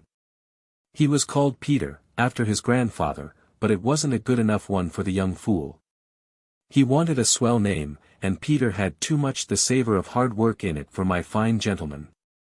But that isn't all, I could let that pass," continued the old man. "Pray have you seen his cards? Over the name of Gaston de Gandalou is a count's coronet. He a count indeed. The son of a man who has carried a hod for years." "Young people will be young people," André ventured to observe. But the old man's wrath would not be assuaged by a platitude like this. "You can find no excuse for him, only the fellow is absolutely ashamed of his father. He consorts with titled fools and is in the 7th heaven if a waiter addresses him as Count, not seeing that it is not he that is treated with respect, but the gold pieces of his old father, the working man." André's position was now a most painful one, and he would have given a good deal not to be the recipient of a confidence which was the result of anger. "He is only 20, and yet see what a wreck he is," resumed Gandalou. "His eyes are dim, and he is getting bald, he stoops, and spends his nights in drink and bad company. I have, however, only myself to blame, for I have been far too lenient. And if he had asked me for my head, I believe that I should have given it to him. He had only to ask and have. After my wife's death, I had only the boy. Do you know what he has in this house? Why, rooms fit for a prince, 2 servants and 4 horses. I allow him monthly 1,500 francs, and he goes about calling me a niggard, and has already squandered every bit of his poor mother's fortune." He stopped, and turned pale, for at that moment the door opened, and young Gaston, or rather Peter, slouched into the room. It is the common fate of fathers to be disappointed in their offspring, and to see the sons who ought to have been their honor and glory the scourge to punish their worldly aspirations, exclaimed the old man. "Good. That is really a very telling speech," murmured Gaston approvingly, "considering that you have not made a special study of elocution." Fortunately his father did not catch these words, and continued in a voice broken by emotion, that André is my son, who for 20 years has been my sole care. Well, believe it or not, as you like, he has been speculating on my death, as you might speculate on a racehorse at Vincennes. "No, no," put in Gaston, but his father stopped him with a disdainful gesture. "Have at least the courage to acknowledge your fault. You thought me blind because I said nothing, but your past conduct has opened my eyes. But, father, do not attempt to deny it. This very morning my man of business, Cadenac, wrote to me, and with that real courage which only true friends possess, told me all. I must tell you, André, resumed the contractor, I was ill. I had a severe attack of the gout, such as a man seldom recovers from, and my son was constant in his attendance at my sick couch. This consoled me. He loves me after all, said I. But it was only my testamentary arrangements that he wanted to discover, and he went straight to a money-lender called Clerget and raised 100,000 francs assuring the bloodsucker that I had not many hours to live. It is a lie, cried Gaston, his face crimsoning with shame. The old man raised the leg of the chair in his hand, and made so threatening a movement that André flung himself between father and son. Great heavens! Cried he, think what you are doing, sir, and forbear. The old man paused, passed his hand round his brow, and flung the weapon into a remote corner of the room. I thank you, said he, grasping André's hand, you have saved me from a great crime. In another moment I should have murdered him. Gaston was no coward, and he still retained the position he had been in before. This is quite romantic, muttered he. The governor seems to be going in for infanticide. André did not allow him to finish the sentence, for, grasping the young man's wrist, he whispered fiercely, not another word, silence. But I want to know what it all means, answered the irrepressible youth. I had in my hands, said the old man, addressing André, and ignoring the presence of his son, the important paper he had copied. Yes, not more than an hour ago I read it. These were the terms: if I died within 8 days from the date of signature, my son agreed to pay a bonus of 30,000 francs, but if I lived for 1 month, he would take up the bill by paying 150,000. If, however, by any unforeseen chance, I should recover entirely, he bound himself to pay Clerget the 100,000 francs. The old man tore the cravat from his swelling throat, and wiped the beads of cold sweat that bedewed his brow. When this man recovers his self-command, thought André, he will never forgive me for having been the involuntary listener to this terrible tale. But in this André was mistaken, for unsophisticated nature requires sympathy, and Nicholas Gandalou would have said the same to the first comer. Before, however, delivering the 100,000 francs, the usurer wished to make himself more secure, and asked for a certificate from someone who had seen me. This person was his friend. He spoke to me of a medical man, a specialist, who would understand my case at once. Would I not see him? Never had I seen my son so tender and affectionate. I yielded to his entreaties at last, and one evening I said to him, bring in this wonderful physician, if you really think he can do anything for me, and he did bring him. Yes, M. André, he found a medical man base and vile enough to become the tool of my son, and a money-lender, and if I choose, I can expose him to the loathing of the world, and the contempt of his brethren. The fellow came, and his visit lasted nearly an hour. I can see him now, asking questions and feeling my pulse. He went away at last, and my son followed him. They both met Clerget, who was waiting in the street. You can pay him the cash.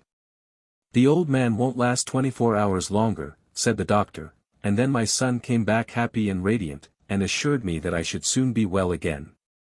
And strange as it may seem, a change for the better took place that very night. Clerget had asked for 48 hours in which to raise the sum required. He heard of my convalescence, and my son lost the money. Was it courage you lacked? Asked the old man, turning for the first time to his son. Did you not know that 10 drops instead of one of the medicine I was taking would have freed you from me forever? Gaston did not seem at all overwhelmed. Indeed, he was wondering how the matter had reached his father's ears, and how Cadenac had discovered the rough draft of the agreement. The contractor had imagined that his son would implore forgiveness. But seeing that he remained obdurate, his violence burst forth again. And do you know what use my son would make of my fortune? He would squander it on a creature he picked up out of the streets, a woman he called Madame de Chantemille, a fit companion for a noble count. The shaft had penetrated the impassibility which Gaston had up to this displayed. You should not insult Zora, said he. I shall not, returned his father with a grim laugh, take the trouble to do that, you are not of age, and I shall clap your friend Madame de Chantemille into prison. You would not do that. Would I not? You are a minor, but your Zora, whose real name is Rose, is much older, the law is wholly on my side. But father.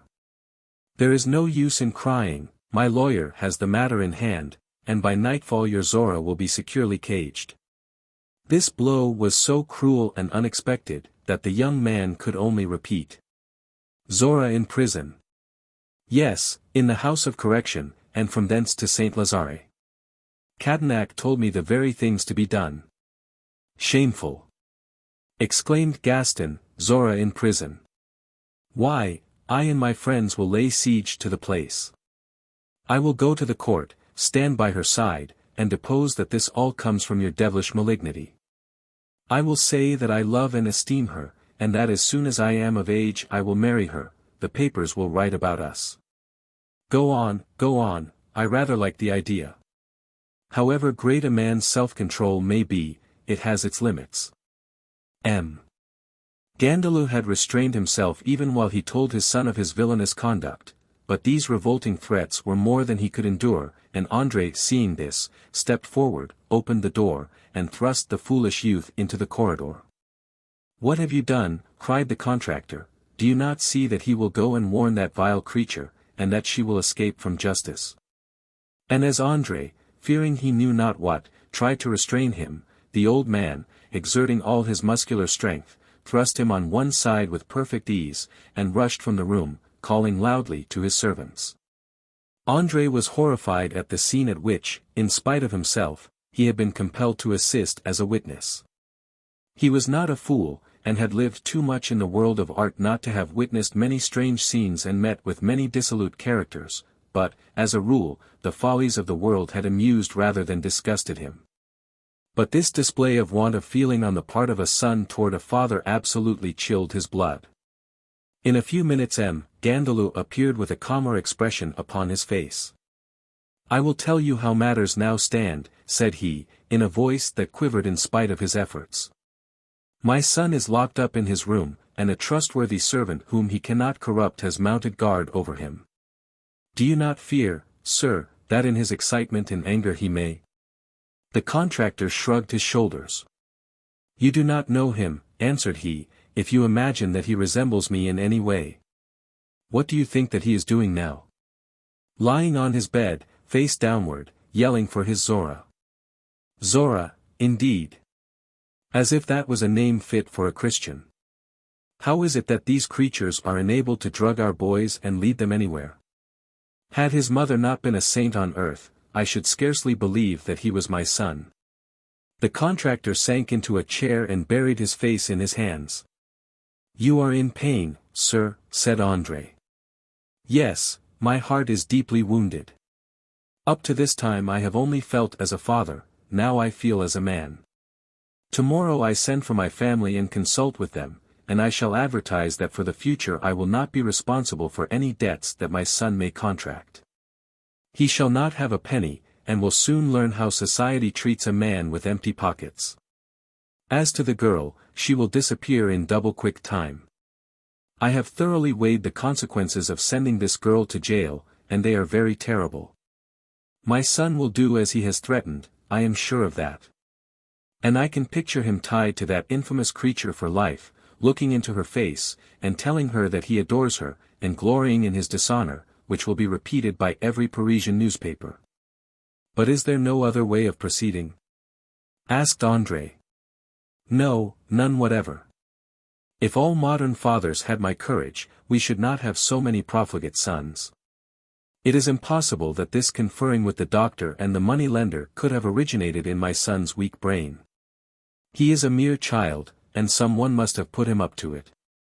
The poor father was already seeking for some excuse for the son's conduct. I must not dwell on this longer, continued Gandalou, or I shall get as mad as I was before. I will look at your plans another day. Now, let us get out of the house. Come and look at the new building in the Champs-Élysées. The mansion in question was situated at the corner of the Rue de Chantilly, near the Avenue de Champs-Élysées, and the frontage of it was still marked by scaffolding, so that but little of it could be seen. A dozen workmen, engaged by André, were lounging about. They had expected to see him early, and were surprised at his non-appearance, as he was usually punctuality itself. André greeted them in a friendly manner, but Gandalou, though he was always on friendly terms with his workmen, passed by them as if he did not even notice their existence. He walked through the different rooms and examined them carelessly, without seeming to take any interest in them, for his thoughts were with his son, his only son. After a short time he returned to André. "I cannot stay longer," said he. "I am not feeling well, I will be here tomorrow," and he went away with his head bent down on his chest. The workmen noticed his strange and unusual manner. "He does not look very bright," remarked one to his comrade. "Since his illness he has not been the same man. I think he must have had some terrible shock." Chapter 24. An Artful Trick. André had removed his coat and donned his blouse, the sleeves of which were rolled up to his shoulders. "I must get to business," murmured he, to make up for lost time. He set to work with great vigor, but had hardly got into the swing, when a lad came actively up the ladder and told him that a gentleman wished to see him, and a real swell, too, added the boy. André was a good deal put out at being disturbed, but when he reached the street and saw that it was M. de Broglie who was waiting for him, his ill humor disappeared like chaff before the wind. "Ah, this is really kind of you," cried he. For he could never forget the debt of gratitude he owed to the gentleman. "1,000 thanks for remembering me. Excuse my not shaking hands, but see," and he exhibited his palms all white with plaster. As he did so the smile died away on his lips, for he caught sight of his friend's face. "What is the matter?" exclaimed he, anxiously. "Is Sabine worse? Has she had a relapse?" De Broglie shook his head, but the expression of his face clearly said, "Would to heavens it were only that." But the news that Sabine was not worse relieved André at once, and he patiently waited for his friend to explain. "I have seen her twice for you," answered de Broglie, "but it is absolutely necessary that you should come to a prompt decision on an important affair." "I am quite at your service," returned André, a good deal surprised and troubled. "Then come with me at once. I did not drive here, but we shall not be more than a quarter of an hour in reaching my house. I will follow you almost immediately. I only ask 5 minutes' grace to go up to the scaffold again. Have you any orders to give?" "No, I have none." "Why should you go, then?" "To make myself a little more presentable." "Is it an annoyance or inconvenience for you to go out in that dress?" "Not a bit, I am thoroughly used to it." "But it was for your sake." "If that is all, come along." "But people will stare at seeing you in company with a common workman." "Let them stare." And drawing André's arm through his, M. de Broglie set off. André was right. Many persons did turn round to look at the fashionably dressed gentleman walking arm in arm with a mason in his working attire, but de Broglie took but little heed, and to all André's questions simply said, "Wait till we reach my house." At length they arrived, without having exchanged 20 words, and entering the library closed the door. M. de Broglie did not inflict the torture of suspense upon his young friend a moment longer than was necessary. "This morning, about 12 o'clock, as I was crossing the Avenue de Matignon, I saw Modeste, who had been waiting for you more than an hour. I could not help it. I know that. As soon as she saw me, she ran up to me at once. She was terribly disappointed at not having seen you, but knowing our intimacy, she entrusted me with a letter for you from Mademoiselle de Mussidan." André shuddered. He felt that the note contained evil tidings, with which de Broglie was already acquainted. "Give it to me," said he, and with trembling hands he tore open the letter and perused its contents.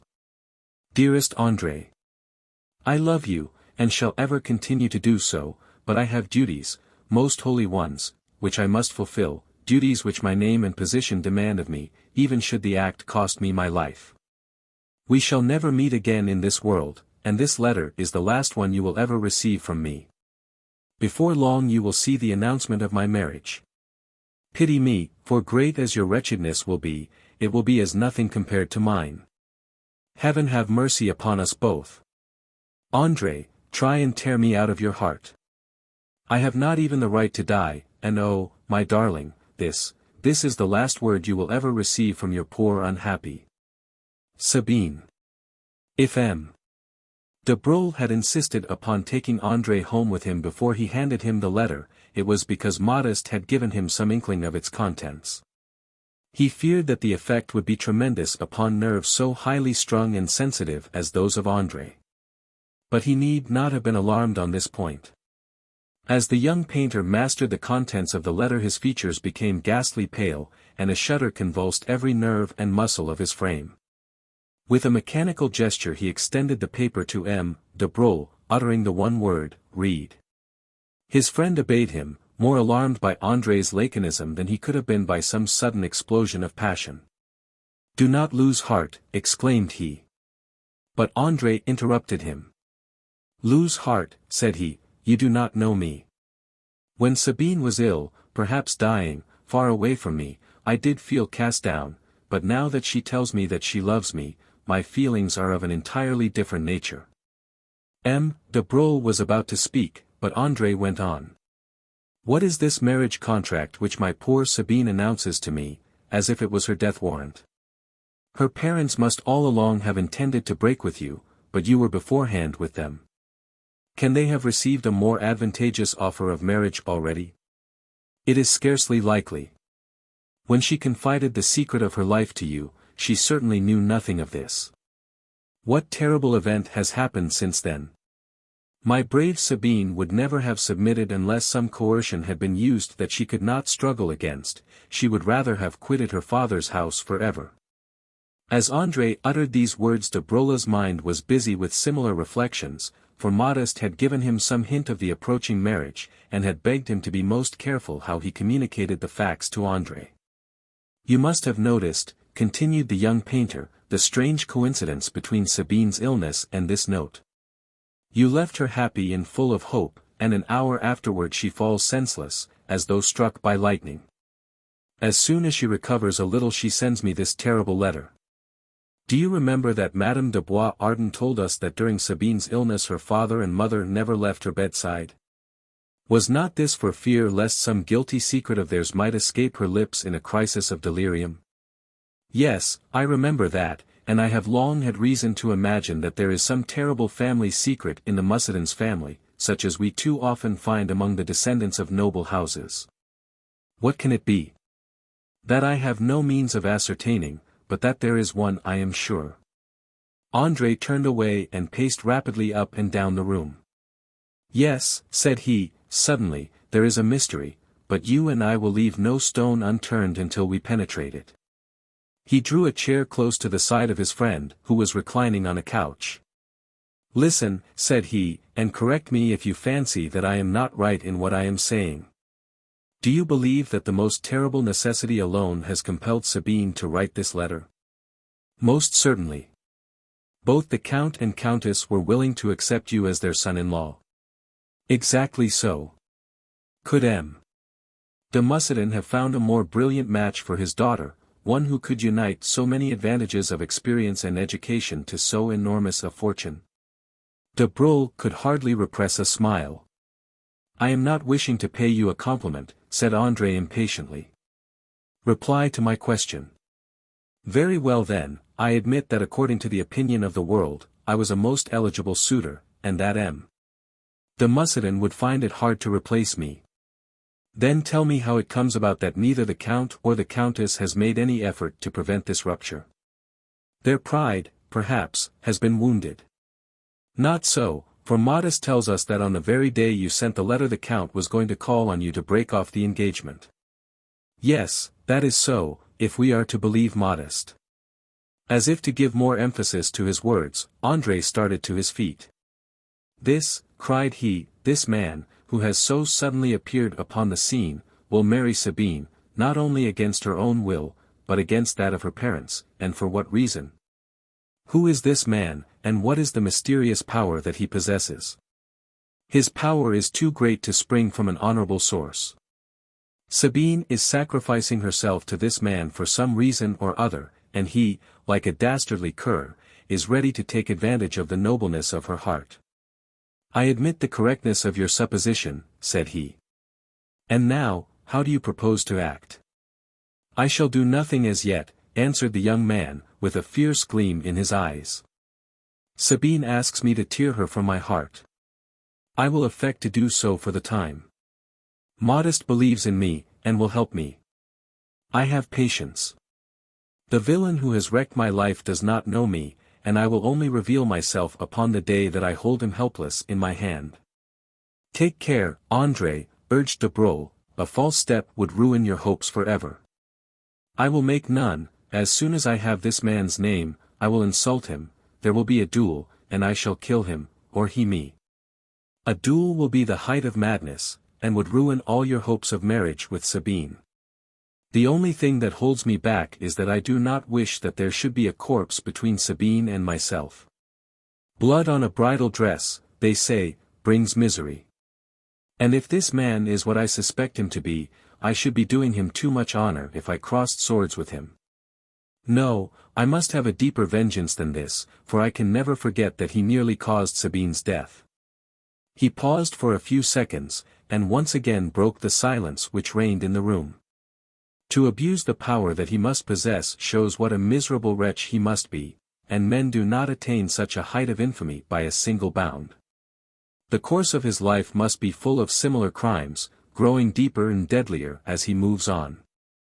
I will make it my business to unmask him and to hold him up to the scorn and contempt of his fellowmen. Yes, that is the plan to pursue. And we will do so, sir. Ah! Heaven help me! I say, we, for I have relied on you. The generous offer that you made to me I refused, and I was in the right in doing so. But I should now be a mere madman if I did not entreat you to grant me your aid and advice. We have both known hardship and are capable of going without food or sleep, if necessity requires it of us. We have both graduated in the school of poverty and sorrow. We can keep our plans to ourselves and act. André paused, as if waiting for a reply, but his friend remained silent. My plan is most simple, resumed the young painter. As soon as we know the fellow's name we shall be able to act. He will never suspect us, and we can follow him like his very shadow. There are professional detectives who, for a comparatively small sum, will lay bare a man's entire life. Are we not as clever as this fine fellow? We can work well together in our different circles. You, in the world of fashion, can pick up intelligence that I could not hope to gain. While I, from my lowly position, will study the hidden side of his life, for I can talk to the servants lounging at the front doors or the grooms at the public houses without suspicion. M. De Broglie was delighted at finding that he could have some occupation which would fill up the dreary monotony of his life. I am yours, cried he, and will work with you heart and soul. Before the artist could reply a loud blow was struck upon the library door, and a woman's voice exclaimed. Let me in, Gontran, at once. It is Madame de Bois-Arden, remarked de Broglie, drawing the bolt back. And the Viscountess rushed hastily into the room and threw herself into a low chair. Her beautiful face was bedewed with tears, and she was in a terrible state of excitement. What is the matter, Clotilde? Asked de Broglie kindly, as he took her hand. Something terrible, answered she with a sob, but you may be able to help me. Can you lend me 20,000 francs? De Broglie smiled, a heavy weight had been lifted from his heart. If that is all you require, do not shed any more tears. But I want them at once. Can you give me half an hour? Yes, but lose no time. De Broglie drew a check and dispatched his valet for the money. 1,000 thanks, said the Viscountess, but money is not all that I require, I want your advice. André was about to leave the cousins together, but the lady stopped him. Pray remain, André, said she, you are not at all in the way. Besides, I shall have to speak of someone in whom you take a very deep interest, of Mademoiselle de Mussidan, in short. I never knew such a strange occurrence, continued the Viscountess, recovering her spirits rapidly, as that to which, my dear Gontran, you owe my visit. Well, I was just going up to dress, for I had been detained by visitor after visitor, when at 2 o'clock another came before I could give my order, not at home. This was the Marquis de Croisenois, the brother of the man who 20 years ago disappeared in so mysterious a manner. I hardly knew him at all, though of course we have met in society, and he bows to me in the Bois, but that is all." "And yet he called on you today," remarked de Broglie. "Don't interrupt me," said the Viscountess. "Yes, he called, and that is enough. He is good-looking, faultlessly dressed, and talks well. He brought a letter from an old friend of my grandmother's, the Marchioness d'Arlange's. She is a dear old thing, she uses awful language, and some of her stories are quite too, you know what I mean. In the letter the old lady said that the Marquis was one of her friends, and begged me for her sake to do him the service he required. Of course I asked him to be seated, and assured him that I would do anything that lay in my power. Then he began talking about M. de Clinchine, and told me a funny story about that eccentric man and a little actress, when I heard a great noise in the anteroom. I was about to ring and inquire the cause, when the door flew open and in came Van Clopen, the lady's tailor, with a very inflamed countenance. I thought that he had come in a hurry because he had hit on something extremely fetching and wished me to be the first to see it. But do you know what the impudent fellow wanted?" A smile shone in de Broglie's eyes, as he answered. "Money, perhaps." "You are right," returned the Viscountess, gravely. "He brought my bill into my very drawing-room, and handed it in before a stranger. I never thought that a man who supplies the most aristocratic portion of society could have been guilty of such a piece of impertinence. I ordered him to leave the room, taking it for granted that he would do so with an apology, but I was wrong. He flew into a rage and threatened me, and swore that if I did not settle the bill on the spot, he would go to my husband. The bill was nearly 20,000 francs, imagine my horror. I was so thunderstruck at the amount that I absolutely entreated him to give me time. But my humility added to his annoyance, and taking a seat in an armchair, he declared that he would not move from it until he received his money, or had seen my husband." "What was Croisenois doing all this time?" asked M. de Broglie. "He did nothing at first, but at this last piece of audacity he took out his pocketbook, and throwing it in Van Clopen's face, said, 'Pay yourself, you insolent scoundrel, and get out of this.' And the tailor went off." "No. I must give you a receipt," said he, and taking writing materials from his pocket, he wrote at the foot of the bill, "Received from the Marquis de Croisenois, on account of money owing by the Viscountess de Boisardin. The sum of 20,000 francs. "Well," said de Broglie, looking very grave, and after Van Clopen's departure, I suppose Croisenois remained to ask the favor regarding which he had called. "You are mistaken," answered his cousin. "I had great difficulty in making him speak. But at last he confessed that he was deeply in love with Mademoiselle de Mussidan, and entreated me to present him to her parents and exert all my influence in his behalf." Both the young men started. "That is the man," cried they. "What do you mean?" asked the Viscountess, looking from one to the other. "That your Marquis de Croisenois is a despicable scoundrel, who had imposed upon the Marchioness d'Arlange's. Just you listen to our reasons for coming to this conclusion." And with the most perfect clearness de Broglie had the whole state of the case before the Viscountess. The lady listened attentively, and then said, "Your premises are wrong, just let me say a word on the matter. You say that there is some man who by means of the influence that he exercises over the Count and Countess, can coerce them into granting him Sabine's hand. But, my dear Gontran, an utter stranger to the family could not exercise this power. Now M. de Croisenois has never entered the doors of the house, and came to me to ask for an introduction." The justness of this remark silenced de Broglie, but André took another view of the matter. "This seems all right at a first glance, but still, after the extraordinary scene that the Viscountess has described, I should like to ask a few questions. Was not Van Clopen's behavior very unexpected? It was brutal and infamous. Are you not one of his best customers?" "I am, and I have spent an enormous sum with him." "But Van Clopen is nasty sometimes. Did he not sue Mademoiselle de Riversac?" asked de Broglie. "But he did not, I expect, force his way into her drawing-room and behave outrageously before a perfect stranger." "Do you know M. de Croisenois?" returned André. Very slightly.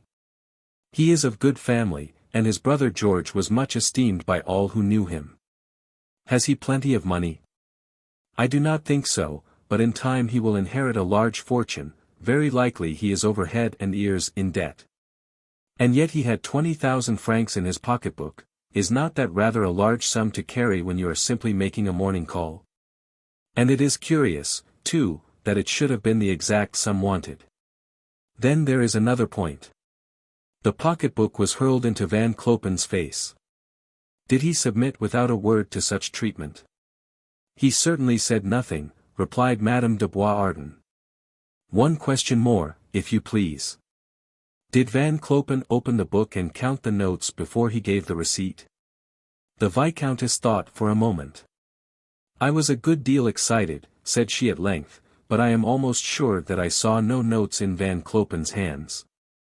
André's face grew radiant. Good, very good, he was told to pay himself, and yet he never looked to see if the money was there, but gave a receipt at once. Of course, as Van Clopen kept the pocketbook, the Marquis could have had nothing in it besides the exact sum that was required. It does seem odd, muttered de Broglie. But, said André, your bill was not exactly 20,000 francs, was it? No, answered the Viscountess. I ought to have had change to the amount of 100 or 120 francs, but I suppose he was too much excited to give it me. But for all that he could remember that he had writing materials with him, and gave you a receipt? The Viscountess was utterly bewildered. And, continued André, how is it that Van Clopen knew de Croisenois' name? And now, lastly, where is the receipt? Madame de Boisardin turned very pale and trembled violently. Ah, said she, I felt sure that something was going to happen, and it was on this very point that I wanted your advice. Well, I have not got the receipt. M. De Croisenois crumpled it up in his hand and threw it on the table. After a while, however, he took it up and put it in his pocket. It is all perfectly clear, said André in jubilant tones, M. De Croisenois had need of your aid, he saw that he could not easily obtain it, and so sought to bind you by the means of a loan made to you at a time of great need. You are right, said de Broglie. The Viscountess' giddy mode of action had brought her into many scrapes, but never into so terrible a one as this. Great heavens, cried she, what do you think that M. de Croisenois will do with this receipt? He will do nothing, answered M. De Broglie, if you do everything to advance his suit, but pause for an instant, and he will show the hand of steel which has up to now been covered by the velvet glove. I am not alarmed at a new slander, returned the Viscountess. And why not? Answered de Broglie. You know very well that in these days of lavish expenditure and unbridled luxury there are many women in society who are so basely vile that they ruin their lovers with as little compunction as their Freilier sisters. Tomorrow even de Croisenois may say at the club, on my word that little Boisardin costs me a tremendous lot, and hands about this receipt for 20,000 francs. What do you imagine that people will think then? The world knows me too well to think so ill of me. No, no, Clotilde, there is no charity in society. They will simply say that you are his mistress, and finding that the allowance from your husband is not enough for your needs, you are ruining your lover. There will be a significant laugh among the members, and in time, a very short time, the scandal in a highly sensational form will come to the ears of your husband. The Viscountess wrung her hands. It is too horrible, wailed she. And do you know that Boisardin would put the worst construction on the whole affair, for he declares that a woman will sacrifice anything in order to outshine her sex in dress. Ah, I will never run up another bill anywhere. Tell me, Gontran, what I had better do. Can you not get the receipt from de Croisenois? M. de Broglie paused for a moment and then replied, of course I could do so, but such a step would be very damaging to your reputation. I have no proof. And if I went to him, he would deny everything of course, and it would make him your enemy for life. Besides, added André, you would put him on his guard, and he would escape us. The unhappy woman glanced from one to the other in utter despair. Then I am lost, she exclaimed. Am I to remain for the rest of my days in this villain's power? Not so, returned André, for I hope soon to put it out of M. de Croisenois' power to injure any one. What did he say when he asked you to introduce him to the Mussidans? Nothing pointed. Then, madam, do not disturb yourself tonight. So long as he hopes you will be useful, so long he will stay his hand. Do as he wishes, never allude to the receipt, introduce him and speak well of him, while I, aided by M. de Broglie, will do my utmost to unmask this scoundrel. And as long as he believes himself to be in perfect security, our task will be an easy one. Just then the servant returned from the bank, and as soon as the man had left the room de Broglie took the notes and placed them in his cousin's hand. Here is the money for de Croisenois, said he. Take my advice, and give it to him this evening with a polite letter of thanks. 1,000 thanks, Gontran, I will act as you advise. Remember you must not allude in your letter to his introduction to the Mussidans. What do you think, André? I think a receipt for the money would be a great thing, answered he. But such a demand would arouse his suspicions. I think not, madam, and I see a way of doing it. Have you a maid upon whom you could rely? Yes, I have one. Good, then give the girl a letter and the notes done up in a separate parcel, and tell her exactly what she is to do. When she sees the Marquis, let her pretend to be alarmed at the great responsibility that she is incurring in carrying this large sum, and insist upon a receipt for her own protection. There is sound sense in that, said de Broglie. Yes, yes, said the Viscountess, Josephine will do, as sharp a girl as you could find in a day's journey, and will manage the thing admirably. Trust to me, she continued, as a smile of hope spread over her face. I will keep de Croisenois in a good humor, he will confide in me, and I will tell you everything. But, oh dear! What shall I do without Van Clopen? Why, there is not another man in Paris fit to stand in his shoes. With these words the Viscountess rose to leave. I am completely worn out, remarked she, and I have a dinner party tonight. Goodbye then, until we meet again, and with her spirits evidently as joyous as ever, she tripped into her carriage. Now, said André, as soon as they were once more alone, we are on the track of de Croisenois. He evidently holds Madame de Mussidan as he holds Madame de Boisardin. His is a really honorable mode of action. He surprises a secret, and then turns extortioner. Chapter 25. A New Skin. Dr. Hortebise's private arrangements were sadly upset by his being compelled to accede to the desire of Tanton and Mascarin, and in granting hospitality to Paul Violaine. And in spite of the brilliant visions of the future, he often devoutly wished that Mascarin and his young friend were at the other side of the world, but for all that he never thought of attempting to evade the order he had received. He therefore set himself steadily to his task, endeavoring to form Paul's mind, blunt his conscience, and prepare him for the inevitable part that he would soon have to play. Paul found in him a most affable companion, pleasant, witty, and gifted with great conversational powers. 5 days were thus spent breakfasting at well-known restaurants, driving in the Bois, and dining at clubs of which the doctor was a member, while the evenings were passed at the banker's.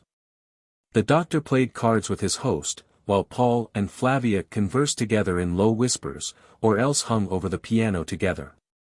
But every kind of agreeable existence comes to an end, and one day Daddy Tanton entered the room, his face radiant with delight. I have secured you the sweetest little nest in the world, cried he merrily. It is not so fine as this, but more in accordance with your position. Where is it? Asked Paul. Tanton waited. You won't wear out much shoe leather, said he, in walking to a certain banker's, for your lodgings are close to his house. That Tanton had a splendid talent for arrangement Paul realized as soon as he entered his new place of abode, which was in the Rue Montmartre, and consisted of some neat, quiet rooms. Just such as an artist who had conquered his first difficulties would inhabit. The apartments were on the 3rd floor, and comprised a tiny entrance hall, sitting room, bed and dressing room. A piano stood near the window in the sitting room. The furniture and curtains were tasteful and in good order, but nothing was new. One thing surprised Paul very much, he had been told that the apartments had been taken and furnished 3 days ago, and yet it seemed as if they had been inhabited for years, and that the owner had merely stepped out a few minutes before. The unmade bed, and the half-burnt candles in the sleeping room added to this impression, while on the rug lay a pair of worn slippers. The fire had not gone out entirely, and a half-smoked cigar lay on the mantelpiece. On the table in the sitting room was a sheet of music paper, with a few bars jotted down upon it. Paul felt so convinced that he was in another person's rooms, that he could not help exclaiming, "But surely someone has been living in these chambers." "We are in your own home, my dear boy," said Tanton. "But you took over everything, I suppose, and the original proprietor simply walked out?" Tanton smiled, as though an unequivocal compliment had been paid him. "Why, do you not know your own home?" asked he. "You have been living here for the last 12 months. "I can't understand you," answered Paul, opening his eyes in astonishment. "You must be jesting." "I am entirely in earnest. For more than a year you have been established here. If you want a proof of the correctness of my assertion, call up the porter." He ran to the head of the staircase and called out, "Come up, Mother Brigout." In a few moments a stout old woman came panting into the room. "And how are you, Mother Brigout?" said Tanton gaily. "I have a word or two to say to you. You know that gentleman, do you not?" "What a question! As if I did not know one of the gentlemen lodging here." "What is his name?" "M. Paul." "What, plain M. Paul, and nothing else?" "Well, sir, it is not his fault if he did not know his father or mother." "What does he do?" "He is a musician. He gives lessons on the piano, and composes music." "Does he do a good business?" "I can't say, sir, but I should guess about 200 or 300 francs a month, and he makes that do, for he is economical and quiet, and as modest as a young girl." Tanton's face shone all over with satisfaction. "You must have known M. Paul for some time, as you seem so thoroughly acquainted with his habits," said he. "Well, I ought to, for he has been here nearly 15 months, and all that time I have looked after his room." "Do you know where he lived before he came here?" "Of course I do, for I went to inquire about him in the Rue Jacob. The people there were quite cut up at his leaving, but you see this was more handy for the music publisher in the Rue Richelieu, for whom he works." "Good, Mother Brigout. That will do, you can leave us now." As Paul listened to this brief conversation, he wondered if he was awake or asleep. Tanton stood at the door and watched the woman downstairs. Then he closed it carefully, and coming up to Paul, said, "Well, what do you think of all this?" At first Paul was so astounded that he could hardly find words in which to express himself, but he remembered the words that Dr. Hortebise had so often dinned into his ears during the last 5 days. "Let nothing astonish you. I suppose," said he at last, "that you had taught this old woman her lesson beforehand." "Merciful powers!" exclaimed Tanton in tones of extreme disgust. "If these are all the ideas you have gained from what you have heard, our task will not be by any means an easy one." Paul was wounded by Tanton's contemptuous manner. "I understand well enough, sir," answered he sulkily, "that this is merely a prologue to a romantic drama." "You are right, my lad," cried he, in a more satisfied voice, "and it is one that is quite indispensable. The plot of the drama will be revealed to you later on, and also the reward you will receive if you play your part well. But why cannot you tell me everything now?" Tanton shook his head. "Have patience, you rash boy," said he. "Rome was not built in a day. Be guided by me, and follow blindly the orders of those interested in you. This is your first lesson, think it over seriously." "My first lesson? What do you mean?" "Call it a rehearsal if you like. All that the good woman told you," continued Tanton, "you must look upon as true, nay, it is true, and when you believe this thoroughly, you are quite prepared for the fray, but until then you must remain quiescent. Remember this, you cannot impress others unless you firmly believe yourself. The greatest impostors of all ages have ever been their own dupes." At the word impostor, Paul seemed about to speak, but a wave of Tanton's hand silenced him. You must cast aside your old skin, and enter that of another. Paul Violain, the natural son of a woman who kept a small drapery shop at Poitiers, Paul Violain, the youthful lover of Rose, no longer exists. He died of cold and hunger in a garret in the Hôtel de Perrot, as M. de Lupins will testify when necessary. The tone in which Tanton spoke showed his intense earnestness, and with emphatic gestures he drove each successive idea into Paul's brain. You will rid yourself of your former recollections as you do of an old coat, which you throw aside, and forget the very existence of.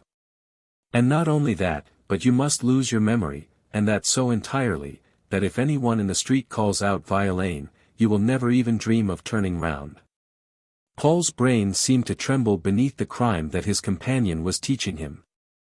Who am I then? Asked he. A sardonic smile crossed Tanton's face. You are just what the portress told you, Paul, and nothing more. Your first recollections are of a foundling hospital, and you never knew your parents. You have lived here 15 months, and before that you resided in the Rue Jacob. The portress knows no more. But if you will come with me to the Rue Jacob, the people there can tell you more about your life when you were a lodger in the house. Perhaps, if you are careful, we may take you back to your more childish days, and even find you a father. But, said Paul, I might be questioned regarding my past life, what then? M. Regal or Mademoiselle Flavia might interrogate me at any moment. I see, but do not disquiet yourself. You will be furnished with all necessary papers, so that you can account for all your life during the 25 years you spent in this world. Then I presume that the person into whose shoes I have crept was a composer and a musician like myself. Again Tanton's patience gave way, and it was with an oath that he exclaimed. Are you acting the part of a fool, or are you one in reality? No one has ever been here except you. Did you not hear what the old woman said? She told you that you are a musician, a self-made one, and while waiting until your talents are appreciated, you give lessons in music. And to whom do I give them? Tanton took 3 visiting cards from a china ornament on the mantelshelf. Here are 3 pupils of yours, said he, who can pay you 100 francs per month for 2 lessons a week, and 2 of them will assure you that you have taught them for some time. The third, Madame Grandorge, a widow, will vow that she owes all her success, which is very great, to your lessons.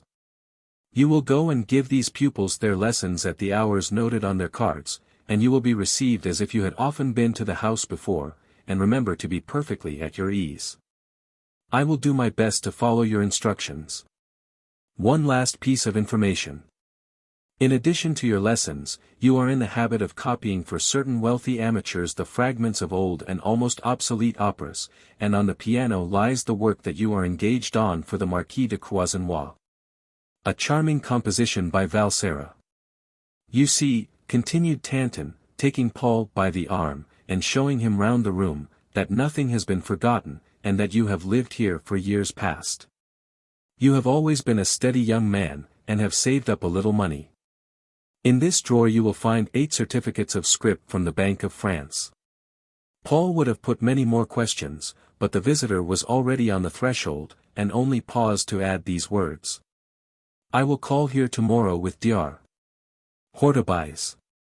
Then, with a strange smile playing on his lips, he added, as Mascarin had before, you will be a duke yet. The old portress was waiting for Tanton, and as soon as she saw him coming down the stairs immersed in deep thought, out she ran toward him with as much alacrity as her corpulency would admit. Did I do it all right? Asked she. Hush! Answered he, pushing her quickly into her lodge, the door of which stood open. Hush! Are you mad or drunk, to talk like this, when you do not know who is listening? I hope you are pleased with my success, continued the woman, aghast at his sudden anger. You did well, very well, you piled up the evidence perfectly. I shall have an excellent report to make of you to M. Mascarin. I am so glad. And now my husband and I are quite safe. The old man shook his head with an air of doubt. Well, I can hardly say that yet, the master's arm is long and strong, but you have numerous enemies. All the servants in the house hate you, and would be glad to see you come to grief. Is that really so, sir? How can that be, for both I and my husband have been very kind to all of them. Yes, perhaps you have been lately, but how about the times before? You and your husband both acted very foolishly. Article 386 cannot be got now, and 2 women can swear that they saw you and your husband, with a bunch of keys in your hand, on the 2nd floor. The fat woman's face turned a sickly yellow, she clasped her hands, and whined in tones of piteous entreaty. Don't speak so loud, sir, I beg of you. You made a terrible mistake in not coming to my master earlier, for there had been then so much talk that the matter had reached the ears of the police. But for all that, if M. Mascarin pleased. He does please, my good woman, and is quite willing to serve you. I am sure that he will manage to break the inquiry, or if it must go on, he has several witnesses who will depose in your favor. But, you know, he gives nothing for nothing, and must have implicit obedience. Good, kind man that he is, my husband and I would go through fire and water for him, while my daughter, Euphanis, would do anything in the world for him. Tanton recoiled uneasily, for the old woman's gratitude was so demonstrative that he feared she was about to embrace him. All you have to do is to stick firmly to what you have said about Paul, continued he, when he found himself at a safe distance. And if ever you breathe a word of what you have been doing, he will hand you over to the law, and then take care of Article 386. It was evident that this portion of the code, that had reference to the robbery of masters by servants, struck terror into the woman's soul. If I stood on the scaffold, said she, I would tell the story about M. Paul exactly as I have been taught. Her tone was so sincere, that Tanton addressed her in a kindlier voice. Stick to that, said he, and I can say to you, hope. Upon the day on which the young man's business is settled you will get a paper from me, which will prove your complete innocence, and enable you to say, I have been grossly maligned. May the dear young man's business be settled sharp, said she. It will not be long before it is so, but, remember, in the meantime you must keep an eye upon him. I will do so. And, remember, report to me whoever comes to see him, no matter who it may be. Not a soul can go upstairs without my seeing or hearing him. Well, if any one, save the master, Dr. Hortebise, or myself comes, do not lose a moment, but come and report. You shall know in 5 minutes. I wonder if that is all I have to say, mused Tanton. Ah! I remember, note exactly the hour at which this young man comes and goes. Do not have any conversation with him, answer all questions he addresses you with a simple, yes, or a no, and, as I said before, watch his every movement. And Tanton turned to go away, paying no attention to the woman's eager protestations. Keep a strict watch, were his last words, and, above all, see that the lad gets into no scrape. In Tanton's presence Paul had endeavored to assume an air of bravado, but as soon as he was left alone he was seized with such mortal terror, that he sank in a half-fainting condition into an easy-chair. He felt that he was not going to put on a disguise for a brief period, but for life, and that now, though he rose in life, wealth, title, even a wife would all have been obtained by a shameful and skillfully planned deception. And this deception he must keep up until the day of his death. He shuddered as he recalled Tanton's words, Paul Violaine is dead. He recalled the incidents in the life of the escaped galley slave Coignard, who, under the name of Pontus St. Helene, absolutely assumed the rank of a general officer, and took command of a domain. Coignard was recognized and betrayed by an old fellow prisoner, and this was exactly the risk that Paul knew he must run, for any of his old companions might recognize and denounce him. Had he on such an occasion sufficient presence of mind to turn laughingly to his accuser, and say, really, my good fellow, you are in error, for I never set eyes on you before? He felt that he could not do it, and had he any means of existence, he would have solved the difficulty by taking to flight. But he knew that men like Mascarin, Hortebise, and Tanton were not easily eluded, and his heart sank within him as he remembered the various crumbs of information that each of these men had dropped before him. To agree to their sordid proposals, and to remain in the position in which he was certainly to incur a risk, but it was one that was a long way off, and might never eventually come to pass. While to change his mind would be as sure to bring down swift and condign punishment upon his head, and the weak young man naturally chose the more remote contingency, and with this determination the last qualms of his conscience expired. The first night he slept badly in his new abode, for it seemed to him as if the spectre of the man whose place he was to usurp was hovering over his couch. But with the dawn of day, and especially when the hour arrived for him to go out and give his lessons, he felt his courage return to him, though rashness perhaps would be the more correct word. And with a mien of perfect confidence he repaired to the house of Mademoiselle Grandorge, the oldest of his pupils. Impelled by the same feeling of curiosity as to how Paul would comport himself, both Dr. Hortebise and Father Tantin had been hanging about the Rue Montmartre, and taking advantage of a heavy dray that was passing, caught a good glimpse of the young man. "Aha," chuckled Tantin, delighted at seeing Paul look so brisk and joyous, "our young cock is in full feather. Last night he was decidedly rather nervous." "Yes," answered the doctor, "he is on the right road, and I think that we shall have no further trouble with him." They then thought it would be as well to see Mother Brigout, and were received by the old woman with slavish deference. "No one has been near the dear young gentleman," said she, in reply to their questions. "Last night he came down about 7 o'clock, and asked where the nearest eating-house was. I directed him to Duval's, and he was back by 8, and by 11 I saw that he had put out his light.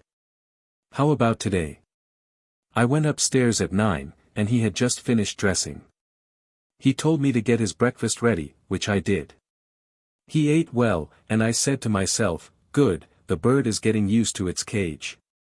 And then he commenced singing like a very bird, the dear fellow. His voice is as sweet as his face, any woman would fall in love with him. I'm precious glad that my girl, Euphanis, is nowhere near." "And after that he went out," continued Tantin. "Did he say how long he would be away?" "Only to give his lessons." "I suppose he expected that you would call." "Very good," remarked the old man, then, addressing Dr. Hortebise, he said, "Perhaps, sir, you are going to the registry office?" "Yes, I want to see Mascarin. He is not there. But if you want to see him on any special matter, you had better come to our young friend's apartment, and await his arrival." "Very well, I will do so," answered the doctor. Hortebise was much more impressed than Paul with the skill of the hand which had imparted such a look of long occupation to the rooms. On my word, the quiet simplicity of these rooms would induce any father to give his daughter to this young fellow. The old man's silence surprised him, and turning sharply round, he was struck by the gloomy look upon his features. "What is the matter?" asked Hortebise, with some anxiety. "What is troubling you?" Tantin had thrown himself into a chair, and for a moment made no reply. Then, springing to his feet, he gave the expiring embers a furious kick, and faced the doctor with folded arms. "I see much trouble before us," said he at last. The doctor's face grew as gloomy as that of his companion. "Is it Perpignan who interferes?" asked he. "No, Perpignan is only a fool, but he will do what I tell him." "Then I really do not see." "Do not see," exclaimed Tantin, "but luckily for us all, I am not so blind. Have you forgotten this marriage of de Croisenois? There lies the danger." All had gone so smoothly, every combination had been arranged, and every difficulty foreseen, and now. Well, you had made too sure, that was all. And you were unprepared for the slightest check. Not so, but I had made no attempt to guard against the impossible. Of course, there are limits to all human intelligence, but pray explain yourself. This is it, then, doctor. The most adroit energy could never have put in our way such an obstacle as now threatens us. Have you in your experience of society ever come across a wealthy heiress who is indifferent to all the allurements of luxury, and is capable of disinterested love? The doctor smiled an expressive denial. "But such an heiress does exist," said Tantin, "and her name is Sabine de Mussidan." She loves, and whom do you think? Why, a mere painter, who has crossed my path 3 times already. He is full, too, of energy and perseverance, and for these qualities I have never met his equal. What, a man without friends, money, or position, what can? A rapid gesture of Tanton's checked his companion's speech. Unfortunately he is not without friends, remarked the genial Tanton. He has one friend at least. Can you guess who it is? No less a personage than the man who was to have married Sabine, M. de Brulé-Faverley. At this unexpected news Hortebise remained silent and aghast. How on earth those two met I cannot imagine. It must have been Sabine that brought them together, but the facts remain the same. They are close friends anyhow. And these two men have in their interests the very woman that I had selected to push to Croisenois' suit. Is it possible? That is my present belief. At any rate, these 3 had a long interview last night, and doubtless came to a decision hostile to the interests of the Marquis. What do you mean? Asked Hortebise, his lips tightly compressed with anxiety. Do you mean that they are aware of the manner by which de Croisenois hopes to succeed? Look here, answered Tanton. A general, on the eve of a battle, takes every precaution, but among his subordinates there are always fools, if not traitors. I had arranged a pretty little scene between Croisenois and Van Clopen, by which the Viscountess would be securely trapped. Unfortunately, though the rehearsal was excellent, the representation was simply idiotic. Neither of the actors took the least trouble to enter into the spirit of his part. I had arranged a scene full of delicacy and finesse, and they simply made a low, coarse exhibition of it and themselves. Fools! They thought it was the easiest thing in the world to deceive a woman, and finally the Marquis, to whom I had recommended the most perfect discretion, opened fire, and actually spoke of Sabine and his desire to press his suit. The Viscountess found, with a woman's keen perceptions, that there was something arranged between Van Clopen and her visitor, and hurried off to her cousin, M. de Brulé-Faverley for advice and assistance. The doctor listened to this recital, pallid and trembling. Who told you all this? Gasped he. No one. I discovered it, and it was easy to do so. When we have a result, it is easy to trace it back to the cause. Yes, this is what took place. Why don't you say at once that the whole scheme is knocked on the head? Asked the doctor. Because I do not think that it is. I know that we have sustained a very severe check. But when you are playing écarté and your adversary has made 5 points to your 1, you do not necessarily throw down the cards and give up the game. Not a bit, you hold on and strive to better your luck. The worthy Dr. Hortebise did not know whether the most to admire the perseverance or deplore the obstinacy of the old man, and exclaimed. Why, this is utter madness, it is like plunging headlong into a deep pit, which you can easily see in your path. Tanton gave a long, low whistle.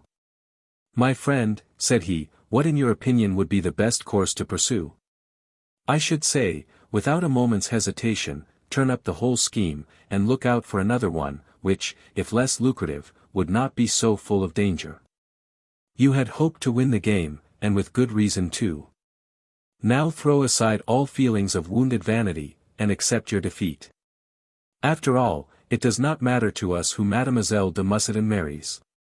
The great enterprise fortunately does not lie in this alliance. We have still the idea of the company to which all old people must subscribe remaining to us, and we can work it up at once. He stopped short, abashed by the look on Tanton's face. It strikes me, resumed the doctor, a little mortified, that my proposal is not utterly ridiculous, and certainly deserves some consideration. Perhaps so, but is it a practical one? I see no reason why it should not be. Indeed, then, you look at the thing in a very different manner to myself. We are too far advanced, my dear doctor, to be our own masters. We must go on, and have no option to do otherwise. To beat a retreat would simply be to invite our enemies to fall upon our disorganized battalions. We must give battle, and as the first to strike has always the best chance of victory, we must strive to take the initiative. The idea is good, but these are mere words. Was the secret that we confided to de Croisenois only words? This thrust went home. Do you mean that you think he would betray us? Said he. Why should he not if it were to his interests to do so? Reflect, Croisenois is almost at the end of his tether.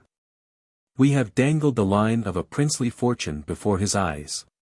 Do you think you would do nothing if we were to say, excuse us, but we made a mistake, poor as you are, so you must remain, for we do not intend to help you?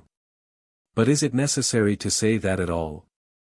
Well, at any rate, whatever we choose to say, what limit do you think he will place upon his extortions now that he holds our secret?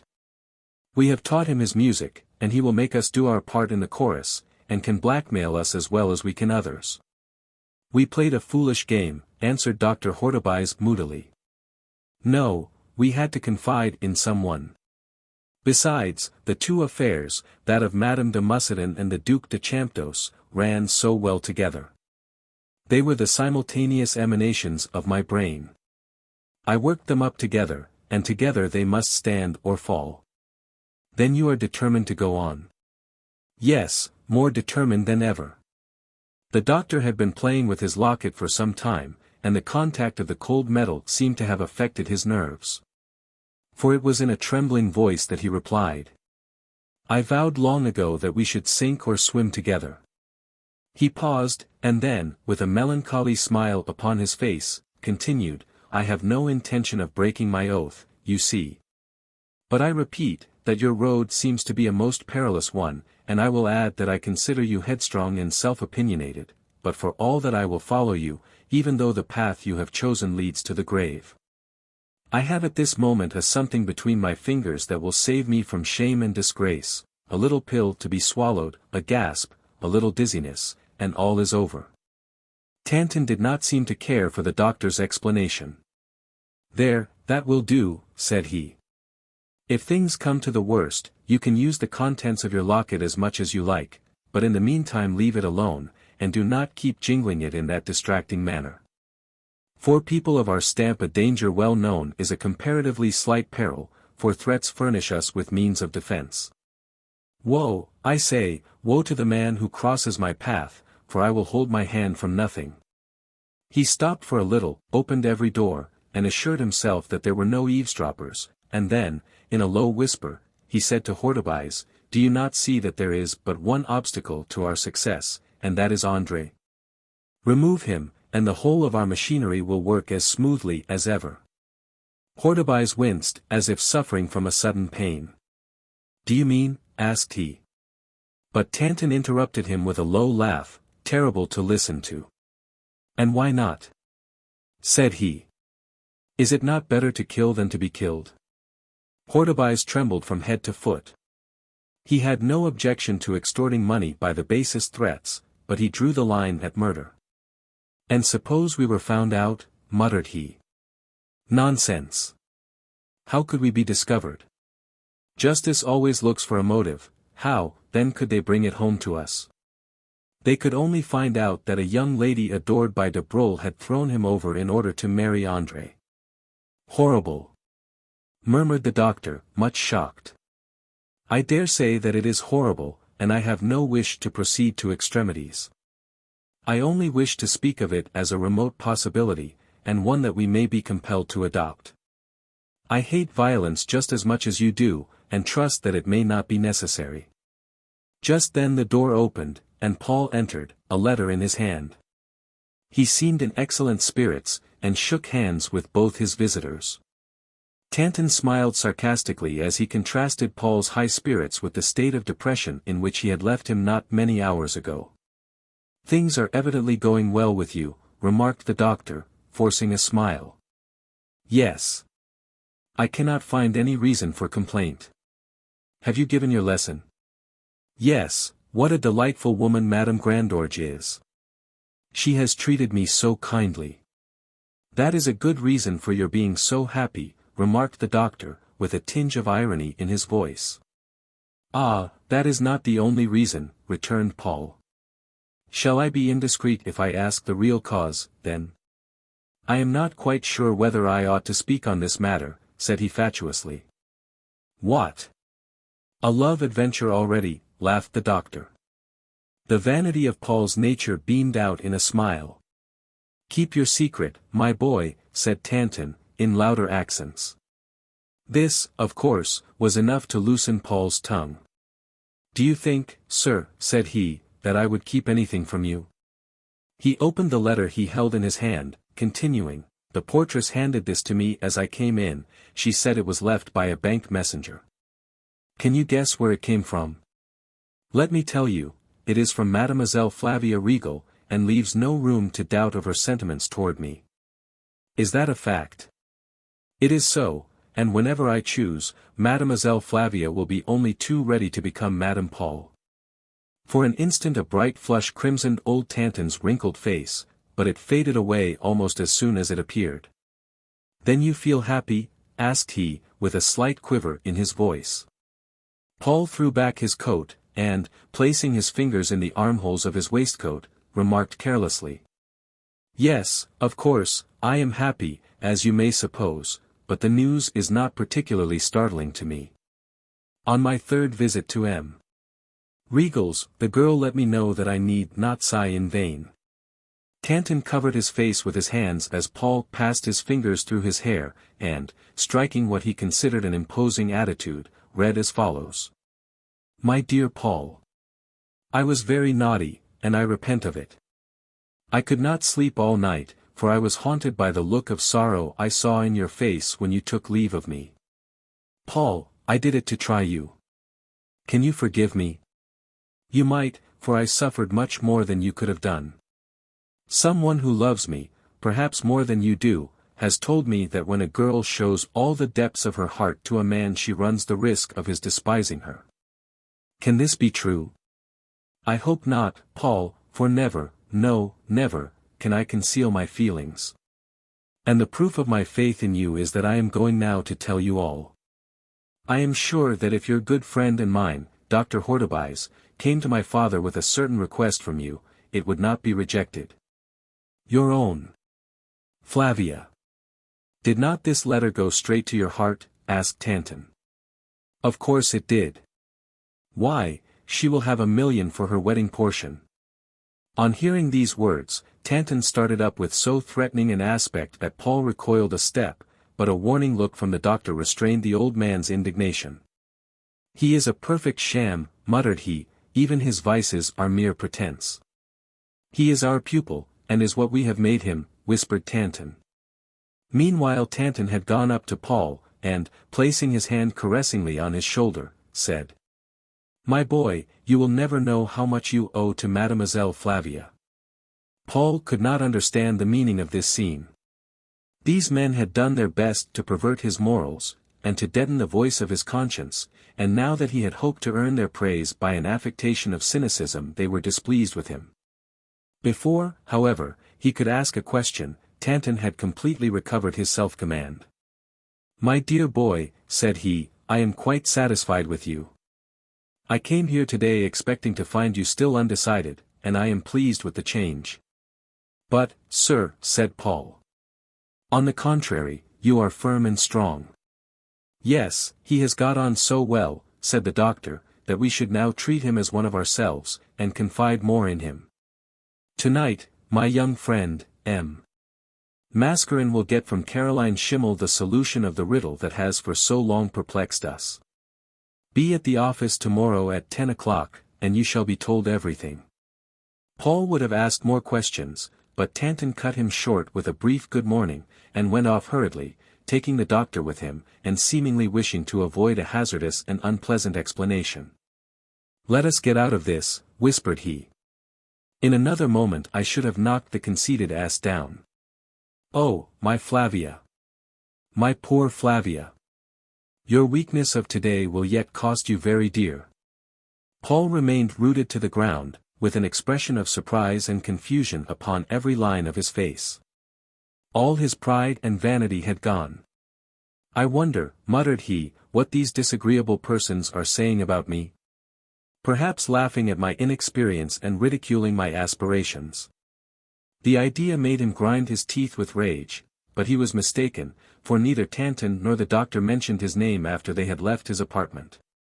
As they walked up the Rue Montmartre, all their ideas were turning upon how it would be easiest to checkmate André.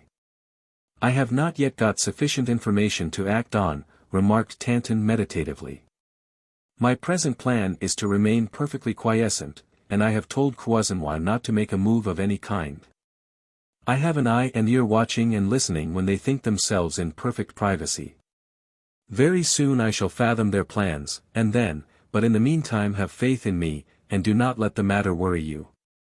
On the boulevard Tanton took leave of his friend. "I shall very likely not see you tonight, for I have an appointment at the Grand Turk with that precious young rascal, Toto Chupin. I must find Caroline, for I am sure that with her lies the CHAMPDOCE secret. She is very cunning, but has a weakness for drink, and, with Satan's help, I hope to find out the special liquor which will make her open her lips freely." Chapter 26. At the Grand Turk. Tanton took a cab, and, promising the cabman a handsome gratuity if he would drive fast, stopped at the spot where the Rue Blanche intersects the Rue de Douai, and told the coachman to wait for him. And entered the house where the younger Gandalou had installed the fair Madame de Chantemille. It was some time before his ring at the door was answered, but at last the door was opened by a stout, red-faced girl, with an untidy cap. Upon seeing Tanton, she uttered an exclamation of delight, for it was the cook that had been placed in Zora's employment by M. Mascarin's agency. "Ah, Daddy Tanton," said she, "you are as welcome as the sun in winter." "Hush, hush," returned the old man, gazing cautiously round him. "Don't be frightened," returned the girl. "Madame has gone to a place from whence there is no return ticket, at least, for some time. You know the greater the value of an article the closer we keep it under lock and key." Tanton gathered from this that Rose had been arrested, and his astonishment appeared to be unmeasured. "Surely you don't mean that she has gone to Quat?" said he. "It is as I tell you," answered she, "but come in, and have a glass of wine, while you hear all about it." She led the old man into the dining room, round the table in which a half-dozen guests were seated, just concluding a late breakfast. Tanton at once recognized 4 of the several guests as servants whom he knew from their having applied for situations at the office, and there were 2 men of a very unprepossessing exterior. "We are having a regular spree today," observed the cook, handing a bottle to Tanton. "But yesterday there was not much of a jollification here, for just as I was setting about getting the dinner 2 fellows came in and asked for my mistress. And as soon as they saw her they clapped their hands on her and said that she must come to the Stone Jug. When Madame heard this she shrieked so loud as to have been heard in the next street.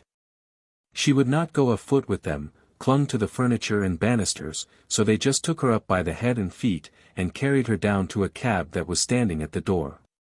I seem to bring ill luck wherever I go, for this is the 4th mistress I have seen taken off in this way, but come, you are taking nothing at all." But Tanton had had enough, and making an excuse, retired from a debauch which he saw would continue as long as the wine held out. "All is going well," muttered he, as he climbed into the cab, "and now for the next one." He drove straight to the house that the elder Gandalou was building in the Champs-Élysées, and putting his head out of the window, he accosted a light, active young fellow who was warning the foot passengers not to pass under the scaffolding. "Anything new, La Cordiale?" inquired the old man. "No, nothing, but tell the master I am keeping a good watch." From there Tanton visited a footman in de Broglie's employment, and a woman in the service of Madame de Boisardin. Then, paying his fare, he started on foot for Father Cannon's wine shop, in the Rue Saint-Honoré, where he met Florestan, who was as saucy and supercilious to Tanton as he was obsequious to Mascarin. But although he paid for Florestan's dinner, all that he could extort from him was, that Sabine was terribly depressed.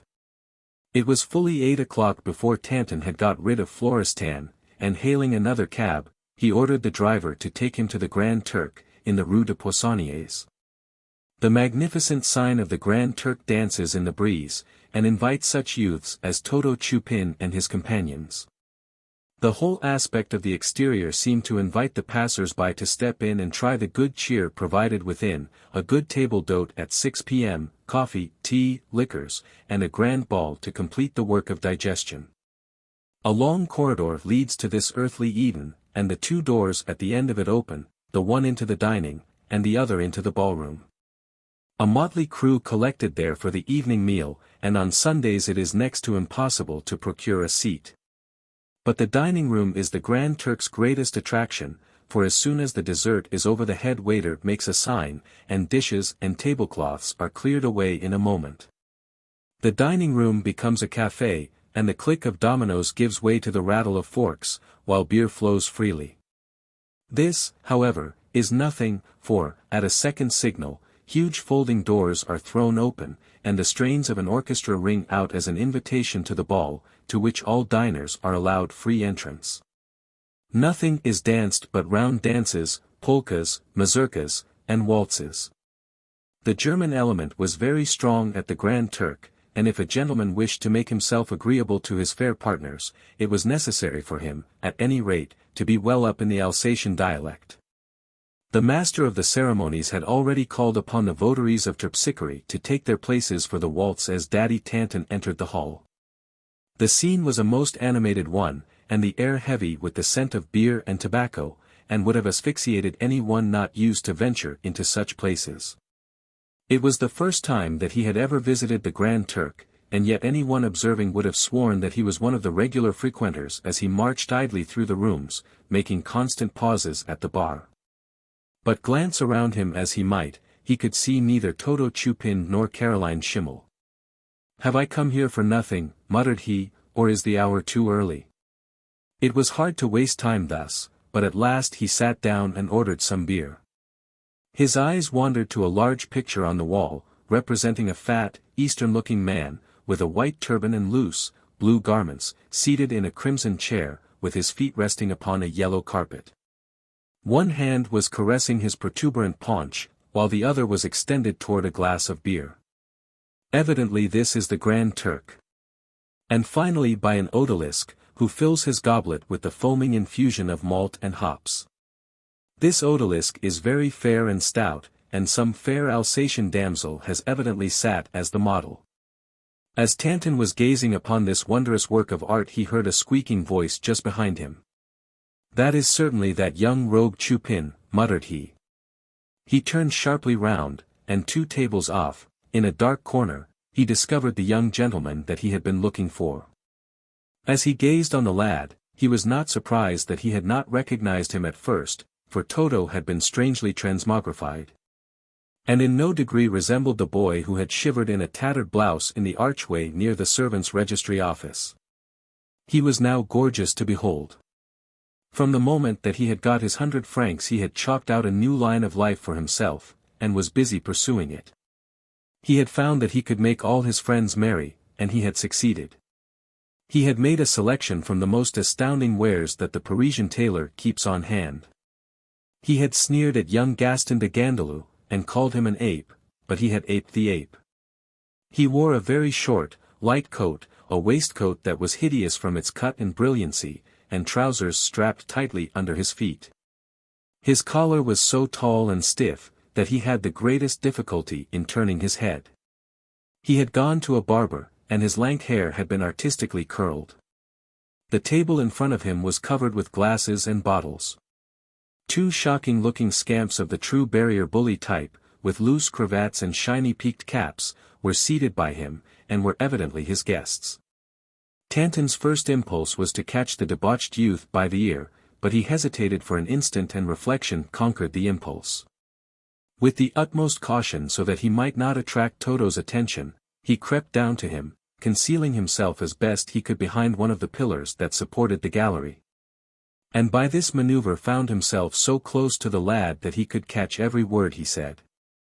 Chupin was talking volubly. "Don't you call me a swell, nor yet say that I brag," said he.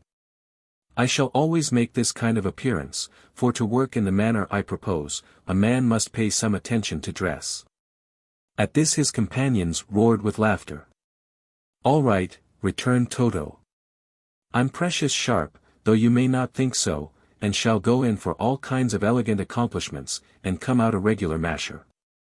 "Wonders will never cease," answered one of the men. "When you go on your trip for action in the bois among the toffs, will you take me with you?" Anyone can go to the Bois who has money, and just tell me who are those who make money. Why, those who have plenty of cheek and a good sound business. Well, I have learned my business from some real downy cards, who made it pay well. Why should I not do the same? With a sickening feeling of terror, Tanton saw that the lad was half drunk. What could he be going to say? And how much did he know? Todo's guests evidently saw that he had taken too much. But as he seemed ready to let them into a secret, they paid great attention, and exchanged a look of intelligence. The young rogue's new clothes and his liberality all proved that he had found a means of gaining money. The only question was what the plan could be. To induce him to talk they passed the bottle rapidly and flattered him up. The younger man of the two shook his head with a smile. "I don't believe you have any business at all," said he. "Nor have I, if by business you mean some low handicraft. It is brain work I mean, my boy, and that's what I do." "I don't doubt that a bit," answered the elder guest coaxingly. "Come on. Tell us what it is," broke in the other. "You don't expect us to take your word." "It is as easy as lying," replied Toto. "Listen a bit, and you shall have the whole bag of tricks. Suppose I saw Pauline steal a couple of pairs of boots from a trotter-case seller's stall." Pauline interrupted the narrator, protesting so strongly that he would not commit such an act. That Tanton perceived at once that some such trifling act of larceny weighed heavily on his conscience. "You needn't kick up such a row," returned Toto. "I am only just putting it as a thing that might happen. We will say you had done the trick, and that I had twigged you. Do you know what I should go? Well, I would hunt up Pauline and say quietly, 'Halves, old man, or I will split.' And I should give you a crack in the jaw," returned Pauline angrily. Forgetting his fine dress, Toto playfully put his thumb to his nose and extended his fingers. "You would not be such an ass," said he. "You would say to yourself, 'If I punch this chap, he will kick up no end of a row, and I shall be taken up, and perhaps sent to the mill.' No. You would be beastly civil, and would end by doing just as I wished. And this is what you call your business, is it? Isn't it a good one? The mugs stand the racket, and the downy cards profit by it. But there is no novelty in this. It is only blackmail after all. I never said it wasn't, but it is blackmailing perfected into a system." As Toto made this reply he hammered on the table, calling for more drink. "But," remarked Pauline, with an air of disappointment, "you don't get chances every day, and the business is often a precious poor one. You can't always be seeing chaps prigging boots." "Pooh! Pooh!" answered Toto, "if you want to make money in this business, you must keep your eyes about you. Our customers don't come to you, but there is nothing to prevent you going to them. You can hunt until you find them. And where are you to hunt, if you please?" "Ah, that's tellings."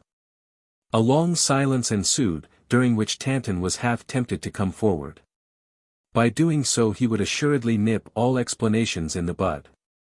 But, on the other hand, he wanted to hear all the young rascal had to say.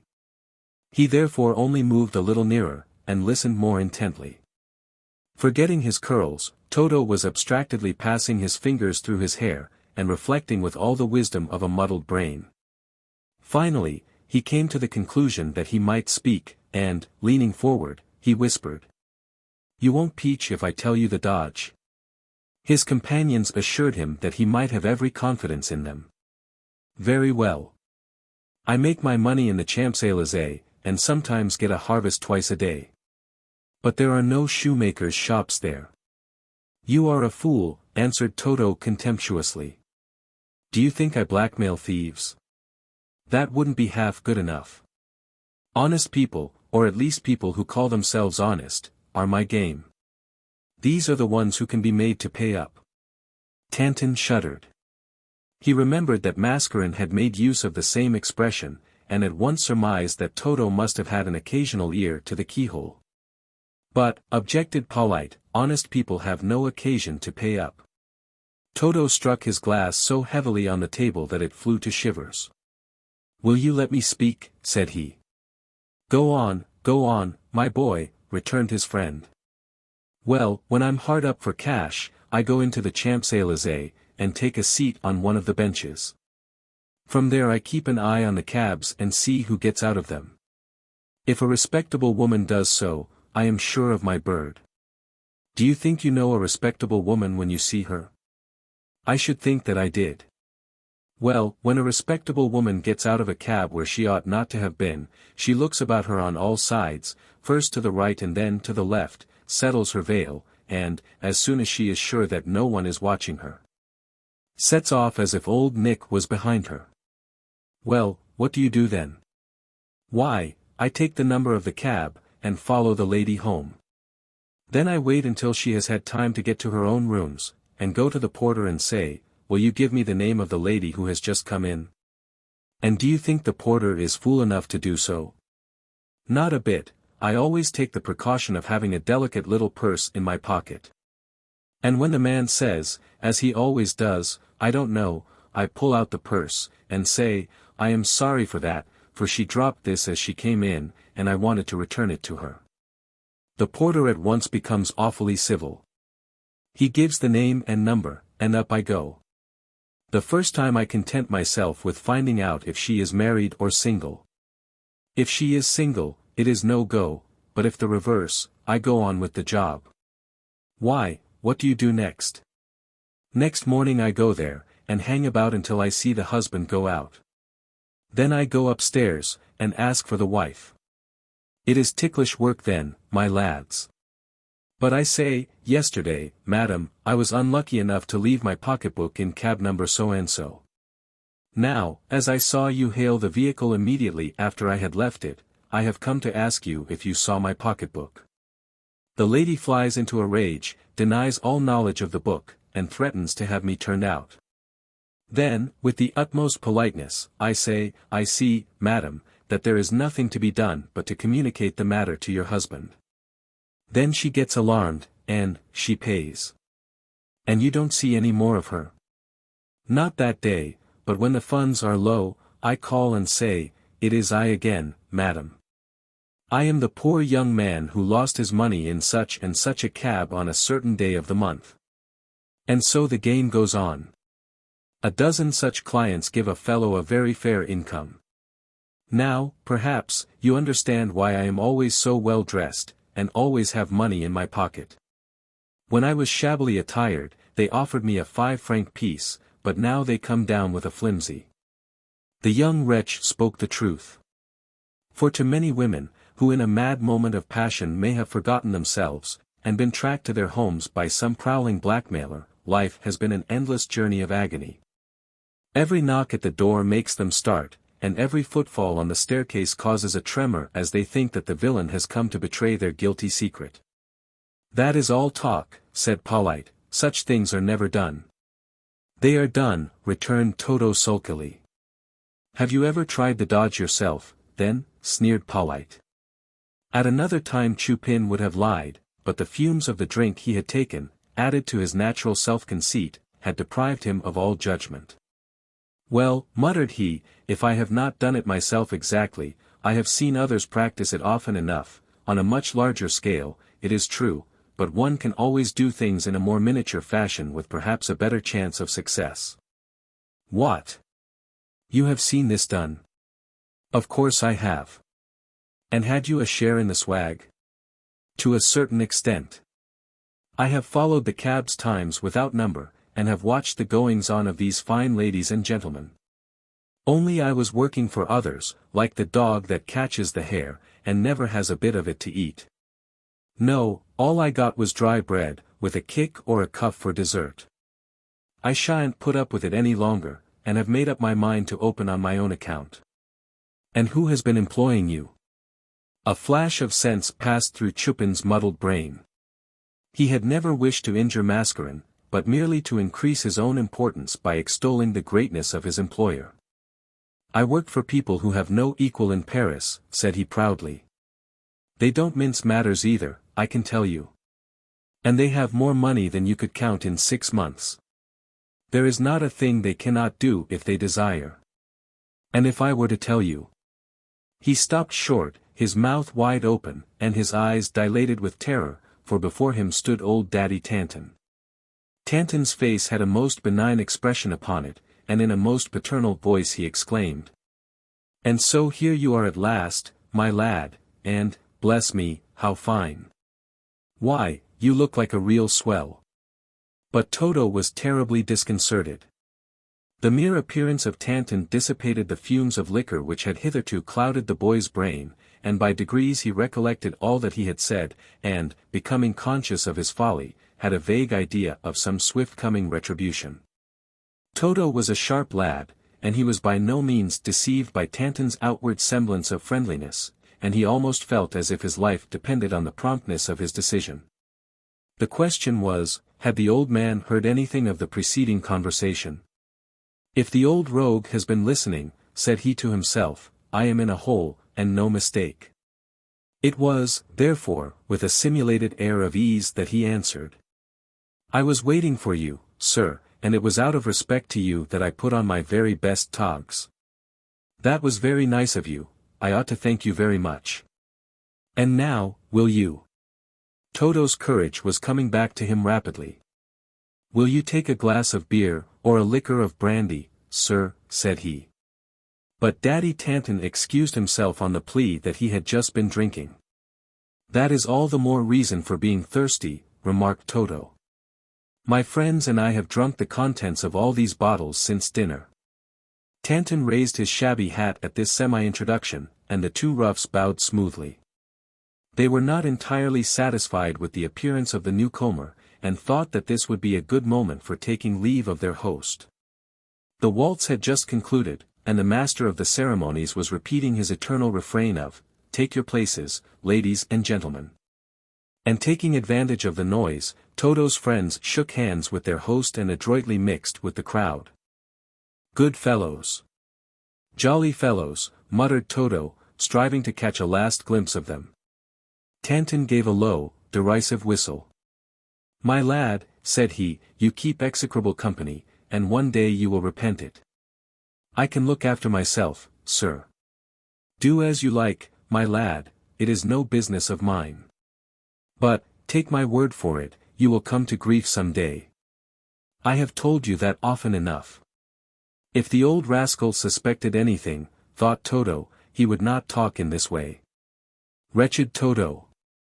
He did not know that when his spirits were rising the danger was terribly near, for Tanton was just then saying to himself, "Ah! This lad is much too clever by half. If I were going on with the business, and could make it worth his while, how useful he would be to me. But just now it would be most imprudent to allow him to wander about and jabber when he gets drunk." Meanwhile Toto had called a waiter, and, flinging a 10-franc piece on the table, said haughtily, "Take your bill out of that." But Tanton pushed the money back toward the lad, and, drawing another 10-franc piece from his pocket, gave it to the waiter. This unexpected act of generosity put the lad in the best possible humor. "All the better for me," exclaimed he. "And now let us hunt up Caroline Schimmel. Is she here?" "I could not find her." "Because you did not know where to look for her. She is at cards in the coffee-room. Come along, sir." But Tanton laid his hand upon the boy's arm. "One moment," said he. "Did you tell the woman just what I ordered you to say?" "I did not omit a single word." "Tell me what you said, then." "For 5 days," began the lad solemnly, "your Toto has been your Caroline's shadow. We have played cards until all sorts of hours, and I took care that she should always win. I confided to her that I had a jolly old uncle, a man not without means, a widower, and crazy to be married again, who had seen her and had fallen in love with her." "Good! My lad, good! And what did she say?" "Why, she grinned like half a dozen cats, only she is a bit artful, and I saw at once that she thought I was after her cards, but the mention of my uncle's property soon chucked her off that idea." "Did you give my name?" "Yes, at the end, I did. I knew that she had seen you, and so I kept it back as long as I could, but as soon as I mentioned it she looked rather confused, and cried out, 'I know him quite well.'" So you see, sir, all you have now is to settle a day for the marriage. Come on. She expects you. Toto was right. The late domestic of the Duc de CHAMPDOCE was playing cards. But as soon as she caught sight of Toto and his pretended uncle, in spite of her holding an excellent hand, she threw up her cards, and received him with the utmost civility. Toto looked on with delight. Never had he seen the old rascal, as he inwardly called him in his heart, so polite, agreeable, and talkative. It was easy to see that Caroline Schimmel was yielding to his fascinations, for she had never had such extravagant compliments whispered in her ear in so persuasive a tone. But Tanton did not confine his attentions to wine only. He first ordered a bowl of punch, and then followed that up by a bottle of the best brandy. All the old man's lost youth seemed to have come back to him. He sang, he drank, and he danced. Toto watched them in utter surprise, as the old man whirled the clumsy figure of the woman round the room. And he was rewarded for this tremendous exertion, for by 10 o'clock she had consented, and Caroline left the Grand Turk on the arm of her future husband, having promised to take supper with him. Next morning, when the scavengers came down from Montmartre to ply their matutinal avocations, they found the body of a woman lying on her face on the pavement. They raised her up and carried her to an hospital. She was not dead, as had been at first supposed. And when the unhappy creature came to her senses, she said that her name was Caroline Schimmel, that she had been to supper at a restaurant with her betrothed, and that from that instant she remembered nothing. At her request, the surgeon had her conveyed to her home in the Rue Mercadet. Chapter 27. The Last Link. For some days Mascarin had not shown himself at the office, and Beaumarchais was terribly harassed with inquiries regarding his absent master. Mascarin, on the day after the evening on which Tanton had met Caroline Schimmel at the Grand Turk, was carefully shut up in his private room. His face and eyes were red and inflamed, and he occasionally sipped a glass of some cooling beverage which stood before him, and his compressed lips and corrugated brow showed how deeply he was meditating. Suddenly the door opened, and Dr. Hortebise entered the room. "Well," exclaimed Mascarin, "have you seen the Mussidans, as I told you to do?" "Certainly," answered Hortebise briskly. "I saw the Countess, and told her how pressing the holders of her letters were growing, and urged on her the necessity for immediate action.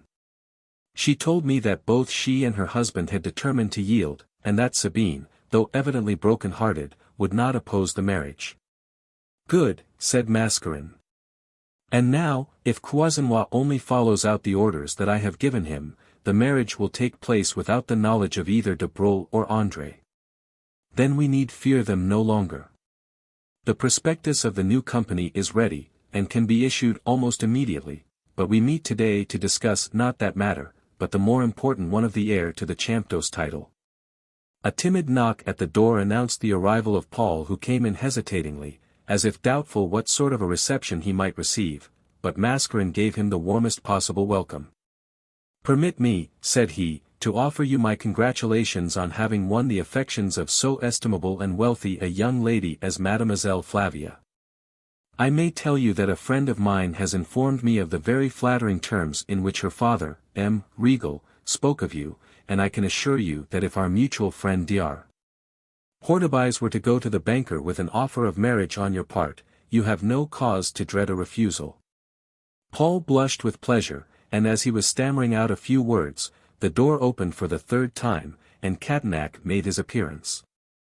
To cover the lateness of his arrival, he had clothed his face in smiles, and advanced with outstretched hands toward his confederates.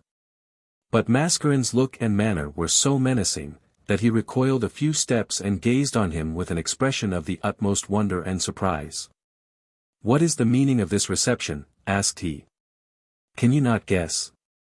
returned Mascarin, his manner growing more and more threatening. "I have sounded the lowest depths of your infamy. I was sure the other day that you meant to turn traitor, but you swore to the contrary, and you. On my honor. It is useless. One word from Perpignan set us on the right track. Were you or were you not ignorant that the Duc de CHAMPDOCE had a certain way of recognizing his son, and that was by a certain ineffaceable scar? It had escaped my memory. The words faded from his lips, for even his great self-command failed him under Mascaren's disdainful glance. "Let me tell you what I think of you," said the latter. "I knew that you were a coward and a traitor. Even convicts keep faith with each other, and I had not thought you so utterly infamous. Then why have you forced me to act contrary to my wishes?"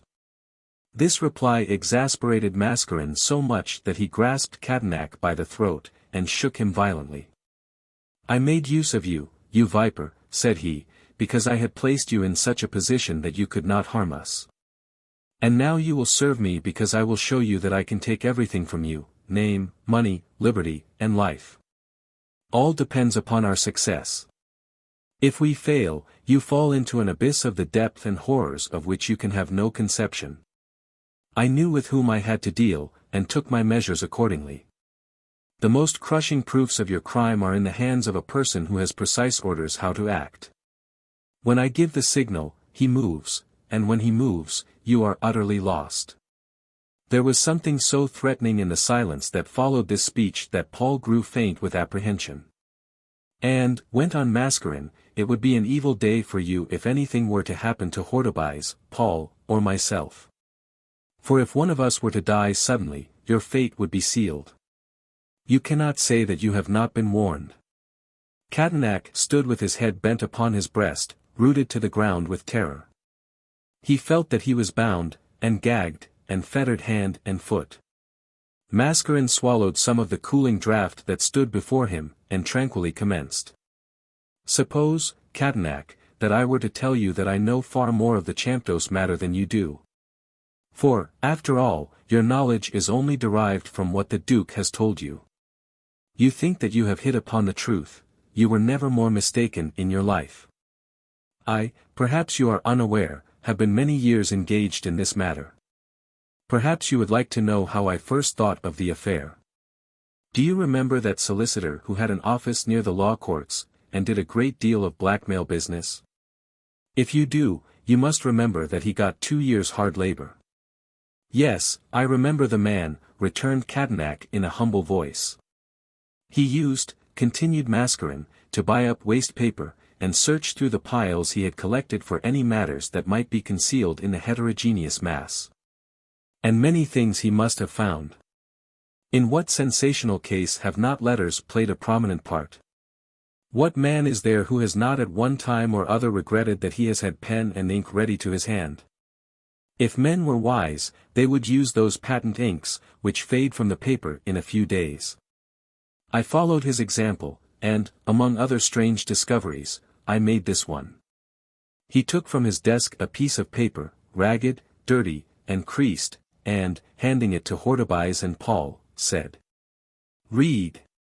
They did so, and read the following strange word. Tnafnirtnyam zednaria tipsi etnekonasuzjakarg. While underneath was written in another hand the word, never. It was evident that I had in my hands a letter written in cipher, and I concluded that the paper contained some important secret. Cadenac listened to this narrative with an air of contempt, for he was one of those foolish men who never know when it is best for them to yield. "I dare say you are right," answered he with a slight sneer. "Thank you," returned Mascaren coolly. "At any rate, I was deeply interested in solving this riddle, the more as I belonged to an association which owes its being in position to its skill in penetrating the secrets of others.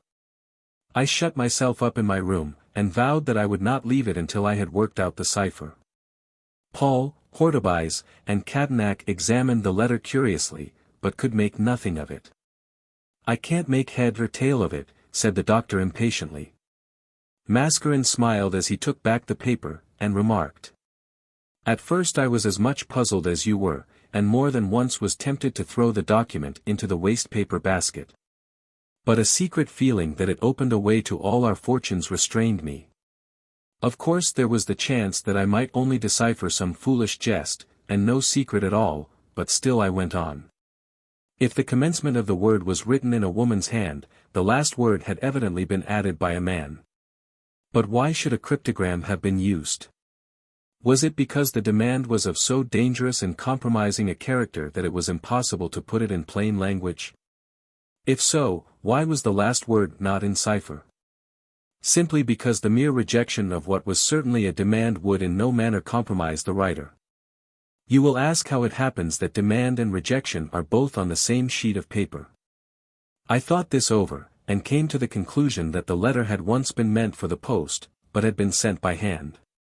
Perhaps the writers may have occupied rooms in the same house. The woman, in the anguish of her soul, may have sent the letter by a servant to her husband, and he, transported by rage, may have hurriedly scrawled this word across it, and returned it again, "Take this to your mistress." Having settled this point, I attacked the cipher, and, after 14 hours' hard work, hit upon its meaning. Accidentally I held the piece of paper between myself and the light, with the side on which the writing was turned from me, and read it at once. It was a cryptogram of the simplest kind, as the letters forming the words were simply reversed. I divided the letters into words, and made out this sentence: Grace, je suis innocent.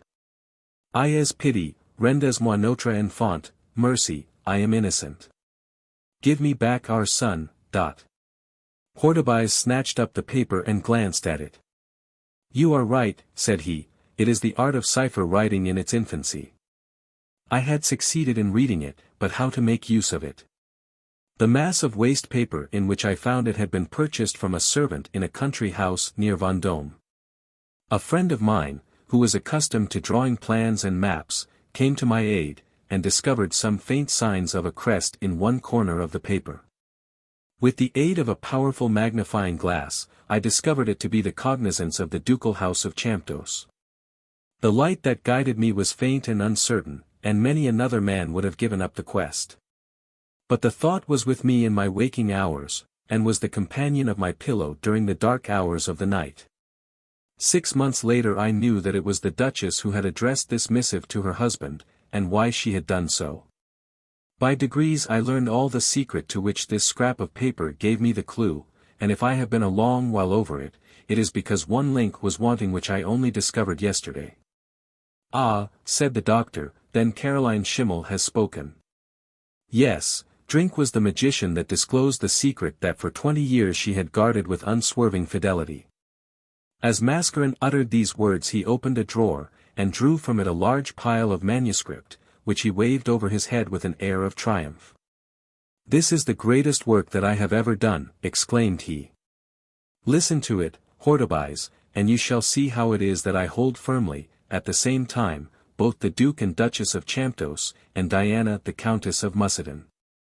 Listen to me, Cadenac, you who distrusted me, and were ready to play the traitor, and tell me if I do not grasp success in my strong right hand." Then, holding out the roll of papers to Paul, he cried, "And do you, my dear boy, take this and read it carefully. Let nothing escape you, for there is not one item, however trivial it may seem to you, that has not its importance. It is the history of a great and noble house, and one in which you are more interested than you may think."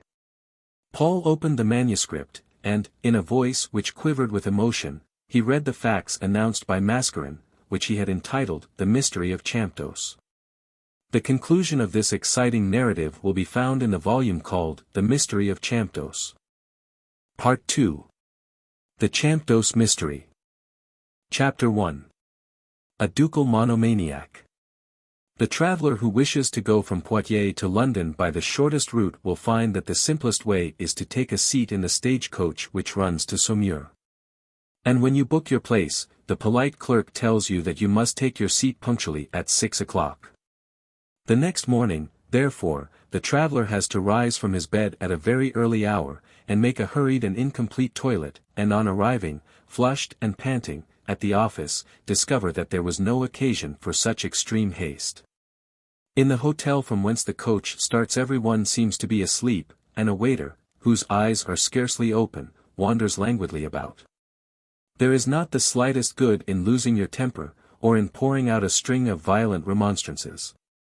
In a small restaurant opposite a cup of hot coffee can be procured, and it is there that the disappointed travelers congregate, to await the hour when the coach really makes a start. At length, however, all is ready, the conductor utters a tremendous execration, the coachman cracks his whip, the horses spring forward, the wheels rattle, and the coach is off at last. Whilst the conductor smokes his pipe tranquilly, the passengers gaze out of the windows and admire the beautiful aspect of the surrounding country. On each side stretch the woods and fields of Beuvron. The covers are full of game, which has increased enormously, as the owner of the property has never allowed a shot to be fired since he had the misfortune, some 20 years ago, to kill one of his dependents whilst out shooting. On the right-hand side some distance off rise the tower and battlements of the Château de Mussidan. It is 2 years ago since the Dowager Countess of Chavanches died, leaving all her fortune to her niece, Mademoiselle Sabine de Mussidan. She was a kind-hearted woman, rough and ready in her manner, but very popular amongst the peasantry. Farther off, on the top of some rising ground, appears an imposing structure, of an ancient style of architecture. This is the ancient residence of the Dukes of CHAMPDOCE. The left wing is a picturesque mass of ruins, the roof has fallen in, and the mullions of the windows are dotted with a thick growth of clustering ivy. Rain, storm, and sunshine have all done their work, and painted the mouldering walls with 100 varied tints. In 1840 the inheritor of one of the noblest names of France resided here with his only son. The name of the present proprietor was César Guillaume Dupère de Champdocè. He was looked upon both by the gentry and peasantry of the countryside as a most eccentric individual. He could be seen any day wandering about, dressed in the most shabby manner, and wearing a coat that was frequently in urgent need of repair, a leathern cap on his head, wooden shoes, and a stout oaken cudgel in his hand. In winter he supplemented to these an ancient sheepskin coat. He was 60 years of age, very powerfully built, and possessing enormous strength. The expression upon his face showed that his will was as strong as his thews and sinews. Beneath his shaggy eyebrows twinkled a pair of light grey eyes, which darkened when a fit of passion overtook him, and this was no unusual occurrence. During his military career in the army of the Condé, he had received a sabre cut across his cheek, and the cicatrice imparted a strange and unpleasant expression to his face. He was not a bad-hearted man, but headstrong, violent, and tyrannical to a degree. The peasants saluted him with a mixture of respect and dread as he walked to the chapel, to which he was a regular attendant on Sundays, with his son. During the Mass he made the responses in an audible voice, and at its conclusion invariably put a 5-franc piece into the plate. This, his subscription to the newspaper, and the sum he paid for being shaved twice each week, constituted the whole of his outlay upon himself. He kept an excellent table, however. Plump fowls, vegetables of all kinds, and the most delicious fruit were never absent from it. Everything, however, that appeared upon his well-plenished board was the produce of his fields, gardens, or woods. The nobility and gentry of the neighborhood frequently invited him to their hospitable tables, for they looked upon him as the head and chief of the nobility of the county. But he always refused their invitations, saying plainly, no man who has the slightest respect for himself will accept hospitalities which he is not in a position to return. It was not the grinding clutch of poverty that drove the Duke to this exercise of severe economy, for his income from his estates brought him in 50,000 francs per annum, and it was reported that his investments brought him in as much more. As a matter of course, therefore, he was looked upon as a miser, and a victim to the sordid vice of avarice. His past life might, in some degree, offer an explanation of this conduct. Born in 1780, the Duc de Champdocè had joined the band of emigrants which swelled the ranks of Condé's army. An implacable opposer of the Revolution, he resided, during the glorious days of the Empire, in London, where dire poverty compelled him to gain a livelihood as a fencing master at the Restoration. He came back with the Bourbons to his native land, and, by an almost miraculous chance, was put again in possession of his ancestral domains. But in his opinion he was living in a state of utter destitution as compared to the enormous revenues enjoyed by the dead and gone members of the Champdocè family. And what pained him more was to see rise up by the side of the old aristocracy a new race which had attached itself to commerce and entered into business transactions. As he gazed upon the new order of things, the man whose pride of birth and position almost amounted to insanity, conceived the project to which he determined to devote the remainder of his life. He imagined that he had discovered a means by which he could restore the ancient house of CHAMPDOCE to all its former splendor and position. "I can," said he, "by living like a peasant and resorting to no unnecessary expense, treble my capital in 20 years. And if my son and my grandson will only follow my example, the race of CHAMPDOCE will again recover the proud position that it formerly held." Faithful to this idea, he wedded, in 1820, although his heart was entirely untouched, a young girl of noble birth but utterly devoid of beauty, though possessed of a magnificent dowry. Their union was an extremely unhappy one, and many persons did not hesitate to accuse the Duke of treating with harshness and severity a young girl, who, having brought her husband 500,000 francs, could not understand why she should be refused a new dress when she urgently needed it. After 12 months of inconceivable unhappiness, she gave birth to a son who was baptized Louis Norbert, and 6 months afterwards she sank into an untimely grave. The Duke did not seem to regret his loss very deeply. The boy appeared to be of a strong and robust constitution, and his mother's dowry would go to swell the revenues of the CHAMPDOCE family. He made his recent loss, too, the pretext for further retrenchments and economies. Norbert was brought up exactly as a farmer's son would have been. Every morning he started off to work, carrying his day's provisions in a basket slung upon his back. As he grew older, he was taught to sow and reap, to estimate the value of a standing crop at a glance, and, last but not least, to drive a hard bargain. For a long time the Duke debated the expediency of permitting his son to be taught to read or write. And if he did so at last, it was owing to some severe remarks by the parish priest upon the day on which Norbert took the sacrament for the first time. All went on well and smoothly until the day when Norbert, on his 16th birthday, accompanied his father to Poitiers for the first time. At 16 years of age, Louis Norbert de CHAMPDOCE looked fully 20, and was as handsome a youth as could be seen for miles round. The sun had given a bronzed tint to his features which was exceedingly becoming. He had black hair, with a slight curl running through it, and large melancholy blue eyes, which he inherited from his mother. Poor girl! It was the sole beauty that she had possessed. He was utterly uncultured, and had been ruled with such a rod of iron by his father that he had never been a league from the chateau. His ideas were barred by the little town of Beuvron, with its 60 houses, its town hall, its small chapel, and principal river, and to him it seemed a spot full of noise and confusion. In the whole course of his life he had never spoken to 3 persons who did not belong to the district.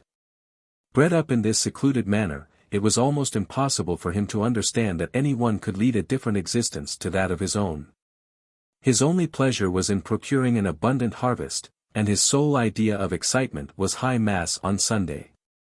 For more than a year the village girls had cast sly glances at him, but he was far too simple and innocent to notice this. When mass was over, he generally walked over the farm with his father to inspect the work of the past week, or to set snares for the birds. His father at last determined to give him a wider experience, and one day said that he was to accompany him to Poitiers. At a very early hour in the morning they started in one of the low country carts of the district, and under the seat were small sacks, containing over 40,000 francs in silver money. Norbert had long wished to visit Poitiers, but had never done so, though it was but 15 miles off. Poitiers is a quaint old town, with dilapidated pavements and tall, gloomy houses, the architecture of which dates from the 10th century. But Norbert thought that it must be one of the most magnificent cities in the world. It was market day when they drove in, and he was absolutely stupefied with surprise and excitement. He had never believed there could be so many people in one place, and hardly noticed that the cart had pulled up opposite a lawyer's office. His father shook him roughly by the shoulder. "Come, Norbert, lad, we are there," said he. The young man jumped to the ground, and assisted mechanically to remove the sacks. The servile manner of the lawyer did not strike him, nor did he listen to the conversation between him and his father. Finally, the business being concluded, they took their departure, and, driving to the market-place, put up the horse and cart at an old-fashioned, dingy inn, where they took their breakfast in the public room at a table where the wagoners were having a violent quarrel over their meal. The Duke, however, had other business to transact than the investment of his money, for he wanted to find the whereabouts of a miller who was somewhat in his debt. Norbert waited for him in front of the inn, and could not help feeling rather uncomfortable at finding himself alone. All at once someone came up and touched him lightly on the shoulder. He turned round sharply, and found himself face to face with a young man, who, seeing his look of surprise, said, "What? Have you entirely forgotten your old friend Montlouis?" Montlouis was the son of one of the Duke's farmers, and he and Norbert had often played together in past years. They had driven their cows to the meadows together, and had spent long days together fishing or searching for birds' nests. The dress now worn by Montlouis had at first prevented Norbert from recognizing him, for he was attired in the uniform of the college at which his father had placed him, being desirous of making something more than a mere farmer of his son. "What are you doing here?" asked Norbert. "I am waiting for my father." "So am I. Let us have a cup of coffee together." Montlouis led his playmate into a small wine shop near at hand. He seemed a little disposed to presume upon the superior knowledge of the world which he had recently acquired. "If there was a billiard table here," said he, "we could pass away the time with a game, though, to be sure, it runs into money." Norbert never had had more than a few pence in his pocket at one time, and at this remark the colour rose to his face, and he felt much humiliated. "My father," added the young collegian, "gives me all I ask for. I am certain of getting one, if not two prizes at the next examination, and when I have taken my degree, the Count de Mussidan has promised to make me his steward. What do you think that you will do?" I don't know," stammered Norbert. "You will, I suppose, dig and toil in the fields, as your father has done before you. You are the son of the noblest and the richest man for miles round, and yet you are not so happy as I am." Upon the return of the Duc de CHAMPDOCE some little time after this conversation, he did not detect any change in his son's manner. But the words spoken by Montlouis had fallen into Norbert's brain like a subtle poison, and a few careless sentences uttered by an inconsiderate lad had annihilated the education of 16 years. And a complete change had taken place in Norbert's mind, a change which was utterly unsuspected by those around him, for his manner of bringing up had taught him to keep his own counsel. The fixed smile on his features entirely masked the angry feelings that were working in his breast. He went through his daily tasks, which had once been a pleasure to him, with utter disgust and loathing. His eyes had been suddenly opened, and he now understood a host of things which he had never before even endeavored to comprehend. He saw now that his proper position was among the nobles, whom he never saw except when they attended mass at the little chapel in Beuvron. The Count de Mussidan, so haughty and imposing, with his snow-white hair. The aristocratic-looking Marquis de Lorbourg, of whom the peasants stood in the greatest awe, were always courteous and even cordial in their salutations, while the noble dames smiled graciously upon him. Proud and haughty as they were, they evidently looked upon his father and himself as their equals, in spite of the coarse garments that they wore. The realization of these facts effected a great change in Norbert. He was the equal of all these people, and yet how great a gulf separated him from them. While he and his father tramped to mass in heavy shoes, the others drove up in their carriages with powdered footmen to open the doors. Why was this extraordinary difference? He knew enough of the value of crops and land to know that his father was as wealthy as any of these gentlemen.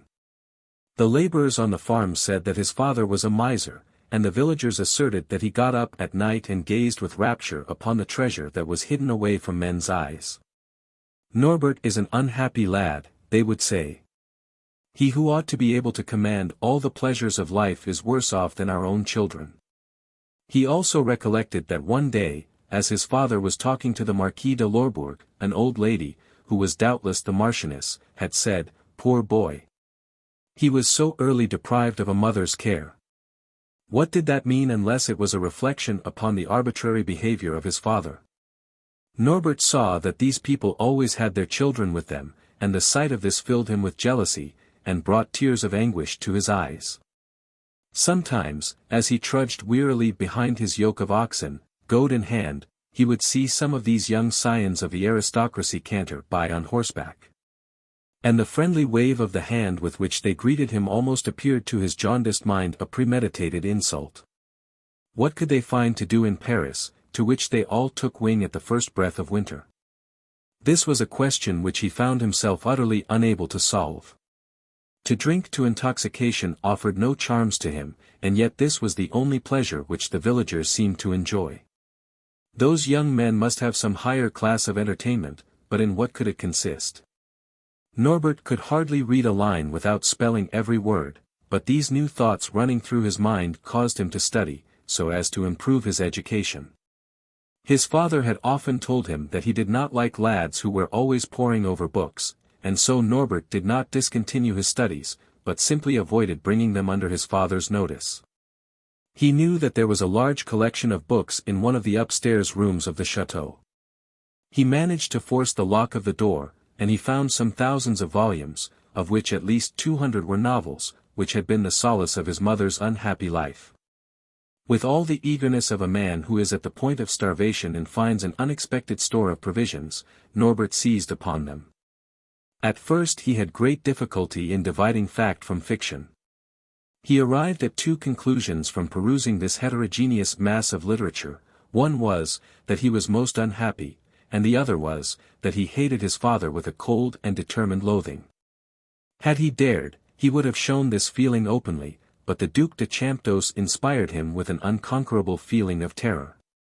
This state of affairs continued for some months, and at the end of that time the Duke felt that he ought to make his son acquainted with his projects. One Sunday, after supper, he commenced this task. Norbert had never seen his father so animated as he was at this moment, when all his ancestral pride blazed in his eyes. He explained at length the acts and deeds of those heroes who had been the ornament of their house, and enumerated the influential marriages which had been made by them in the days when their very name was a power in the land. And what remained of all their power and rank, save their Parisian domicile, their old chateau, and some 200,000 francs of income. Norbert could hardly credit what he heard. He had never believed that his father possessed such enormous wealth. "Why, it is inconceivable," he muttered.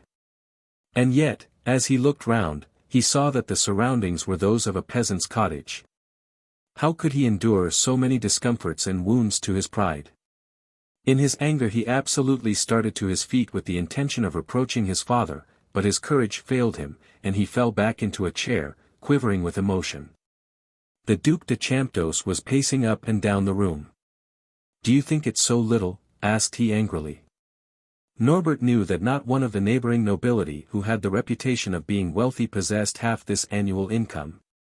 And it was with a feeling of bitter anger in his heart that he listened to the broken words which fell from his father's lips. All at once the Duke halted in front of his son's chair. "What fortune I have now," said he in a hoarse voice, "is little or nothing in times like these, when the tradesman contrives to make an almost unlimited income, and, setting up as a gentleman, imitates, not our virtues, but our vices. While the nobles, not understanding the present hour, are in poverty and want. Without money, nothing can be done. To hold his own against these mushroom fortunes, a CHAMPDOCE should possess millions. Neither you nor I, my son, will see our coffers overflowing with millions, but our descendants will reap the benefit of our toil. Our ancestors gained their name and glory by their determination, let us show that we are their worthy offspring." As he approached the subject which had occupied his mind entirely for years, the old noble's voice quivered and shook. "I have done my duty," said he, calming himself by a mighty effort, "and it is now your turn to do yours. You shall marry some wealthy heiress, and you shall bring up your son as I have reared and nurtured you. You will be able to leave him 15 millions. And if he will only follow in our footsteps, he will be able to bequeath to his heir a fortune that a monarch might envy. And this shall and will come to pass, because it is my fixed determination." The strange outburst of confidence petrified Norbert. "The task is heavy and painful," continued the Duke, "but it is one that several scores of illustrious houses have accomplished. He who wishes to revive the fallen fortunes of some mighty house must live only in the future, and have no thought but for the prosperity of his descendants. More than once I have faltered and hesitated, but I have conquered my weakness, and now only live to make the line of CHAMPDOCE the most wealthy in France. You have seen me haggle for an hour over a wretched Louis, but it was for the reason that at a future day one of our descendants might fling it to a beggar from the window of his magnificent equipage. Next year I will take you to Paris and show you our house there. You will see in it the most wonderful tapestry, pictures by the best masters, for I have ornamented and embellished it as a lover adorns a house for a beloved mistress, and that house, Norbert, is the home that your grandchildren will dwell in." The Duke uttered these words in a tone of jubilant triumph. "I have spoken to you thus," resumed he, after a short pause, "because you are now of an age to listen to the truth, and because I wished you to understand the rules by which you are to regulate your life.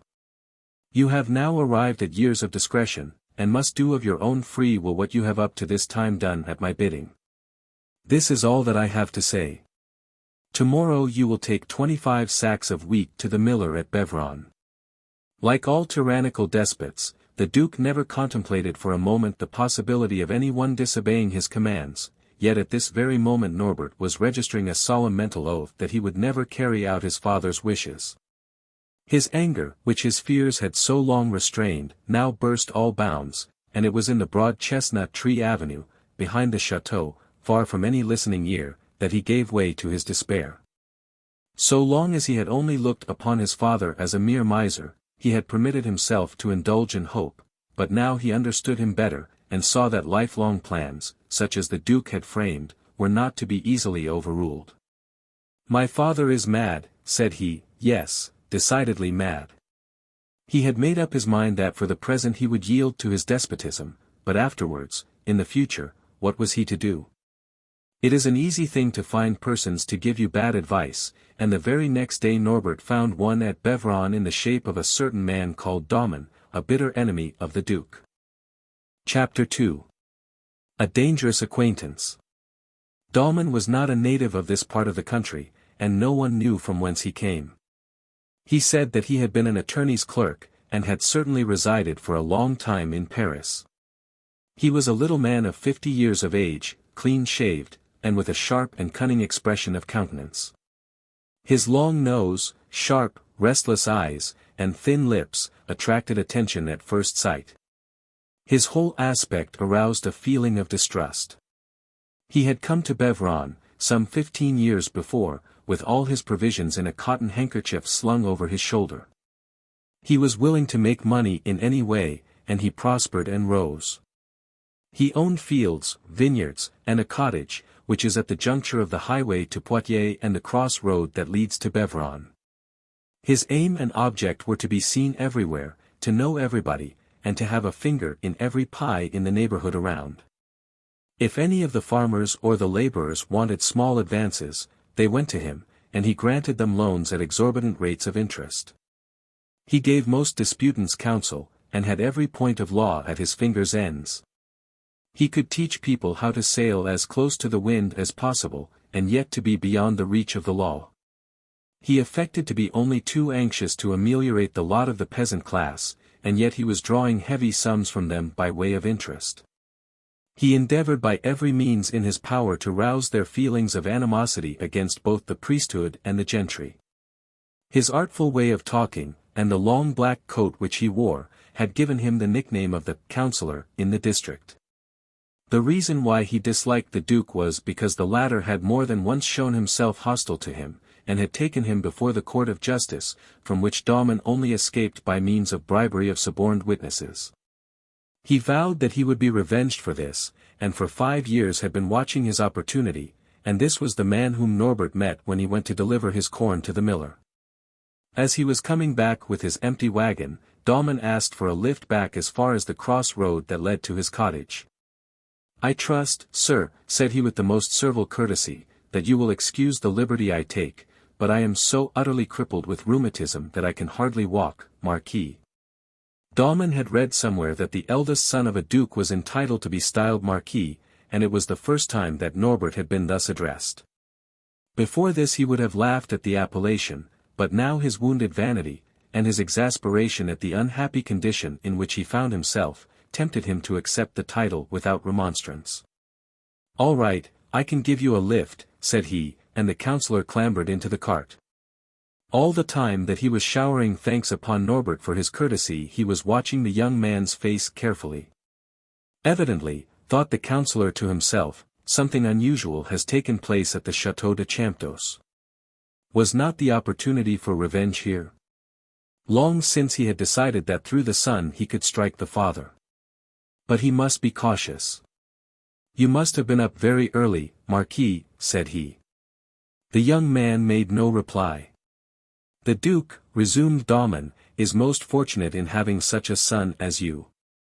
I know more than one father who says to his children, see what an excellent example the young Marquis de Champdocè sets to you all. He is not afraid of hard work, though he is noble by birth, and should not soil his hands by labor. A sudden lurch brought the counsellor's eloquence to a sudden close, but he speedily resumed again. I was watching you as you hefted the sacks. Heavens! What muscles! What a pair of shoulders! At any other moment Norbert would have gloried in such laudation, but now he felt displeased and annoyed, and vented his anger by a sharp cut at his team. When people say that you are as innocent as a girl, continued Daumon, I always say that you are a sensible young fellow after all, and that if you choose to lead a regular life, it is far better than wasting your future fortune in wine, billiards, cards, or women. I don't know that I might not do something of the kind, returned Norbert. What did you say? Answered his wily companion. I said that if I were my own master, I would live as other young men. The lad paused abruptly, and Daumon's eyes gleamed with joy. Aha, murmured he to himself, I have the game in my own hands. I will teach his grace to interfere with me. Then, in a voice which could reach Norbert's ears, he continued. Of course some parents are far too strict. An impatient gesture from Norbert showed him that he had wounded him deeply. Yes, yes, put in the wily counsellor, as the head grows bald, and the blood begins to stagnate, they forget the days when all was so different. They forget the time when they were young, and when they sowed their wild oats with so lavish a hand. When your father was 25, he was precious wild. Ask your father, if you do not believe me. At this moment the wagon passed the cross road, and Norbert pulled up. I cannot thank you enough, Marquis, said the counsellor as he alighted with difficulty. But if you would condescend to come and taste my brandy, I would esteem it a great honor.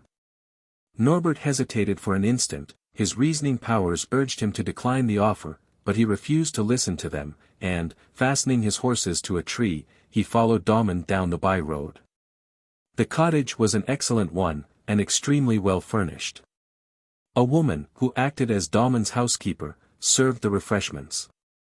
The office, for he called his room an office, just as if he was a professional man, was a strange-looking place. On one side was a desk covered with account books, and against the wall were sacks of seed. A number of books on legal matters crowded the shelves, and from the ceiling hung a quantity of dried herbs. The counsellor welcomed the heir to the dukedom of Champdocè with the greatest deference, seated him in his own capacious leathern armchair, and pressed the brandy which he had refused upon him. I got this brandy from a man down Arcachon way in return for a kindness that I did him, for, without boasting, I may say that I have done kindnesses for many people in my time. He raised his glass to his lips as he spoke. It is good, is it not? Said he. You can't get stuff with an aroma like that hereabouts. The extreme deference of the man, coupled with the excellence of the spirit, opened Norbert's heart in a very short space of time. Up to the present the conduct of poor Norbert had been blameless, but now, without knowing anything of the counsellor's character or reputation, he poured out all the secret sorrows of his heart, while Daumon chuckled secretly. Preserving all the time the imperturbable face of a physician called in to visit a patient. Dear me, said he, this is really too bad. Poor fellow. I really pity you. Were it not for the deep respect that I have for the Duke, your father, I should feel inclined to say that he was not quite in his right senses. Yes, continued Norbert, the tears starting to his eyes, this is just how I am situated. My destiny has been marked out for me, and I am helpless to alter it. I had better 1,000 times be lying under the cold greensward, than vegetate thus above ground. The peculiar smile on Daumann's lips caused him to pause in his complaint. Perhaps, he went on, you think that I am childish in talking thus? Not at all, Marquis, you have suffered too deeply, but forgive me if I say that you are foolish to despond so much over the future that lies before you. Future? Repeated Norbert angrily, what is the use of speaking to me of the future, when I may be kept in this horrible servitude for the next 30 years? My father is still hale and hearty. What of that? You will be of age soon, and then you will have full right to claim your mother's fortune. The extreme surprise displayed by Norbert at this intelligence convinced the councillor that he was much more unsophisticated than he had supposed him to be. A man, continued he, can, when he attains his majority, dispose of his inheritance as he thinks fit, and your mother's fortune will render you independent of your father. But I should never dare to claim it, how could I venture to do so? You need not make the application personally, your solicitor would manage all that for you, but, of course, you must wait until you are of age. But I cannot wait until then, said Norbert, I must at once free myself from this tyranny. Luckily there are ways. Do you really think so, Daumann? Yes, and I will show you what is done every day. Nothing is more common in noble families. Would you like to be a soldier? No, I do not care for that, and yet. That is your last resource, Marquis. First, then, we could lay a plaint before the court. A plaint? Certainly. Do you suppose that our laws do not provide for such a case as a father exceeding the proper bounds of parental authority? Tell me, has the Duke, your father, ever struck you? Never once. Well, that is almost a pity. We will say that your father's property is worth 2 millions, and yet you derive so slight a benefit from this that you are known everywhere as the young savage of CHAMPDOCE. Norbert started to his feet. Who dares speak of me like that? Said he furiously. Tell me his name. This outburst of passion did not in the smallest degree discompose Daumann. Your father has many enemies, Marquis, he resumed, for his manners are overbearing and exacting. But you have many friends, and among them all you will find none more devoted than myself, humble though my position may be. Many ladies of high rank take a great interest in you. Only a day or two ago some persons were speaking of you in the presence of Mademoiselle de Lorbourg, and she blushed crimson at your name. Do you know Mademoiselle Diana? Norbert colored. Ah, I understand, replied Daumann. And when you have broken the fetters that now bind you, we shall see something one of these days. And now. But at this moment Norbert's eyes caught a glimpse of the old-fashioned cuckoo clock that hung on the wall in one corner of the room. He started to his feet. Why, it is dinner time, said he. What upon earth will my father say? What, does he keep you in such order as that? But, never heeding the sarcastic question of the councillor, Norbert had regained his cart, and was driving off at full speed. Chapter 3. A bold adventure. Daumann had in no way exaggerated when he said that Norbert was spoken of as the young savage of CHAMPDOCE, though no one used this appellation in an insulting form. Public opinion had changed considerably regarding the Duke of CHAMPDOCE. The first time that he had made his appearance, wearing wooden shoes and a leathern jacket, every one had laughed, but this did not affect him at all, and in the end people began to term his dogged obstinacy indomitable perseverance. The gleam that shone from his hoarded millions imparted a brilliant luster to his shabby garments. Why should they waste their pity upon a man who would eventually come into a gigantic fortune, and have the means of gratifying all his desires? Mothers, with daughters especially, took a great interest in the young man, for to get a girl married to the young savage of CHAMPDOCE would be a feat to be proud of. But unluckily his father watched him with all the vigilance of a Spanish duenna. But there was a young girl who had long since secretly formed a design of her own, and this bold-hearted beauty was Diana de Lorbourg.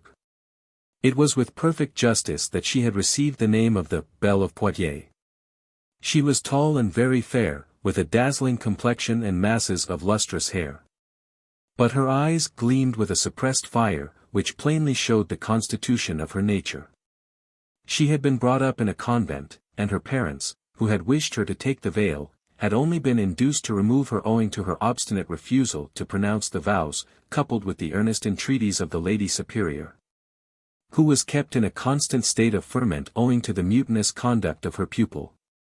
Her father was wealthy, but all the property went over to her brother, 10 years older than herself, and so Diana was portionless, with the exception of a paltry sum of 40,000 francs.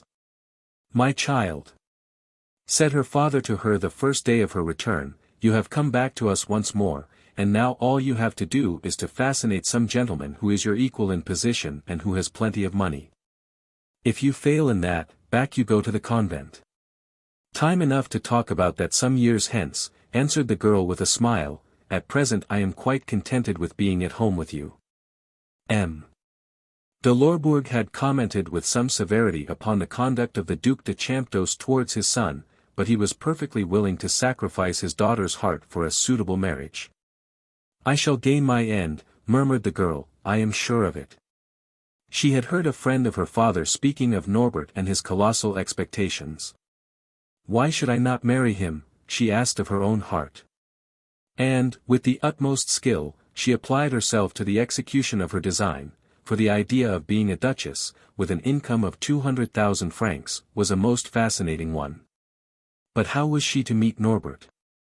And how bring over the money-raking duke to her side? Before, however, she could decide on any plan, she felt that she must see Norbert.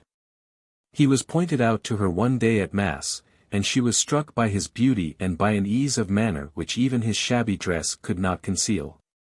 By the quick perception which many women possess, she dived into Norbert's inmost soul. She felt that he had suffered, and her sympathy for him brought with it the dawn of love, and by the time she had left the chapel she had registered a solemn vow that she would one day be Norbert's wife. But she did not acquaint her parents with this determination on her part, preferring to carry out her plans without any aid or advice. Mademoiselle Diana was shrewd and practical, and not likely to err from want of judgment. The frank and open expression of her features concealed a mind of superior caliber, and one which well knew how to weigh the advantages of social rank and position. She affected a sudden sympathy with the poor, and visited them constantly, and might be frequently met in the lanes carrying soup and other comforts to them. Her father declared, with a laugh, that she ought to have been a sister of charity, and did not notice the fact that all Diana's pensioners resided in the vicinity of Champdos. But it was in vain that she wandered about, continually changing the hour of her visits. The savage of Champdos was not to be seen, nor was he even a regular attendant at Mass. At last a mere trifle changed the whole current of the young man's existence. For, a week after the conversation in which the Duke had laid bare his scheme to his son, he again referred to it, after their dinner, which they had partaken of at the same table with 40 labourers, who had been hired to get in the harvest. "You need not, my son," began the old gentleman, "go back with the labourers today. But, sir, allow me to continue, if you please. My confidential conversation with you the other night was merely a preliminary to my telling you that for the future I did not expect you to toil as hard as you had hitherto done, for I wish you to perform a duty less laborious, but more responsible. You will for the future act as farm bailiff." Norbert looked up suddenly into his father's face. "For I wish you to become accustomed to independent action, so that at my death your sudden liberty may not intoxicate you." The Duke then rose from his seat, and took a highly finished gun from a cupboard. "I have been very much pleased with you for some time past," said he, "and this is a sign of my satisfaction. The gamekeeper has brought in a thoroughly trained dog, which will also be yours. Shoot as much as you like, and, as you cannot go about without money in your pocket, take this, but be careful of it. For remember that extravagance on your part will procrastinate the day upon which our descendants will resume their proper station in the world." The Duke spoke for some time longer, but his son paid no heed to his words, and was too much astonished to accept the 6 5-franc pieces which his father tendered to him. "I suppose," said the Duke at last in angry accents, that you will have the grace to thank me. You will find that I am not ungrateful, stammered Norbert, aroused by this reproach. The Duke turned away impatiently. What has the boy got into his head now, muttered he. It was owing to the advice of the priest of Beuvron that the Duke had acted as he had done. But this indulgence came too late, for Norbert's detestation of his tyrant was too deeply buried in his heart to be easily eradicated. A gun was not such a wonderful present after all, a matter of a few francs, perhaps. Had the Duke offered him the means of a better education, it would be a different matter, but as it was, he would still remain the young savage of CHAMPDOCE. However, Norbert took advantage of the permission accorded to him, and rambled daily over the estate with his gun and his dog Bruno, to which he had become very much attached. His thoughts often wandered to Daumon. But he had made inquiries, and had heard that the counsellor was a most dangerous man, who would stick at nothing. But for all that, he had made up his mind to go back to him again for further advice, though his better nature warned him of the precipice on the brink of which he was standing. Chapter 4. A Financial Transaction. Daumon was expecting a visit from the young man, and had been waiting for him with the cool complacency of a bird-catcher, who, having arranged all his lines and snares, stands with folded arms until his feathered victims fall into his net. The line that he had displayed before the young man's eyes was the sight of liberty.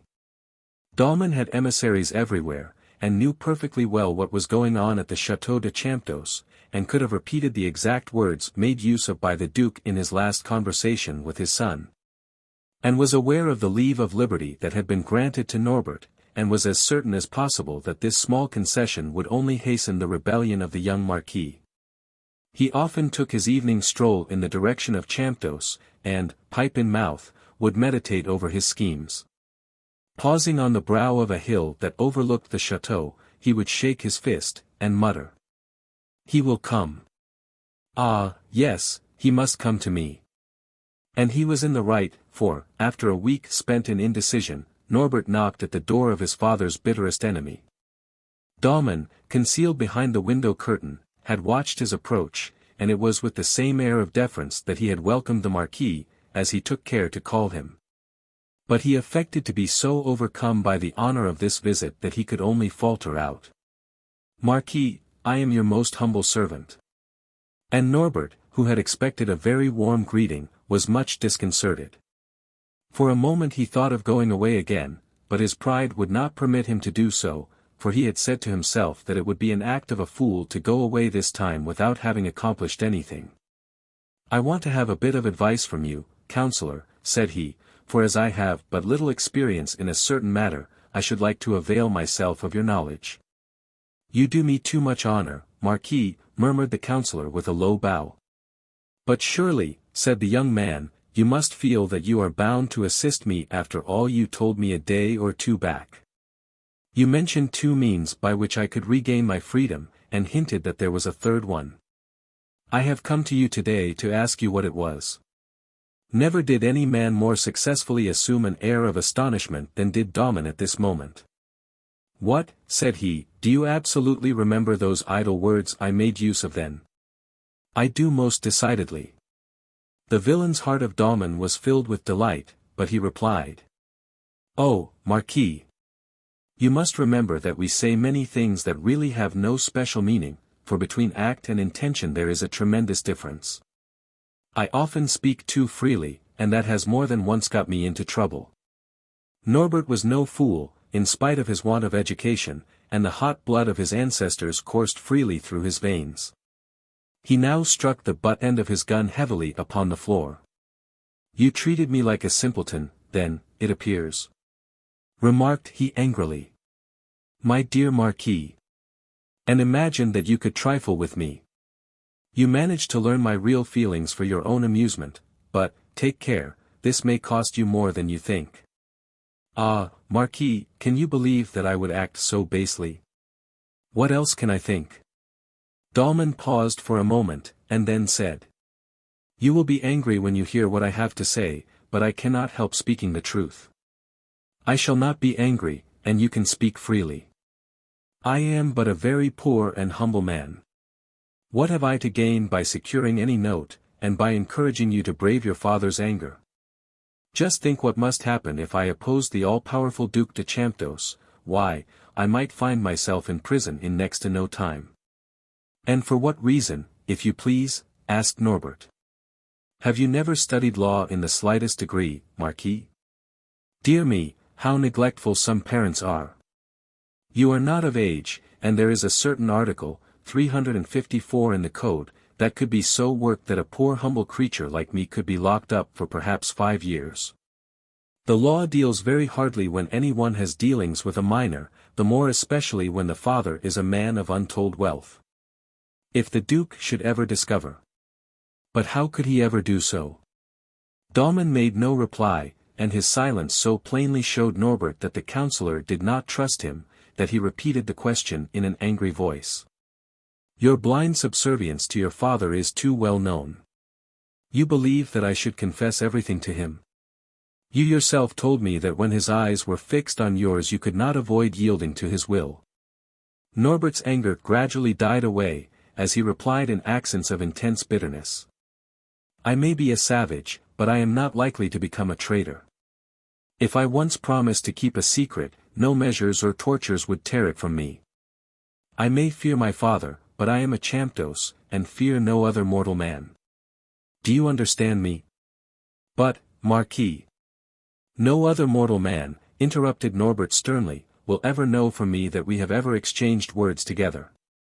An expression passed over the features of the counsellor which cast a ray of hope upon the young man's heart.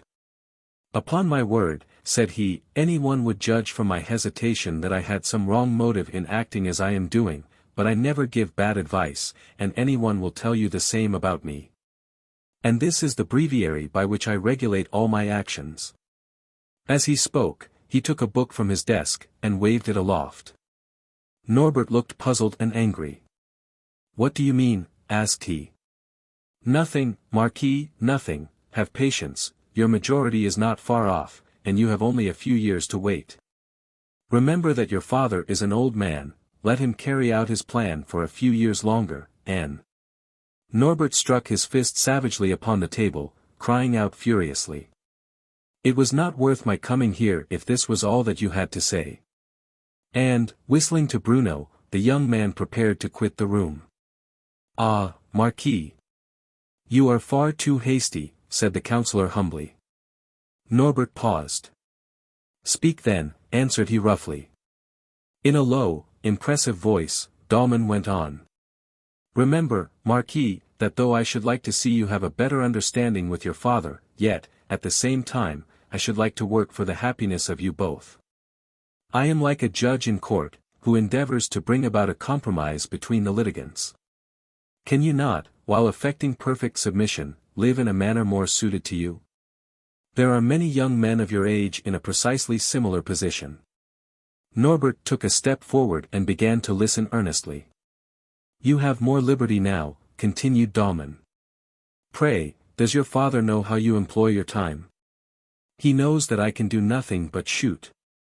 Well, I know what I would do if I were your age. And what would that be?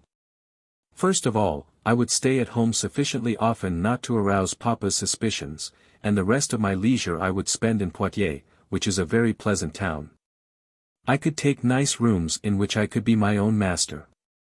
At CHAMPDOCE I could keep to my peasant's clothes, but in Poitiers I would be dressed by the best tailor.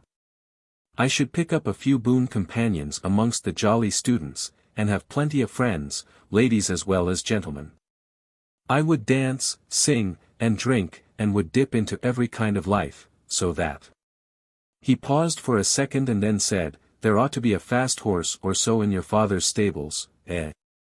Well then, if there are, why not take one for your own riding? Then at night, when you are supposed to be snug between the sheets, creep down to the stable, clap a bridle on the horse, and, hey, presto! You are in Poitiers. Put on the clothes suitable to the handsome young noble you are, and have a joyous carouse with your many companions. And if you do, next day, not choose to go back until the morning, the servants will only tell your father that you are out shooting. Norbert was a thoroughly strong, honest youth, and the idea of meanness and duplicity were most repugnant to his feelings in general, and yet he listened eagerly to this proposition, for oppression had utterly changed his nature. The career of dissipation and pleasure proposed so adroitly by Damon dazzled his imagination and his eyes began to sparkle. "Well," asked the counsellor invidiously, "and, pray, what is there to prevent you doing all this?" "Want of funds," returned Norbert, with a deep sigh. "I should want a great deal, and I have hardly any. If I were to ask my father for any, he would refuse me, and wonder. Have you no friends who would find you such a sum as you would require until you came of age?" "None at all." And, overwhelmed with the sense of his utter helplessness, Norbert sank back upon a chair. After a brief period of reflection, Damon spoke with apparent reluctance. "No, Marquis, I cannot see you so miserably unhappy without doing my best to help you. A man is a fool who puts out his hand to interfere between father and son, but I will find money to lend you what you want." "Will you do so, counsellor?" "Unluckily I cannot, I am only a poor fellow, but some of the neighbouring farmers entrust me with their savings for investment. Why should I not use them to make you comfortable and happy?" Norbert was almost choked with emotion. "Can this be done?" asked he eagerly. "Yes, Marquis, but you understand that you will have to pay very heavy interest on account of the risk incurred in lending money to a minor. For the law does not recognize such transactions, and I myself do not like them. If I were in your place, I would not borrow money on these terms, but wait until some friend could help me." "I have no friends," again answered the young man. Damon shrugged his shoulders with the air of a man who says, "Well, I suppose I must give in, but at any rate I have done my duty." Then he began aloud, "I am perfectly aware, Marquis, that, considering the wealth that must one day be yours, this transaction is a most paltry one." He then went on to enumerate the conditions of the loan, and at each clause he would stop and say, "Do you understand this?" Norbert understood him so well that at the end of the conversation, in exchange for the 1,000 francs, he handed to the counsellor the promissory notes for 4,000 francs each, which were made payable to 2 farmers, who were entirely in Damon's clutches. The young man, in addition, pledged his solemn word of honor that he would never disclose that the counsellor had anything to do with the transaction. "Remember, Marquis, prudence must be strictly observed. Come here to me only after the night has set in." This was the last piece of advice that Damon gave his client, and when he was again left alone, he perused with feelings of intense gratification, the 2 notes that Norbert had signed. They were entirely correct and binding, and drawn up in proper legal form. He had made up his mind to let the young man have all his savings, amounting to some 40,000 francs, and not to press for payment until the young man come into his fortune. All this, however, hinged upon Norbert's silence and discretion, for, at the first inkling of the matter, the Duke would scatter all the edifice to the winds, but of this happening Damon had no fear. As Norbert walked along, followed by his dog, he could not resist putting his hands into his pockets and fingering the tempting, crisp banknotes which lurked there, and making sure that it was a reality and not a dream. That night seemed interminable, and the next morning, with his gun on his shoulder and his dog at his heels, he walked briskly along the road to Poitiers. He had determined to follow Damon's advice, to have suitable rooms, and to make the acquaintance of some of the students. On his arrival at Poitiers, which he had only once before visited, Norbert felt like a half-fledged bird who knows not how to use its wings. He wandered about the streets, not knowing how to commence what he wanted. Finally, after a sojourn in a town of a very brief duration, he went to the inn where he had breakfasted with his father on his former visit, and, after an unsatisfactory meal, returned to CHAMPDOCE. As wretched as he had been joyful and hopeful at his early start in the morning. But later on he went to Damon, who put him in communication with a friend who, for a commission, took the unsophisticated lad about, hired some furnished rooms, and finally introduced him to the best ladies in the town. While Norbert ordered clothes to the tune of 500 francs. He now thought himself on the high road to the full gratification of his desires, but, alas!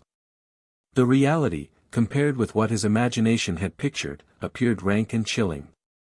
His timidity and shyness arrested all his progress. He required an intimate friend, and where could he hit upon one? One evening he entered the Café Castille. He found a large number of students collected there, and was a little disgusted at their turbulent gaiety, and, hastily withdrawing, he spent the rest of the weary evening in his own rooms with Bruno, who, for his part, would have much preferred the open country. He had really only enjoyed the 4 evenings on which he had visited the Martree, but these limited hours of happiness did not make up for the web of falsehood in which he had enmeshed himself, or the daily dread of detection in which he lived. The Duke had noticed his son's absence, but his suspicions were very wide of the truth. One morning he laughed at Norbert on the continued non-success of his shooting. "Do your best today, my boy," said he, "and try and bring home some game, for we shall have a guest to dinner." "To dinner, here?" "Yes," answered the Duke suppressing a smile. "Yes, actually here, M. Puymandour is coming, and the dining room must be opened and put into proper order." "I will try and kill some game," answered Norbert to himself as he started on his errand. This, however, was more easily resolved on than executed. At last he caught sight of an impudent rabbit near a hedge. He raised his gun and fired. A shriek of anguish followed the report, and Bruno dashed into the hedge, barking furiously. Chapter 5. A Bad Start. Diana de Lorbourg was a strange compound. Under an appearance of the most artless simplicity she concealed an iron will, and had hidden from every one of her family, and even from her most intimate friends, her firm resolve to become the Duchess of CHAMPDOCE. All her rambles in the neighborhood had turned out of no avail, and as the weather was now very uncertain, it seemed as if her long strolls in the country roads and fields would soon come to an end. "The day must eventually come," murmured she, "when this invisible prince must make his appearance." And at last the long-expected day arrived. It was in the middle of the month of November, and the weather was exceedingly soft and balmy for the time of year. The sky was blue, the few remaining leaves rustled on the trees, and an occasional bird whistled in the hedgerows. Diana de Lorbourg was walking slowly along the path leading to Mussidan, when all at once she heard a rustling of branches. She turned round sharply, and all the blood in her body seemed to rush suddenly to her heart, for through an opening in the hedge she caught sight of the man who for the past 2 months had occupied all her waking thoughts. Norbert was waiting for something with all the eagerness of a sportsman, his finger on the trigger of his gun. Here was the opportunity for which she had waited so long, and with such ill-concealed impatience. And yet she could derive no advantage from it, for what would happen? Simply this: Norbert would bow to her, and she would reply with a slight inclination of her head, and perhaps 2 months might pass away before she met him again. Just as she was about to take some bold and decisive step she saw Norbert raise his gun and point it in her direction. She endeavored to call out to him, but her voice failed her, and in another moment the report rang out, and she felt a sharp pang, like the touch of a red-hot iron upon her ankle. With a wild shriek she threw up her arms and fell upon the pathway. She did not lose her senses, for she heard a cry in response to her own, and the crashing of something forcing its way through the hedge. Then she felt a hot breath upon her face, and then something cold and wet touched her cheek. She opened her eyes languidly, and saw Bruno licking her face and hands. At the same moment Norbert dashed through the hedge and stood before her. At once she realized the advantage of her position and closed her eyes once more. Norbert, as he hung over the seemingly unconscious form of this fair young creature, felt that his senses were deserting him, for he greatly feared that he had killed Mademoiselle de Lorbourg. His first impulse was to fly precipitately, and his second to give what aid he could to his victim. He knelt down by her, and, to his infinite relief, found that life was not extinct. He raised her beautiful head. "Speak to me, Mademoiselle, I entreat you," cried he. All this time Diana was returning thanks to kind Providence for the fulfillment of her wishes. After a time she made a slight move, and Norbert uttered an exclamation of joy. Then, opening her beautiful eyes, she gazed upon the young man with the air of a person just awaking from a dream. "It is I," faltered the distracted young man. Norbert de CHAMPDOCE. But forgive me, and tell me if you are in pain. Pity came over the wounded girl. She gently drew herself away from the arm that encircled her, and said softly. It is I who ought to apologize for my foolish weakness, for I am really more frightened than hurt. Norbert felt that heaven had opened before his very eyes. Let me go for help, exclaimed he. No, no, it was a mere scratch. And, raising her skirt, she displayed a foot that might have turned a steadier head than Norbert's. See, said she, it is there that I am in pain. And she pointed to a spot of blood upon the delicate white stocking. At the sight of this the young man's terror increased, and he started to his feet. Let me run to the chateau, said he, and in less than an hour. Do nothing of the kind, interrupted the girl, it is a mere nothing. Look, I can move my foot with ease. But let me entreat you. Hush. We shall soon see what it is that has happened. And she inspected what she laughingly termed his terrible wound. It was, as she had supposed, a mere nothing. One pellet had grazed the skin, another had lodged in the flesh, but it was quite on the surface. A surgeon must see to this, said Norbert. No, no. And with the point of a penknife she pulled out the little leaden shot. The young man remained still, holding his breath, as a child does when he is putting the topmost story on a house of cards. He had never heard so soft a voice, never gazed on so perfectly lovely a face. In the meantime Diana had torn up her handkerchief and bandaged the wound. Now that is over, exclaimed she, with a light laugh, as she extended her slender fingers to Norbert, so that he might assist her to rise. As soon as she was on her feet, she took a few steps with the prettiest limp imaginable. Are you in pain? Said he anxiously. No, I am not indeed, and by this evening I shall have forgotten all about it. But confess, Marquis, she added, with a coquettish laugh, that this is a droll way of making an acquaintance. Norbert started at the word Marquis, for no one but Dahlmann had ever addressed him thus. She does not despise me, thought he. This little incident will be a lesson to me, continued she. Mamma always has told me to keep to the highroad, but I preferred the bypaths because of the lovely scenery. Norbert, for the first time in his life, realized that the view was a beautiful one.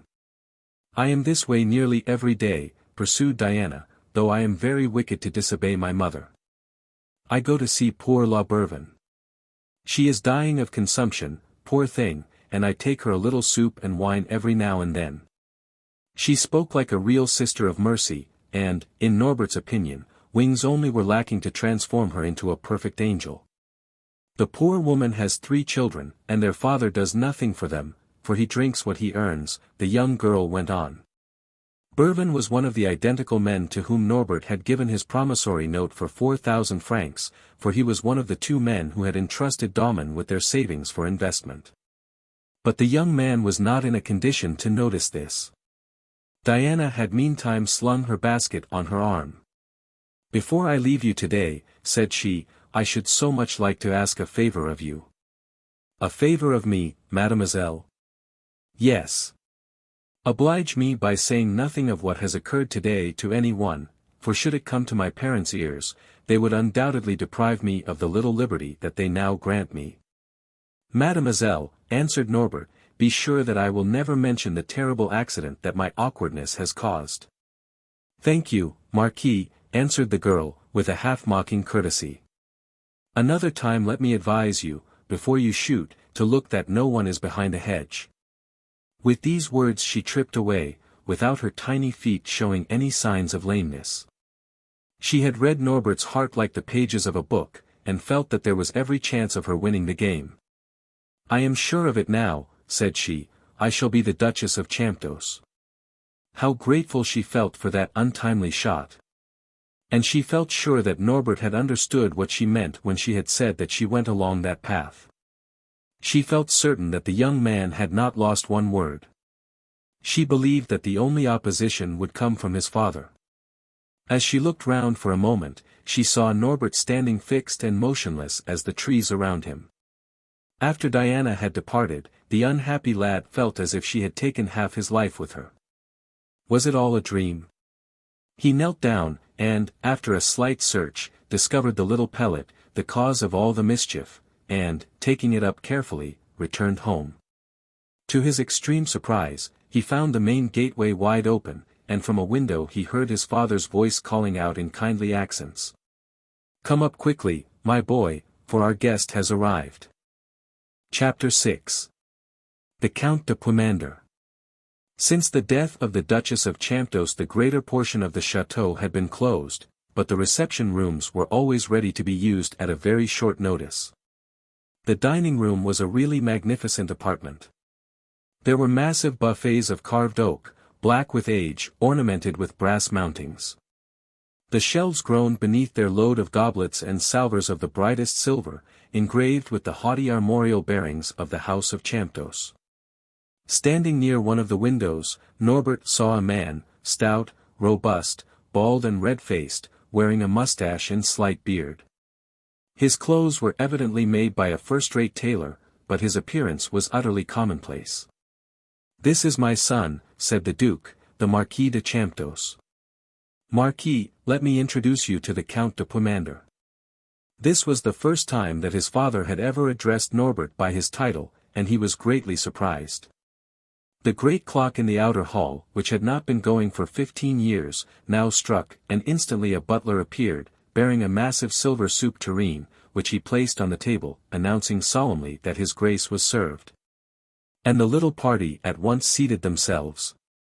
A dinner in such a vast chamber would have been rather dull had it not been enlivened by the amusing tales and witty anecdotes of the Count de Puymandour, which he narrated in a jovial but rather vulgar manner, seasoned with bursts of laughter. He ate with an excellent appetite, and praised the quality of the wine, which the Duke himself had chosen from the cellar, which he had filled with an immense stock for the benefit of his descendants. The Duke, who was generally so silent and morose, smiled buoyantly, and appeared to enjoy the pleasantries of his guest.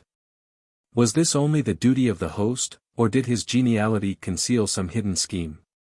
Norbert was utterly unable to settle this question, for though not gifted with much penetration, he had studied his father's every look as a slave studies his master, and knew exactly what annoyed and what pleased him. The Count de Puymandour lived in a magnificent house, with his daughter Marie, about 3 miles from CHAMPDOCE, and he was exceedingly fond of entertaining. But the gentry, who did not for a moment decline to accept his grand dinners, did not hesitate to say that Puymandour was a thief and a rogue. Had he been convicted of larceny, he could not have been spoken of with more disdainful contempt. But he was very wealthy, and possessed at least 5 millions of francs. Of course this was an excellent reason for hating him, but the fact was, that Puymandour was a very worthy man, and had made his money by speculation in wool on the Spanish frontier. For a long period he had lived happy and respected in his native town of Orthez, when all at once he was tempted by the thought of titular rank, and from that time his life was one long misery. He took the name of one of his estates, he bought his title in Italy, and ordered his coat of arms from a heraldic agent in Paris, and now his ambition was to be treated as a real nobleman. The mere fact of dining with the eccentric Duc de CHAMPDOCE, who never invited anyone to his table, was to him, as it were, a real patent of nobility. At 10 o'clock he rose and declared he must leave, and the Duke escorted him the length of the avenue to the great gates opening on the main road, and Norbert, who walked a few paces in the rear, caught now and then a few words of their conversation. "Yes," remarked Puymandour, "I will give 1,000,000 down." Then came a few words from the Duke, of which Norbert could only catch the words, thousands and millions. He paid, however, but little attention, for his mind was many miles away. Since the unlooked-for meeting with that fair young face, he had thought of nothing else, and he mechanically shook hands with, and bade his guest good night, when his father did. When the Duke was sure that M. de Puymandour could not hear his voice, he took his son by the arm, and the bitterness of feeling which he had so long repressed burst forth in words. "This," said he, "is a specimen of the mushroom aristocracy that has sprung up, and not a bad sample either. For though he is puffed up by ridiculous vanity, the man is shrewd and intelligent enough, and his descendants, who will have the advantages of a better education than their progenitors, will form a new class, with more wealth and as much influence as the old one. For more than an hour the Duc de CHAMPDOCE enlarged on his favorite topic, but he might as well have been alone, for his son paid no attention to what he said, for his mind was still dwelling upon his adventures of the morning. Again that sweet, soft laugh, and that modulated voice rang in his ears. How foolish he must have seemed to her! And what a ridiculous figure he must have cut in her eyes! He had by no means omitted to engrave on the tablet of his memory the fact that Diana passed daily down the little path on her errand of bounty, and that there he had the chance of again seeing her. He fancied that he had so much to say to her. But as he found that his bashfulness would deprive him of the power of utterance, he determined to commit his sentiments to paper. That night he composed and destroyed some 50 letters. He did not dare to say openly, "I love you," and yet that was exactly what he wanted to express, and he strove, but in vain, to find words which would veil its abruptness and yet disclose the whole strength of his feelings. At last, however, one of his efforts satisfied him. Rising early, he snatched up his gun, and whistling to Bruno, made his way to the spot where he had the day before seen Diana stretched upon the ground. But he waited in vain, and hour after hour passed away, as he paced up and down in an agony of suspense. Diana did not come. The young lady had considered her plans thoroughly and kept away. The next day he might have been again disappointed but for a lucky circumstance. Norbert was seated on the turf, awaiting with fond expectation the young girl's approach, and as Diana passed the opening to the pathway Bruno scented her, and rushed forward with a joyous bark. She had then no option but to walk up to the spot where Norbert was seated. Both the young people were for the moment equally embarrassed, and Norbert stood silent, holding in his hand the letter which had caused him so much labor to indite. "I have ventured to wait for you here, Mademoiselle," said he in a voice which trembled with suppressed emotion, "because I was full of anxiety to know how you have been. How did you contrive to return home with your wounded foot?" He paused, awaiting a word of encouragement, but the girl made no reply, and he continued. "I was tempted to call and make inquiries at your father's house, but you had forbidden me to speak of the accident, and I did not dare to disobey you." "I thank you sincerely," faltered Diana. "Yesterday," the young man went on, "I passed the whole day here. Are you angry with me for my stupidity? I had thought that perhaps you had noticed my anxiety, and might have deigned to." He stopped short, terrified at his own audacity. "Yesterday," returned Diana with the most ingenuous air in the world, and not appearing to perceive the young man's embarrassment, "I was detained at home by my mother." "Yes," replied he, "for the past 2 days your form, lying senseless and bleeding on the ground, has ever been before my eyes, for I felt as if I were a murderer. I shall always see your pale, white face, and how, when I raised up your head it rested on my arm for a moment, and all the rapture." "You must not talk like that, Marquis," interrupted Diana. But she spoke in such a low tone that Norbert did not hear her and went on. "When I saw you yesterday my feelings so overpowered me that I could not put them into words. But as soon as you had left me, it appeared as if all grew dark around me, and throwing myself on my knees, I searched for the tiny leaden pellet that might have caused your death. I at last found it, and no treasure upon earth will ever be more prized by me." To avoid showing the gleam of joy that flashed from her eyes, Diana was compelled to turn her head on one side. "Forgive me, Mademoiselle," said Norbert, in despair, as he noticed this movement, "forgive me if I have offended you. Could you but know how dreary my past life has been, you would pardon me. It seemed to me, the very moment that I saw you, I had found a woman who would feel some slight interest in me, and that for her sweet compassion I would devote my whole life to her. But now I see how mad and foolish I have been, and I am plunged into the depths of despair." She accompanied these words with a glance sufficiently tender to restore all Norbert's courage. "Ah, Mademoiselle," said he. "Do not trifle with me, for that would be too cruel." She let her head droop on her bosom, and, falling upon his knees, he poured a stream of impassioned kisses upon her hands. Diana felt herself swept away by this stream of passion. She gasped, and her fingers trembled, as she found that she was trapped in the same snare that she had set for another. Her reason warned her that she must bring this dangerous interview to a conclusion. "I am forgetting all about my poor pensioners," said she. "Ah, if I might but accompany you." "And so you may, but you must walk fast. It is quite true that great events spring from very trivial sources." And had Diana gone to visit La Besson, Norbert might have heard something concerning Daumon that would have put him on his guard, but, unfortunately, today Diana was bound on a visit to an old woman in another part of the parish. Norbert looked on whilst this fair young creature busied herself in her work of charity, and then he silently placed 2 louis from the money he had borrowed, on the table, and left the cottage. Diana followed him, and, laying her finger upon her lips with the significant word, "tomorrow," turned down the path that led to her father's house. Norbert could hardly believe his senses when he found himself again alone. Yes, this lovely girl had almost confessed her affection for him, and he was ready to pour out his life-blood for her. He tore up the letter which had cost him so much trouble to compose, for he felt that he could make no use of it. He had now no anxieties regarding the future, and he thanked Providence for having caused him to meet Diana de Lorbourg. It never entered his brain that this apparently frank and open-hearted girl had materially furthered the acts of Providence. At supper that night he was so gay, and in such excellent spirits, that even his father's attention was at last attracted. "I would lay a wager, my boy," remarked the Duke, "that you have had a good day's sport." "You would win your wager," answered the young man boldly. His father did not pursue the subject, but as Norbert felt that he must give some colour to his assertion, he stopped the next day, and purchased some quails and a hare. He waited fully half an hour for Diana, and when she did appear, her pale face and the dark marks under her eyes showed that anxiety had caused her to pass a sleepless night.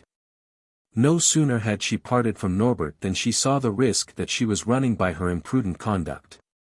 She was endangering her whole future and her reputation, all indeed that is most precious to a young girl. For an instant the thought of confiding all to her parents entered her brain.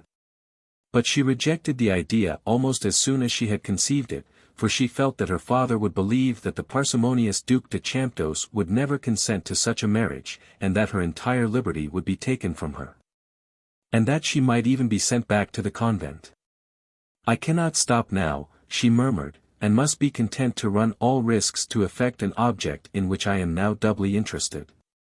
Diana and Norbert had a long conversation together on this day in a spot which had become so dear to them both, and it was only the approach of a peasant that recalled the girl to the sense of her rash imprudence. And she insisted on going on her ostensible errand of charity. Norbert, as before, escorted her, and even went so far as to offer his arm, upon which she pressed when the road was steep or uneven. These meetings took place daily, and after a few short minutes spent in conversation, the young lovers would set off on a ramble. More than once they were met by the villagers, and a little scandal began to arise. This was very imprudent on Diana's side, but it had been a part of her plan to permit her actions to be talked of by the tongue of scandal. Unfortunately the end of November was approaching, and the weather growing extremely cold. One morning, as Norbert arose from his couch, he found that a sharp icy blast was swaying the bare branches of the trees, and that the rain was descending in torrents. On such a day as this he knew that it was vain to expect Diana, and, with his heart full of sadness, he took up a book and sat himself down by the huge fire that blazed in the great hall. Mademoiselle de Lorbourg had, however, gone out, but it was in a carriage, and she had driven to a cottage to see a poor woman who had broken her leg, and who had nothing but the scanty earnings of her daughter Françoise upon which to exist. As soon as Diana entered the cottage she saw that something had gone wrong. "What is the matter?" asked she. The poor creature, with garrulous volubility, exhibited a summons which she had just received, and said that she owed 300 francs, and that as she could no longer pay the interest, she had been summoned. And that her little property would be seized, and so a finishing stroke would be put to her troubles. "It is the counsellor," said she, "that rogue Daumon, who has done all this." The poor woman went on to say that when she went to her creditor to implore a little delay, he had scoffingly told her to send her pretty daughter to him to plead her cause. Mademoiselle de Lorbourg was disgusted at this narrative, and her eyes gleamed with anger. "I will see this wicked man," said she, "and will come back to you at once." She drove straight to the councillor's house. Dalman was engaged in writing when the housekeeper ushered Diana into the office. He rose to his feet, and, taking off his velvet skull cap, made a profound bow, advancing at the same time a chair for his visitor's accommodation. Though Diana knew nothing of this man, she was not so unsophisticated as Norbert, and was not imposed upon by the air of servile obsequiousness that he assumed. With a gesture of contempt, she declined the proffered seat, and this act made Dalman her bitter enemy. "I have come," said she in the cold, disdainful words in which young girls of high birth address their inferiors, "I have come to you from Widow Rouleau." "Ah! You know the poor creature then?" "Yes, and I take a great interest in her." "You are a very kind young lady," answered the councillor with a sinister smile. "The poor woman is in the most terrible distress both of mind and body. She is confined to her bed with a fractured limb, and without any means of support." "Yes, I heard of her accident." "And yet you sent her a summons, and are ready to seize all she possesses in the world." Dalman put on an air of sympathy. "Poor thing," said he. "How true it is that misfortunes never come singly." Diana was disgusted at the man's cool effrontery. "It seems to me," answered she, "that her last trouble is of your making." "Is it possible? Why, who is it but you who are the persecutor of this poor lone creature?" "I," answered he in extreme astonishment. "Do you really think that it is I?" "Ah! Mademoiselle, why do you listen to the cruel tongues of scandalmongers? To make a long story short, this poor woman bought barley, corn, potatoes, and 3 sheep from a man in the neighborhood, who gave her credit to the extent of I dare say 300 francs. Well, in time, the man asked, most naturally, for his money, and failing to get it, came to me. I urged him to wait, but he would not listen to me, and vowed that if I did not do as he wished he would go to someone else. What was I to do? He had the law on his side too. Ah, continued he, as though speaking to himself, if I could only see a way of getting this poor creature out of her trouble. But that cannot be done without money. He opened a drawer and pulled out about 50 francs. "This is all my worldly wealth," said he sadly. "But how foolish I am. For, of course, when poor Widow Rouleau has a wealthy young lady to take an interest in her, she must have no further fear." "I will speak to my father on the matter," answered Diana in a voice which showed that she had but little hope of interesting him in the widow's misfortunes. Dalman's face fell. "You will go to the Marquis de Lorbourg?" asked he. "Now, if you would take my advice, I should say, go to some intimate friend, to the Marquis de CHAMPDOCE, for instance. I know," he went on, "that the Duke does not make his son a very handsome allowance. But the young gentleman will find no difficulty in raising whatever he may desire, as it will not be long before he is of age, without counting his marriage, which will put an enormous sum at his disposal even before that." Diana fell in an instant into the trap the wily Dalman had laid for her. "A marriage," exclaimed she. "I know very little about it. Only I know that if the young man wishes to marry without his father's consent, he will have to wait at least 5 years. 5 years? Yes. The law requires that a young man who marries against his father's desire should be 25 years of age." This last stroke was so totally unexpected, that the girl lost her head. "Impossible," cried she. "Are you not making a mistake?" The councillor gave a quiet smile of triumph. "I am not mistaken," said he, and calmly pointed out in the code the provision to which he had alluded. As Diana read the passage to which his finger pointed, he watched her as a cat watches a mouse.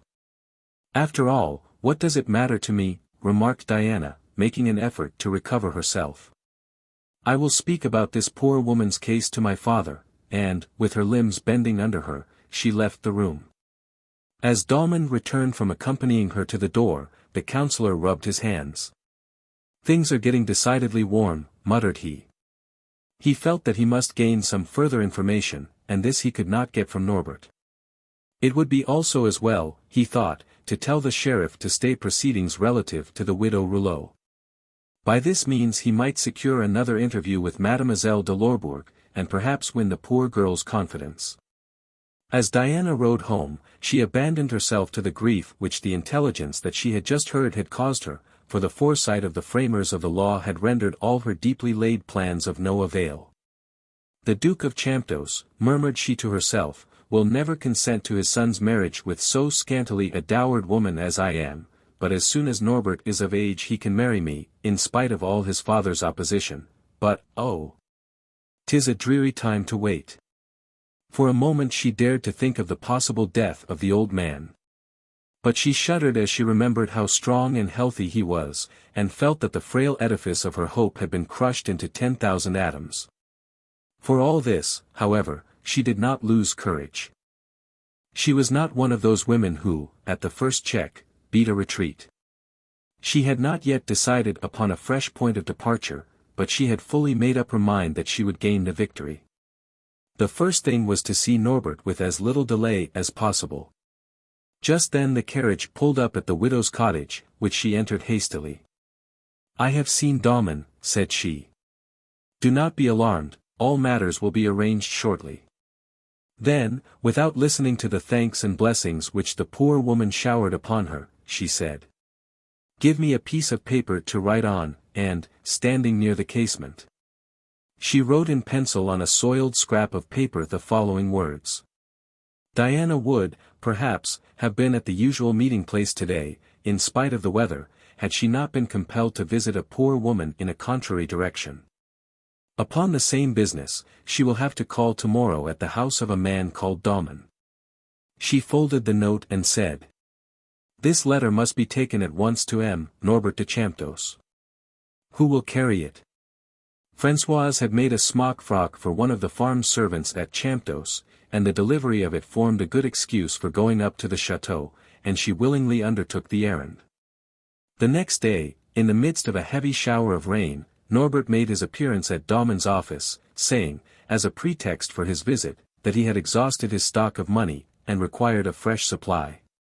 He too was feeling very unhappy, for he feared that this father might entertain matrimonial designs for him which would be utterly opposed to his passion for Mademoiselle de Lorbourg. Had not the inexorable old man once said, "You will marry a woman of wealth"? But in the event of this matter being brought up, Norbert swore that he would no longer be obedient, but would resist to the last. And he calculated on receiving assistance from Daumon. He was on the point of referring to this matter, when a carriage drew up at the door of the cottage, and Mademoiselle de Lorbourg descended from it. Daumon at once saw how matters stood, and wasted no time in addressing Diana. "The sheriff will stop proceedings," said he. "I can show you his letter to that effect."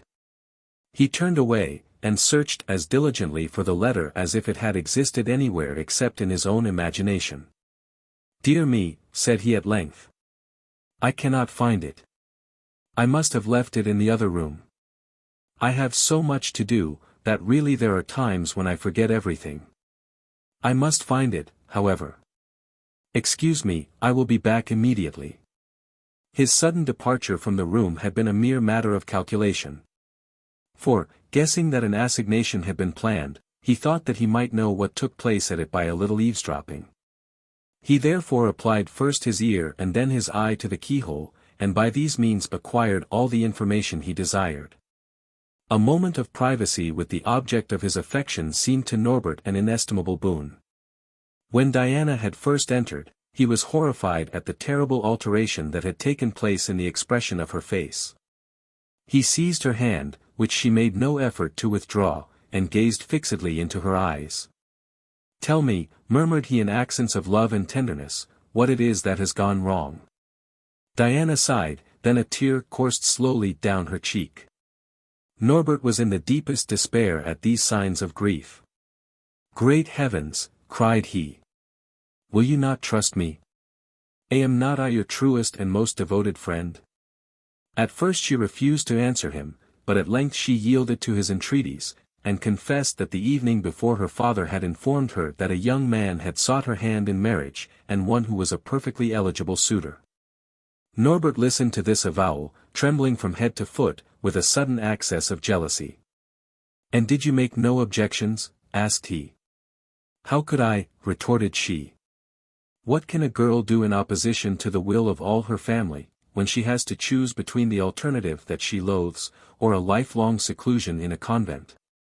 Dalman shook with laughter, as he kept his ear closely to the keyhole. "Good business," muttered he. "Not so bad. Here's a little girl from a convent. She has a clever brain and a glib tongue, and under my tuition would be a perfect wonder. If this country booby does not make an open declaration at once, I wonder what her next move will be." "And you hesitated," said Norbert reproachfully.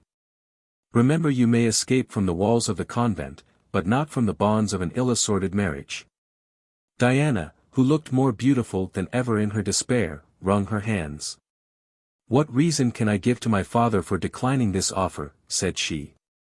"Every one knows that I am almost portionless, and that I am sacrificed to my brother, immolated upon the altar erected before the cruel idol of family pride. And how dare I refuse a suitable offer when one is made for my hand?" "Have you forgotten me?" cried Norbert. "Have you no love for me? Ah, my poor friend, you are no more free than I am. Then you look on me as a mere weak boy?" asked he, biting his lips. "Your father is very powerful," answered she in tones of the deepest resignation, "his determination is inflexible, and his will inexorable. You are completely in his power." "What do I care for my father?" cried the young man fiercely. "Am not I a CHAMPDOCE too? Woe be to any one, father or stranger, who comes between me and the woman I love devotedly, for I do love you, Diana, and no mortal man shall take you from me." He clasped Diana to his breast, and pressed a loving kiss upon her lips. "Aha," muttered Dalman, who had lost nothing from his post of espial, "this is worth 50,000 francs at least to me." For a moment Diana remained clasped in her lover's embrace, and then, with a faint cry, released herself from him. She then felt that she loved him, and his kiss and caresses sent a thrill like liquid fire through her veins. She was half pleased and half terrified. She feared him, but she feared herself more. "What, Diana? Would you refuse me?" asked he, after a moment's pause. "Do you refuse me, when I implore you to be my wife, and to share my name with me? Will you not be the Duchess of CHAMPDOCE?" Diana only replied with a glance, but if her eyes spoke plainly, that look said yes. "Why, then," returned Norbert, "should we alarm ourselves with empty phantoms? Do you not trust me? My father may certainly oppose my plans, but before long I shall escape from his tyrannical sway, for I shall be of age." "Ah, Norbert," returned she sadly, "you are feeding upon vain hopes. You must be 25 years of age before you can marry and give the shelter of your name to the woman whom you have chosen for your wife." This was exactly the explanation for which Dalman had been waiting. "Good again, my young lady," cried he. "And so this is why she came here. There is some credit in giving a lesson to so apt a pupil." "It is impossible," cried Norbert, violently agitated, "such an iniquitous thing cannot be." "You are mistaken," answered Diana calmly. "Unfortunately I am telling you exactly how matters stand. The law clearly fixes the age at 25. During all this time will you remember that a broken-hearted girl? Why talk to me of law? When I am of age, I shall have plenty of money," broke in Norbert, "and do you think that I will tamely submit to my father's oppression? No, I will wrest his consent from him."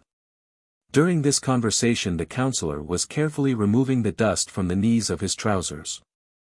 "I will pop in suddenly," thought he, "and catch a word or two which will do away with the necessity of all lengthy explanations."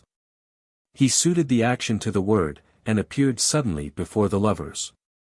He was not at all disconcerted at the effect his entrance produced upon them, and remarked placidly, "I could not find the sheriff's letter, but I assure you that Widow Rouleau's matter shall be speedily and satisfactorily arranged."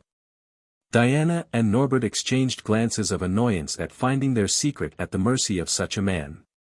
This evident distrust appeared to wound Damon deeply. "You have a perfect right," remarked he dejectedly, "to say, mind your own business.